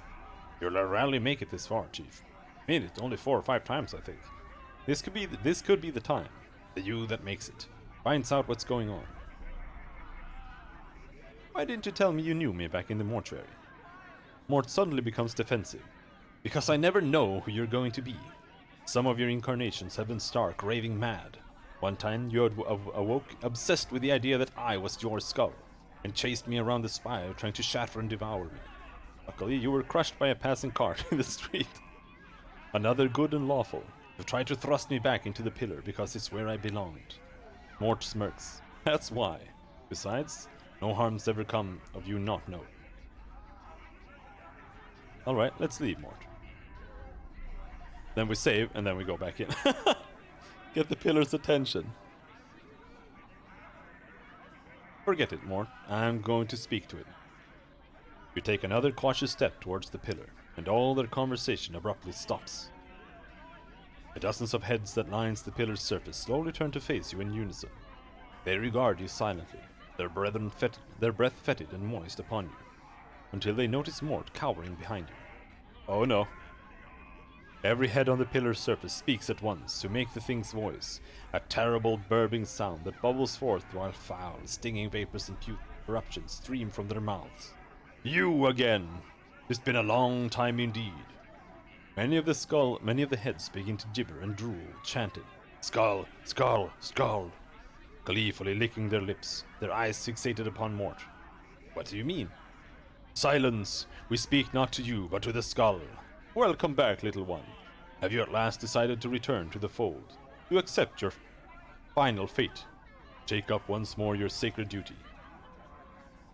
Several heads burst forth from the pillar's core, gnashing their broken teeth and wailing. Yes, come back. Come back to us, skull, skull. Mort shakes with fear, his teeth rattling. I can't go back, Chief. I can't. He hasn't come back to you, but I had some questions, Pillar of Skulls. Every head on the pillar's surface speaks at once to make the thing's voice, a terrible burbling sound that bubbles forth while foul, stinging vapors and putrid corruption stream from their mouths. The smell, 'tis strong, it shall cross the plain soon, and Bel will come. Smell? What do you mean? The head's eyes turn wetly in their sockets to stare at Fall from Grace. The smell, her musk, the Tanari musk. The bittersweet scent carries and will attract Beatasu soon. Their Lord Bel will be angry. I see. Oh, that's just great. The heads turn their gaze back to you, though a few still snuffle noisily. If have you questions for us, you had best be quick. A few of the heads squint and gurgle softly. You think they might be laughing at you. As I said before, before you can finish, a portion of the pillar trembles as yet another head oozes its way to the surface. After some of the noisome slime has sloughed off, you recognize it as Pharaoh's. It spits out a mouthful of bloody cysts and croaks. Anna, me darling child, is that you? Duh! What you been doing in this place? The other heads remain mostly silent for a time as Farad speaks. Only a few whisper quietly to themselves, making wicked sidelong glances at Anna and her foster father's head. I was wrong, my dear girl, about the sphere. It wasn't enough, no. Now look where I've ended. I beg of you, lovely Anna, save your poor father, save me! Oh, please save me, save me! But even as it speaks, Barrett's mewling head begins to sink back into the pillar's core. Anna stares hard at the pillar, eyes narrowed, her fists clenched and tail rigid. A mixture of fury and anguish is smeared across her trembling face.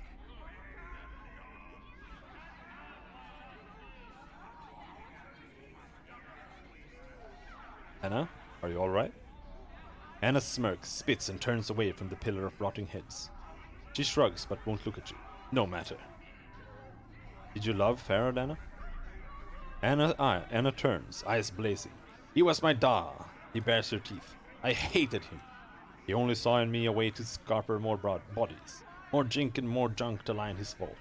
Anna dear, Anna lass, they're the most precious thing in me vault. He'd lie, and he was weak. Weak of mind and weak of body. And he smelled a corpse rotten, had all the feelings of a vulture picking at a corpse. Anna's voice lowers, but the fire in her eyes burns brighter. And he was the only one to ever show me a scrap of kindness. Is that what you wanted to hear, is it? Yeah, please now, eh? Enough! Bellow the pillars' stinking heads. We're tired of your insignificant prattle, and would know your business with us. Questions. I had questions. The head shifts sluggishly across the face of the pillar, nodding and murmuring before speaking in its ghastly voice. Ask a question of us then, and be prepared to hear our demands. You shall render unto us a service for your answer. How do I reach the Fortress of Regrets? The heads gurgle and croak their reply through rotted lips. We would answer that question for a service. What's your demand, Pillar? The Pillar's head all turn to leer at Mort. The skull! We demand the skull as tribute. Return him to us, and you shall have your answer. Don't put me back in there, Chief. Please. Cease your feeble protestations, Skull. The decision is not yours. The pillar's many heads swivel slowly to face you. Their eyes narrowed. Too long has he cheated his fate. He is ours. Were you to return him, we would be most well disposed toward such a gift. We wish to savor his screams. All right? You may have him. A gift? What other gifts would you accept? The pillar leans forward, the eyes of its head narrowing. There is knowledge you possess that we wish for ourselves. Where does the fiend Fuel Fork-Tongue reside? Tell us, and we shall answer your question. The stench of the pillar's hot breath surrounds you as it awaits your reply.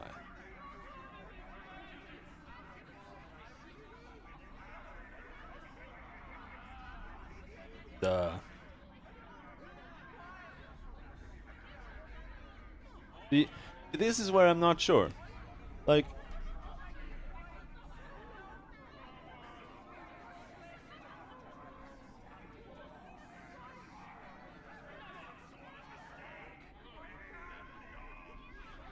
would this be an evil act?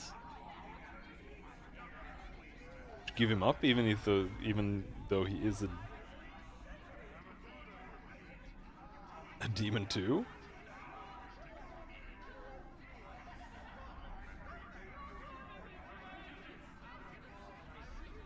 And would it be good to refuse?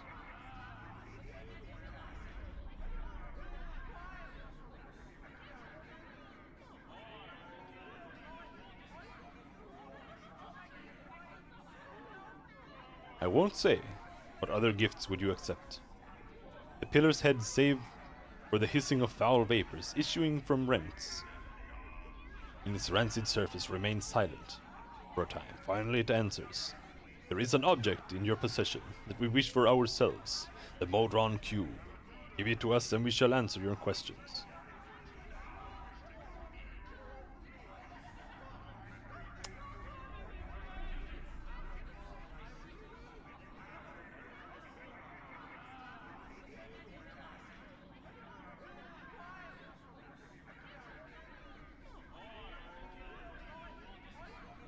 I honestly don't care about that thing.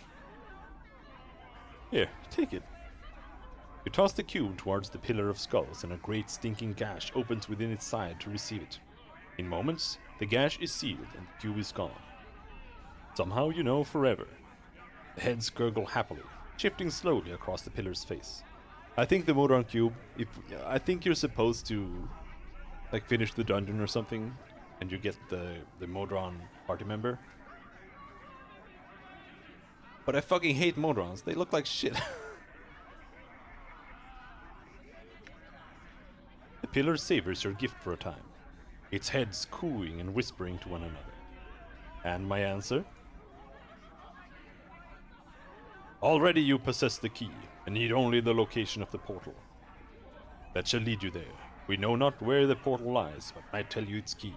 Regret. Many of the pillars' head begin to weep and moan. Yes, regret, regret. Updated my journal. Regret? Yes, you must have experienced regret to breach the fortress. Write it upon a piece of your flesh, and your passage through the portal is assured. And the portal, you say you don't know where it is? Yes, only 3 have known the way. The first one was you, though you have forgotten. Now the second lies beyond the portal. It shall not emerge. The third one you have already met. They know of your condition, the fortress and your need to reach there, but they shall not help you. Their shield is one forged from the cold metal of lies and deception, a thing you cannot hope to break with mere words. You must do battle with them. Who is it? The head remains silent for a time, giving you naught but smug smiles. Finally it speaks. You have met the liar, and not for the first time. The liar knows, but did not tell you. A petty betrayal between immortals. Some of the decomposing heads roll their eyes and snicker at you. Dual Photon, Lothar. Who the fuck is Lothar? Gravel? Trias?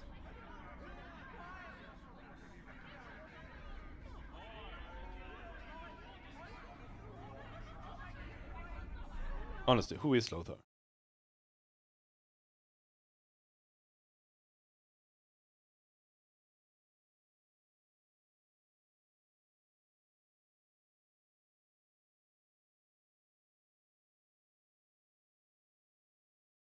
Oh, yeah.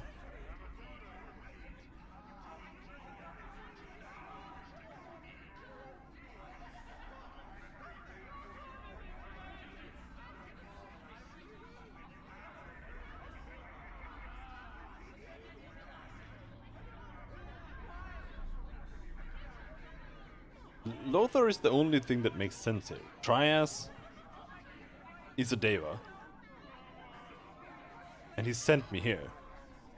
Ravel also sent me here. Dual Forktongue is bound to help me, and he also sent me here. Lothar is the only one who... Like, none of these would have any reason to lie to me. Or to withhold it, and does like still send me towards it. Lothar? The heads chortle with a sickly glee. Not that one to be sure. Yes again. Ravel? Not that one. Trias. Updated my journal. Oh yes. Though we know him by his full name, Trias the Betrayer. The pillar shakes with mirth, the pile of rotting heads tottering back and forth as it laughs at your distress. A few of the heads chant mockingly, Betrayer, Betrayer, Trias the Betrayer. Why would he lie to me? The answer is not ours to give. You must seek him out yourself and ask him. How did he come to know of this? Trias exchanged words with you once, long ago. When you knew the way, you spoke your heart, and Trias, in the way of all great betrayers, listened well to build your trust. Short the conversation was, though filled with meaning. Meaning and death is what you seek. 2 separate things they are for a normal man, but for you, one and the same. That's all I wish to know. Farewell. The pillar halts your departure with a sudden demand. Stop! Give us the skull. We shall not allow him to go. He is ours. He shall not leave Avernus.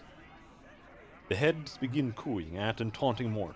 Yes, Skull, don't be shy. Come back, Skull. It's comfortable in here, Skull. Come back. It doesn't hurt, Skull. It's great fun to be without a body living in a pillar of rot with 1,000 other lying heads. Forget it, pillar. Farewell. The pillar's furious heads begin to howl and bellow out across the plains. The very ground beneath you shakes at the thundering cacophony threatening to deafen you. Leave. Quickly.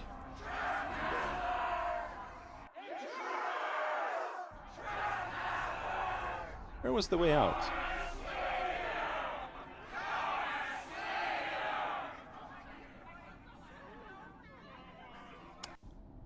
I'm sure it'll be fine. It's not like the Super Demon Lord is coming. Right?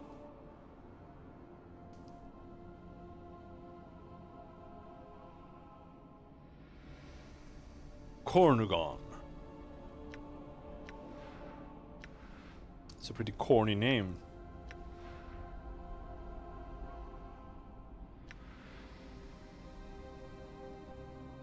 I will hear you. Black Sphere.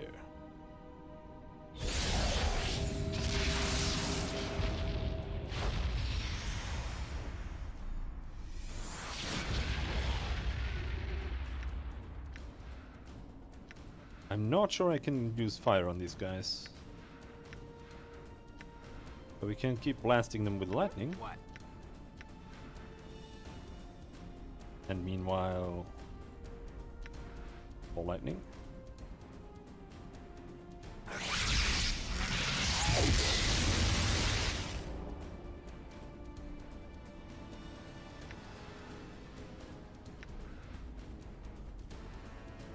Barely injured. Okay.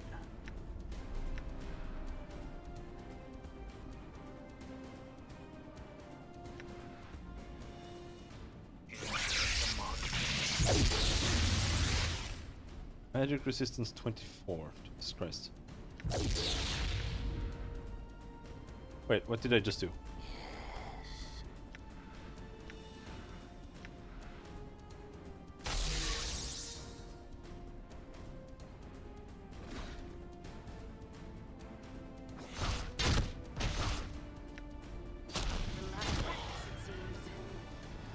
Oh, he's just asleep? Working on Oh, this that's thing. nice. Mike's not working on this thing. You leatherhead.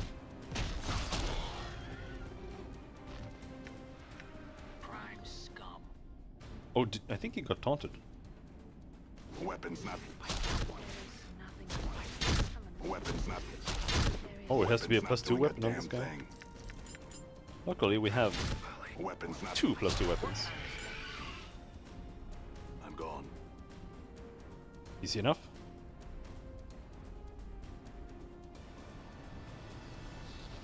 A Muir. Ouch!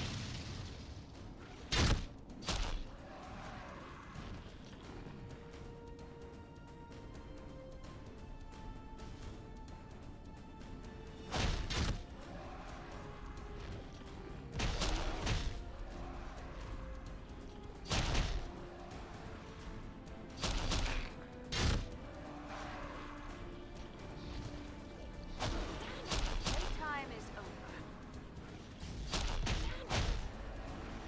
Wish you wouldn't center.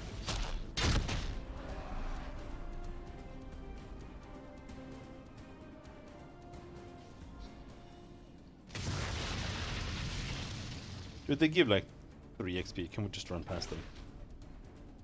Pick up a shard of obsidian, place it into your mouth and bite it so that it cuts your tongue. As the jagged bit of volcanic glass bites into your tongue, there is a strange tingling in your mouth. The area around the cleft in the rocks shimmers, and suddenly a portal is there.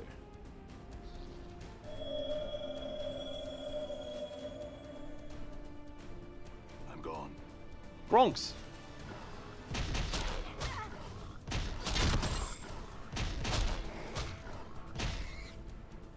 So many Gronks.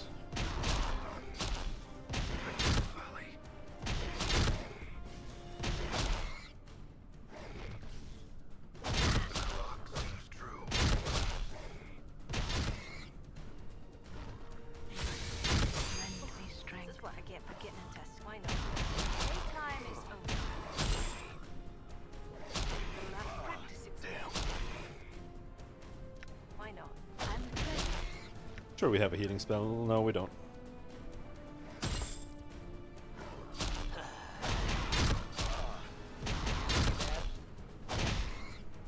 Done.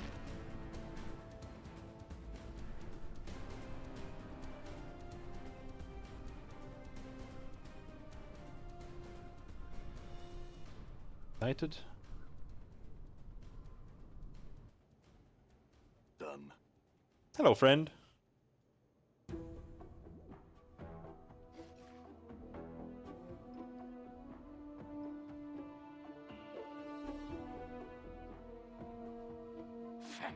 So you've returned. And what did the pillar speak of? Did it answer your insipid questions? I just had a few questions.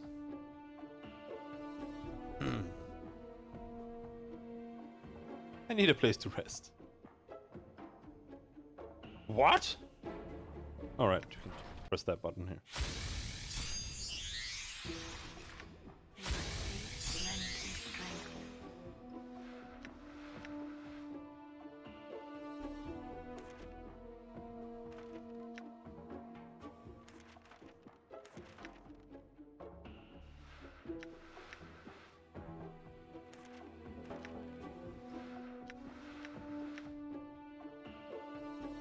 Hold undead, remove curse. Copy that.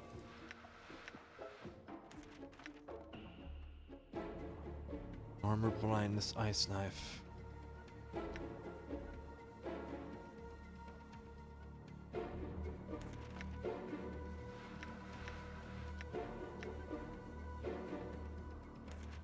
Pistol Fury. Character's intelligence is too low to copy this. Yeah, your intelligence is fucking trash. Balance in all things.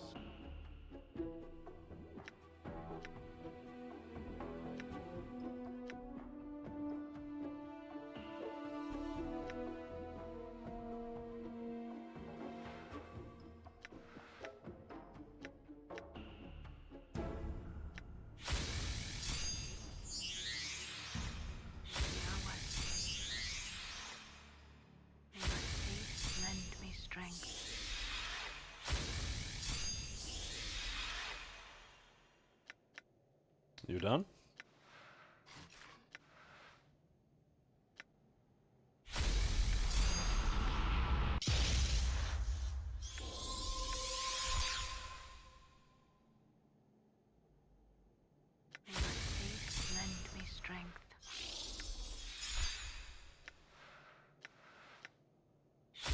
You're not very good at queuing spells, are you?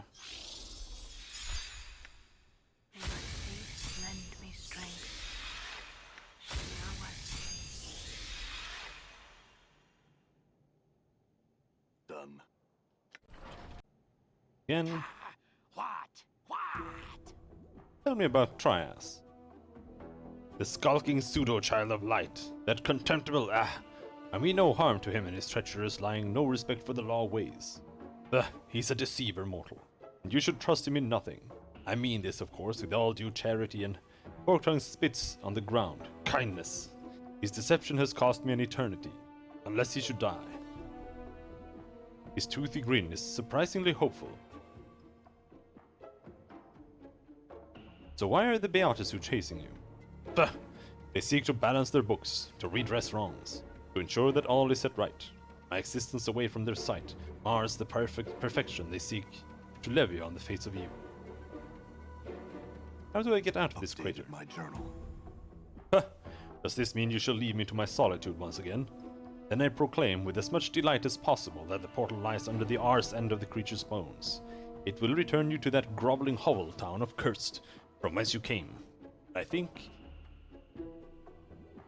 few more befitting ways for you to travel. Thanks, I had some more questions.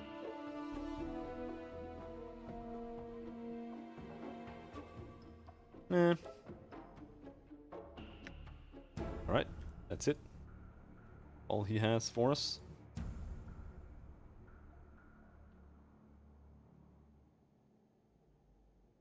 Something familiar about that one. No matter. Hey, I'm still here.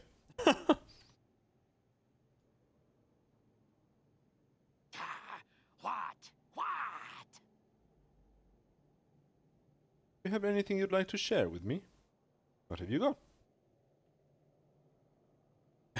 got?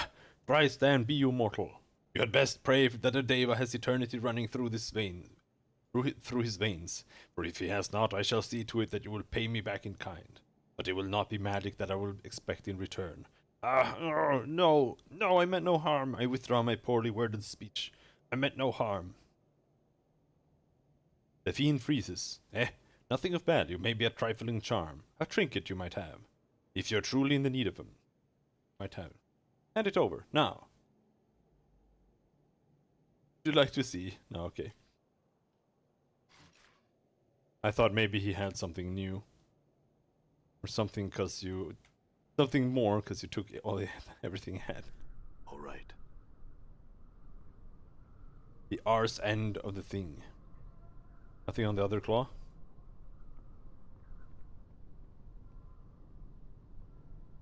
More monsters. Can't be fucked.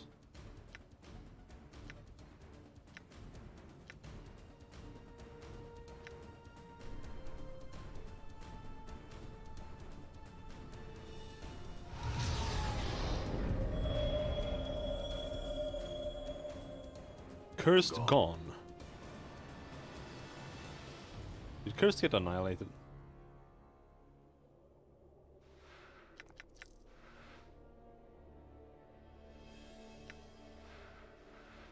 Right. Got it. Got it.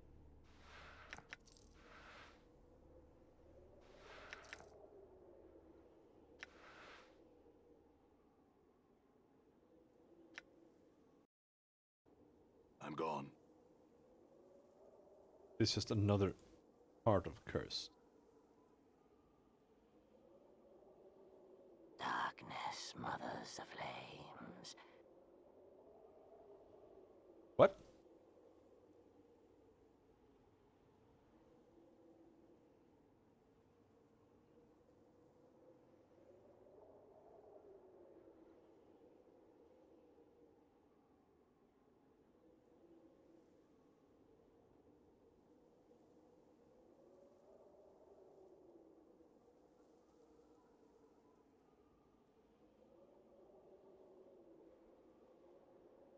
Exploring this barren wasteland of nothingness. As you approach, the rotting heads on the gate begin to speak to you, chanting words back and forth between themselves to form coherent sentences. Gone, gone, lost to the betrayer, lost to the light. What happened to the town? Gone on the wind, swept on a tide of evil. Through the gate, gone, gone. The town gone, lost to its own hatred. Through the gate into the red prison, the prison plane, Carceri.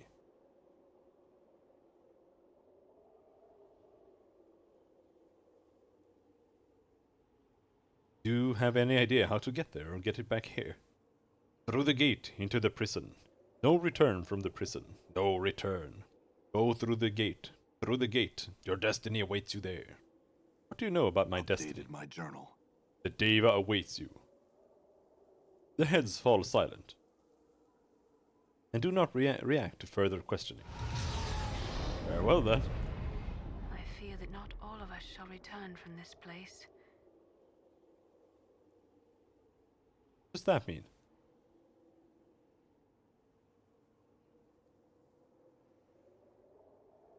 I'll sacrifice Ignis if I have to.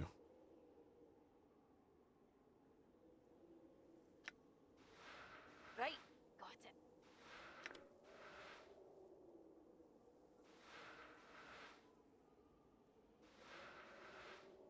I'm gone. Alright, that's that.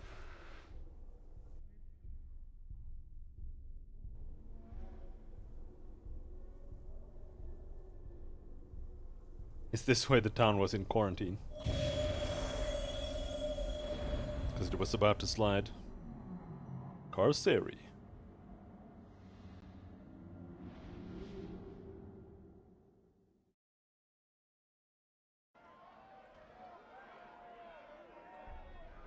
Done. Help! A scruffy old man who reeks of garbage hails you. Stranger, quiet a moment. I must tell you what has happened to this place. Who are you? I am Keys, the caretaker of the city's refuse. I tried to teach them of gentility and kindness, and they refused. This is where it has gotten them. What happened? You have returned to a town of calamity, stranger. The Deva rises triumphant above the wreckage, having dragged us here to our dooms. There is only one way to return, and that is to strike the Deva down, cause the town to recant its treachery and deceit. The stronger the belief of the town in forgiveness, the weaker the Deva. Try us did all Updated this? my journal. The Deva rose from the ground and condemned the town's iniquities. A great confusion arose as the buildings tumbled around us, and then we arrived. There is only one way to combat Trias, and that is to weaken him by good deeds and turning the townfolk's minds away from chaos and evil toward goodness. Otherwise he shall surely triumph. He looks about himself. I have work to attend to. Should you require resting, seek the old barracks or the distillery. Now take this. It will aid you. Take what? Did you just give me Meteor Storm? Meteor Storm Bombardment. That's what you get. Cool. Very random thing to give someone. Berog. You see a mousy man with an innocent face and tears streaming down his cheek. He's trapped underneath a wagon, and it seems to be crushing the life from him slowly. His eyes rise to you in pained appeal. Please, mate, you got to get this thing off me. I can't die here. Alright, I'll get it off. Wait, is that other fellow still trapped on the other side? He's still there. You have to find a way to save him too. Better him than me. I think he was the mayor of this burg. Or whatever they have here. It's the burger, you little fool. He turns his attention to you. I still command the guards of Cursed. I can inspire them, aid them, slow the tide of monsters that stands between you and the Deva. Free me and your tasks shall be easier. Free him and you gain nothing. You gain nothing by freeing me, I confess to that. But surely the tide of goodness will swing. If you save me without thought of gain, better still to save us both. I'll try to figure out a way. Farewell. It is I. My spell has been warped. My spell has been warped? What does that mean? Apparently, you still cast it though. My spell has been warped. What does that mean?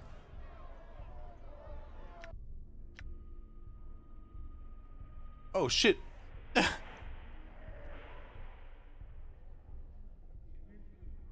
Embalming worked. But my spell became something else entirely. What happens if we use Blessing? Nothing. My spell has been warped. Ready.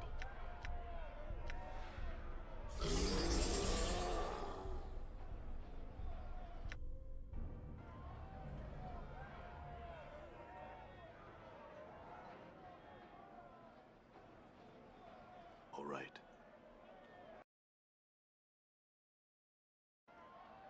How long does this thing last? In enduring, grow strong. 30 minutes per level? Holy shit! Oh, that's really good. I thought it was like super low. I'm gone.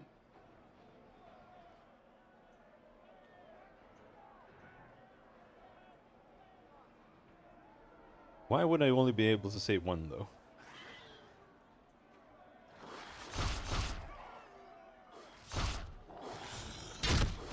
Mike's not working on this thing. Mike's not working on this thing. It's not marking on this thing. Gotta Then you fix can all this sledgehammer. It has. do some taunting instead. I'm gone.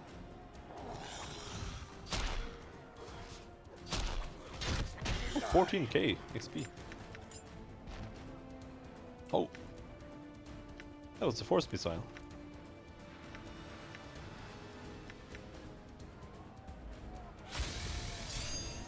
Experience has increased my skills.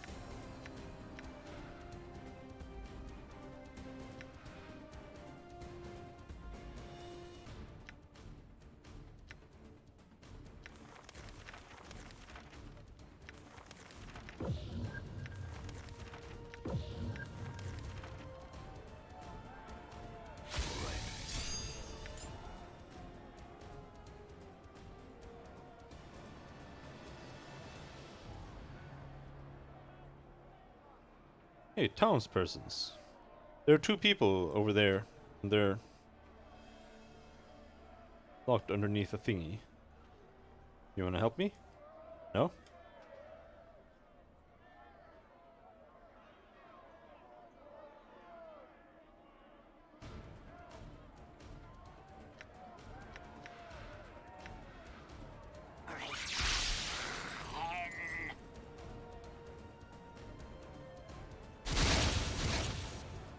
Okay, that wasn't warped.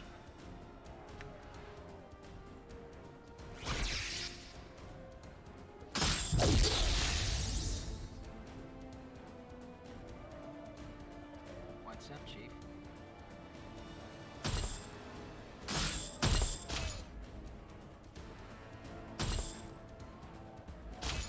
Yes, my master.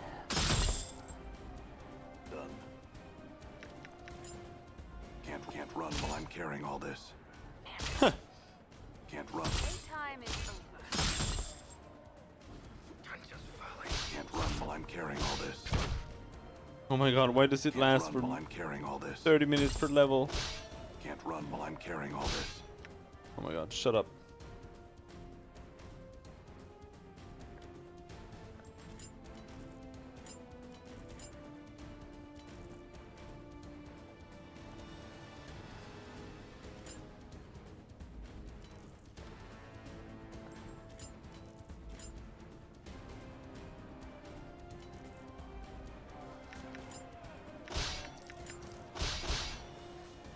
Done.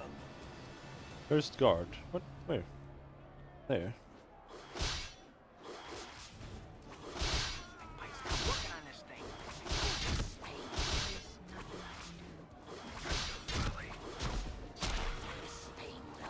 It's not working on this thing. Damn it.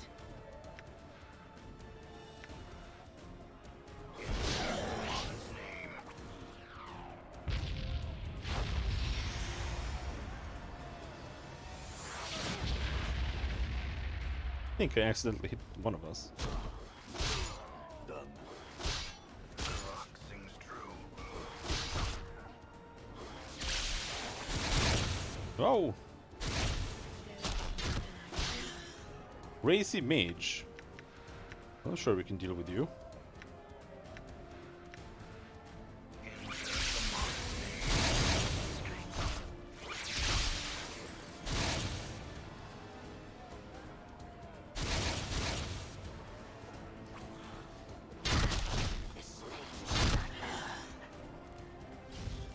Whoa! Yes, my master. The fuck is that?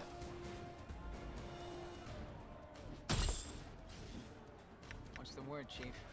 Can you taunt it? Face only a Nice! club, and has.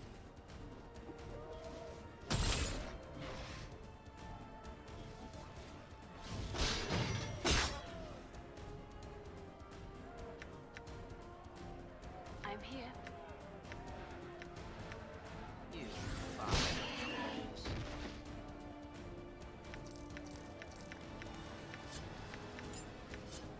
No, I don't want to loot daggers. What's up? You know, if I'm gonna slam my eyeballs against you one more second, I'm gonna puke.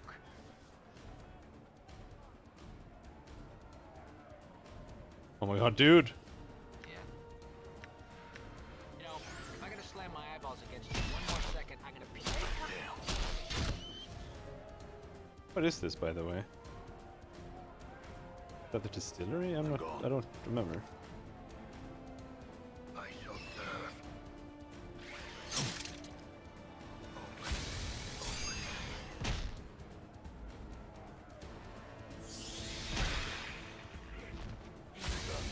Lend me strength.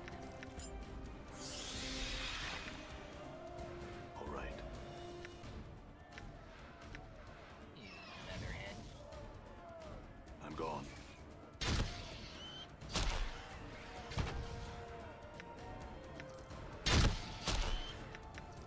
You leatherhead. What are you even saying? I fear I've been wounded. Very well. All right. All right.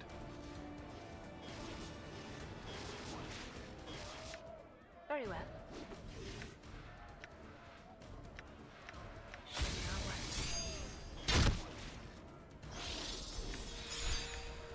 Can you kiss a demon? Weapon's not doing a damn thing.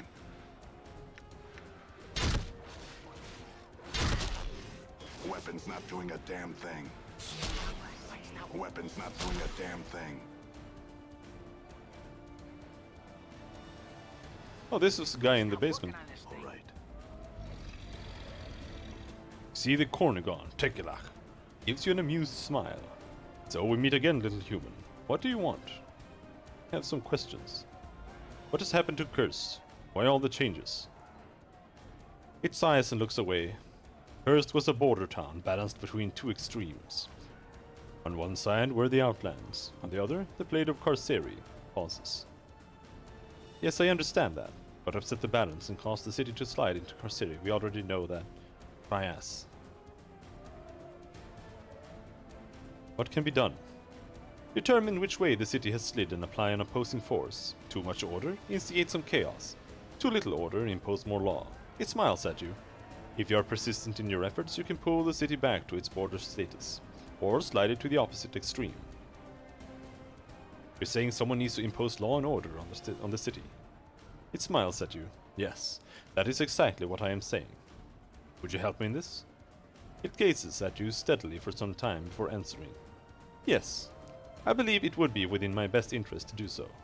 My servants and I will gladly help you. You've been very helpful, which brings up another question. Why? It gives you a confused look. Why what?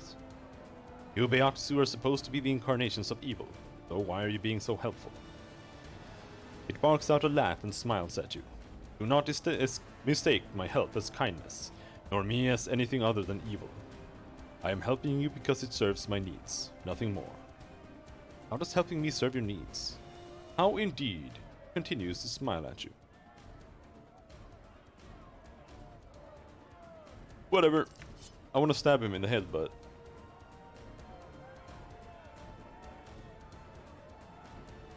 can deal with him later. Cursed official. This man dressed in the finery of a cursed official is terrified. They're trying to kill me.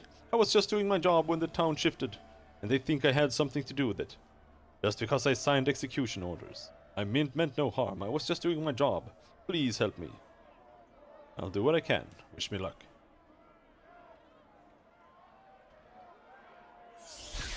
Person's eyes are glazed with bloodlust. This grizzled man gives you a look of contempt. What do you want, Burke?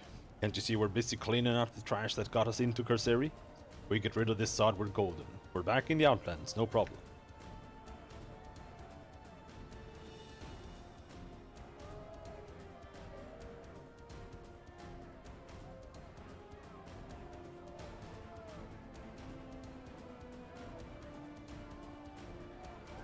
What's happening is that your mob mentality is nailing this town ever more firmly in Carceri.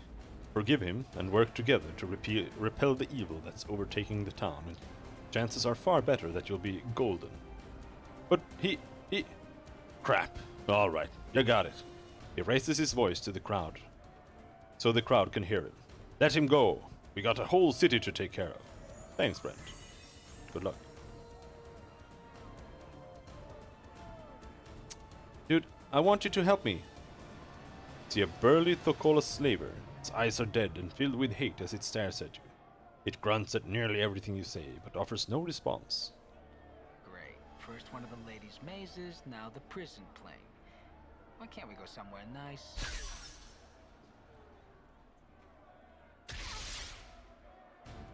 Stop shooting me with random things. I don't even know who's doing it. Oh, it's the hermit. Is he walking towards me? Oh my fucking god! You see the old hermit from the underground. When he spies you, he blurts out, Peace the caretaker told me you'd be along. The Deva is still strong, traveler, but your actions have slowed him up some. You can weaken him more by weakening further the chaos in this town. He's feeding off it. How do you know this? I can feel him up there, waxing and waning like a burning moon. I can hear him wondering when you will come. He aches for confrontation. He'll have it soon, but not yet. Farewell. Before you go, will you accept the blessing of this old man? It might stand you in good stead against the Deva and whatever other horrors you might find. Would you like me to heal you? Yes. Who needs my ministrations? I do. There. Anyone else have wounds for me? Wounds for me? No.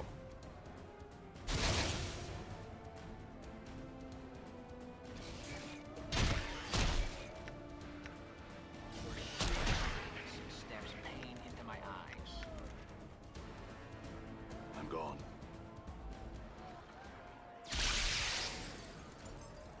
Wait, didn't I just kill you? I hear your words.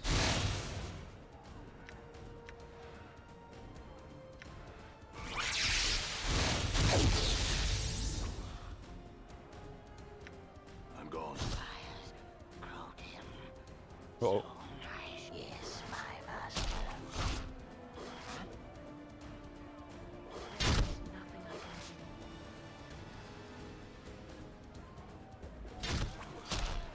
Mike's not working on this thing. I'm gone.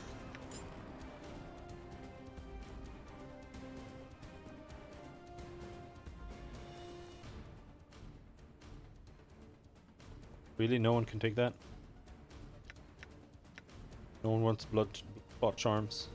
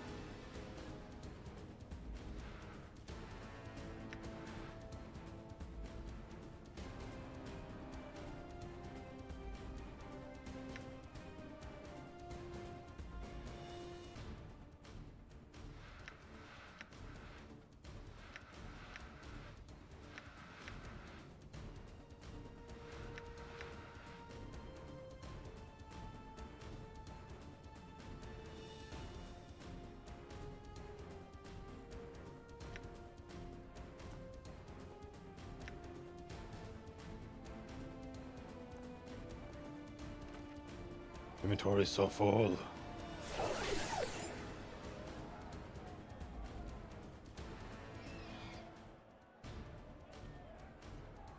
These guys just keep spawning. It shall be done.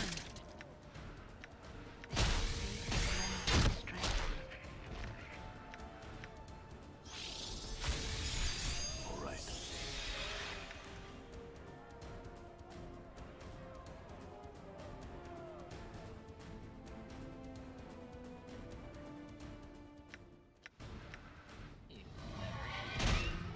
Yo, Leatherhead. Another trespasser. Prepare to die. Jeez.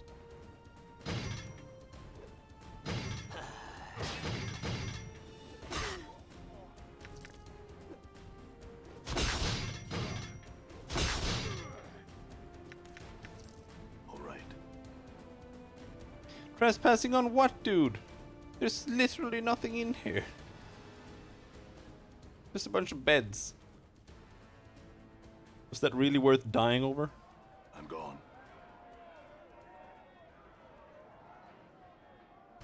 Mike's not working on this thing. Stinker. Mike's not working on this thing. Done. Done.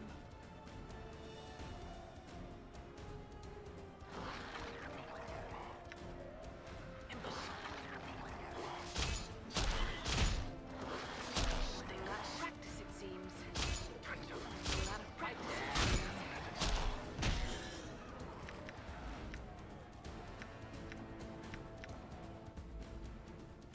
Ooh.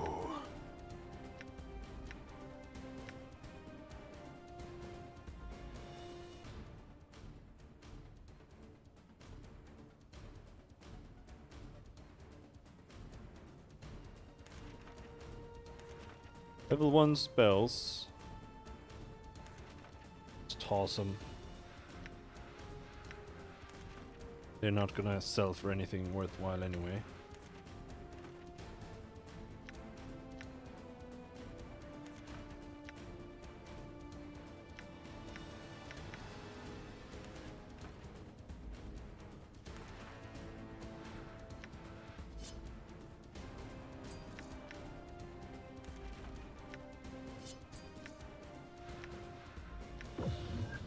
Fiend's Blood Dagger.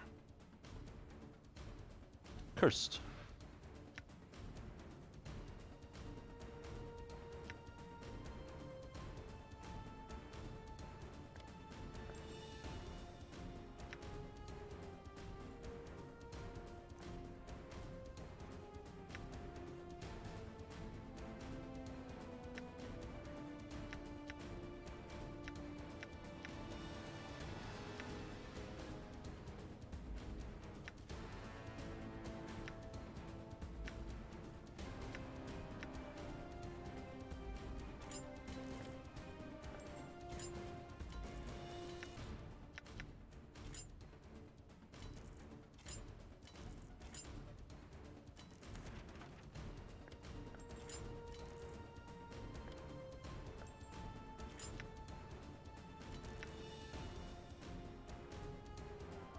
Okay.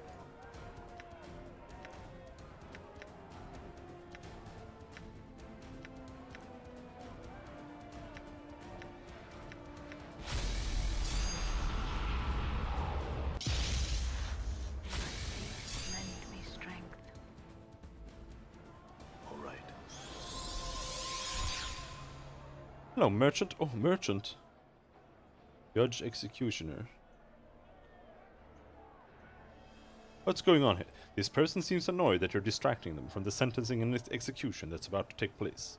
What's going on here? A great, nasty, bloody execution if we have it our way. They grin and waggle their eyebrows. What's the accused done? They shrug. Who cares? Guilty, guilty, guilty, right? That's the only way we're going to see any blood spilt. They rub their hands together with anticipation. You're sentencing a man to death for fun? They roll their eyes. I don't sentence anyone, Burke. That's the judge's task. If you have a problem with it, you speak to him. Now leave me be. There's Anesius. Who the fuck was that? Alright, that was the leader. Wait, did you guys manage to get out of there on your own? I don't remember saving you. The sour-faced little man raises an eyebrow as you approach. He speaks in the tone of an overfed, arrogant nobleman. Mind you, Sarah, that you're interrupting an official process, and watch your words carefully. I'm a powerful magistrate here, and would hate for you to share this man's... He indicates the official about to be executed. Rather sorry fate.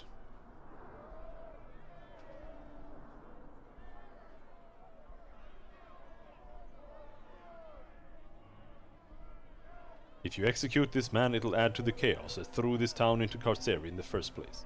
Put an end to this madness so we can get Cursed back where it belongs, before we're all killed. You can't execute that man. This sort of thing is why Cursed slid into Carceri. It is what we need to stop in order to get the gate count back on the Outland.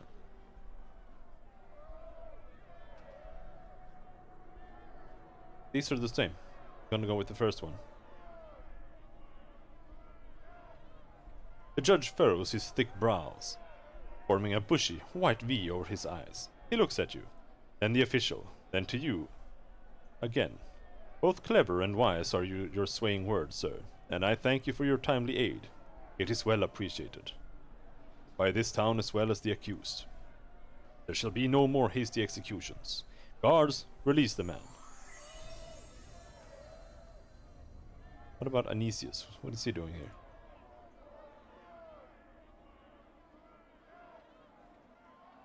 Oh, he just disappeared. Cool. Let's go back up here. Right. Let's get the work done. Get out of here. Go in here. Esther. No escape for you now. What? You dog body.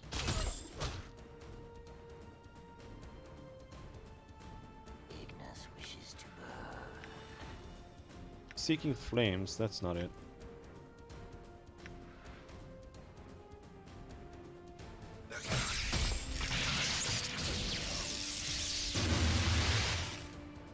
That didn't do anything? So wait.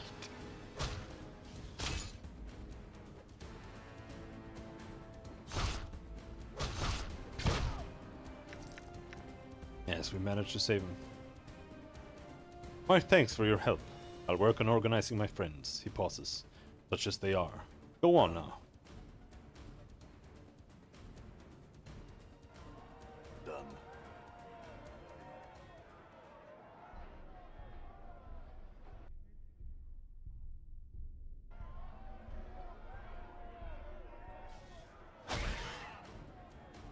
Oh my god, I fucking hate the pathfinding.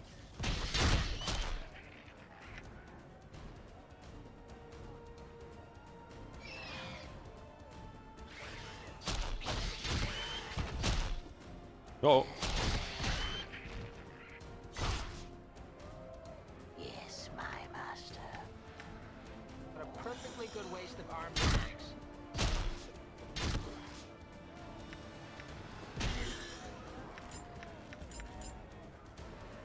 I'm gone. Help!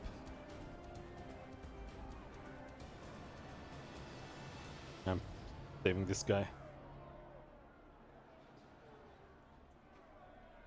Not going to help me, are you? That's what brought us here in the first place. He laughs weakly.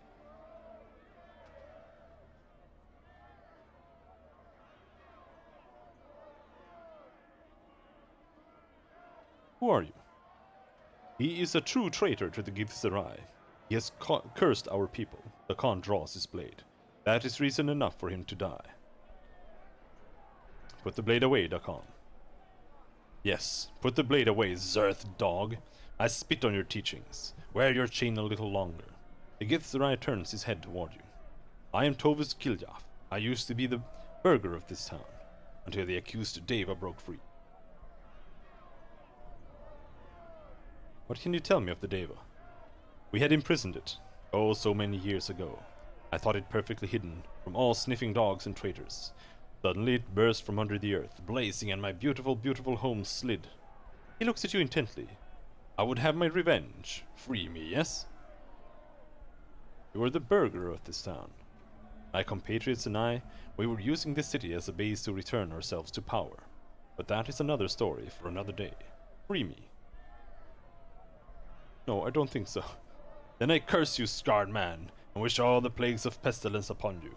He spits a bloody wad at you and misses. No, I don't like you. This guy is much nicer. You see a mousy man with an innocent face and tears streaming down his cheeks. He's trapped underneath a wagon and it seems to be crushing the life from him slowly. His eyes rise to the pain. To you in pained appeal. Please, mate, you gotta get this thing off me. I can't die here. Alright, I'll get it off.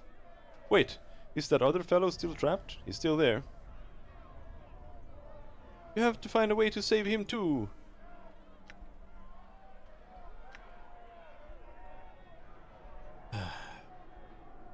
I hate quests like these. Because it's such an easy fucking thing. Like, yeah, literally just find like one person who can help us. But you can't ask anyone who can help us. And even then, we already have a full party of people who can... Like, there's no reason why we can't save both.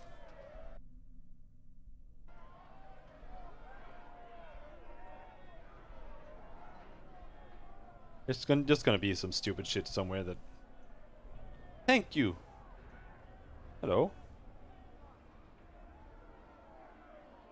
This woman can only stare at you. You've saved me. Thank you so much. I would be dead or worse without you. She opens her arms and moves to embrace you.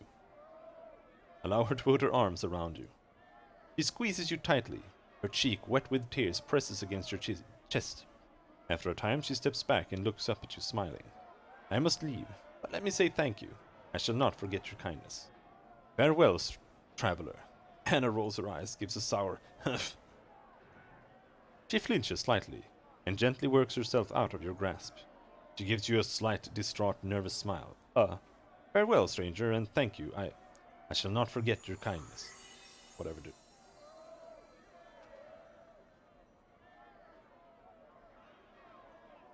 You there! You'll start prying open crates one after another.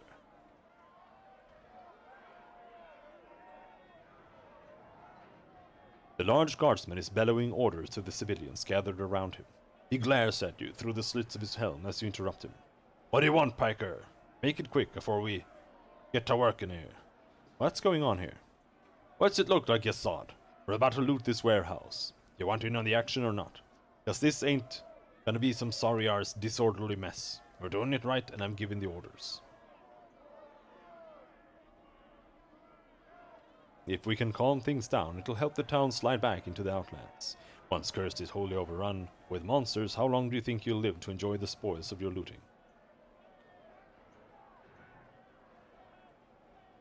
Hells, you're right. He shouts to the looters who've gathered around him. Right, you heard the man. Let's get going. And if someone speaks of this, if we get the town slid back, you're dead. Now let's go. Move. He turns to you again. And as for you, you have better brain on your shoulders than it looks. Good man. My journal. Of course. Of course, we go in and, Done. Eb Creekneys, you're an anarchist? You see Eb Creekney. A hail of smoke wreathes his smile as he says, "Well met by Chaos, traveler. What brings you to these parts?" "What are you doing here?" "Why, we plot and scheme, my friend. With the order of the town toppled, we're in a unique position to ensure that our views are heard, and I'm in charge of this little band of adventurers. Only for common purposes, of course. What exactly are you scheming?" "When the people see that their leaders have failed them, chances are good they'll crush the power structures they've repressed them, that have repressed them, and make something new, something beautiful. We're going to help them." "Oh, so you're going to help fight the fiends, then?" His self-assured exterior slips from him. "What do you mean?"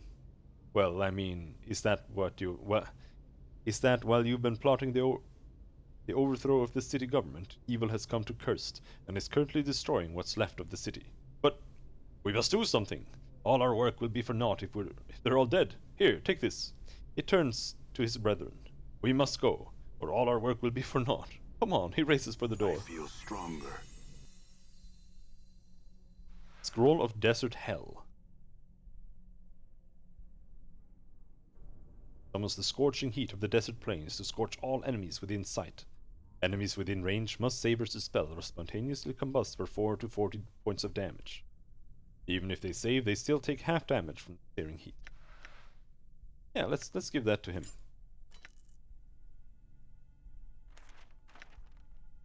I think he actually has level 5 spells, but I'm not sure.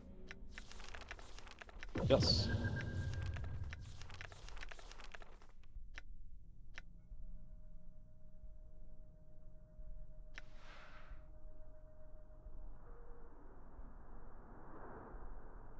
Oh, yep. Now we are specialized. Strength, +1 strength gained from specialization bonus, constitution gain specialization.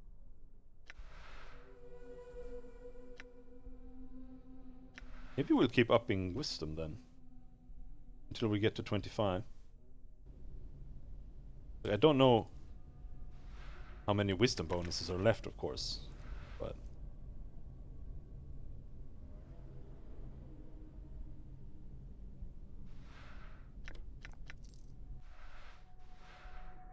Magus Shield. Done.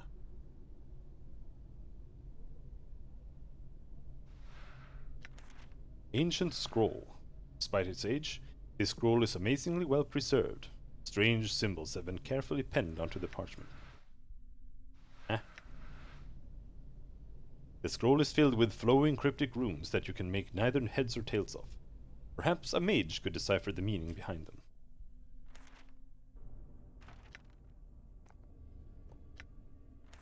Can you? Nope. Do I have to be a mage? Oh, who knows?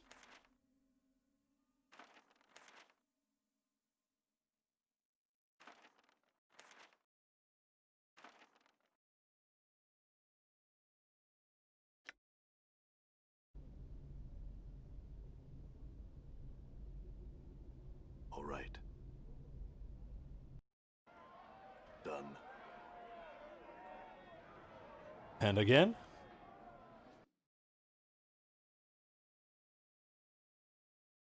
Can't find anyone who can help us there. strength is still fucked.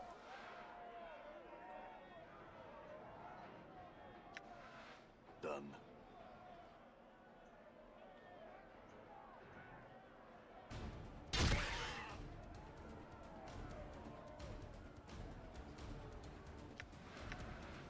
Choke on a bone, you witless ape.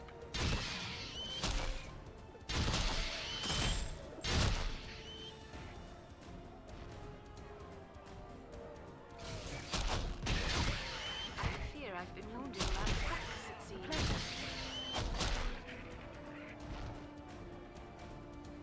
Hey guys. You see one of Curse's guards. He's bloodied and panting. Got no time to talk. You got a free hand, you can help with the defense. He waves a hand at you, dismissing you. What happened? Blah blah blah. I'm here.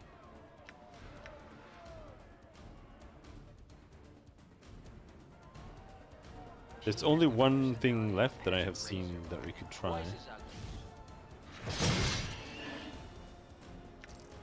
All right.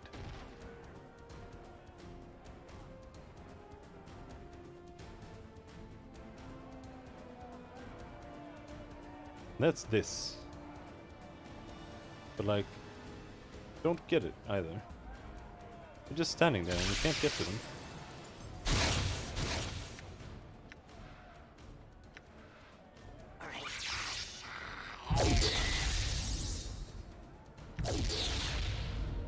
That was it? How trash is that spell? I don't get it.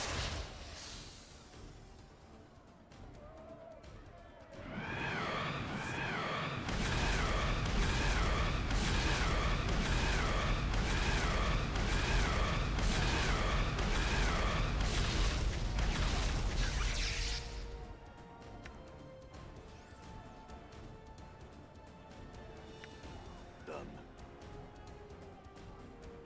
Mort, like Latin. Even 50 swigs of brandy wouldn't make you look good.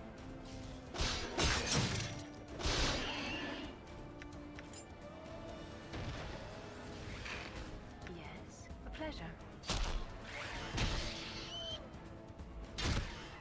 No healing?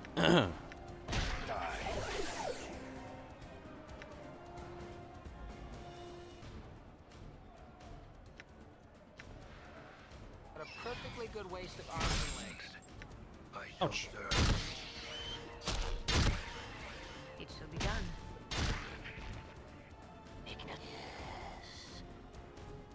Oh my fucking god, yes, I know. Don't have any target. Done.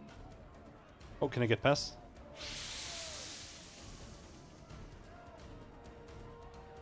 Oh, oh, oh, oh. You be quiet. Here's a ball. You see a slim man clad in flowing robes. His face is dark with anger, and he shouts at his subordinates as they move with brisk efficiency. Hurry it up, scumbags. We only have so much time to make a sacrifice. He doesn't appear to notice you. What are you doing? He looks back at you with irration sketched across his features. I am capitalizing on the chaos, Burke. Now's the best time to take slaves, while everyone's worried about putting the town back into order. If you'd excuse me? I've got business to attend to. He turns back to his men. Too many people are adding to the chaos and evil done to each other. If you would have your men aid in the defense of the town, you might shift the balance again. It's precisely this sort of behavior that brought the town to the fix it is in now. Join me in combating this and we can all get out of this place much faster. What is the difference between these? He calls out to his men. Stop what you're doing. He looks at you thoughtfully. So you're saying we won't need a sacrifice to the Geralith? No, this entire town will be a sacrifice until you work with the other citizens. Updated my journal. He curses, just my luck. Had quite a haul too. Okay boys, set him free. We got a town to save. Gives you an unreadable look. Leads his group away. Thanks for the tip, stranger. Looks like my skills No problem. have increased.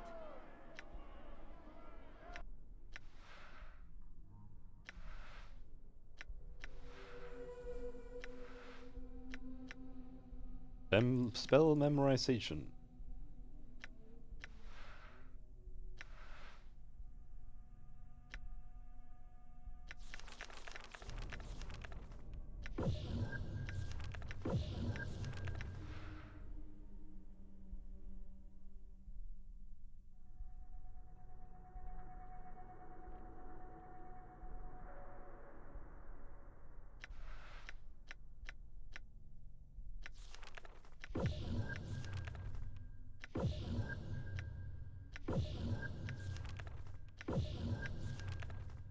Hmm.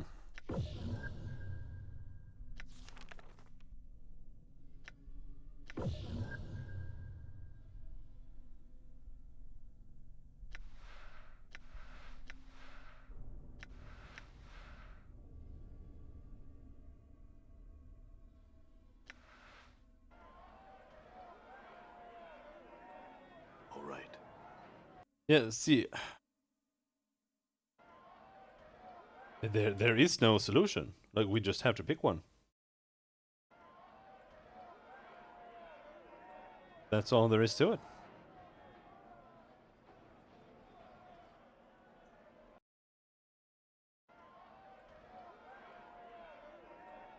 The solution has to be that you need to have enough strength or something.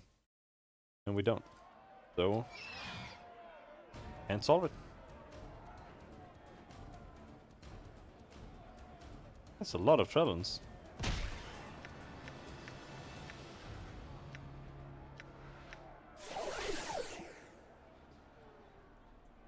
I'm gone.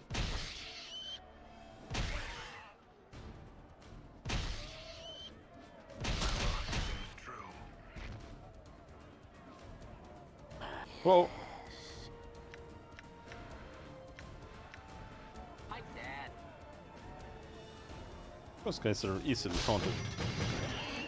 All right.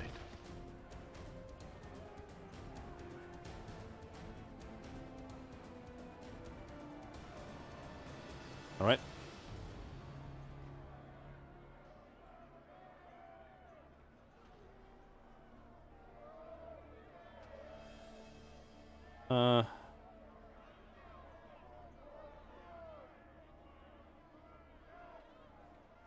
He's a bandit, though. Alright. I'll get it off.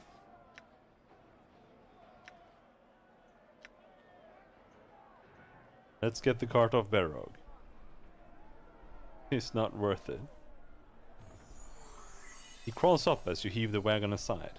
My thanks, mate. My thanks, mate. I've had enough of this burg. I'm back to Mount Celestia. I hope your good deeds stand you in good stead wherever you're going. He gazes off toward the Deva standing on the balcony. I can't believe I came here to see that. Good intentions and all that. Experience has increased Farewell. my skills. Roll of death. I will hear you. Women are the reason I became a monk. And, the reason I What do switched you back. wish of Ignis?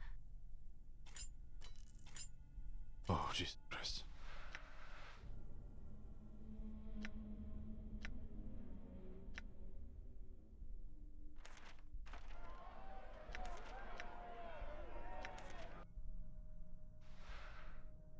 Level 8 spell.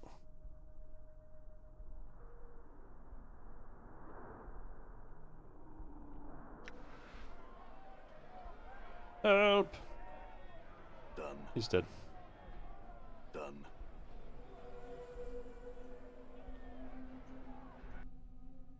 Yeah, I believe that is everything. Oh my god, walk! Not that difficult. Yes.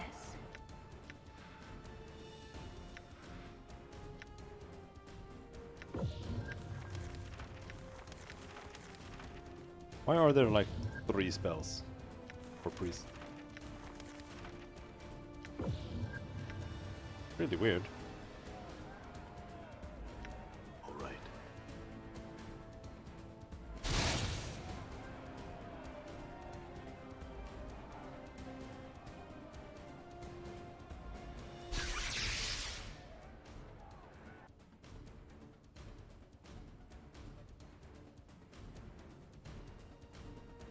Why did he tell me to come to the foundry? When there... Or the distillery? There is no distillery.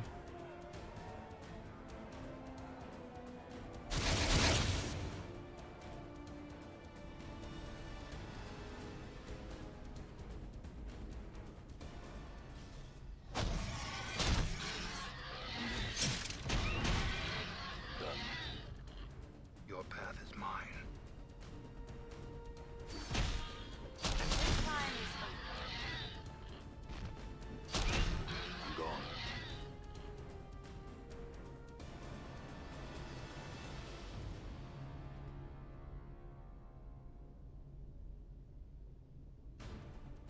Hello, looters.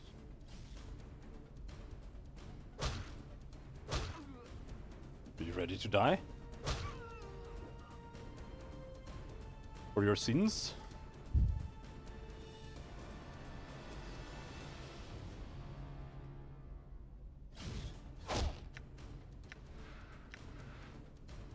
You see that? Now I say. I'm gone.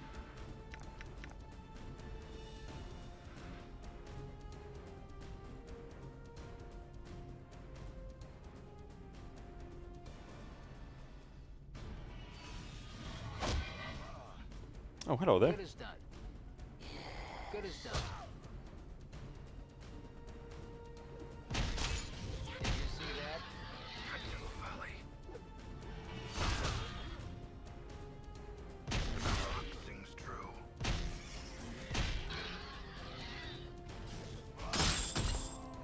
Done.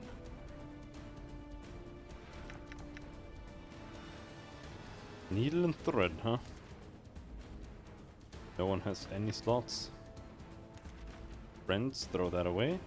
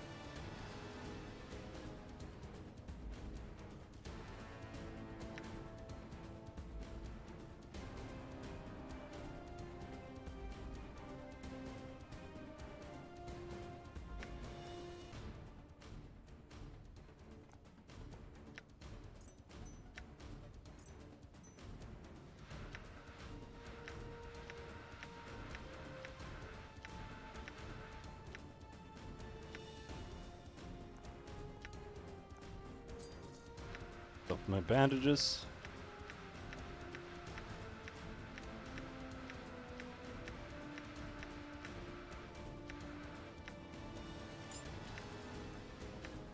Bandages even work on Mort. They do.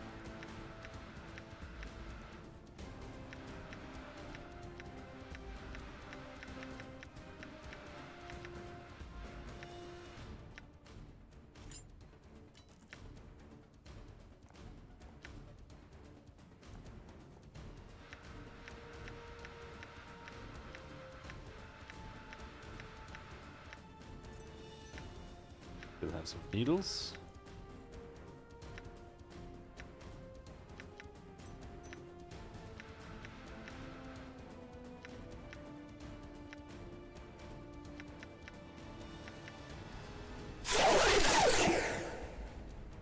Jesus Christ! Ah!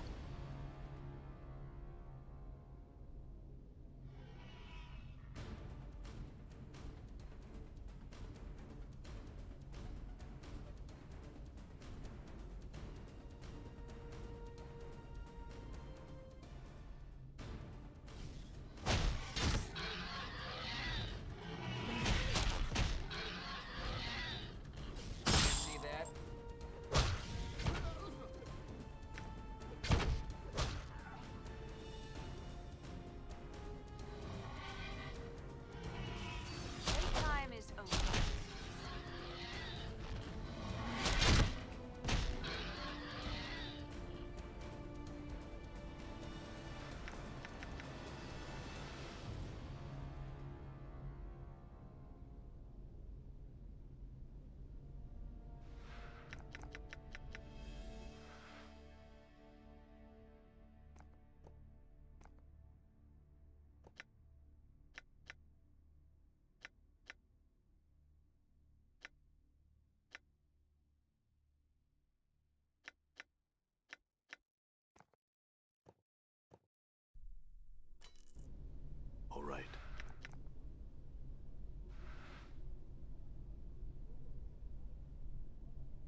Finally, we get a save. Why are the cursed guard aggro? All right.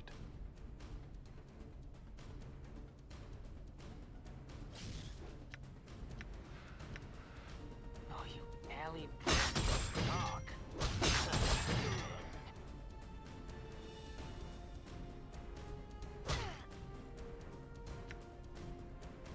A pleasure.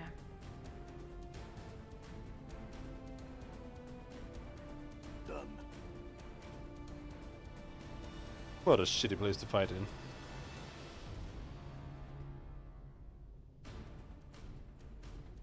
What's up?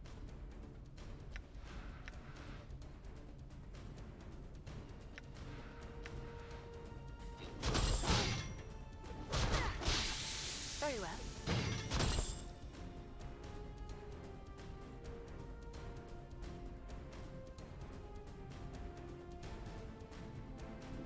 How may I help?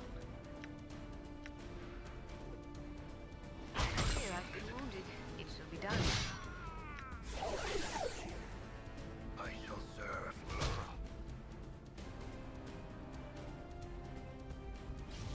Very well. Yeah. This is what I get for getting into a Oh my scrape. god, these enemies are so fucking garbage. Right.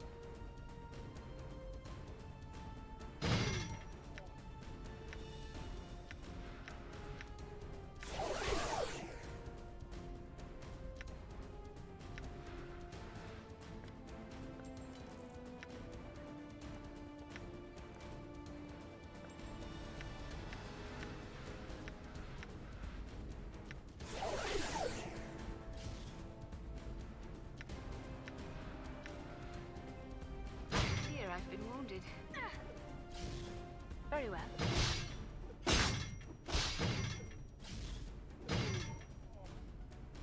Oh.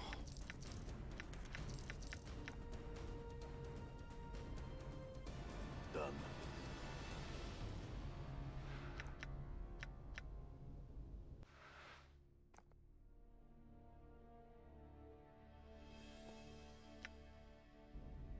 All right.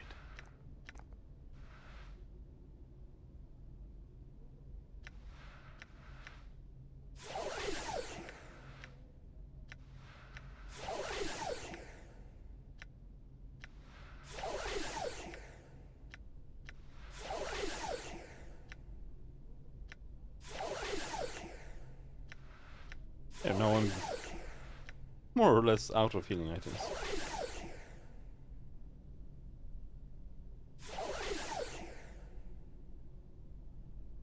I'm gone. I don't even remember when we saw a store last. Right. Hey, I spotted a trap. Disarmed it. Got it. Job. Disarmed it. Got it. I'm gone. Healing stuff. Inventory full as shit.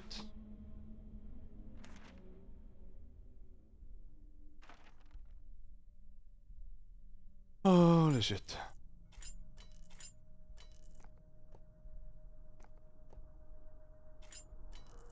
Tossing some stuff.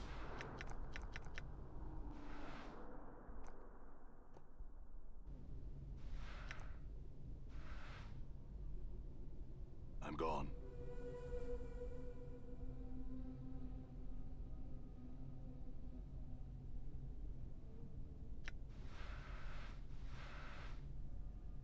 Traps. Right. Hey, I spotted a trap. Disarmed it. Got it. Done.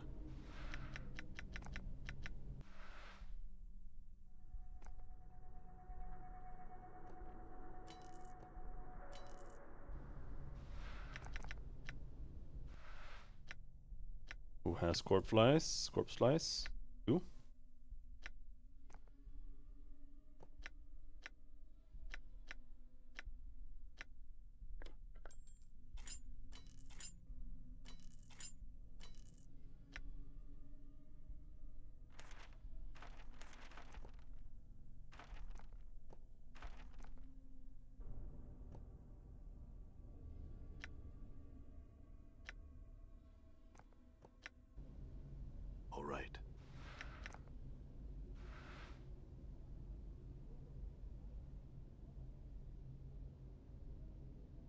It feels like a boss room.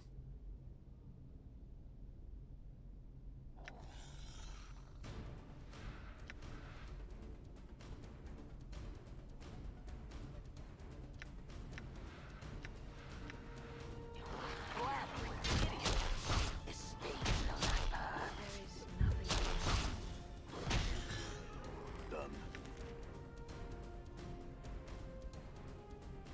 Or maybe not, that's an upstairs. Wasn't quite a boss room, but it was almost a boss room.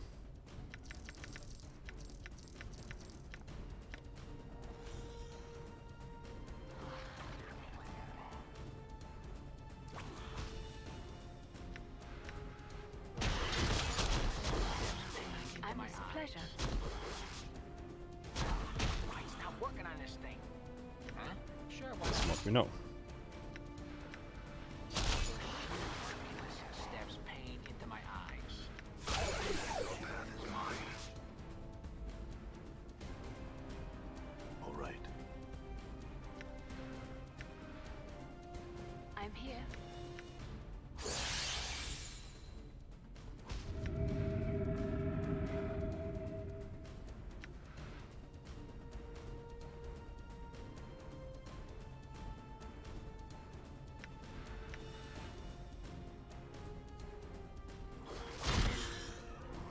Y'all gotta follow you. I'm hurt. Balance in all things. Nice sound effects, bro.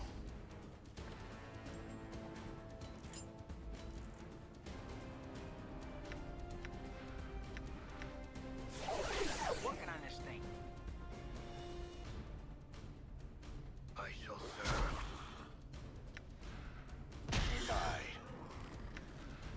Am I still embalmed? I'm not.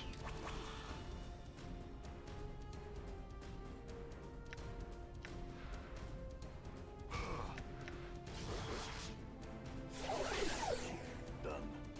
I shall serve. Very well.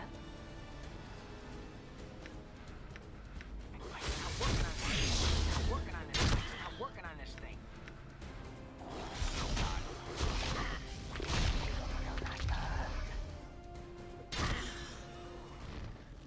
It's not working on this thing. It's not working on this thing. I'm hurt. It shall be done. You hurt, huh? It's not working on this thing.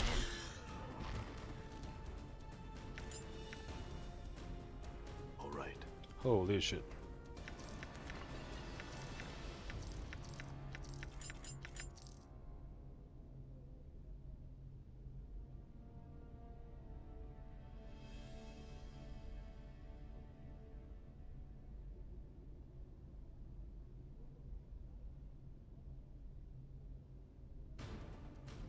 Oh no! Literally the worst thing we could find here.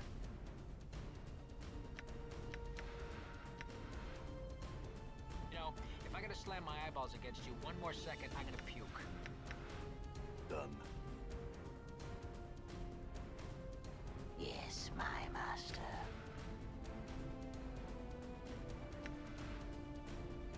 It is I.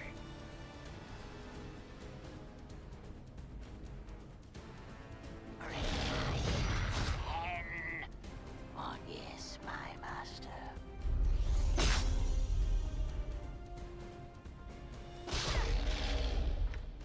A pleasure. Forgive me. Oh my god.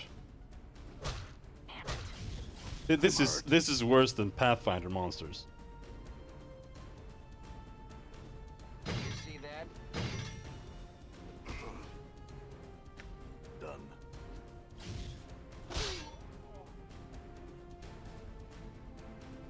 What? You father of trolls. Oh my god, thank you. Damn it. You see that? I'm gone. Good as done. This guy. Filthy sod. Oh, thank. All right. The clock sings true.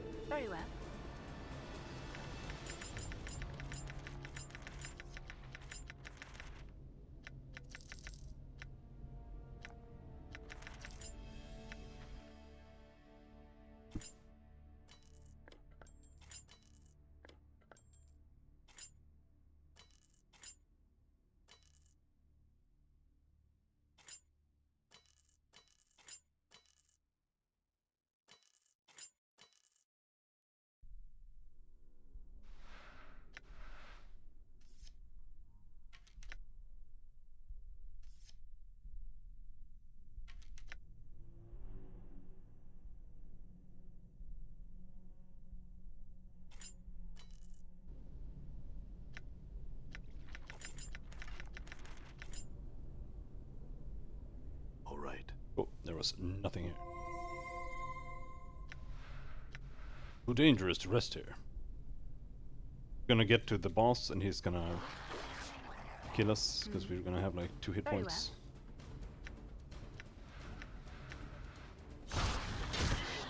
Oh, thank God. Managed to taunt him. My jaw is hanging on by a thread. Would you give me a hand here? I'm working on this thing. Done. I'm so glad that they keep giving me healing items. Except that I'm gone. getting the healing items is a lot worse than just not getting them.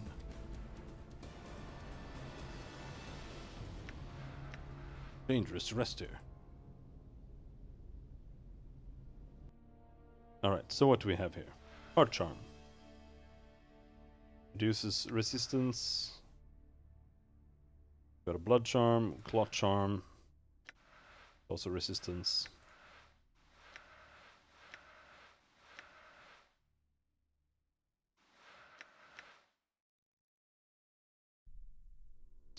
Got a Clot Charm there.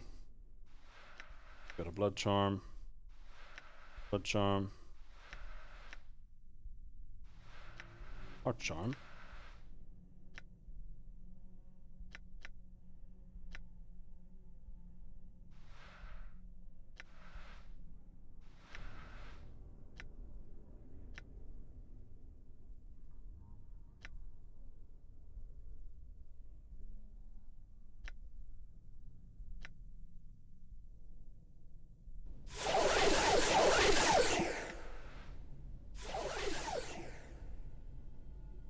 Up we go. Done.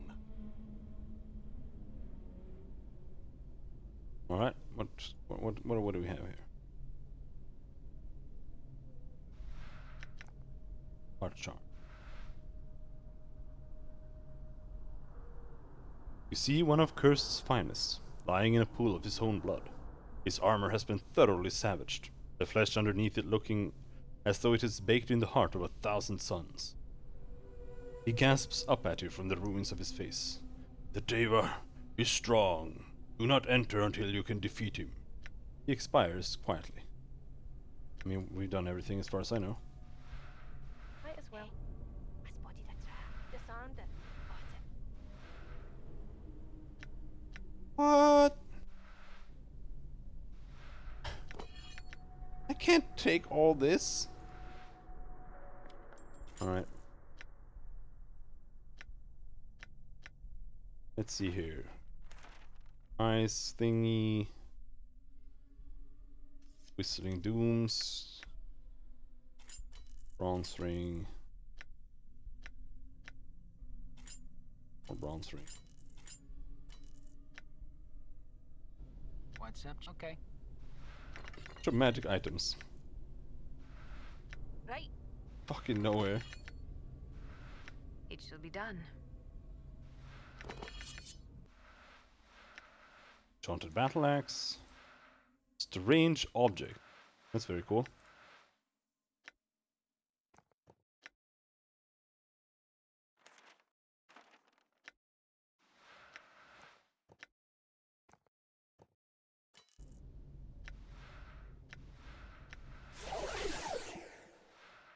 Mark of the Savant. Fist. +4. Fists.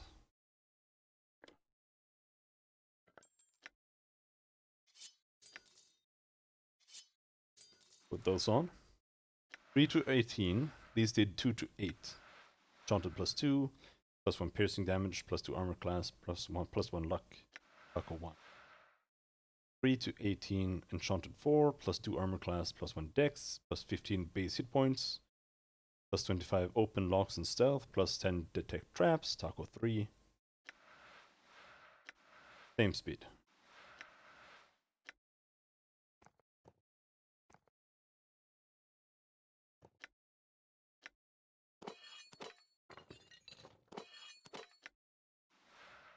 Edge of Oblivion.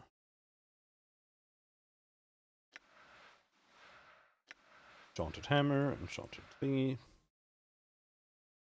Prophatis blade. +3.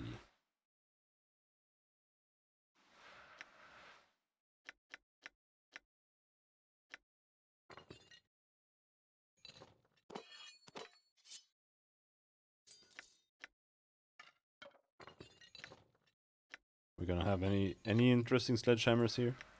Or are they all just enchanted? Yeah. Brock's club.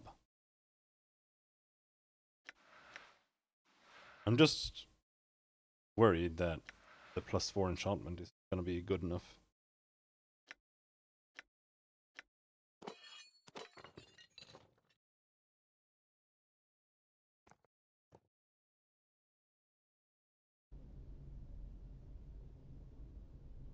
All right.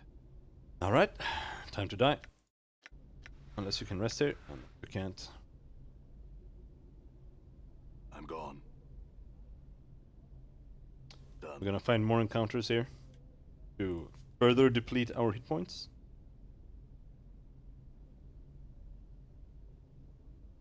There, nothing there.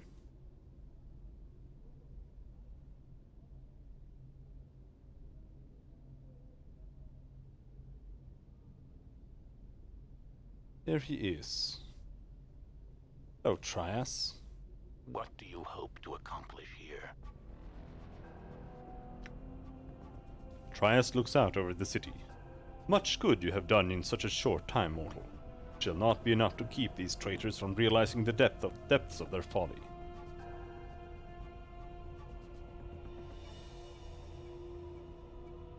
Why did you lie to me? You were in need of direction. The price of your need was betrayal. How is it that you believe that you have earned the right to any truths in this life or the next? Such arrogance. Indeed, it was your duty as a lesser being to free me. I owe you nothing, and it is what I have given. I gave you more than you deserved. You freed me to help yourself. And why have you dragged Cursed into the Outlands? A city of betrayers have been betrayed, and received what they have deserved. There is no why. It seals my compact with the lower planes. The greater good is served. Greater good? What greater good is that? The blood spilled by an army of fiends will be redeemed by the righteous wrath of the hosts of heaven. Those who fall, do so in the name of a greater good. This town falls in the name of the greater good, the expunging of evil. A small sacrifice considering those who are to be sacrificed.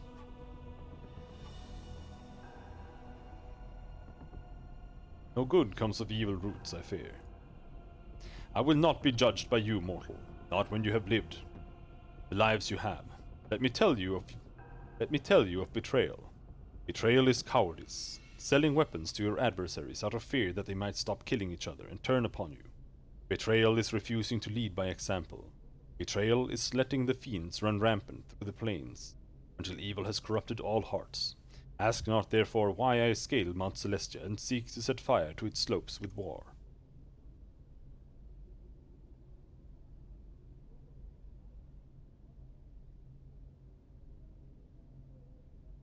Betrayal is betrayal. There are too many definitions of betrayal. One must live long enough to experience them all. Even your life, were it not fraught with forgetfulness, does not have the range of centuries necessary to appreciate them. Such a betrayal is no betrayal at all.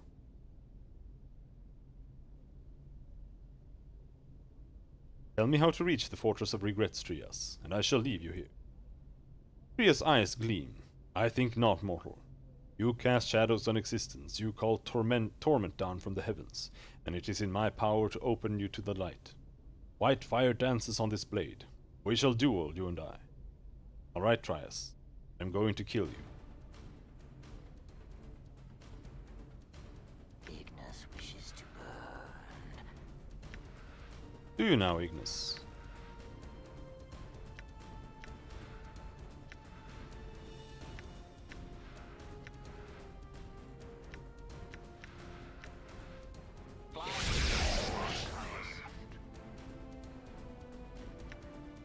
All right.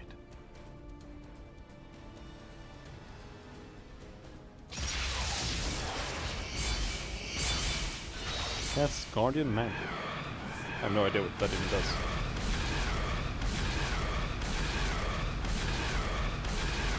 Holy shit, this spell is so garbage.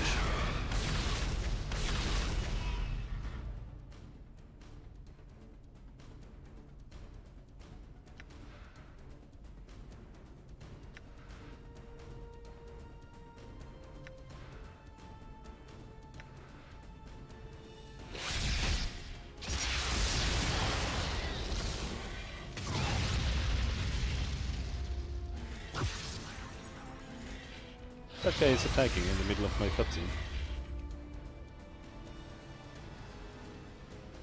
Aye, what?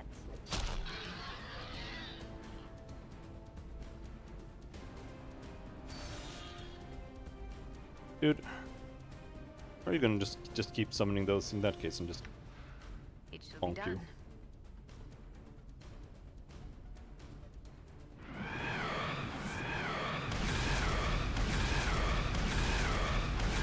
Oh yeah, that was my spell.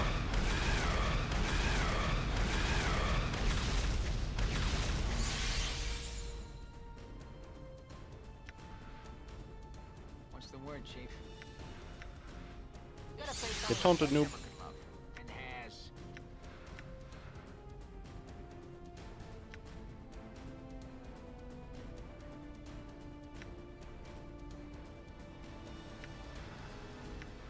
Merc invokes Blackstone.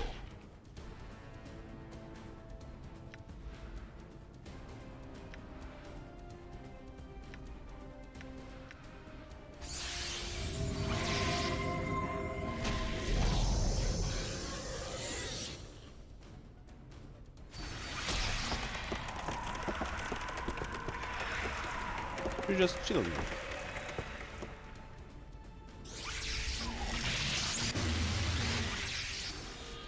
Your will's done.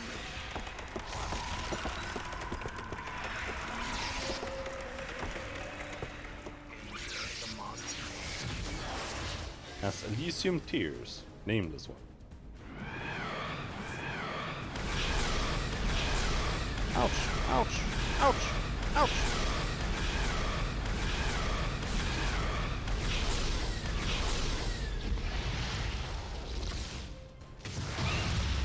What you get for getting into a scrape?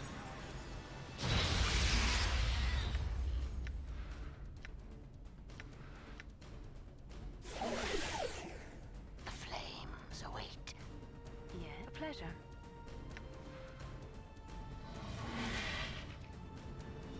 Casts Cloud Kill, nameless one. Uh-oh. I don't like that.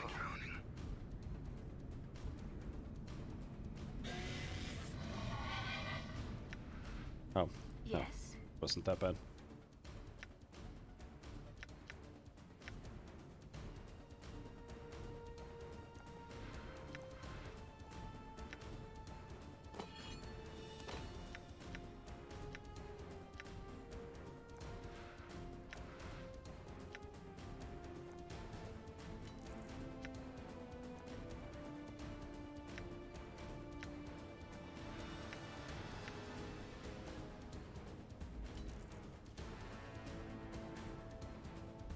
What you be wanting now? Heal yourselves.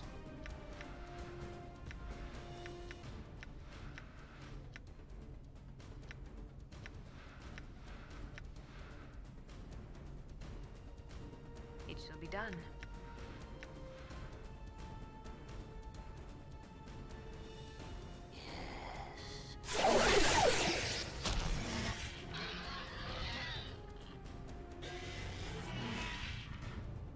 Come on now.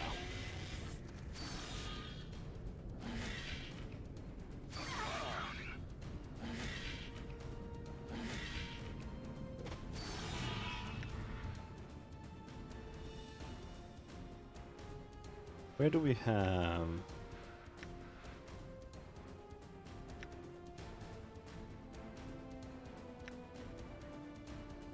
Where is it? There.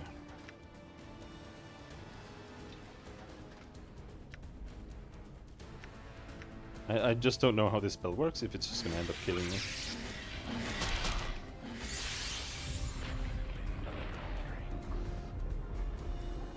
Cast Blade Storm, nameless one. That's not very nice. Oh, I'm so scared.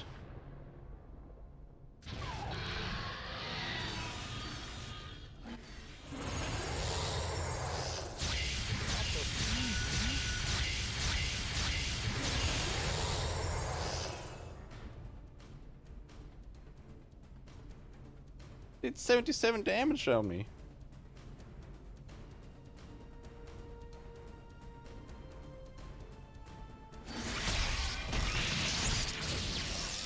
Oh god, these enemies are so annoying.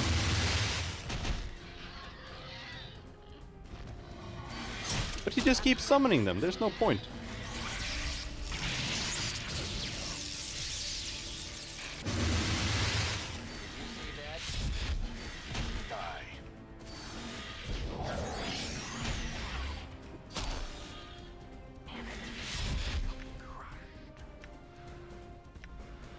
You gotta face only a sledgehammer and has.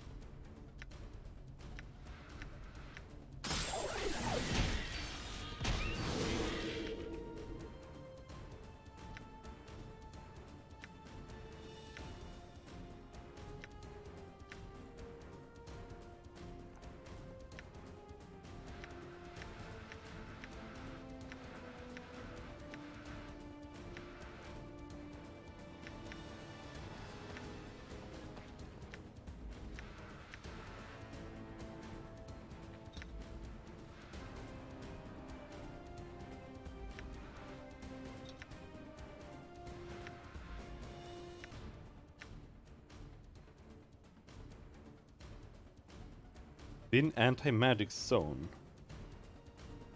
Alright.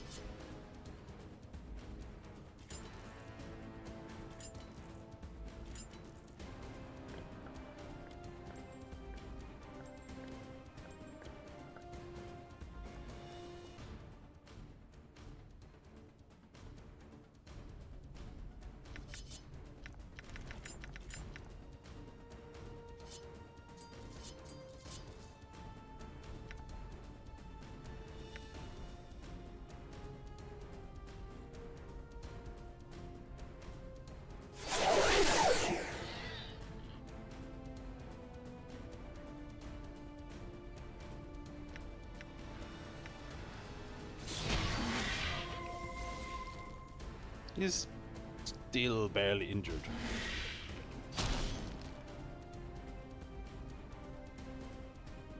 Oh, he took some damage. I'm hurt. Some actual damage.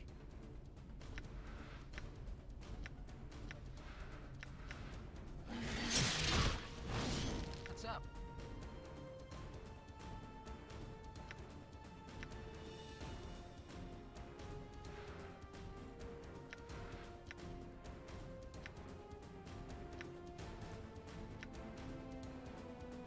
Why do I have 8 AC?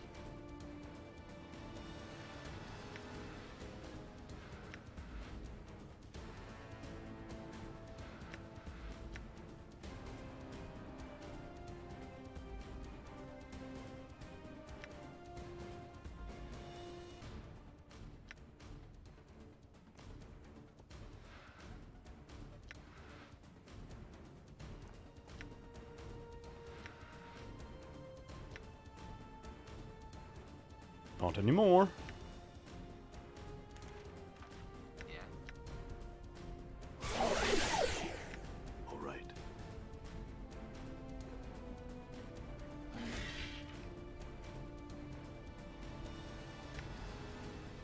Very well.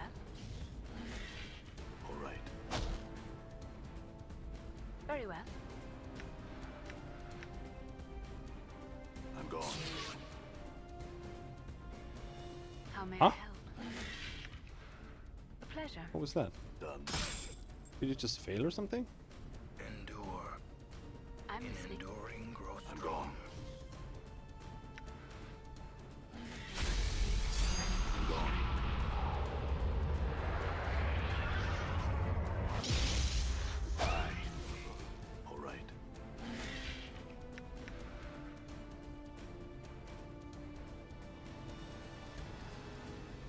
Like he has some kind of spell on him or something. And I can't remove it.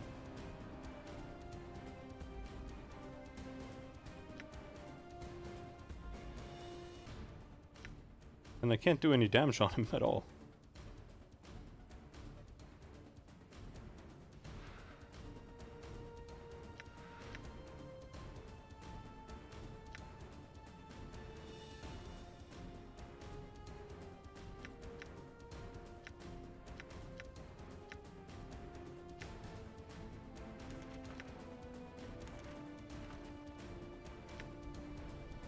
I'm gone. Did you see that? I shall serve.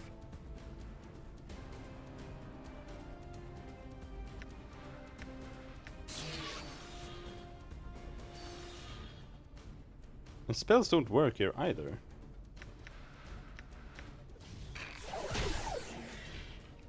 Done. Healed 33. Oh, he took some damage.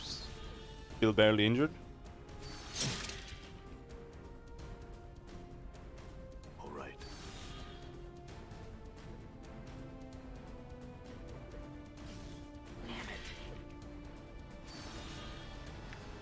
Can you taunt him? At all? Stupid yabo. Nope. Playtime is over. It shall be done.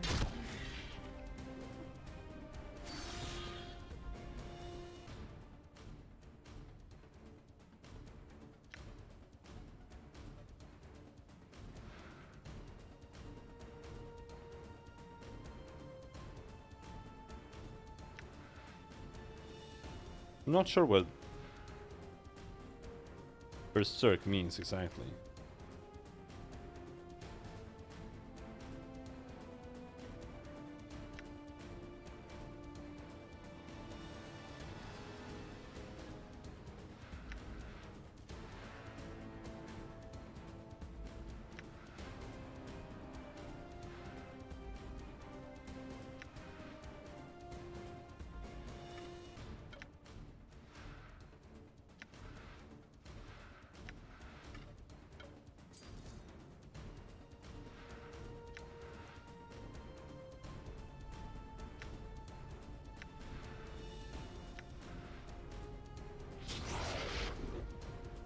Done. Well, ineffective. Very cool.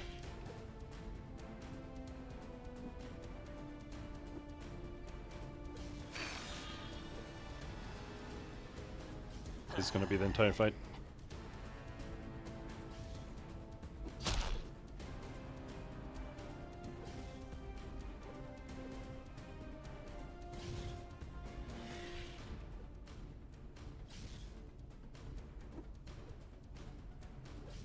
I yield to you this hour, mortal.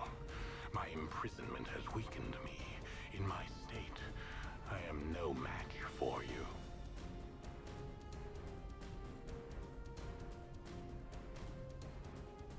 I still require knowledge from you, Atreus. Tell me how to reach the Fortress of Regrets. He coughs bloody spittle. Before I tell you, I must exact a promise from you. You must vow to spare my life.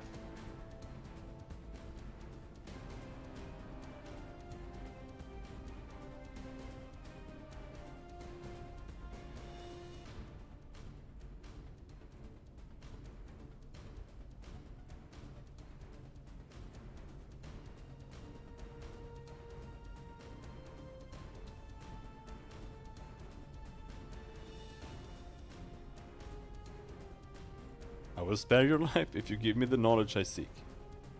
Portal to the place you seek lies within the torus above the spire. In the city of Sigil, the city of doors. In that city, there is a place where the dead of your kind are taken. In the mortuary? It is where you awoke of late, is it not? The plane seems filled with such ironies of late. So close you were then. What is the key? We know what the key is. The Fortress of Regrets is mortared with tears and likes to call to like. And like calls to like. To enter the fortress, you must contribute something to it. When you pass near the portal, should you carry regret in your mind, you will feel the presence of the portal. like the cold embrace of death. Updated And? my journal. While this chill bathes you, you must tear up off a scrap of your own skin, and write a regret upon it with blood from your left index finger. The portal will open, and you can discover the truth behind the Fortress of Regrets. Perhaps meet its keeper. How do you know this? Many alliances have I sought across the plains. My search brought me to the fortress, where I spoke to its lord and keeper of its shadowed halls. No doubt you should wish to return to Sigil now. The blood you have on your hands shall act as the key to this portal. Simply step through the door by which you entered. You shall return. What will you do when I have left you, Trias? I shall once again attempt to levy a host against the gates of paradise. They will not have me back, and there is no other purpose to my existence.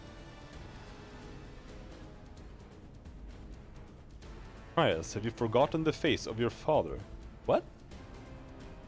What do you mean? The upper planes are the home of justice, beauty, and goodness. They are also home to forgiveness. Go home, admit your error, and beg forgiveness. He opens his mouth for an angry retort, and pauses reflecting. He bows his head. You speak convincing words, mortal, and their wisdom pierces me. I shall seek the forgiveness of my fathers, and accept any retribution they choose. Take this, and farewell, mortal. If we meet again, it is my hope that I will be redeemed. Best of luck, Trias. Farewell. My journal. Role of Celestial Host. He was very easy to convince. I'm here.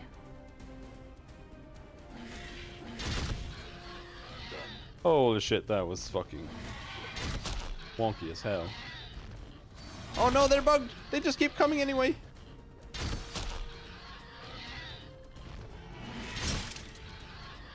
Just forever?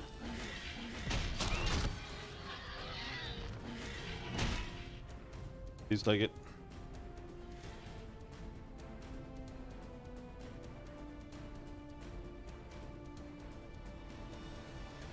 Go through the door which you came.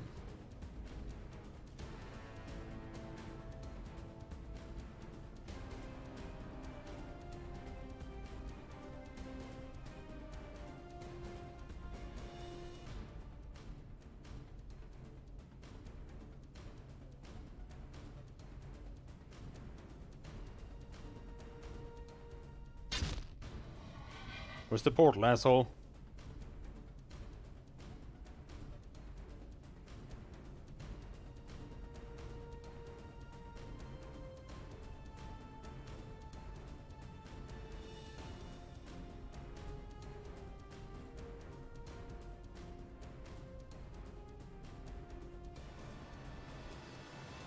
All right.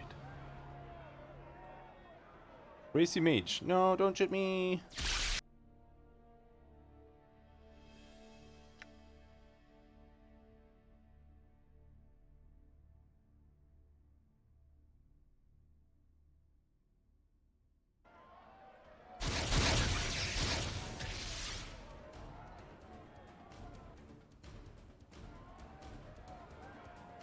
That's where I came from. That's what he means.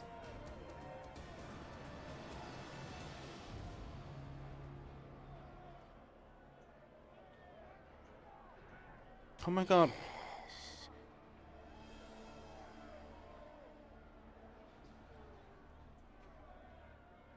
All right.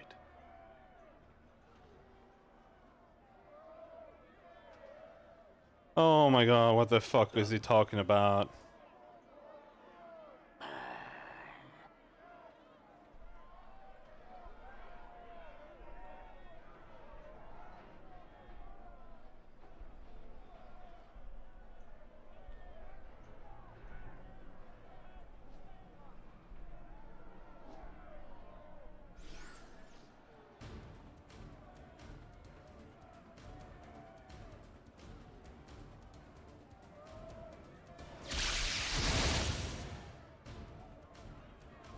I'm just hoping the encounter isn't glitched, considering those guys eternally spawning.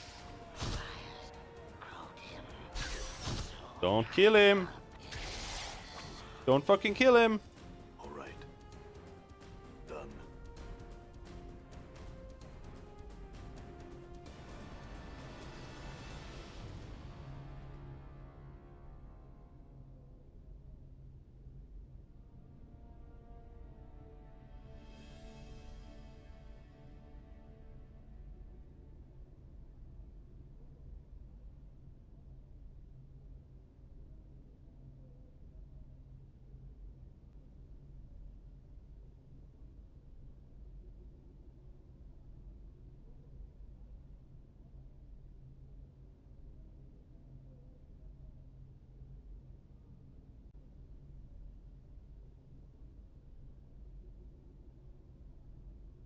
The door is locked?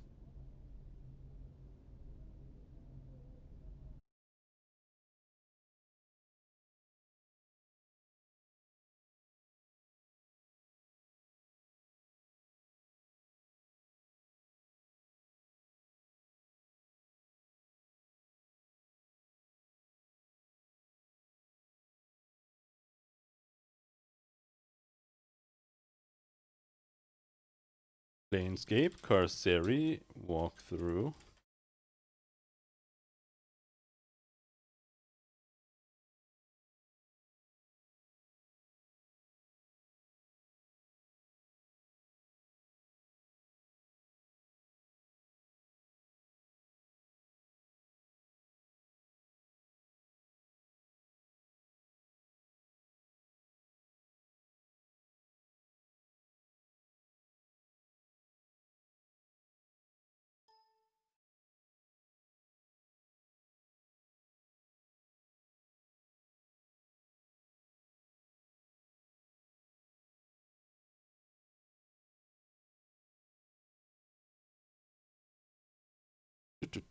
Do.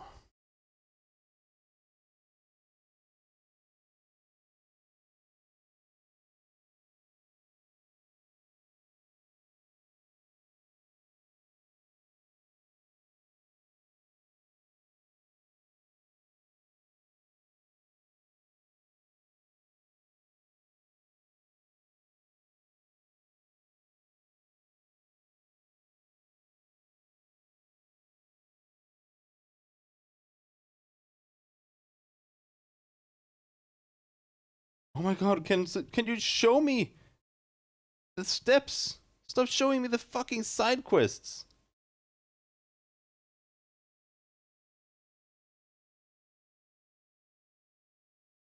What do you mean back in Sigil?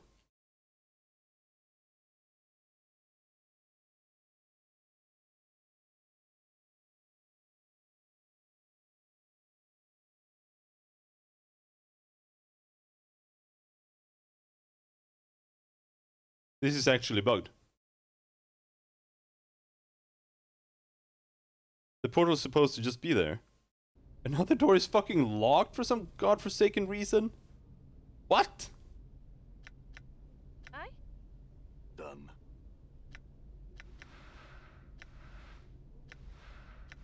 Right. Got it. Okay, well, we can at least lockpick it.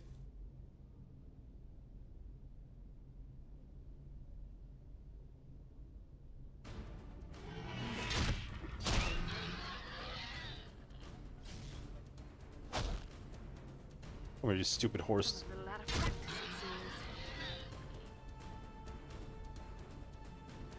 Oh, there we are. Thank God. I would have been very sad if we had to redo that. That did not show up late earlier.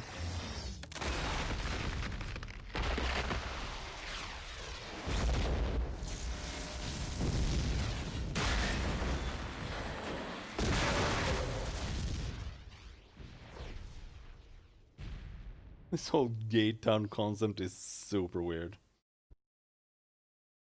If all the buildings like turn into rubble or something, I would just Done. feel more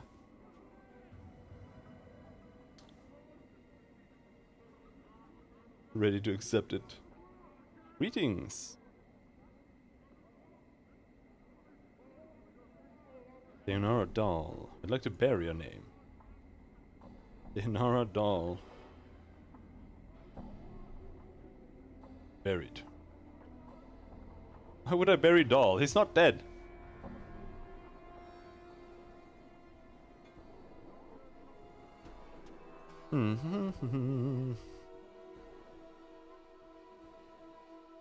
Now. Where can you rest here? Here, to the left. I'm gone.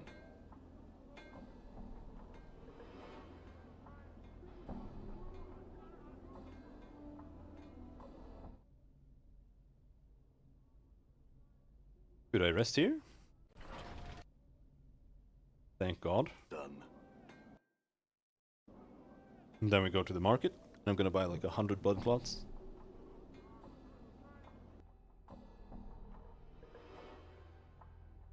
This is like the entire map.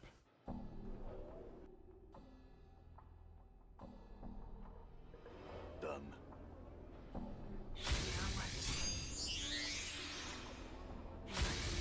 Lend me strength. It's so annoying because she keeps just using shitty heal spells and it takes forever. I kinda wanna unlearn the cure light wounds, but at the same time she doesn't have enough as it is. Lend me strength.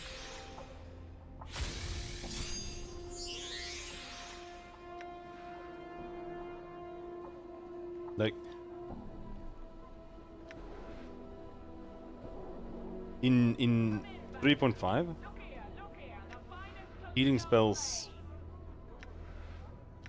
I think all healing spells have bonus healing based on your level. Here, none of them do. And they're all just trash. Like spamming Cure Light Wounds is just a waste of your time.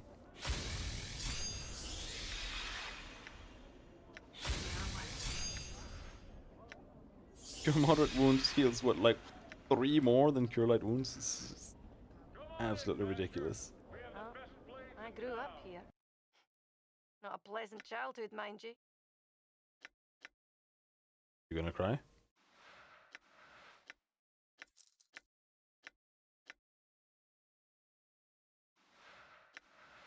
Obsidian Earrings, stealth bonus. That.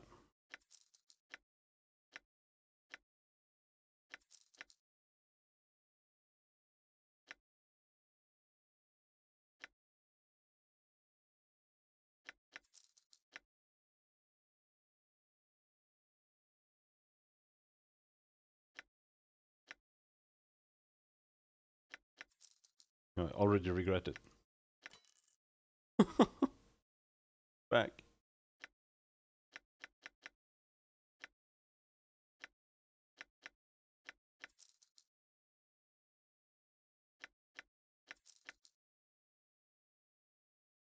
Hey, only 13,678 dropped frames this stream.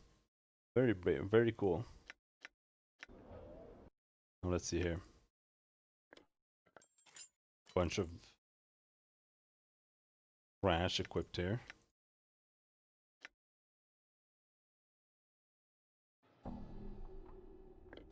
Maslow's Pyramid. Gonna sell. Silver Bracelet.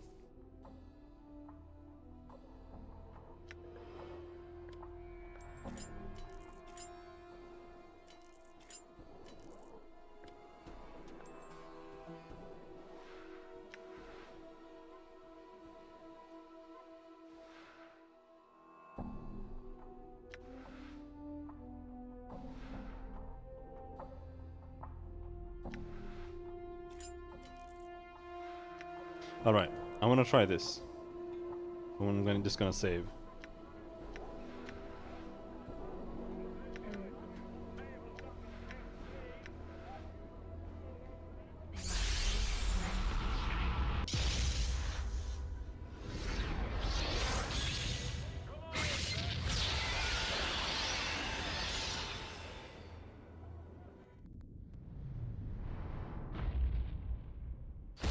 Fucking Final Fantasy summon.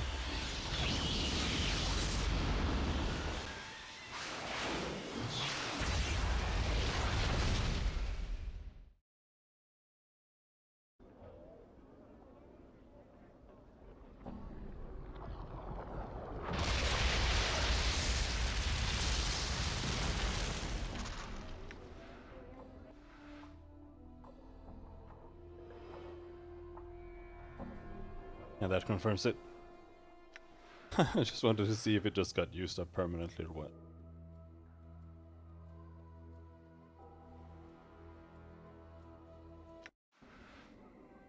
Wait, what?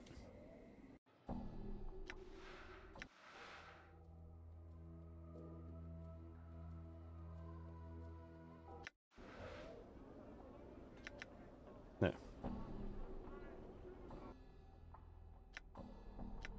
Because then I kind of just want to sell it.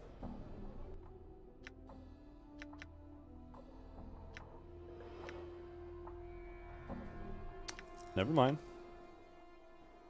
Costs 1.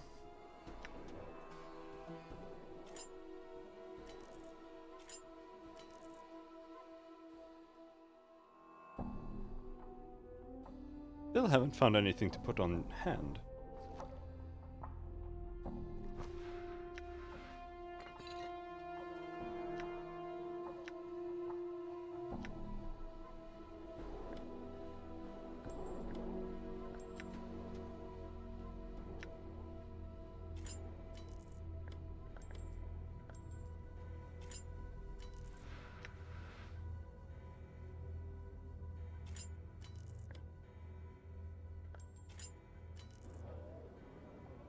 All right.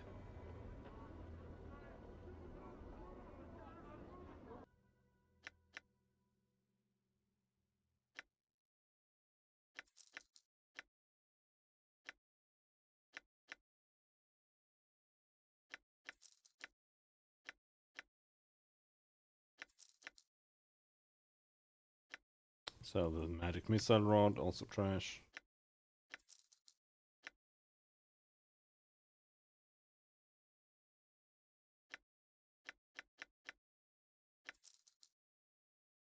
There.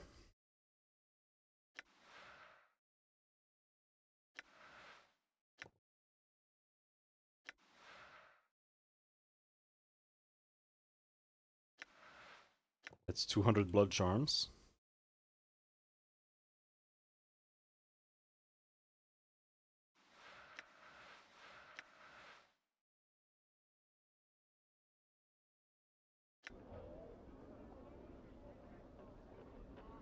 Hopefully that is enough for a while at least.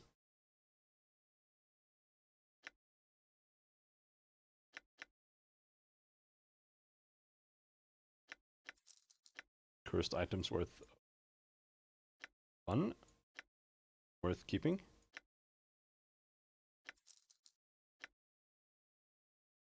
Something tells me we're not gonna...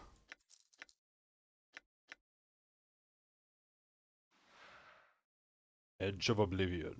Oh, it's not even good. Mediocre. We're not gonna find any lawful good characters. Unless Rias ends up coming back. He manages to redeem himself. That was everything, I believe. Still have some rings there. Did I miss it? I don't know why. I hate selling in this game so badly. It just feels like I keep going between the merchants over and over again because I keep missing things. There's a gold ring as well.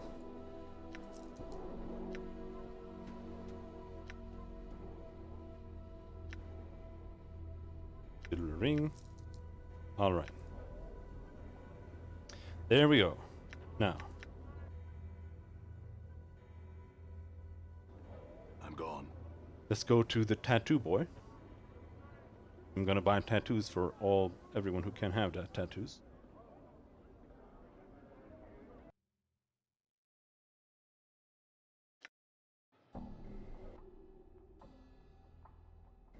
I'm gone.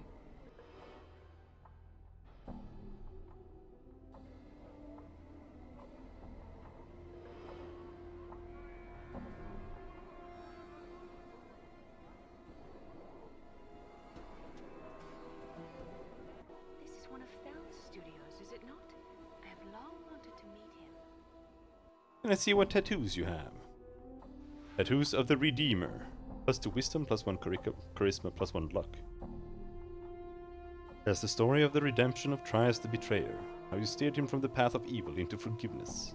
It reflects your wisdom and your persuasive skills. Carries the blessing of Trias with it. Tattoo of the Supreme Warrior. 3 armor class, 3 strength, 9 base hit points. Yeah, I kind of need that.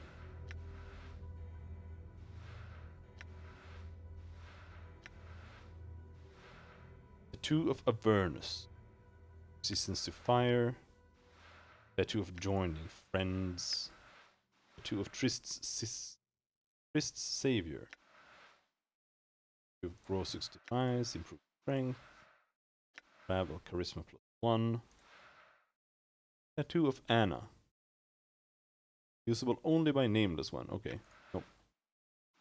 Tattoo of saving grace. Tattoo of Ignis.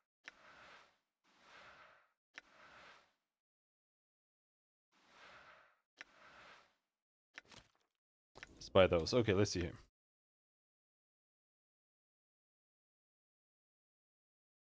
You can have 3, 3, none, none. Okay. Right now we have charisma, wisdom, constitution. And I need that one because of the AC. And I want this one because of the 2 wisdom, 1 charisma.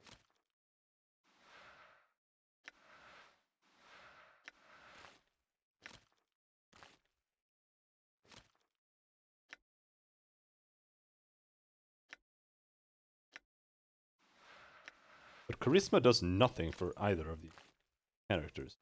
Like, absolutely zero. It's typical back in the day. In AD&D games. Charisma does nothing unless you're the main character.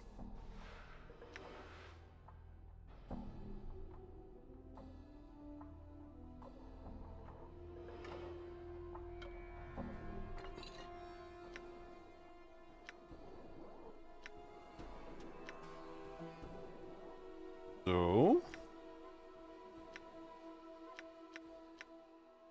can sell the charisma back.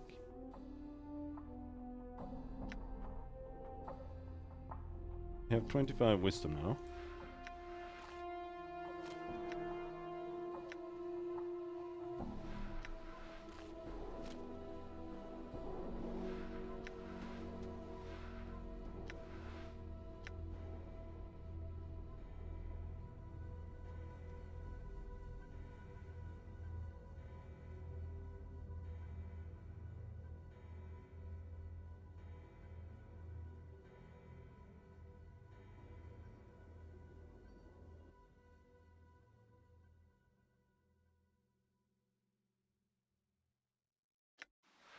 Revelations. +1 intelligence. +2 intelligence. You? And you also have con already.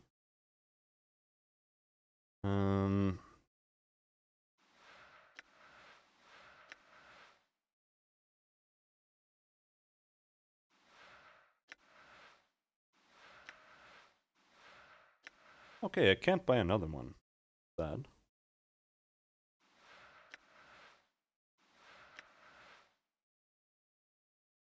+2 to armor class.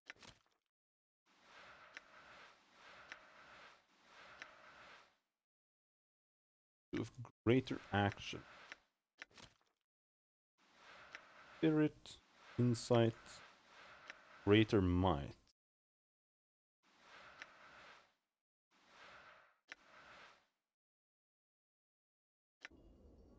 Take a look here what we have. This is +2 armor class. Intelligence means that you might be able.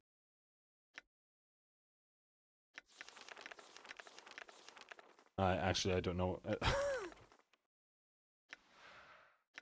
I don't know if anything is actually based on intelligence like this for casters. Aids your mage skills. Because in Pathfinder, in newer games, you can use high-level spells if you get more int from items. But in AD&D, I'm pretty sure it's only based on your base intelligence. So having an int bonus... I'm not sure if it even affects your spell DC.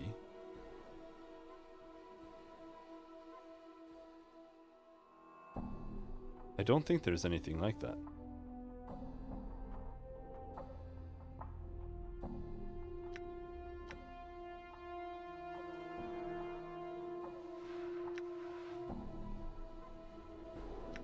What are your stats?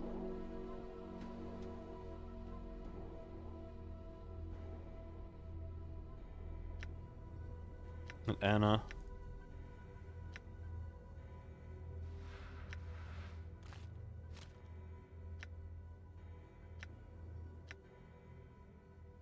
AC -3.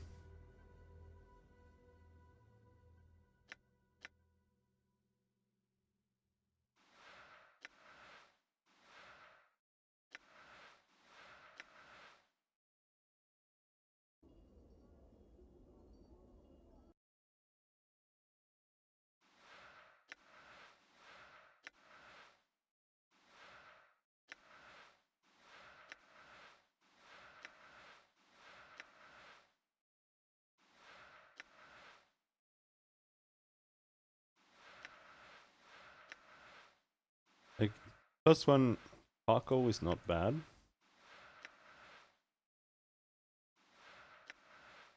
But I think Greater Might be what we want here.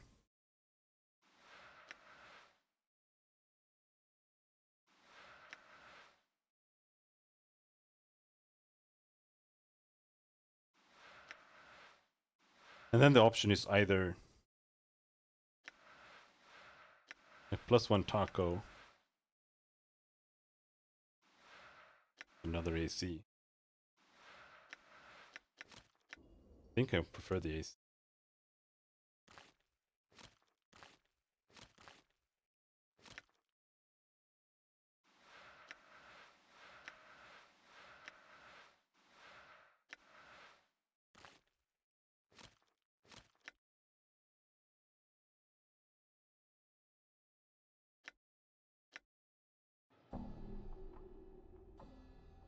Yeah, the strength is better here.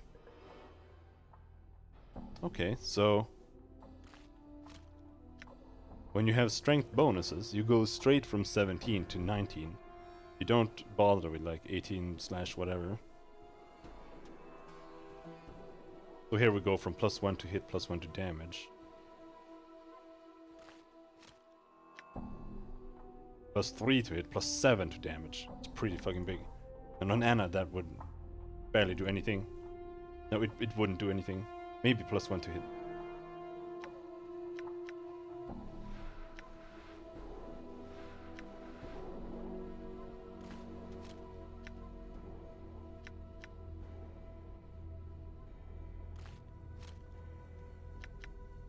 -4 AC. So Anna still needs one more tattoo.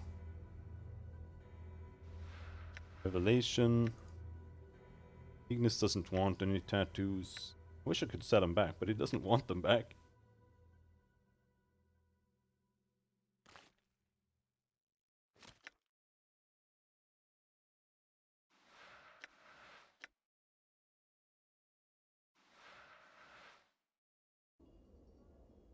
I think we'll just do this.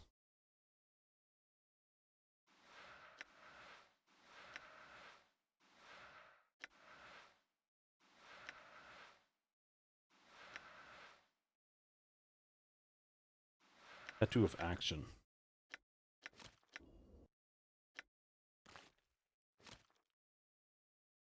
Wait, what?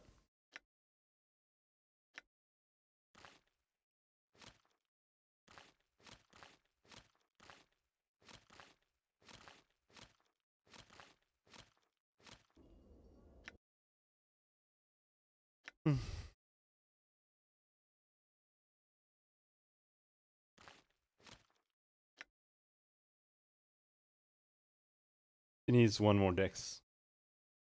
Get anything out of it. So it's useless. Damn it.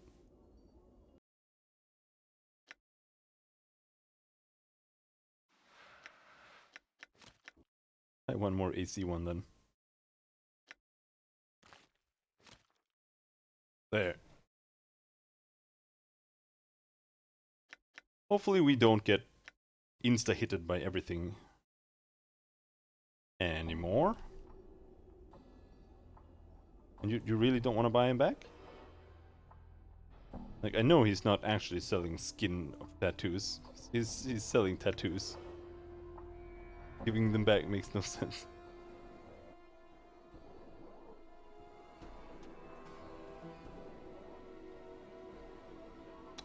And then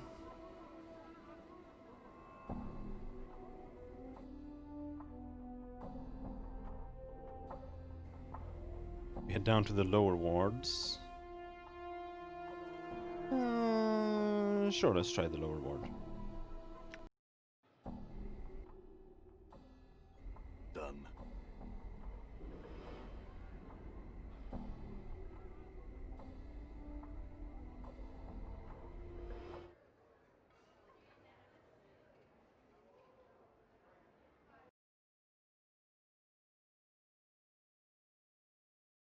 Spider bracelet. Plus 25% resistance to all normal attacks. Bye. Serpent ring. Immune to poison. Only usable by thieves. Displays a ring. Plus 2 AC. Another ring of the traveler. This is plus 33% resistance to magic. Oh, maybe that's good. Immune to poison.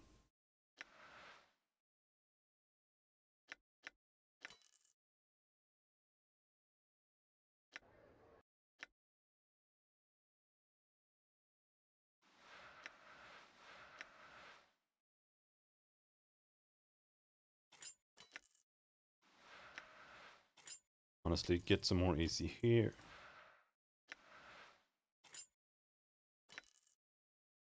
Okay, we already have 2.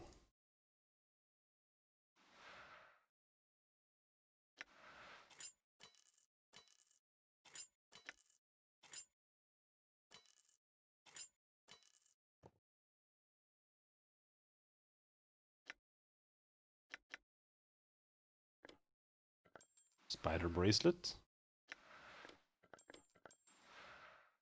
25% resistance to normal attacks. Pretty fucking big.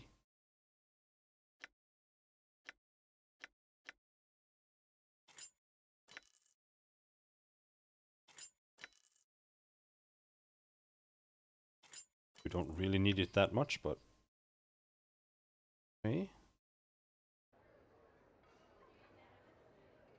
Does he have anything he wants to buy that may not have been able to sell anywhere else? Roll of Death Bolt.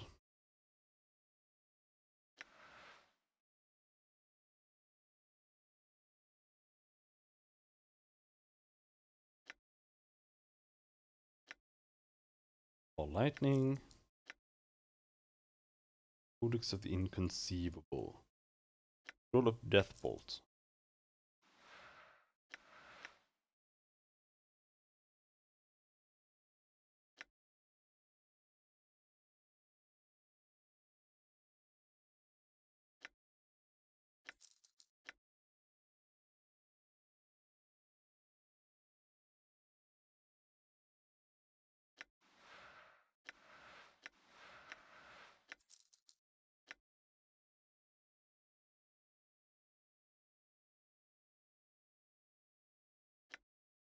Mm-hmm.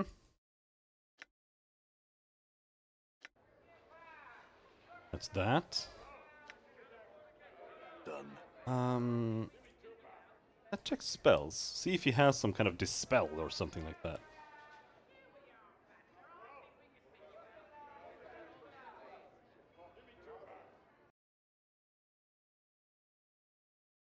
Knock, Blur, Block of Warding, Elysium Tears.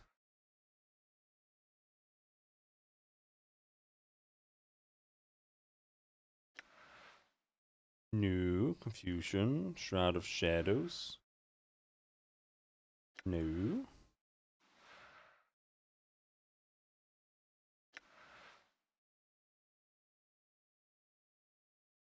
Nothing like that, which is kind of cancer.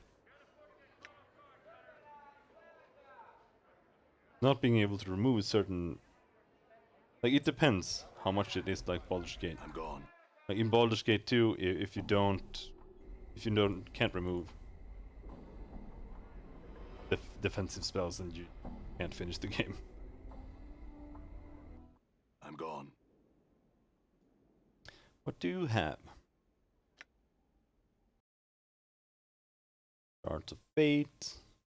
Ring of the Traveler. We don't really need more Ring of the Travelers. Yeah. All right. So then last place I really want to check is...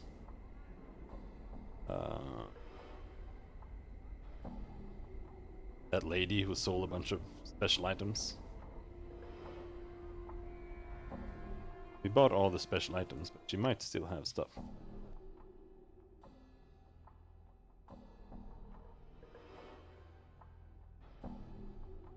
I'm gone.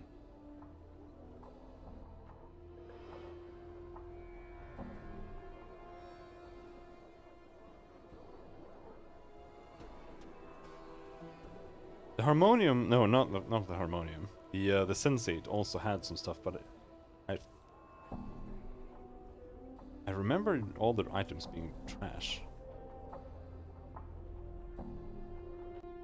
All right.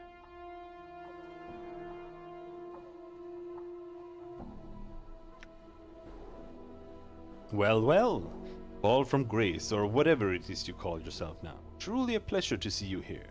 What do I owe the honor of your visit? I thought that you rarely trafficked among our kind anymore. He glances at you for a moment, with the same faint sneer. Or is your assignment here almost finished? I do not know what assignment you are referring to, Vrishka. Though your presence here brings with it many questions. Last I had heard, you were a standard bearer for the company of the Vulture. How did you come to Sigil? He replies curtly, firing a question back like an arrow. By choice. And you? Where will your orders take you next? He suddenly turns to you. You see, little man. Richika smiles, as if savoring the words. The best temptress is one that can make you buy into the illusion of being both promiscuous yet virtuous at the same time. A prostitute princess, as it were. Mistress Grace is among the greatest. She turns to fall from grace, are you not? You would not think that a 1,000 years of slavery had left their scars, no? Fall from grace speaks with a coldness you have never heard before. The air almost becomes ice as she dissects Brichika with her gaze. That is enough. Very well. Though you are the ones who came into my emporium. Brichika looks at you. Yes? Brichika gives you a quick half bow. Welcome back. Here to buy something? Yes, I am. Weapons and charms. Trash hammer, divine censer, raised dead. Teeth of the fire drake. Yeah, should probably buy that. Another dread bond. Part of the fosterer. Summons the Somian.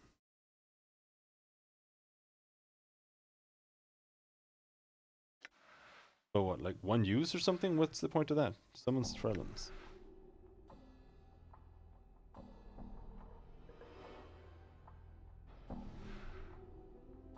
Usable by fighters. Yeah. Why not?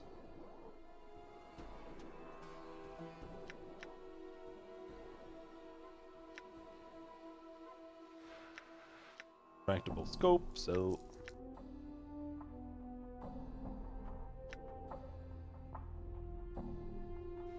Fiendish Eye of Kalimdar. -1 wisdom, I don't like that. Angleless Eye, pretty sure that's what we have. Sense of confounding.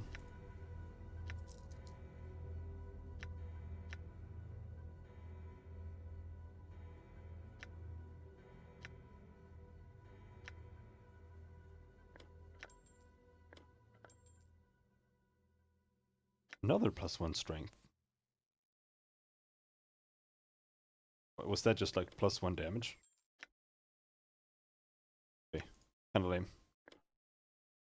I think it's the jump from 18 to 19 that does the most.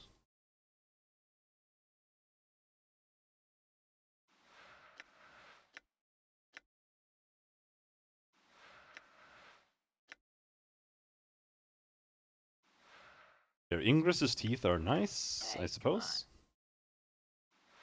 But they're not +1. these ones are. Hatred's Gift. I mean, if we can't even sell Hatred's Gift, then that's literally just a throw it on the ground item.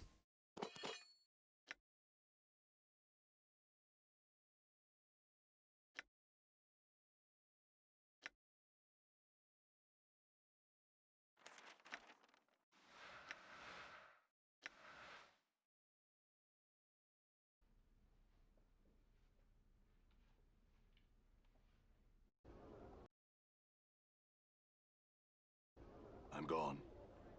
We can check the apothecary, but I'm pretty sure he didn't have any items.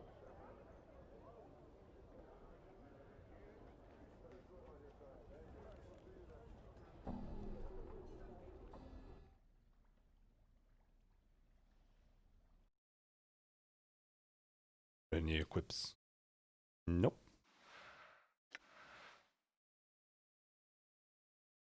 And whatever increases regeneration means, I have no clue. Done.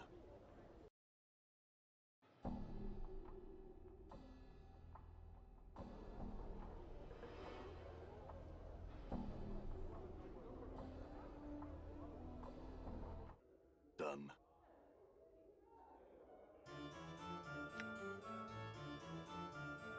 Like to buy something. Yeah, no. Trash. Sparkle Charms. Resistance to fire. Meh. What we can do is this. Oh no, we have to run all the way over there. Kinda sad we don't have the modern cube anymore. It was useful for teleporting.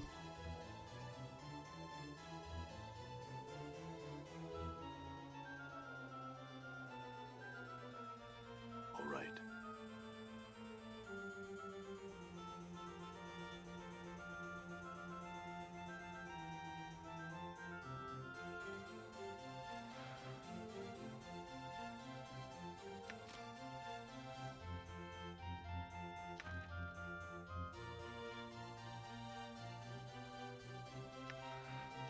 All right. I shall serve.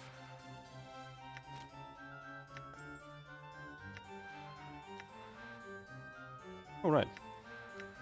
Nan's book. Don't need that.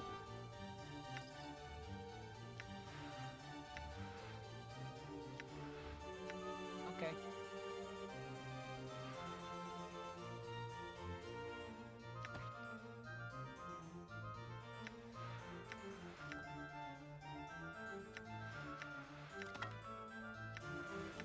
Might as well.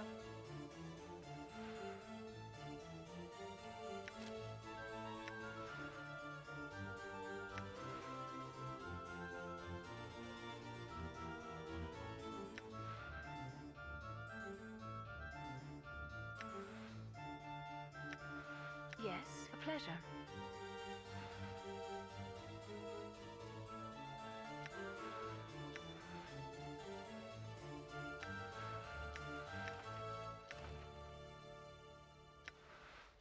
It shall be done.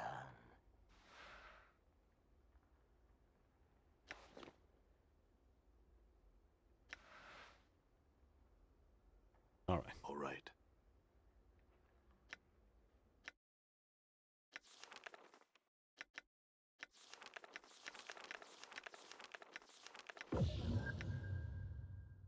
Damn, this spell sucks.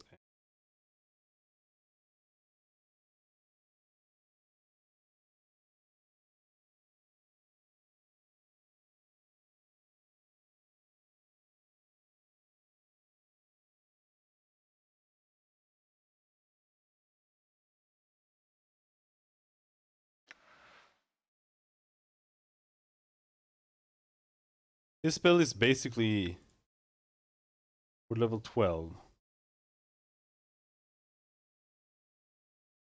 Right now it does a little bit of damage. This is an end game spell.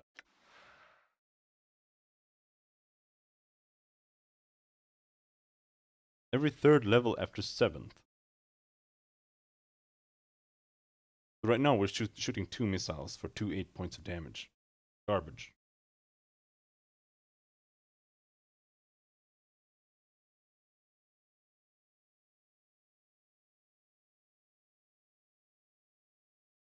But it can get 7 missiles. It's super magic missile. This spell though...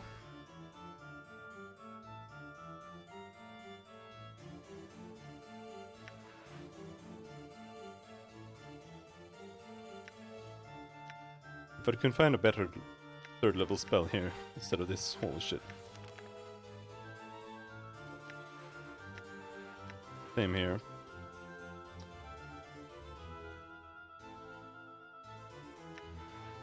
Feels disgusting to have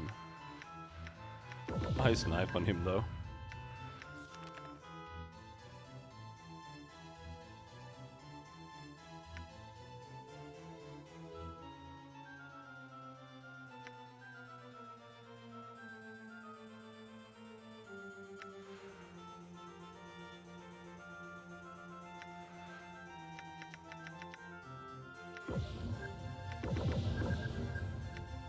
I think we'll go with Blessings and Curses here.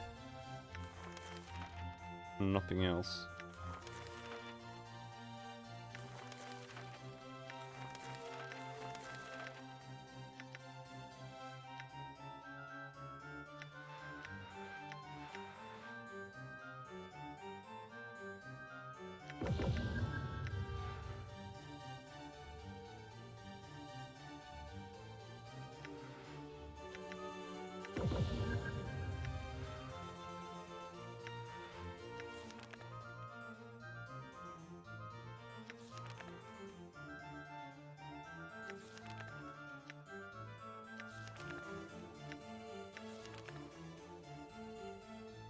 All right.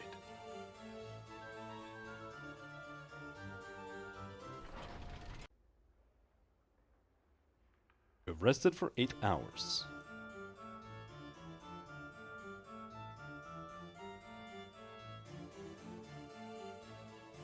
I'm gone.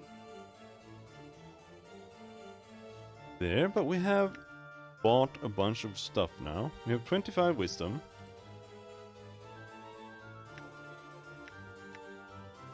We have -3 AC, -4 AC, -2 AC. 1 AC still sucks, but better than 10.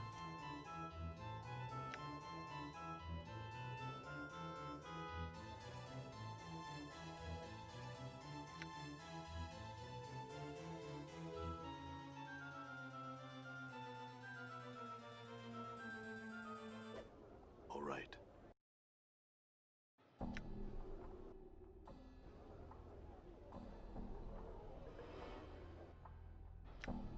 Right, what did he say?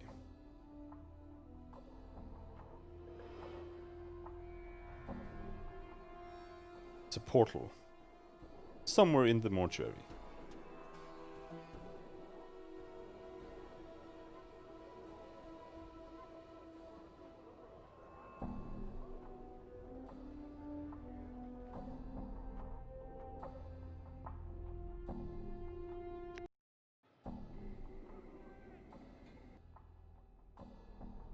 Done.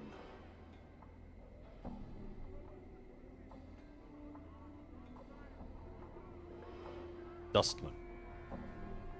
But I think we'll stop tonight.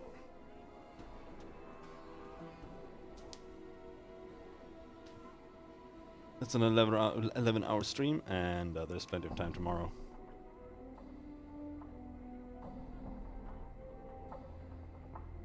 So today we managed to do quite a lot, I think, even if we had to replay half the game. Well, not half the game, but you know, that entire bit. And it was worth it. We're still true neutral. We still have no faction. Unless this shifts at some other point in the game.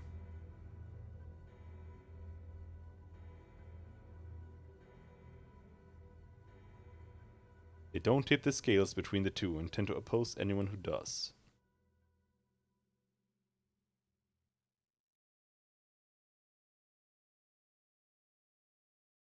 See, I always find true neutral to be kind of a cool alignment play. But in video games,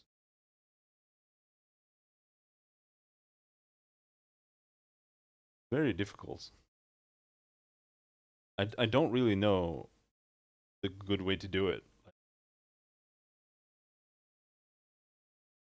Because for the most part, whenever you help people, it's a good option. Almost always. Unless you can like threaten them or kill them or whatever.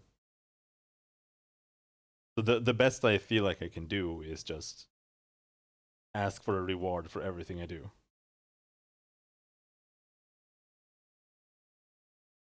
But I don't know if that's neutral or evil.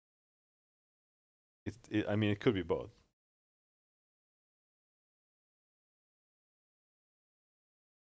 I actually like that in Pathfinder, that it shows you what counts as, you know, what alignment choice.